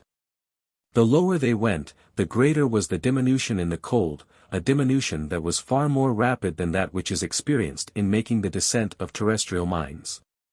In this case it was a volcano, not a colliery, that was the object of exploration, and thankful enough they were to find that it had not become extinct. Although the lava, from some unknown cause, had ceased to rise in the crater, yet plainly it existed somewhere in an incandescent state, and was still transmitting considerable heat to inferior strata. Lieutenant Procope had brought in his hand a mercurial thermometer, and Servadac carried an aneroid barometer, by means of which he could estimate the depth of their descent below the level of the Gallian Sea. When they were 600 feet below the orifice the mercury registered a temperature of 6 degrees below zero. 6 degrees, said Servadac, that will not suit us. At this low temperature we could not survive the winter. We must try deeper down. I only hope the ventilation will hold out. There was, however, nothing to fear on the score of ventilation. The great current of air that rushed into the aperture penetrated everywhere, and made respiration perfectly easy. The descent was continued for about another 300 feet, which brought the explorers to a total depth of 900 feet from their old quarters. Here the thermometer registered 12 degrees above zero, a temperature which, if only it were permanent, was all they wanted. There was no advantage in proceeding any further along the lava course. They could already hear the dull rumblings that indicated that they were at no great distance from the central focus. "Quite near enough for me," exclaimed Ben-Zuff. "Those who are chilly are welcome to go as much lower as they like. For my part, I shall be quite warm enough here." After throwing the gleams of torchlight in all directions, the explorers seated themselves on a jutting rock, and began to debate whether it was practicable for the colony to make an abode in these lower depths of the mountain. The prospect, it must be owned, was not inviting. The crater, it is true, widened out into a cavern sufficiently large, but here its accommodation ended. Above and below were a few ledges in the rock that would serve as receptacles for provisions. But, with the exception of a small recess that must be reserved for Nina, it was clear that henceforth they must all renounce the idea of having separate apartments. The single cave must be their dining room, drawing room, and dormitory, all in one. From living the life of rabbits in a warren, they were reduced to the existence of moles, with the difference that they could not, like them, forget their troubles in a long winter's sleep. The cavern, however, was quite capable of being lighted by means of lamps and lanterns. Among the stores were several barrels of oil and a considerable quantity of spirits of wine, which might be burned when required for cooking purposes. Moreover, it would be unnecessary for them to confine themselves entirely to the seclusion of their gloomy residence. Well wrapped up, there would be nothing to prevent them making occasional excursions both to the hive and to the seashore. A supply of fresh water would be constantly required. Ice for this purpose must be perpetually carried in from the coast, and it would be necessary to arrange that everyone in turn should perform this office, as it would be no sinecure to clamber up the sides of the crater for 900 feet, and descend the same distance with a heavy burden. But the emergency was great, and it was accordingly soon decided that the little colony should forthwith take up its quarters in the cave. After all, they said, they should hardly be much worse off than thousands who annually winter in Arctic regions. On board the whaling vessels, and in the establishments of the Hudson's Bay Company, such luxuries as separate cabins or sleeping chambers are never thought of.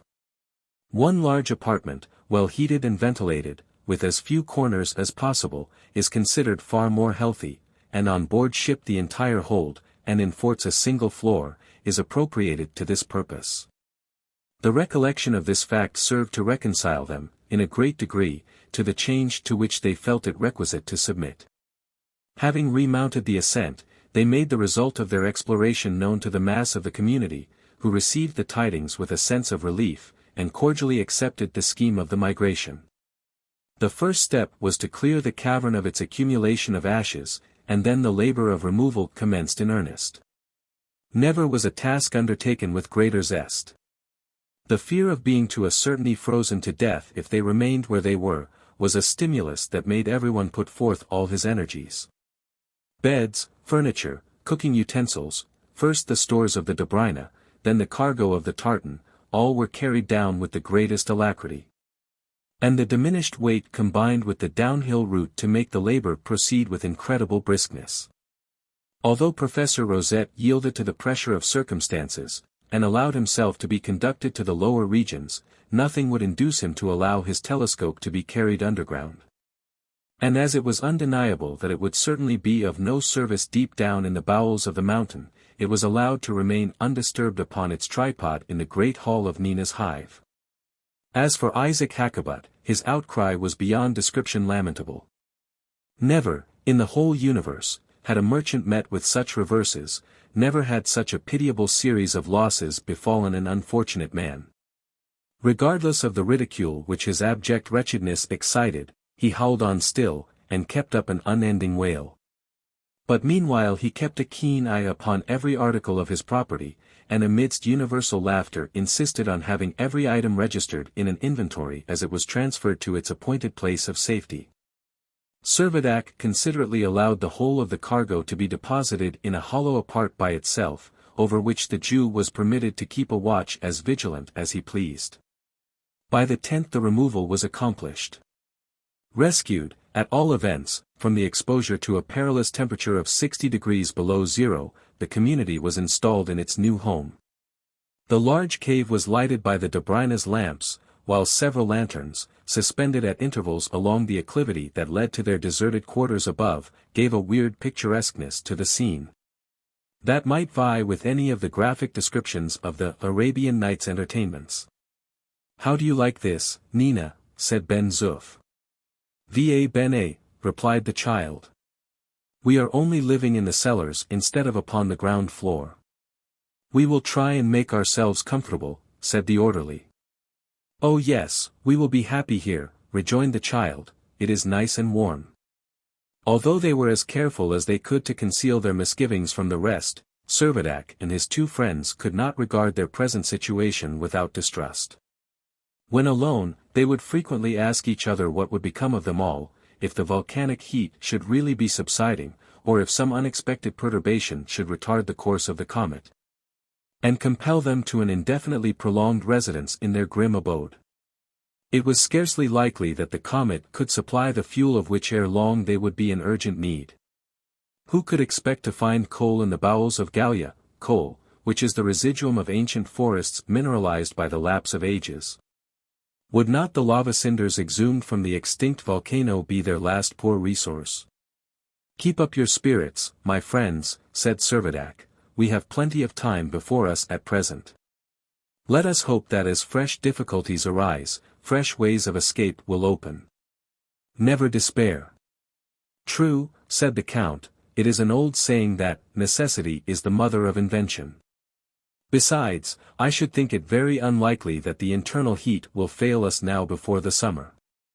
The lieutenant declared that he entertained the same hope. As the reason of his opinion he alleged that the combustion of the eruptive matter was most probably of quite recent origin, because the comet before its collision with the earth had possessed no atmosphere, and that consequently no oxygen could have penetrated to its interior. "Most likely you are right," replied the Count, "and so far from dreading a failure of the internal heat, I am not quite sure that we may not be exposed to a more terrible calamity still." "What?" asked Servadac. "The calamity of the eruption breaking out suddenly again, and taking us by surprise." "Heavens!" cried the captain, "we will not think of that." "The outbreak may happen again," said the lieutenant, calmly. "But it will be our fault, our own lack of vigilance, if we are taken by surprise." And so the conversation dropped. The 15th of January dawned, and the comet was 220 million leagues from the sun. Gallia had reached its aphelion. Chapter 13. Dreary months. Henceforth, then, with a velocity ever increasing, Gallia would reapproach the sun. Except the 13 Englishmen who had been left at Gibraltar, every living creature had taken refuge in the dark abyss of the volcano's crater. And with those Englishmen, how had it fared? "Far better than with ourselves," was the sentiment that would have been universally accepted in Nina's hive.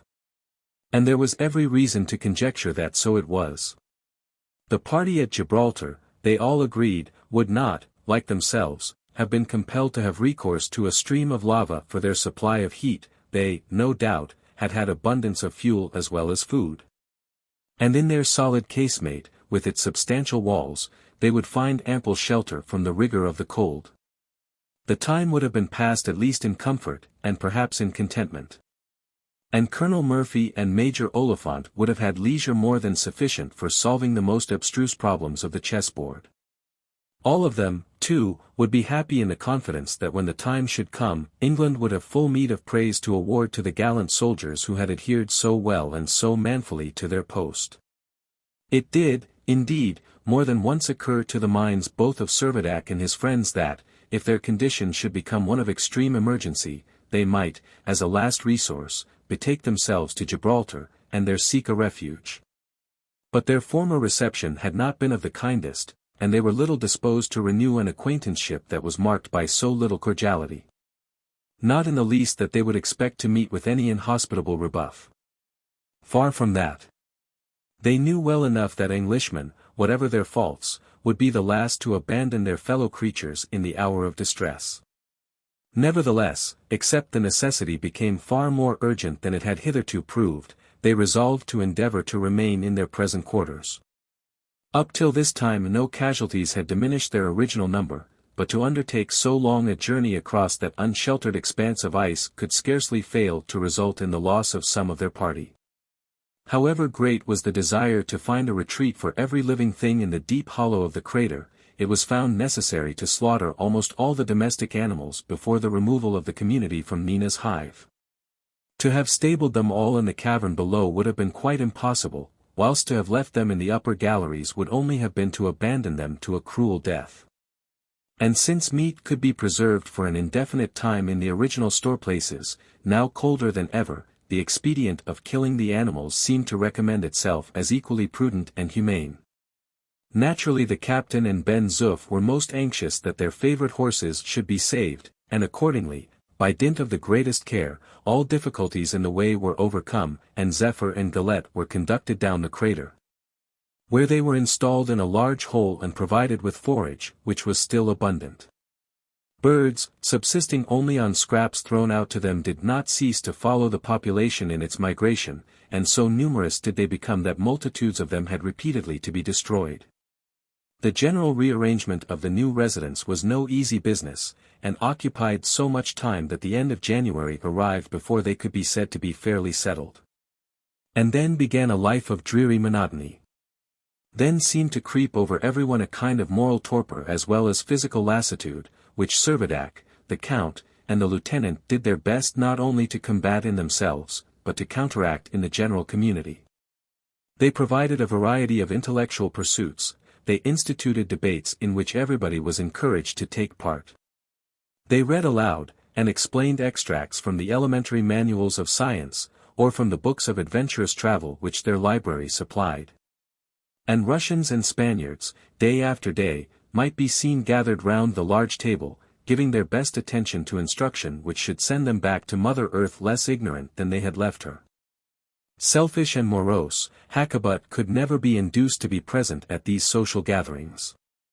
He was far too much occupied in his own appropriated corner, either in conning his accounts, or in counting his money. Altogether, with what he had before, he now possessed the round sum of 150,000 francs, half of which was in sterling gold. But nothing could give him any satisfaction while he knew that the days were passing, and that he was denied the opportunity of putting out his capital in advantageous investments, or securing a proper interest. Neither did Palmer and Rosette find leisure to take any share in the mutual intercourse. His occupation was far too absorbing for him to suffer it to be interrupted, and to him, living as he did perpetually in a world of figures, the winter days seemed neither long nor wearisome. Having ascertained every possible particular about his comet, he was now devoting himself with equal ardor to the analysis of all the properties of the satellite Nerina, to which he appeared to assert the same claim of proprietorship. In order to investigate Nerina it was indispensable that he should make several actual observations at various points of the orbit. And for this purpose he repeatedly made his way up to the grotto above, where, in spite of the extreme severity of the cold, he would persevere in the use of his telescope till he was all but paralyzed. But what he felt more than anything was the want of some retired apartment, where he could pursue his studies without hindrance or intrusion. It was about the beginning of February, when the professor brought his complaint to Captain Servadac, and begged him to assign him a chamber, no matter how small, in which he should be free to carry on his task in silence and without molestation. So readily did Servadac promise to do everything in his power to provide him with the accommodation for which he asked, that the professor was put into such a manifest good temper that the captain ventured to speak upon the matter that was ever uppermost in his mind. I do not mean, he began timidly, to cast the least imputation of inaccuracy upon any of your calculations, but would you allow me, my dear professor, to suggest that you should revise your estimate of the duration of Gallia's period of revolution. It is so important, you know, so all-important. The difference of 1/2 minute, you know, would so certainly mar the expectation of reunion with the earth. And seeing a cloud gathering on Rosette's face, he added, I am sure Lieutenant Procope would be only too happy to render you any assistance in the revision. Sir, said the professor, bridling up, I want no assistant, my calculations want no revision. I never make an error. I have made my reckoning as far as Gallia is concerned. I am now making a like estimate of the elements of Nerina. Conscious how impolitic it would be to press this matter further, the captain casually remarked that he should have supposed that all the elements of Nerina had been calculated long since by astronomers on the earth. It was about as unlucky a speech as he could possibly have made. The professor glared at him fiercely. Astounding, sir, he exclaimed. Yes. Nerina was a planet then, everything that appertained to the planet was determined. But Nerina is a moon now. And do you not think, sir, that we have a right to know as much about our moon as those terrestrials, and he curled his lip as he spoke with a contemptuous emphasis, know of theirs? I beg pardon, said the corrected captain. Well then, never mind, replied the professor, quickly appeased, only will you have the goodness to get me a proper place for study? I will, as I promised, do all I can, answered Servadac. Very good, said the professor. No immediate hurry, an hour hence will do.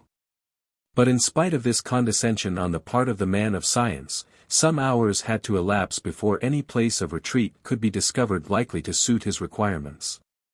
But at length a little nook was found in the side of the cavern just large enough to hold an armchair and a table, and in this the astronomer was soon ensconced to his entire satisfaction. Buried thus, nearly 900 feet below ground, the Gallians ought to have had unbounded mental energy to furnish an adequate reaction to the depressing monotony of their existence. But many days would often elapse without any one of them ascending to the surface of the soil, and had it not been for the necessity of obtaining fresh water, it seemed almost probable that there would never have been an effort made to leave the cavern at all. A few excursions, it is true, were made in the downward direction. The three leaders, with Ben-Zuff, made their way to the lower depths of the crater, not with the design of making any further examination as to the nature of the rock, for although it might be true enough that it contained 30% of gold, it was as valueless to them as granite, but with the intention of ascertaining whether the subterranean fire still retained its activity. Satisfied upon this point, they came to the conclusion that the eruption which had so suddenly ceased in one spot had certainly broken out in another. February, March, April, May, passed wearily by. But day succeeded to day with such gloomy sameness that it was little wonder that no notice was taken of the lapse of time. The people seemed rather to vegetate than to live, and their want of vigor became at times almost alarming. The readings around the long table ceased to be attractive, and the debates, sustained by few, became utterly wanting in animation. The Spaniards could hardly be roused to quit their beds, and seemed to have scarcely energy enough to eat. The Russians, constitutionally of more enduring temperament, did not give way to the same extent, but the long and drear confinement was beginning to tell upon them all. Servadac, the Count, and the Lieutenant all knew well enough that it was the want of air and exercise that was the cause of much of this mental depression, but what could they do? The most serious remonstrances on their part were entirely in vain. In fact, they themselves occasionally fell a prey to the same lassitude both of body and mind. Long fits of drowsiness, combined with an utter aversion to food, would come over them. It almost seemed as if their entire nature had become degenerate, and that, like tortoises, they could sleep and fast till the return of summer. Strange to say, little Nina bore her hardships more bravely than any of them. Flitting about, coaxing one to eat, another to drink, rousing Pablo as often as he seemed yielding to the common languor, the child became the life of the party. Her merry prattle enlivened the gloom of the grim cavern like the sweet notes of a bird, her gay Italian songs broke the monotony of the depressing silence. And almost unconscious as the half-dormant population of Gallia were of her influence, they still would have missed her bright presence sorely. The months still glided on, how, it seemed impossible for the inhabitants of the living tomb to say. There was a dead level of dullness. At the beginning of June the general torpor appeared slightly to relax its hold upon its victims. This partial revival was probably due to the somewhat increased influence of the sun, still far, far away.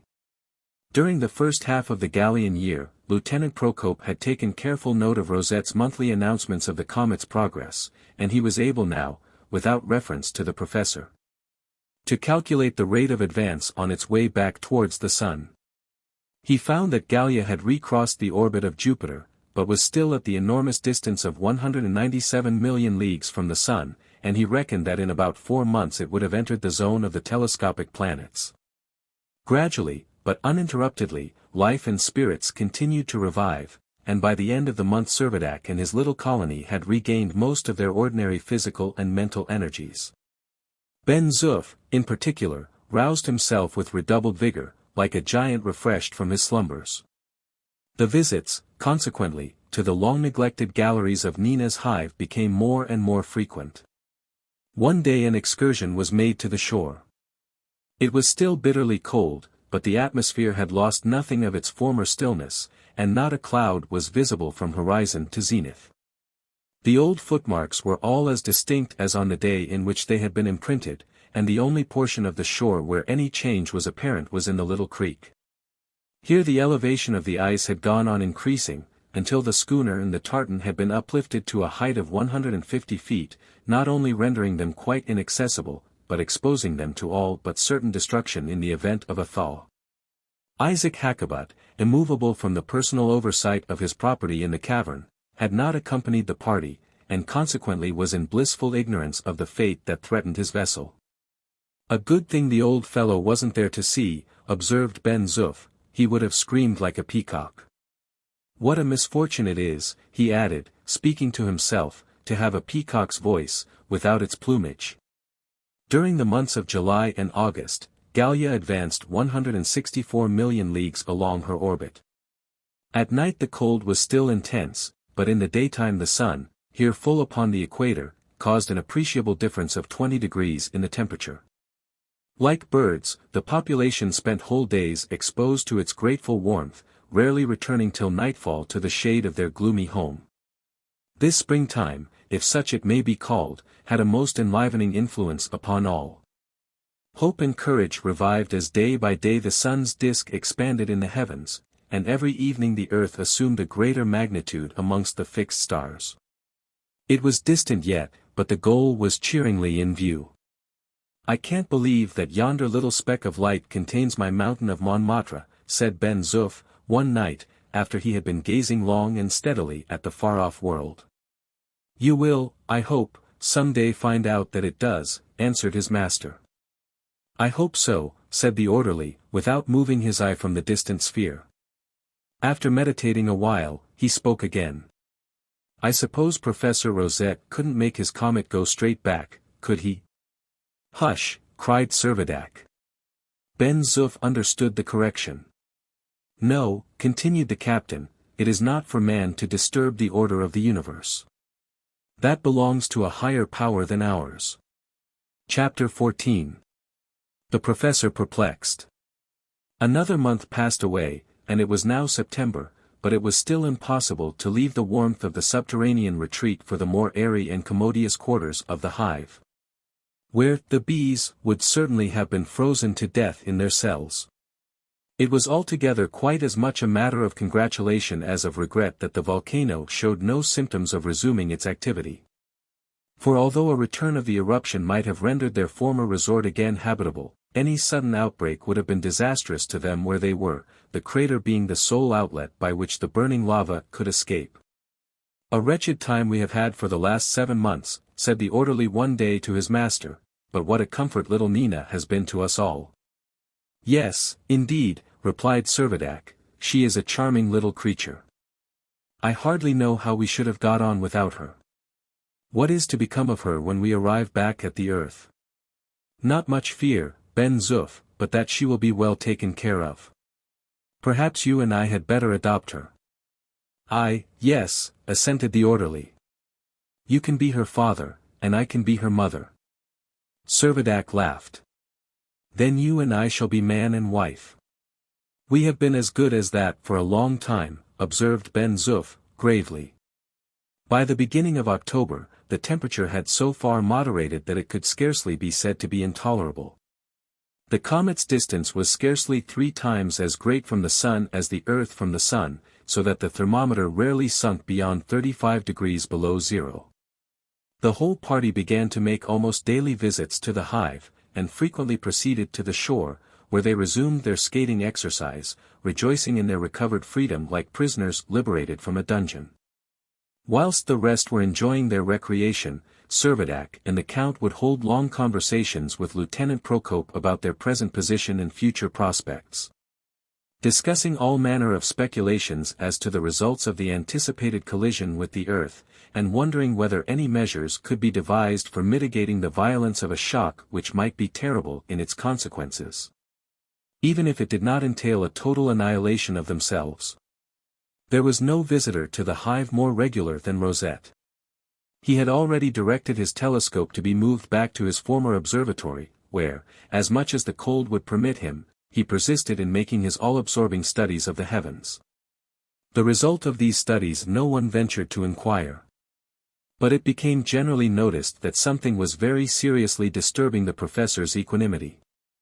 Not only would he be seen toiling more frequently up the arduous way that lay between his nook below and his telescope above, but he would be heard muttering in an angry tone that indicated considerable agitation. One day, as he was hurrying down to his study, he met Ben-Zuff, who, secretly entertaining a feeling of delight at the professor's manifest discomfiture, made some casual remark about things not being very straight. The way in which his advance was received the good orderly never divulged, but henceforward he maintained a firm conviction that there was something very much amiss up in the sky. To Servadac and his friends this continual disquietude and ill humor on the part of the professor occasioned no little anxiety. From what, they asked, could his dissatisfaction arise? They could only conjecture that he had discovered some flaw in his reckonings, and if this were so, might there not be reason to apprehend that their anticipations of coming into contact with the Earth, at the settled time, might all be falsified? Day followed day, and still there was no cessation of the professor's discomposure. He was the most miserable of mortals. If really his calculations and his observations were at variance, this, in a man of his irritable temperament, would account for his perpetual perturbation. But he entered into no explanation. He only climbed up to his telescope, looking haggard and distressed, and when compelled by the frost to retire, he would make his way back to his study more furious than ever. At times he was heard giving vent to his vexation. Confound it! What does it mean? What is she doing? All behind. Is Newton a fool? Is the law of universal gravitation the law of universal nonsense? And the little man would seize his head in both his hands, and tear away at the scanty locks which he could ill afford to lose. Enough was overheard to confirm the suspicion that there was some irreconcilable discrepancy between the results of his computation and what he had actually observed. And yet, if he had been called upon to say, he would have sooner insisted that there was derangement in the laws of celestial mechanism, than have owned there was the least probability of error in any of his own calculations. Assuredly, if the poor professor had had any flesh to lose he would have withered away to a shadow. But this state of things was before long to come to an end. On the 12th, Ben-Zuff, who was hanging about outside the great hall of the cavern, heard the professor inside utter a loud cry.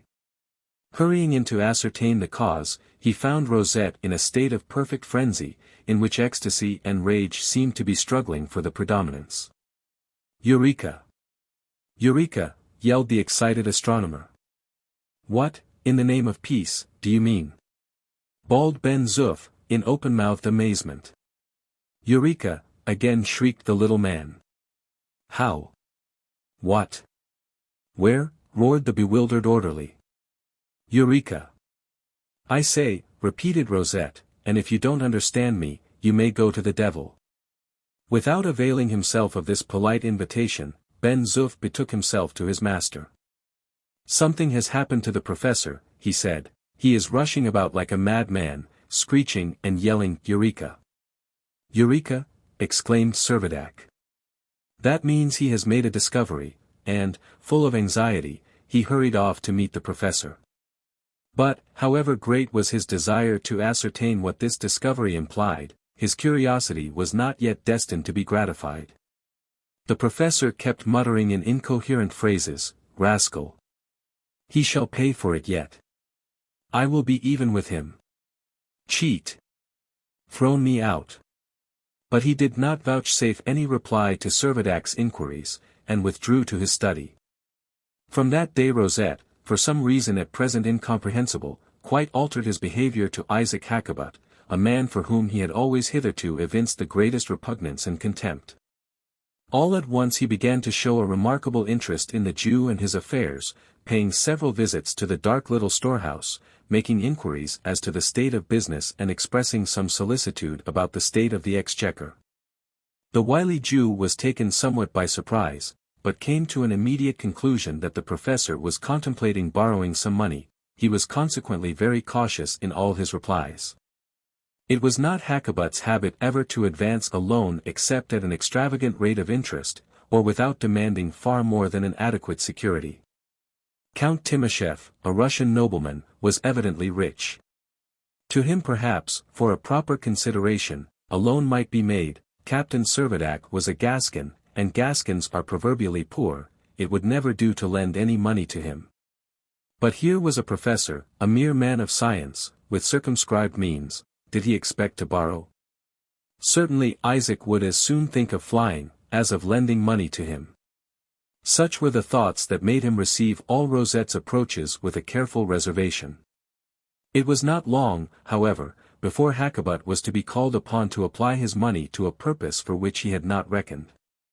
In his eagerness to effect sales, he had parted with all the alimentary articles in his cargo without having the precautionary prudence to reserve enough for his own consumption. Amongst other things that failed him was his stock of coffee, and as coffee was a beverage without which he deemed it impossible to exist, he found himself in considerable perplexity. He pondered the matter over for a long time, and ultimately persuaded himself that, after all, the stores were the common property of all, and that he had as much right to a share as anyone else. Accordingly, he made his way to Ben-Zuff, and, in the most amiable tone he could assume, begged as a favor that he would let him have a pound of coffee. The orderly shook his head dubiously.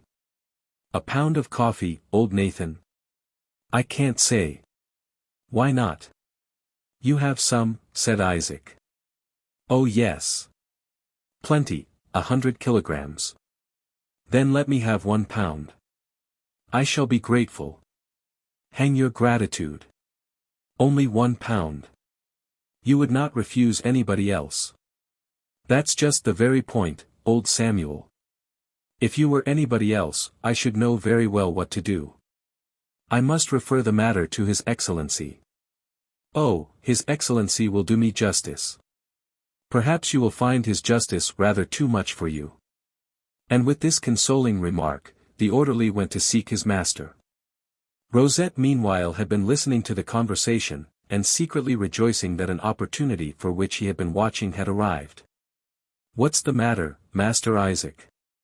Have you parted with all your coffee?" he asked, in a sympathizing voice, when Ben-Zuff was gone. "Ah!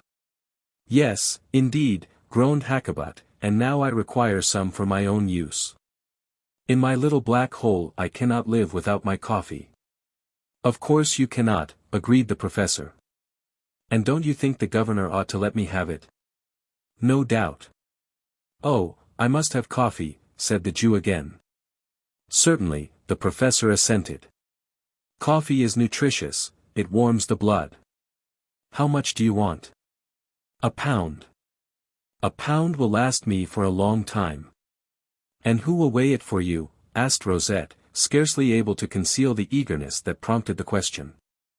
"Why, they will weigh it with my steelyard, of course. There is no other balance here." And as the Jew spoke, the professor fancied he could detect the faintest of sighs. "Good, Master Isaac, all the better for you. You will get your 7 pounds instead of 1. "Yes. Well, 7, or thereabouts, stammered the Jew with considerable hesitation. Rosette scanned his countenance narrowly, and was about to probe him with further questions, when Ben-Zuff returned. "And what does His Excellency say?" inquired Hakkabut. "Why, Nehemiah, he says he shan't give you any." "Merciful heavens," began the Jew. "He says he doesn't mind selling you a little.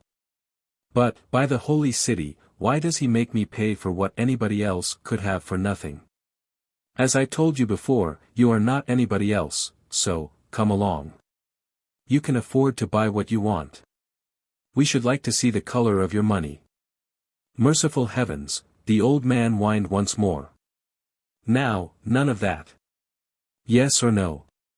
If you are going to buy, say so at once, if not, I shall shut up shop." Hakkabut knew well enough that the orderly was not a man to be trifled with, and said, in a tremulous voice, "Yes, I will buy." The professor, who had been looking on with much interest, betrayed manifest symptoms of satisfaction. "How much do you want? What will you charge for it?" asked Isaac, mournfully, putting his hand into his pocket and chinking his money. "Oh, we will deal gently with you. We will not make any profit. You shall have it for the same price that we paid for it.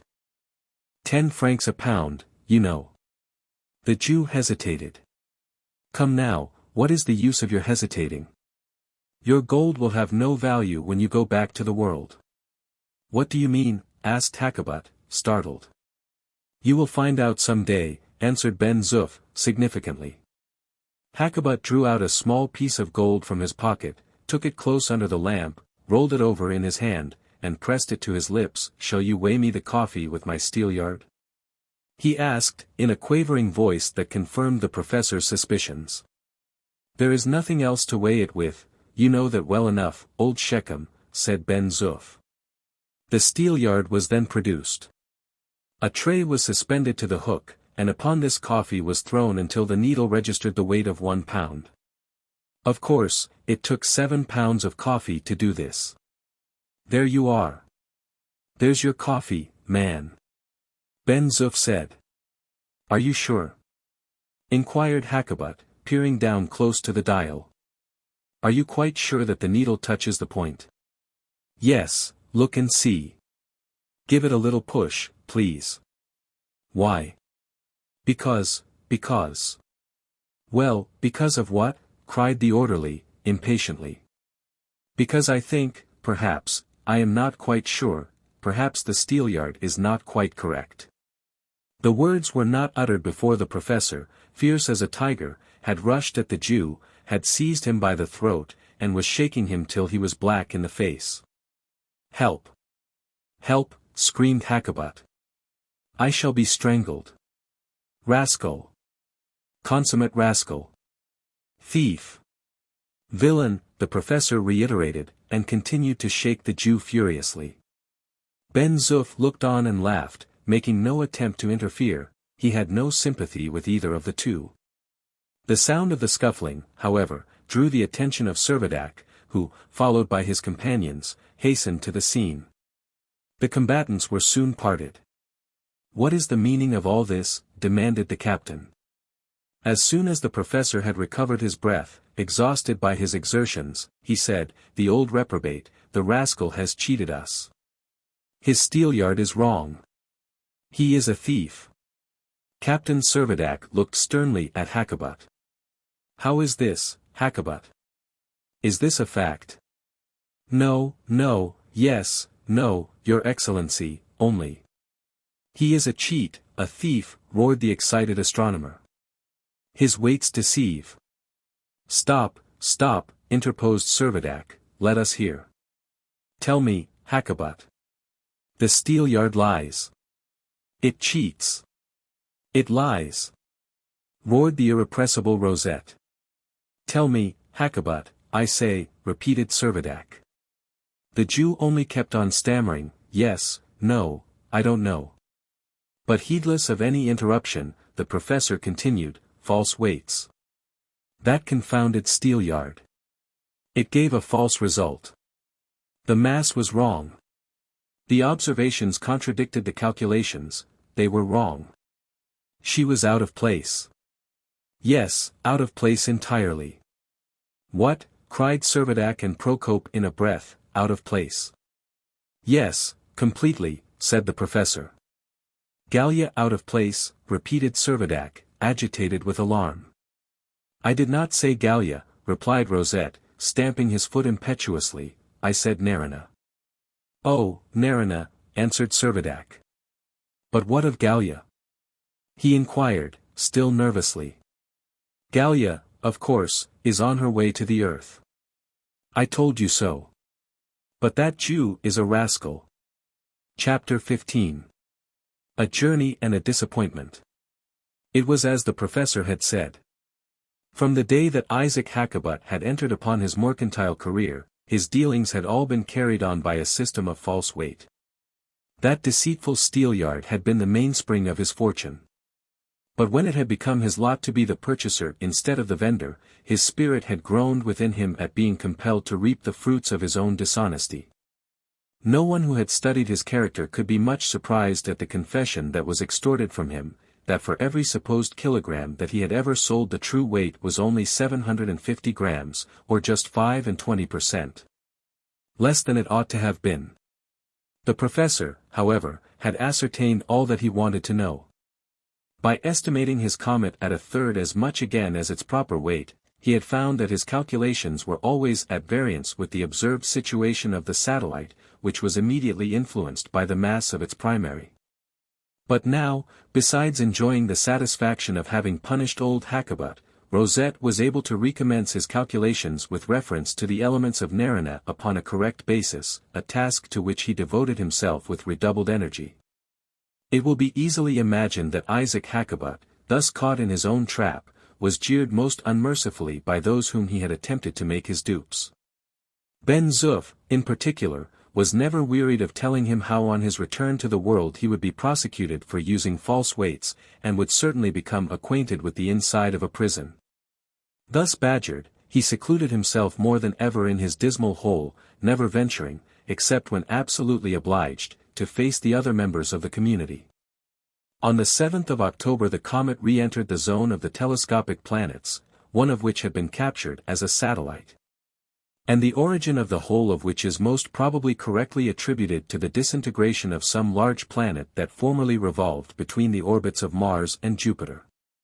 By the beginning of the following month half of this zone had been traversed, and only 2 months remained before the collision with the Earth was to be expected.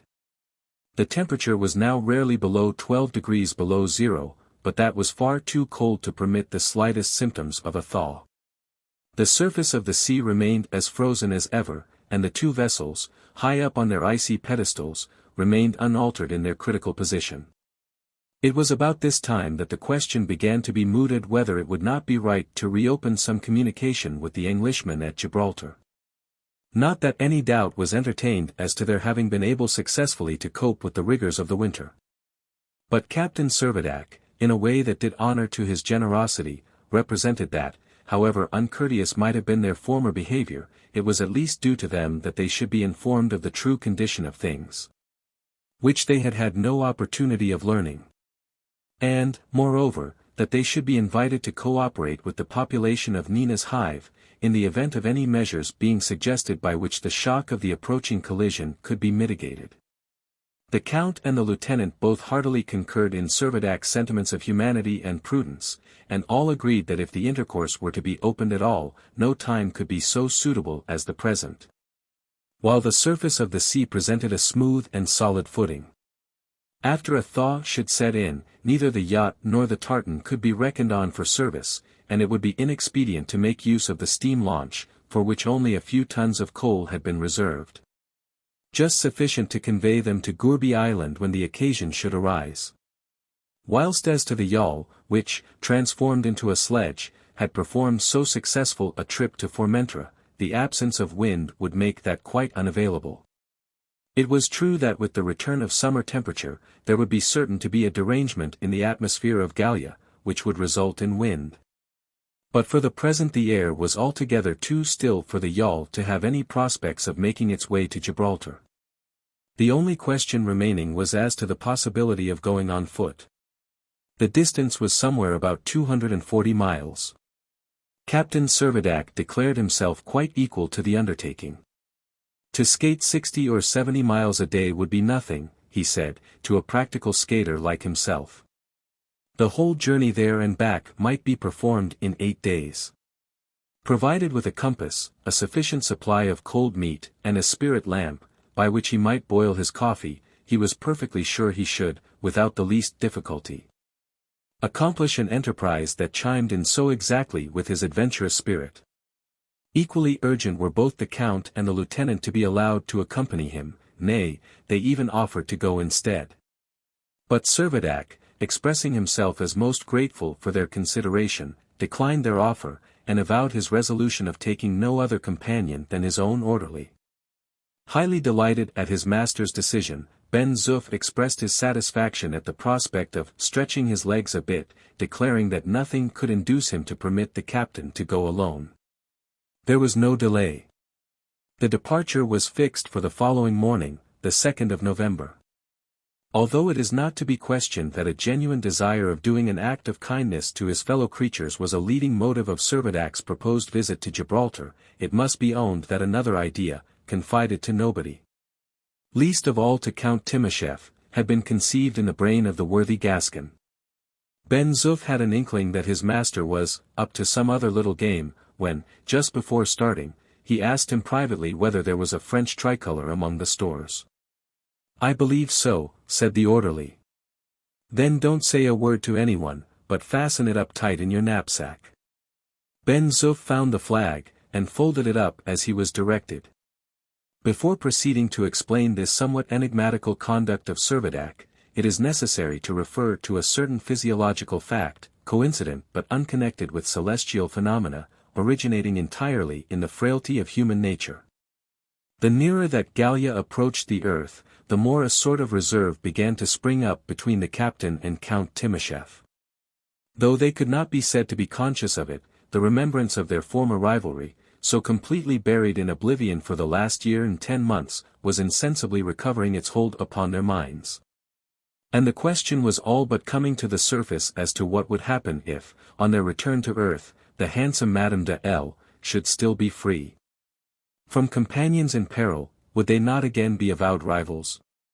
Conceal it as they would, a coolness was undeniably stealing over an intimacy which, though it could never be called affectionate, had been uniformly friendly and courteous. Under these circumstances, it was not surprising that Hector Servadac should not have confided to the Count a project which, wild as it was, could scarcely have failed to widen the unacknowledged breach that was opening in their friendship. The project was the annexation of Ceuta to the French dominion. The Englishman, rightly enough, had continued to occupy the fragment of Gibraltar, and their claim was indisputable. But the island of Ceuta, which before the shock had commanded the opposite side of the strait, and had been occupied by Spaniards, had since been abandoned, and was therefore free to the first occupant who should lay claim to it.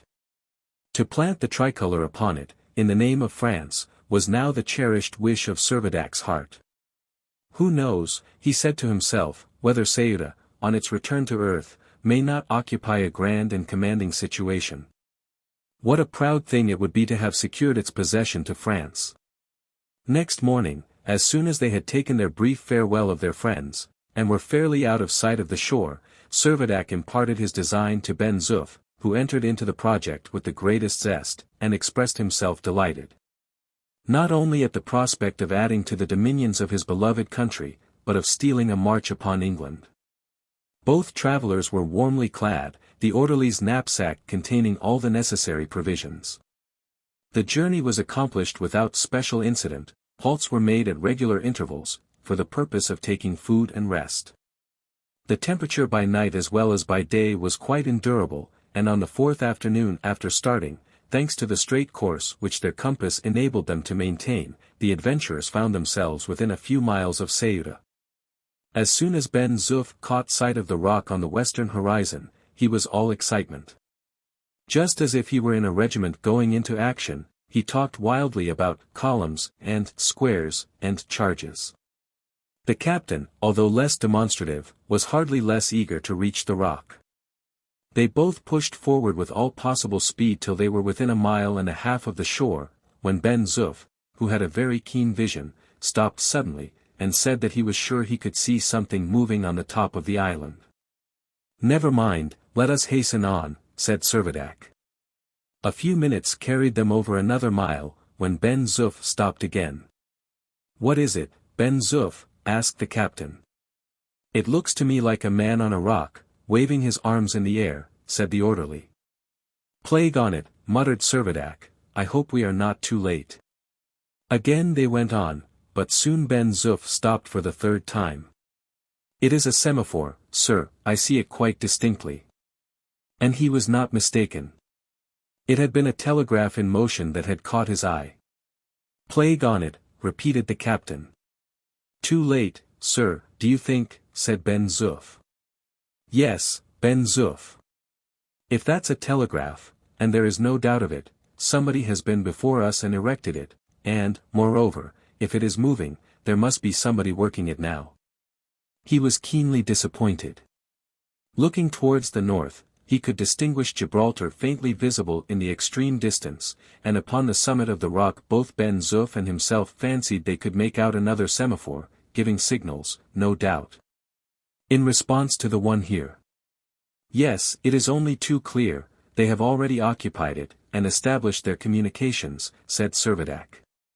"And what are we to do, then?" asked Ben-Zuff. "We must pocket our chagrin, and put as good a face on the matter as we can," replied the captain. "But perhaps there are only 4 or 5 Englishmen to protect the place," said Ben-Zuff, as if meditating an assault. "No, no, Ben-Zuff," answered Servadac, "we must do nothing rash. We have had our warning, and, unless our representations can induce them to yield their position, we must resign our hope." Thus discomfited, they had reached the foot of the rock, when all at once, like a jack-in-the-box, a sentinel started up before them with the challenge. "Who goes there?" "Friends." "Vive la France," cried the captain. "Hurrah for England," replied the soldier. By this time 4 other men had made their appearance from the upper part of the rock. "What do you want?" asked one of them, whom Servadac remembered to have seen before at Gibraltar. "Can I speak to your commanding officer?" Servadac inquired. "Which?" said the man. "The officer in command of XVIII?" "Yes, if there is one." "I will acquaint him with your arrival," answered the Englishman, and disappeared. In a few minutes the commanding officer, attired in full uniform, was seen descending to the shore. It was Major Oliphant himself.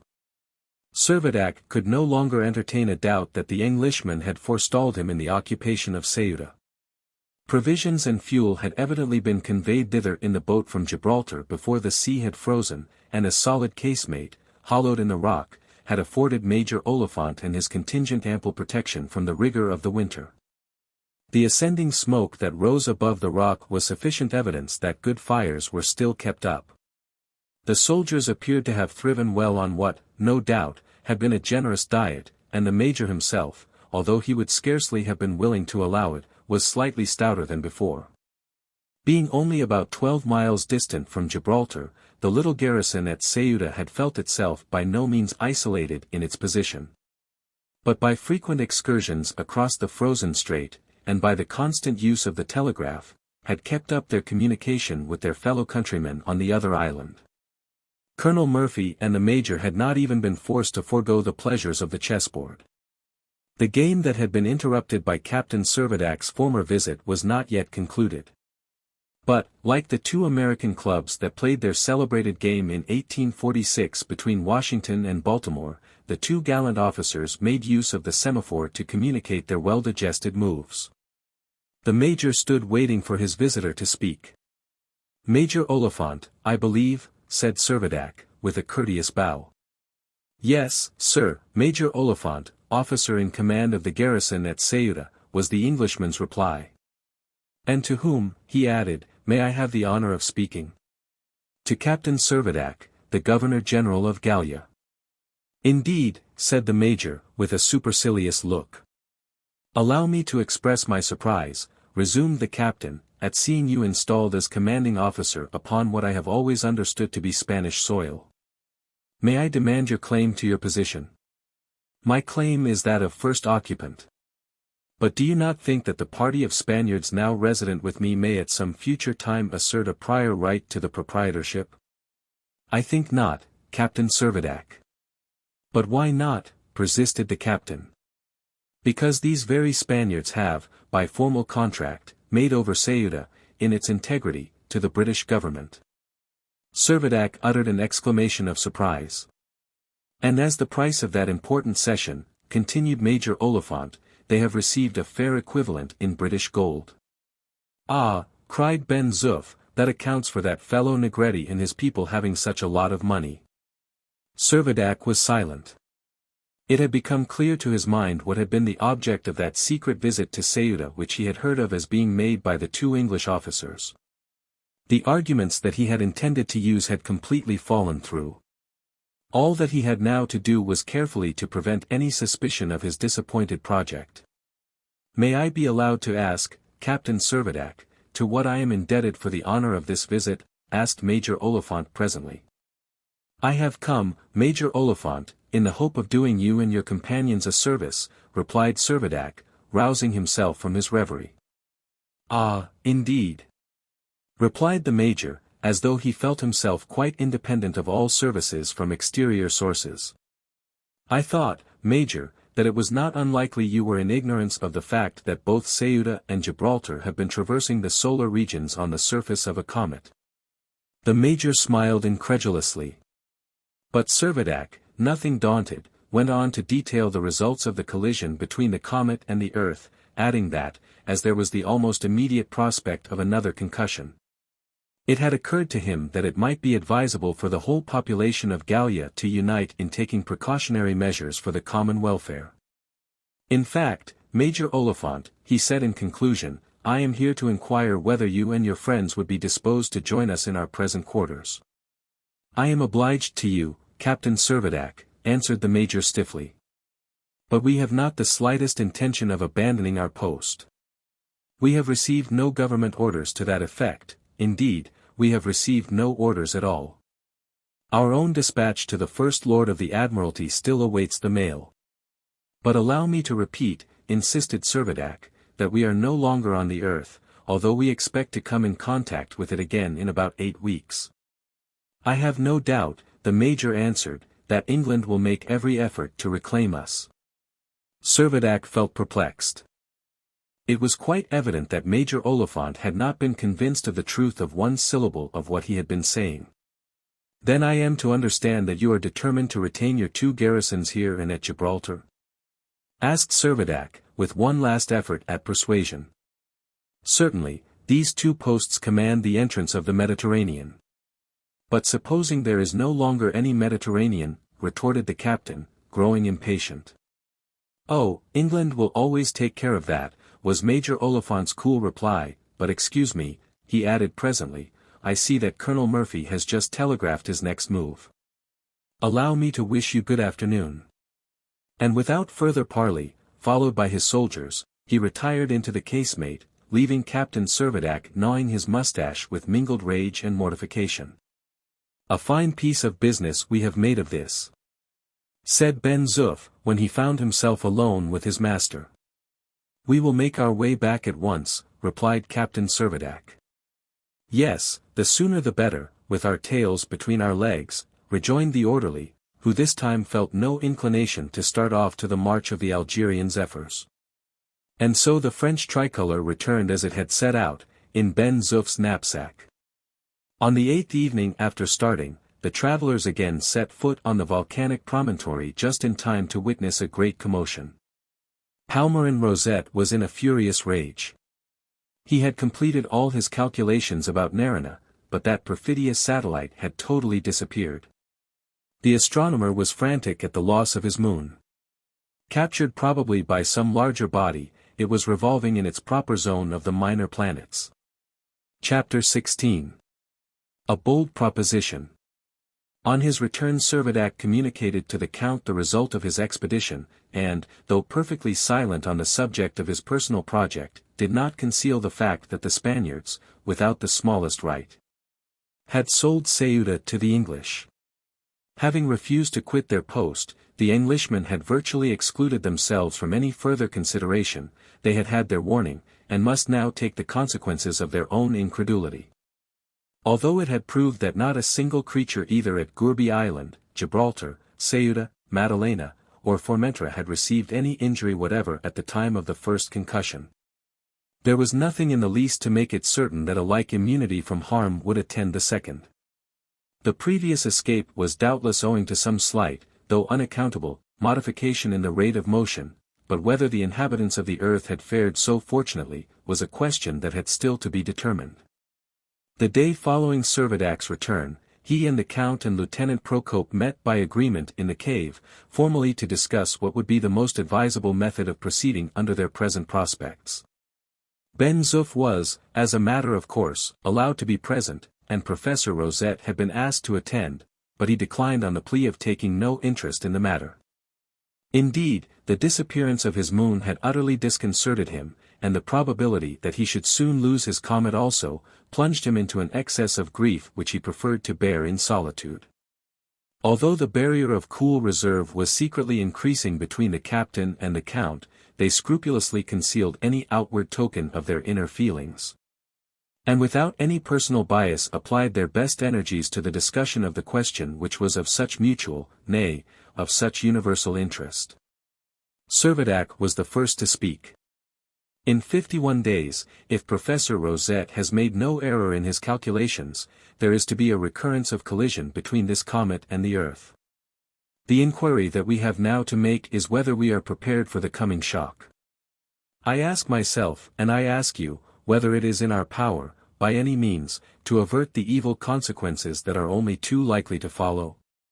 Count Timascheff, in a voice that seemed to thrill with solemnity, said, "In such events we are at the disposal of an overruling providence. Human precautions cannot sway the divine will."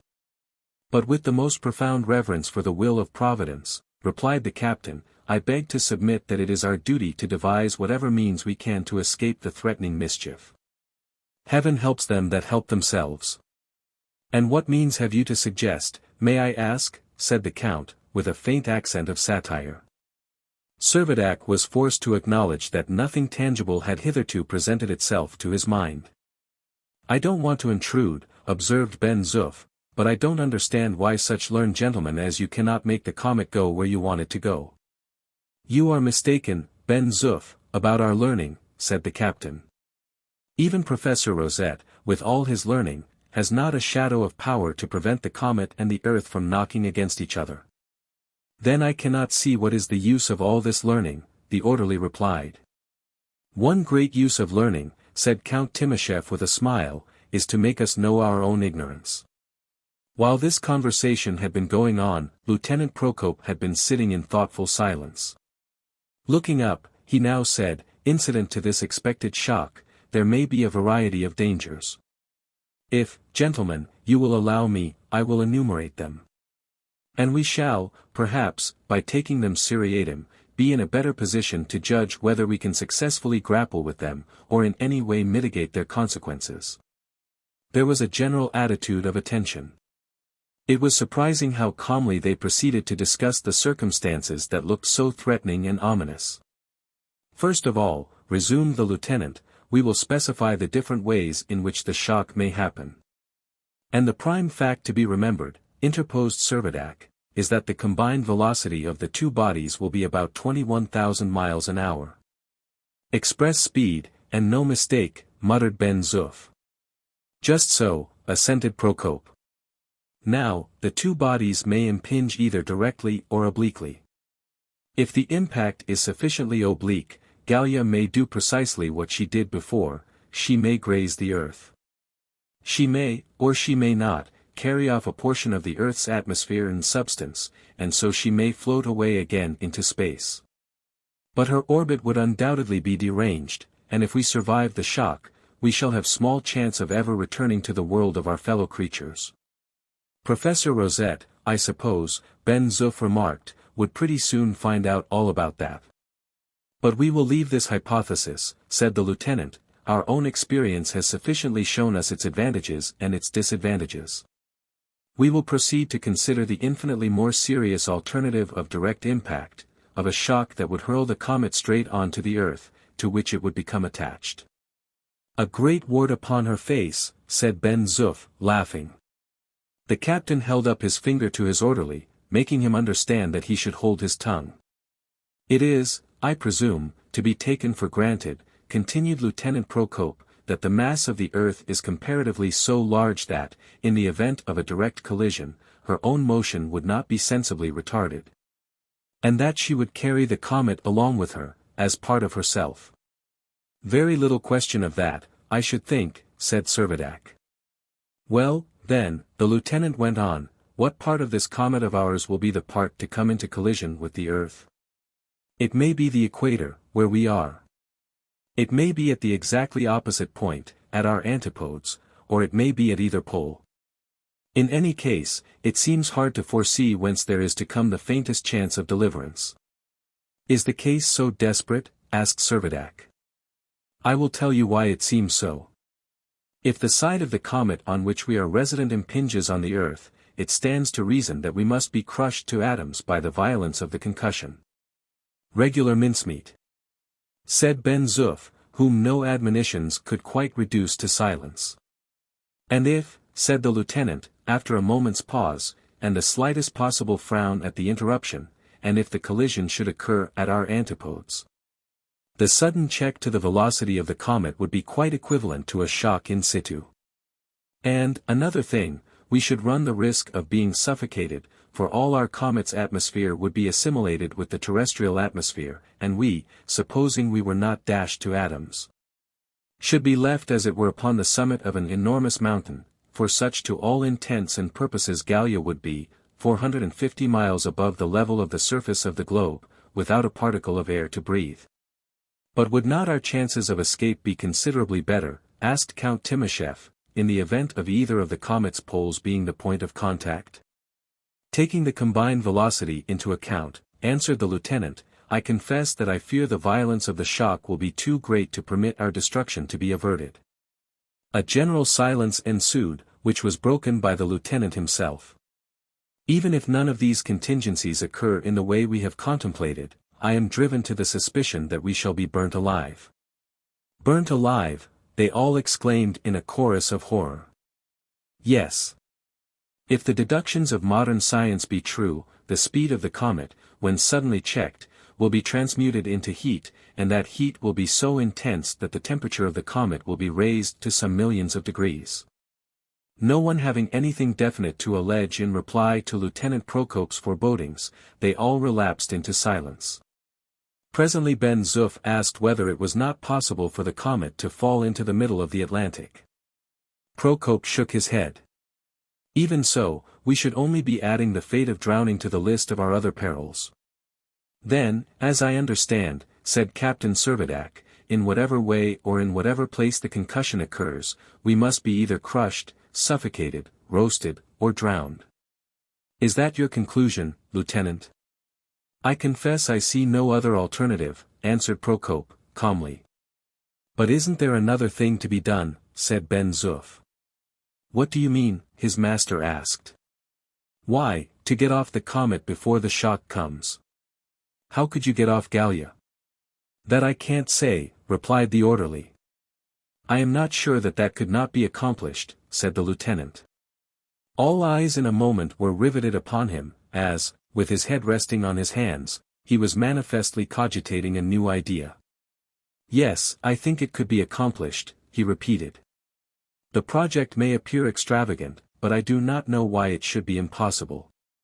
Ben-Zuff has hit the right nail on the head, we must try and leave Gallia before the shock. Leave Gallia. How? Said Count Timascheff. The lieutenant did not at once reply.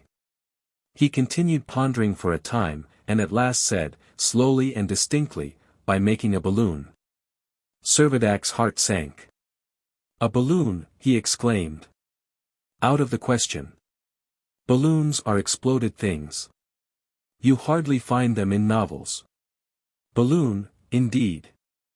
Listen to me, replied Procope. Perhaps I can convince you that my idea is not so chimerical as you imagine. And, knitting his brow, he proceeded to establish the feasibility of his plan. If we can ascertain the precise moment when the shock is to happen, and can succeed in launching ourselves a sufficient time beforehand into Gallia's atmosphere, I believe it will transpire that this atmosphere will amalgamate with that of the Earth, and that a balloon whirled along by the combined velocity would glide into the mingled atmosphere and remain suspended in mid-air until the shock of the collision is overpassed. Count Timascheff reflected for a minute and said, "I think, Lieutenant, I understand your project. The scheme seems tenable, and I shall be ready to cooperate with you, to the best of my power, in putting it into execution. Only, remember," continued Procope, "there are many chances to 1 against our success. One instant's obstruction and stoppage in our passage, and our balloon is burnt to ashes. Still, reluctant as I am to acknowledge it, I confess that I feel our sole hope of safety rests in our getting free from this comet." "If the chances were 10,000 to 1 against us," said Servadac, "I think the attempt ought to be made." "But have we hydrogen enough to inflate a balloon?" asked the Count. "Hot air will be all that we shall require," the lieutenant answered. "We are only contemplating about an hour's journey." "Ah, a fire balloon! A Montgolfier," cried Servadac. "But what are you going to do for a casing?" "I have thought of that. We must cut it out of the sails of the Dobryna, they are both light and strong," rejoined the lieutenant. Count Timascheff complimented the lieutenant upon his ingenuity, and Ben-Zuff could not resist bringing the meeting to a conclusion by a ringing cheer. Truly daring was the plan of which Lieutenant Procope had thus become the originator. But the very existence of them all was at stake, and the design must be executed resolutely. For the success of the enterprise it was absolutely necessary to know, almost to a minute, the precise time at which the collision would occur, and Captain Servadac undertook the task, by gentle means or by stern, of extracting the secret from the professor. To Lieutenant Procope himself was entrusted the superintendence of the construction of the Montgolfier, and the work was begun at once. It was to be large enough to carry the whole of the 23 residents in the volcano, and, in order to provide the means of floating aloft long enough to give time for selecting a proper place for descent. The lieutenant was anxious to make it carry enough hay or straw to maintain combustion for a while, and keep up the necessary supply of heated air. The sails of the Dobryna, which had all been carefully stowed away in the hive, were of a texture unusually close, and quite capable of being made airtight by means of a varnish, the ingredients of which were rummaged out of the promiscuous stores of the tartan.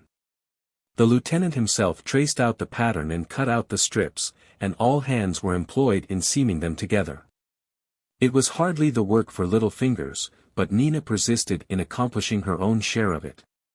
The Russians were quite at home at occupation of this sort, and having initiated the Spaniards into its mysteries, the task of joining together the casing was soon complete. Isaac Hakkabut and the professor are the only 2 members of the community who took no part in this somewhat tedious proceeding. A month passed away, but Servadac found no opportunity of getting at the information he had pledged himself to gain. On the sole occasion when he had ventured to broach the subject with the astronomer, he had received for answer that as there was no hurry to get back to the earth, there need be no concern about any dangers of transit.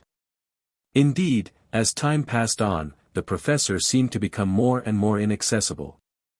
A pleasant temperature enabled him to live entirely in his observatory, from which intruders were rigidly shut out.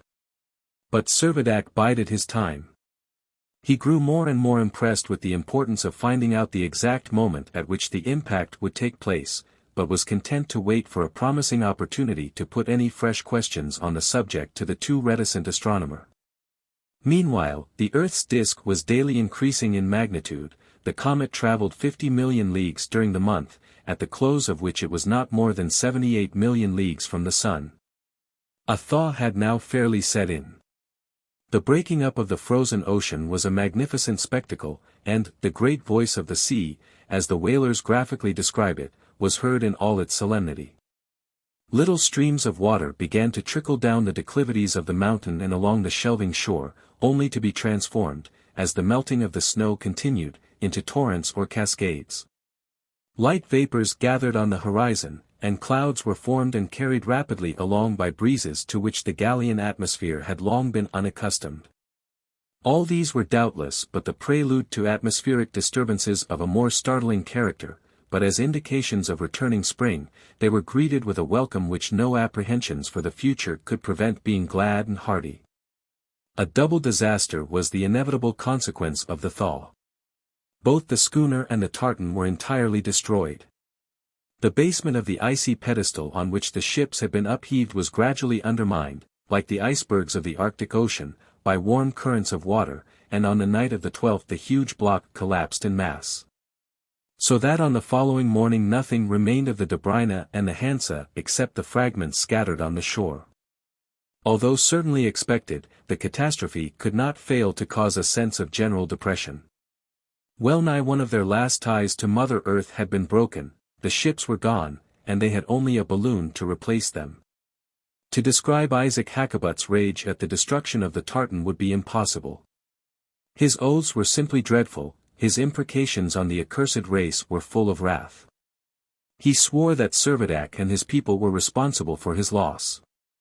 He vowed that they should be sued and made to pay him damages. He asserted that he had been brought from Gourbi Island only to be plundered. In fact, he became so intolerably abusive, that Servadac threatened to put him into irons unless he conducted himself properly. Whereupon the Jew, finding that the captain was in earnest, and would not hesitate to carry the threat into effect, was fain to hold his tongue, and slunk back into his dim hole. By the 14th the balloon was finished, and, carefully sewn and well varnished as it had been, it was really a very substantial structure.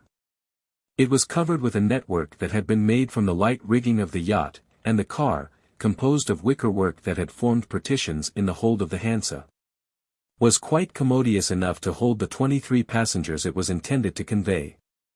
No thought had been bestowed upon comfort or convenience, as the ascent was to last for so short a time, merely long enough for making the transit from atmosphere to atmosphere.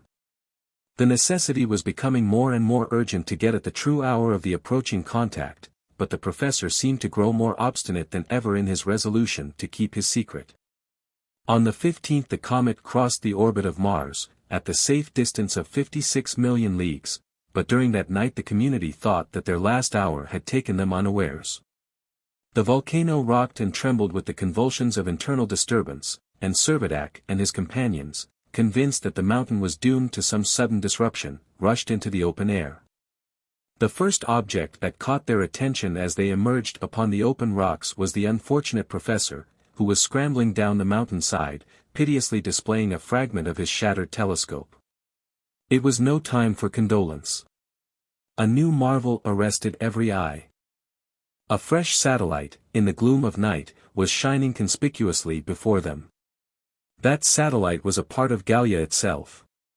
By the expansive action of the inner heat, Gallia, like Gambart's comet, had been severed in twain, an enormous fragment had been detached and launched into space. The fragment included Ceuta and Gibraltar, with the 2 English garrisons. Chapter 80th Venture made. What would be the consequences of this sudden and complete disruption, Servadac and his people hardly dared to think. The first change that came under their observation was the rapidity of the sun's appearances and disappearances, forcing them to the conviction that although the comet still rotated on its axis from east to west, yet the period of its rotation had been diminished by about 1/2. Only 6 hours instead of 12 elapsed between sunrise and sunrise. 3 hours after rising in the west the sun was sinking again in the east. "We are coming to something," exclaimed Servadac. "We have got a year of something like 2,880 days. I shouldn't think it would be an easy matter to find saints enough for such a calendar as that," said Ben-Zuff. Servadac laughed, and remarked that they should have the professor talking about the 238th of June, and the 325th of December. It soon became evident that the detached portion was not revolving round the comet, but was gradually retreating into space. Whether it had carried with it any portion of atmosphere, whether it possessed any other condition for supporting life, and whether it was likely ever again to approach to the earth, were all questions that there were no means of determining. For themselves the all-important problem was, what effect would the rending asunder of the comet have upon its rate of progress? And as they were already conscious of a further increase of muscular power, and a fresh diminution of specific gravity, Servadac and his associates could not but wonder whether the alteration in the mass of the comet would not result in its missing the expected coincidence with the Earth altogether.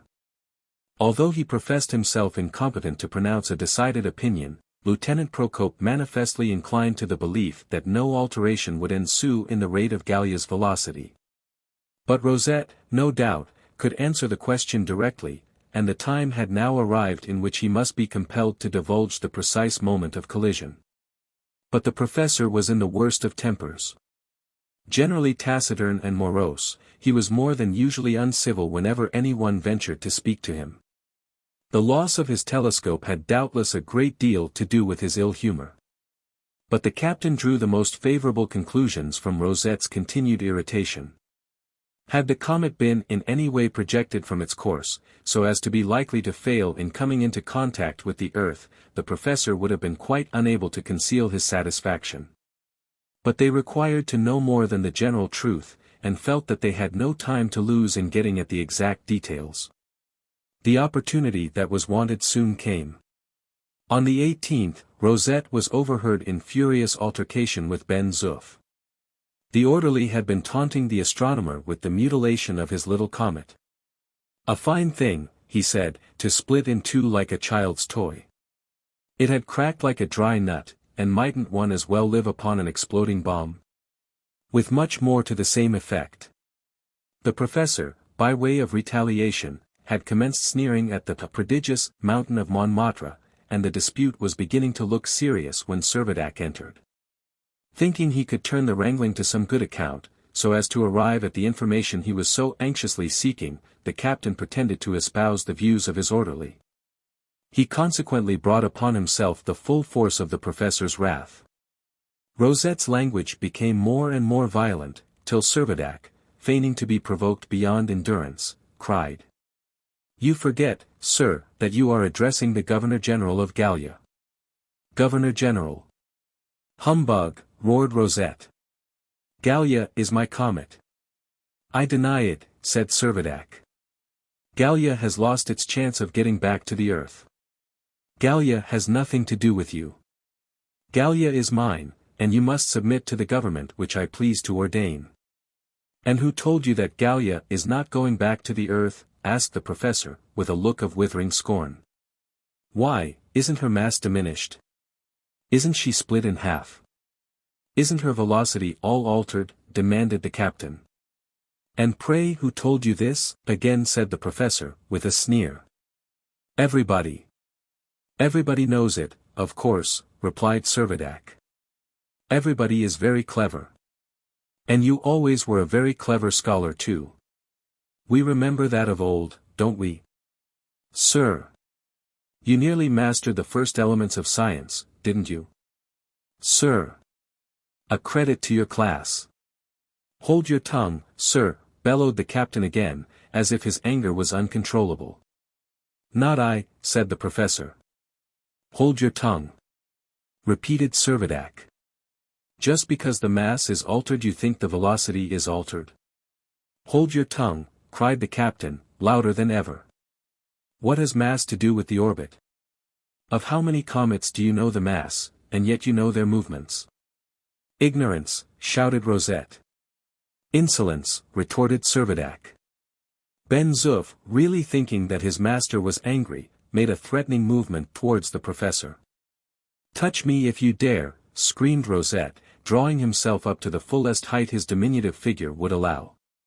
"You shall answer for your conduct before a court of justice." "Where? On Gallia?" asked the captain.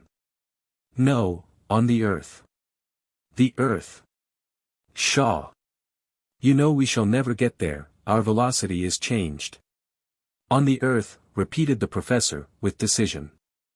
"Trash," cried Ben-Zuff. "The Earth will be too far off."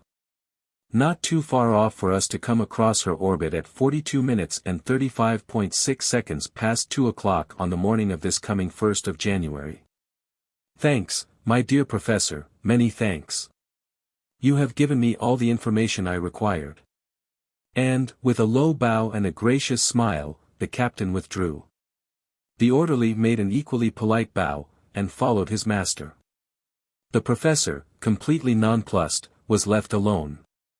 13 days, then, 26 of the original Gallian days, 52 of the present, was all the time for preparation that now remained.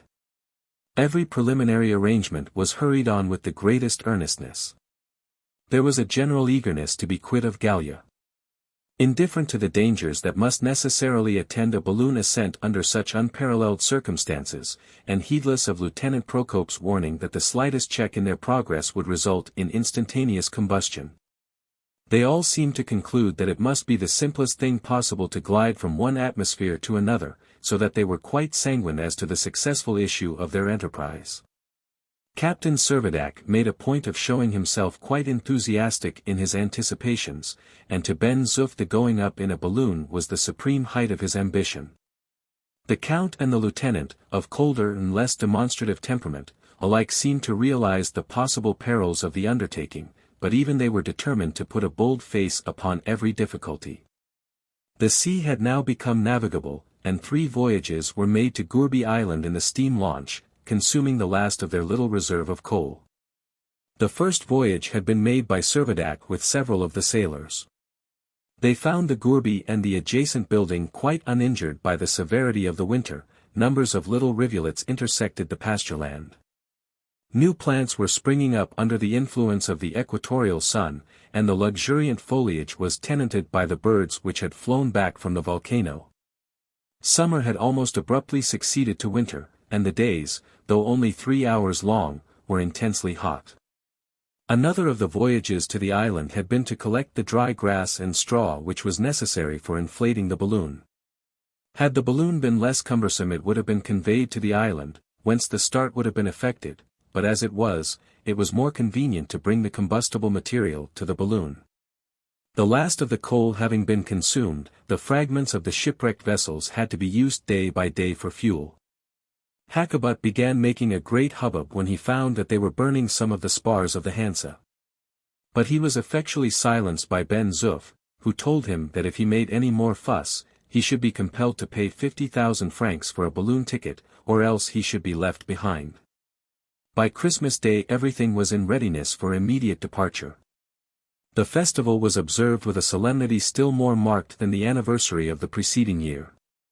Every one looked forward to spending New Year's Day in another sphere altogether, and Ben-Zuff had already promised Pablo and Nina all sorts of New Year's gifts.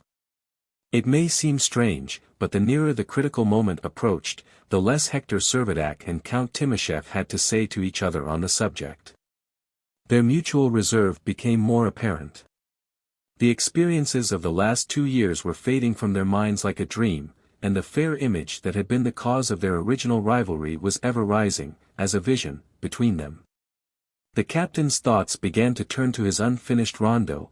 In his leisure moments, rhymes suitable and unsuitable, possible and impossible, were perpetually jingling in his imagination. He labored under the conviction that he had a work of genius to complete. A poet he had left the earth, and a poet he must return. Count Timasheff's desire to return to the world was quite equalled by Lieutenant Procope's. The Russian sailors' only thought was to follow their master, wherever he went.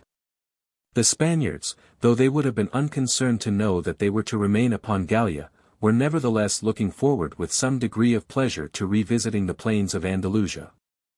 And Nina and Pablo were only too delighted at the prospect of accompanying their kind protectors on any fresh excursion whatever. The only malcontent was Palmerin Rosette.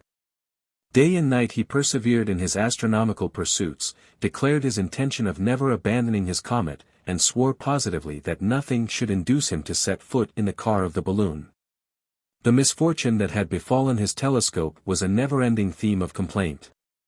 And just now, when Gallia was entering the narrow zone of shooting stars, and new discoveries might have been within his reach, his loss made him more inconsolable than ever. In sheer desperation, he endeavored to increase the intensity of his vision by applying to his eyes some belladonna which he found in the Dobrina's medicine chest. With heroic fortitude he endured the tortures of the experiment, and gazed up into the sky until he was nearly blind. But all in vain, not a single fresh discovery rewarded his sufferings. No one was quite exempt from the feverish excitement which prevailed during the last days of December. Lieutenant Procope superintended his final arrangements. The two low masts of the schooner had been erected firmly on the shore, and formed supports for the Montgolfier, which had been duly covered with the netting, and was ready at any moment to be inflated. The car was close at hand. Some inflated skins had been attached to its sides, so that the balloon might float for a time, in the event of its descending in the sea at a short distance from the shore. If unfortunately, it should come down in mid-ocean, nothing but the happy chance of some passing vessel could save them all from the certain fate of being drowned. The 31st came. 24 hours hence and the balloon, with its large living freight, would be high in the air. The atmosphere was less buoyant than that of the earth, but no difficulty in ascending was to be apprehended. Gallia was now within 96 million miles of the sun, consequently not much more than 4 million miles from the earth. And this interval was being diminished at the rate of nearly 208,000 miles an hour, the speed of the earth being about 70,000 miles, that of the comet being little less than 138,000 miles an hour. It was determined to make the start at 2 o'clock, 3/4 of an hour, or, to speak correctly 42 minutes 35.6 seconds, before the time predicted by the professor as the instant of collision. The modified rotation of the comet caused it to be daylight at the time. An hour previously the balloon was inflated with perfect success, and the car was securely attached to the network. It only awaited the stowage of the passengers.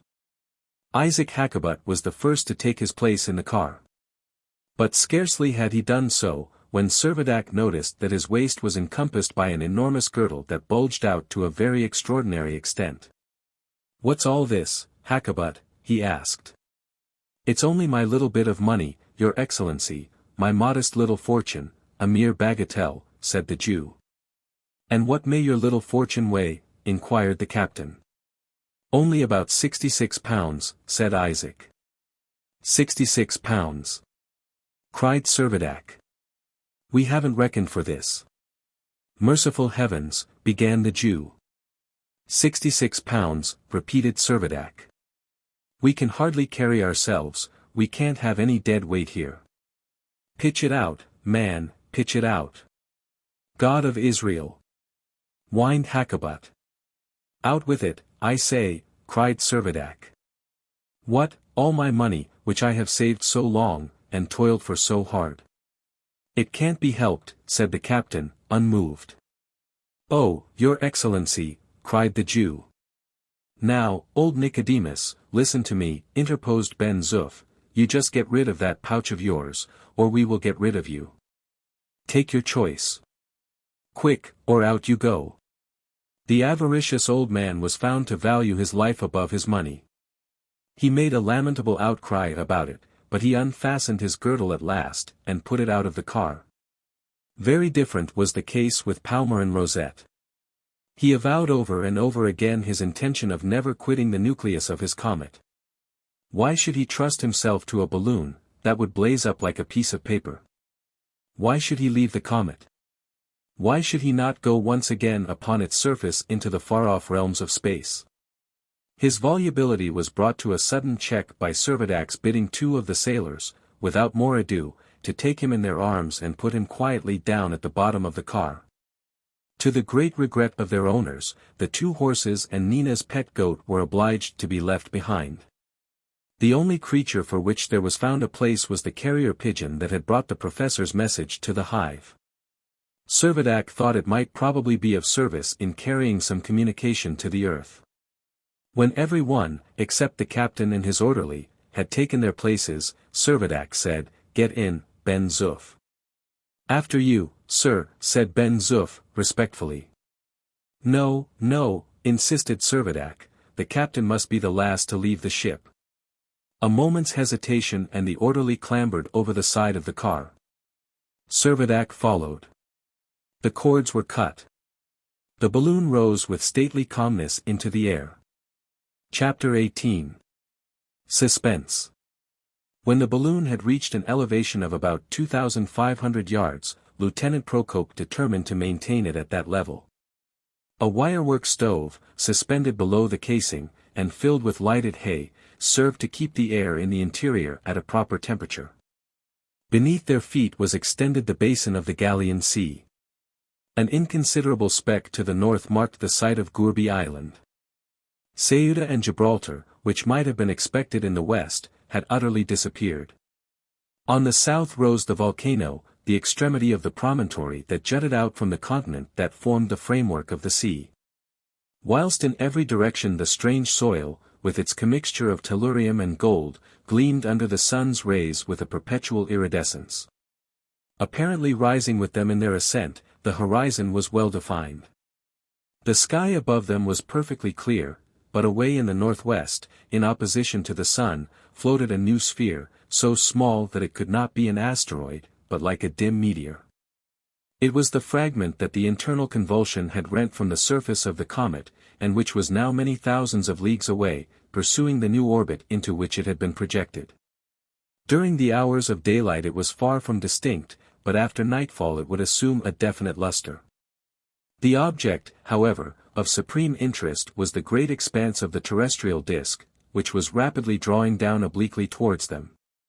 It totally eclipsed an enormous portion of the firmament above, and approaching with an ever-increasing velocity, was now within half its average distance from the moon. So close was it, that the two poles could not be embraced in one focus. Irregular patches of greater or less brilliancy alternated on its surface, the brighter betokening the continents, the more somber indicating the oceans that absorbed the solar rays. Above, there were broad white bands, darkened on the side averted from the sun, exhibiting a slow but unintermittent movement. These were the vapors that pervaded the terrestrial atmosphere. But as the aeronauts were being hurried on at a speed of 70 miles a second, this vague aspect of the earth soon developed itself into definite outlines. Mountains and plains were no longer confused, the distinction between sea and shore was more plainly identified, and instead of being, as it were, depicted on a map, the surface of the earth appeared as though modeled in relief. 27 minutes past 2, and Gallia is only 72,000 miles from the terrestrial sphere.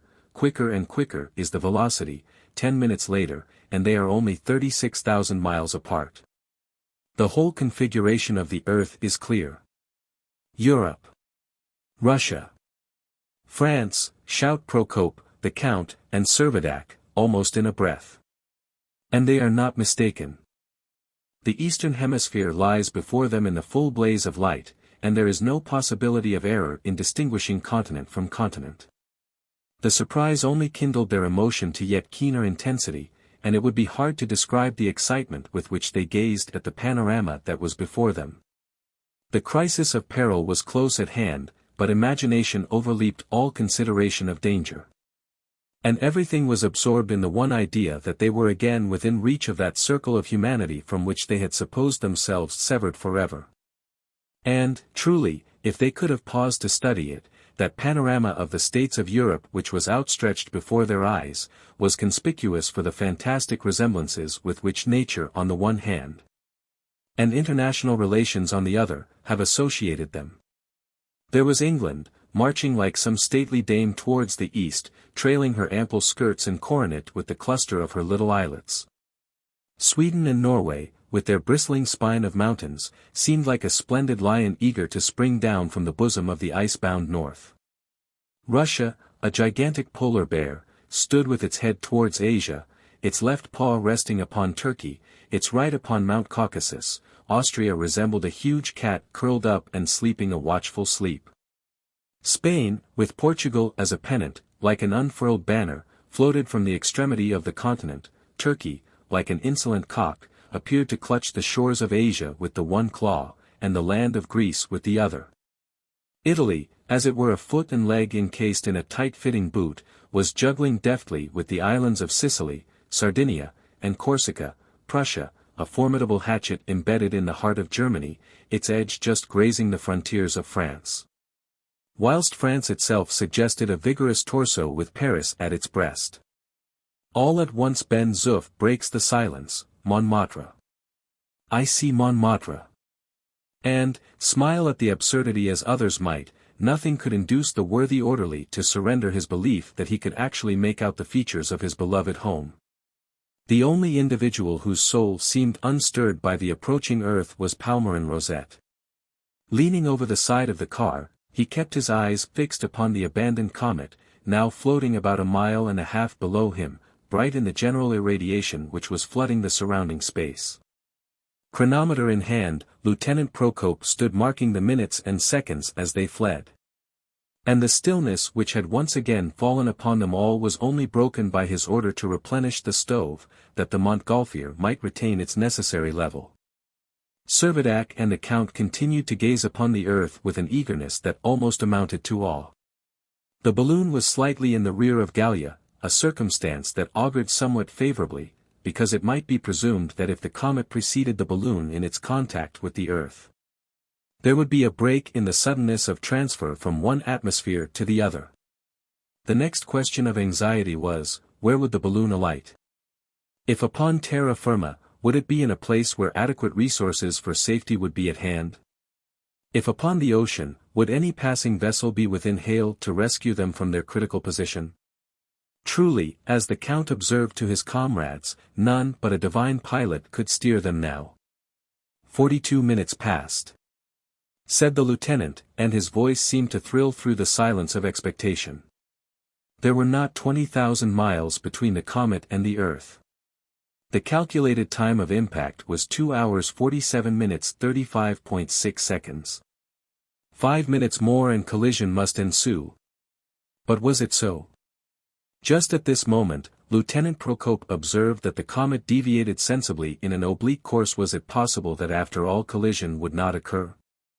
The deviation, however, was not great. It did not justify any anticipation that Gallia would merely graze the earth, as it had done before. It left it certain that the two bodies would inevitably impinge. No doubt, said Ben-Zuff, this time we shall stick together. Another thought occurred. Was it not only too likely that, in the fusion of the two atmospheres, the balloon itself, in which they were being conveyed, would be rent into ribbons, and every one of its passengers hurled into destruction? So that not a Gallian should survive to tell the tale of their strange peregrinations. Moments were precious, but Hector Servadac resolved that he would adopt a device to secure that at least some record of their excursion in solar distances should survive themselves. Tearing a leaf from his notebook, he wrote down the name of the comet, the list of the fragments of the earth it had carried off, the names of his companions, and the date of the comet's aphelion. And having subscribed it with his signature, turned to Nina and told her he must have the carrier pigeon which was nestling in her bosom. The child's eyes filled with tears. She did not say a word, but imprinting a kiss upon its soft plumage, she surrendered it at once, and the message was hurriedly fastened to its neck. The bird wheeled round and round in a few circles that widened in their diameter, and quickly sunk to an altitude in the comet's atmosphere much inferior to the balloon. Some minutes more were thus consumed and the interval of distance was reduced to less than 8,000 miles. The velocity became inconceivably great, but the increased rate of motion was in no way perceptible. There was nothing to disturb the equilibrium of the car in which they were making their aerial adventure. 46 minutes, announced the lieutenant. The glowing expanse of the Earth's disk seemed like a vast funnel, yawning to receive the comet and its atmosphere, balloon and all, into its open mouth. 47, cried Procope. There was half a minute yet. A thrill ran through every vein. A vibration quivered through the atmosphere.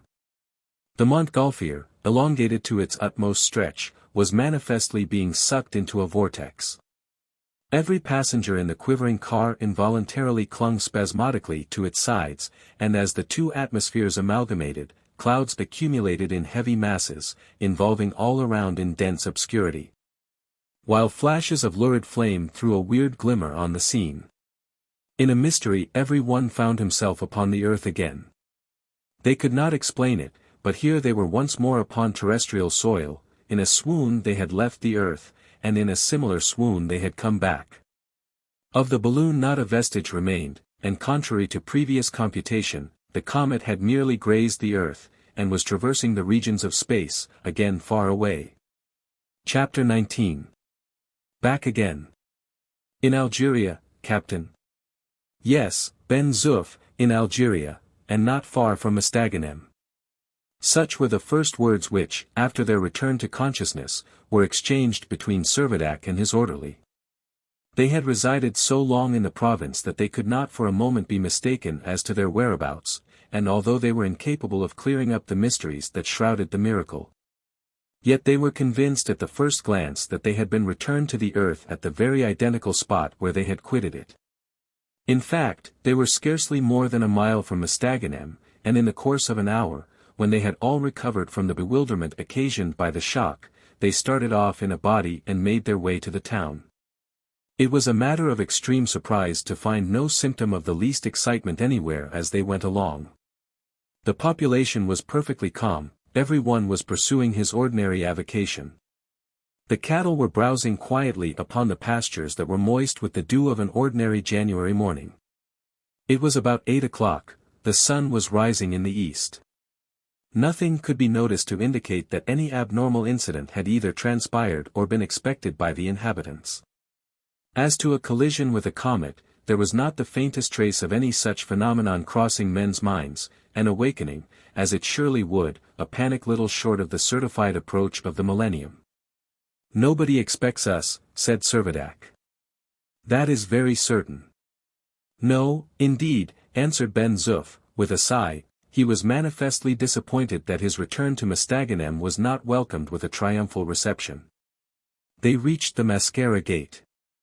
The first persons that Servadac recognized were the two friends that he had invited to be his seconds in the duel 2 years ago, the colonel of the 2nd Fusiliers and the captain of the 8th Artillery. In return to his somewhat hesitating salutation, the colonel greeted him heartily. "Ah! Servadac, old fellow! Is it you?" "I, myself," said the captain. "Where on earth have you been to all this time? In the name of peace, what have you been doing with yourself?" "You would never believe me, Colonel," answered Servadac, "if I were to tell you, so on that point I had better hold my tongue." "Hang your mysteries," said the colonel. "Tell me, where have you been?" "No, my friend, excuse me," replied Servadac, "but shake hands with me in earnest, that I may be sure I am not dreaming."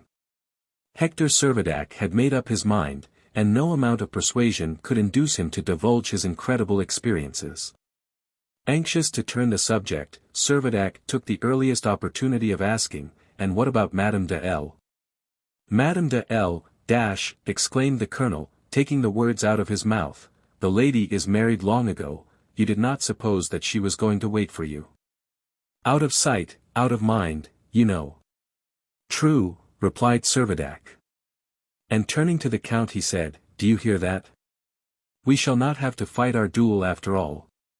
"Most happy to be excused," rejoined the count. The rivals took each other by the hand, and were united henceforth in the bonds of a sincere and confiding friendship. "An immense relief," said Servadac to himself, "that I have no occasion to finish that confounded rondo." It was agreed between the captain and the count that it would be desirable in every way to maintain the most rigid silence upon the subject of the inexplicable phenomena which had come within their experience. It was to them both a subject of the greatest perplexity to find that the shores of the Mediterranean had undergone no change, but they coincided in the opinion that it was prudent to keep their bewilderment entirely to themselves. Nothing induced them to break their reserve. The very next day the small community was broken up. The Dobryna's crew, with the count and the lieutenant, started for Russia, and the Spaniards, provided, by the count's liberality, with a competency that ensured them from want, were dispatched to their native shores. The leave-taking was accompanied by genuine tokens of regard and goodwill. For Isaac Hakkabut alone there was no feeling of regret. Doubly ruined by the loss of his tartan, and by the abandonment of his fortune, he disappeared entirely from the scene. It is needless to say that no one troubled himself to institute a search after him, and, as Ben-Zuff sententiously remarked, perhaps old Jehoram is making money in America by exhibiting himself as the latest arrival from a comet. But however great was the reserve which Captain Servadac might make on his part, nothing could induce Professor Rosette to conceal his experiences. In spite of the denial which astronomer after astronomer gave to the appearance of such a comet as Gallia et al., and of its being refused admission to the catalogue, he published a voluminous treatise, not only detailing his own adventures, but setting forth, with the most elaborate precision, all the elements which settled its period and its orbit. Discussions arose in scientific circles, an overwhelming majority decided against the representations of the professor. An unimportant minority declared themselves in his favor, and a pamphlet obtained some degree of notice, ridiculing the whole debate under the title of The History of an Hypothesis. In reply to this impertinent criticism of his labors, Rosette issued a rejoinder full with the most vehement expressions of indignation, and reiterating his asseveration that a fragment of Gibraltar was still traversing the regions of space, carrying 13 Englishmen upon its surface, and concluding by saying that it was the great disappointment of his life that he had not been taken with them. Pablo and little Nina were adopted, the one by Servadac, the other by the Count, and under the supervision of their guardians, were well educated and cared for. Some years later, Colonel, no longer Captain, Servadac, his hair slightly streaked with grey, had the pleasure of seeing the handsome young Spaniard united in marriage to the Italian, now grown into a charming girl, upon whom the Count bestowed an ample dowry. The young people's happiness in no way marred by the fact that they had not been destined, as once seemed likely, to be the Adam and Eve of a new world. The career of the comet was ever a mystery which neither Servadac nor his orderly could eliminate from the regions of doubt. Anyhow, they were firmer and more confiding friends than ever. One day, in the environs of Montmartre, where they were secure from eavesdroppers, Ben-Zuff incidentally referred to the experiences in the depths of Nina's hive, but stopped short and said, however, those things never happened, sir, did they? His master could only reply, confound it, Ben-Zuff. What is a man to believe? Note, I have omitted the designation VIII. Verne from those pages where it appeared as the last line. I have also made the following changes to the text. Page line original changed to 16, 10 o'clock. O'clock. 18-4 singe single. 85-6 parfait. Parfait. 87-5 Asteriad asteroid. 130-13 colony colony. 143-17 Tintain. 161-30 Europe. Europe.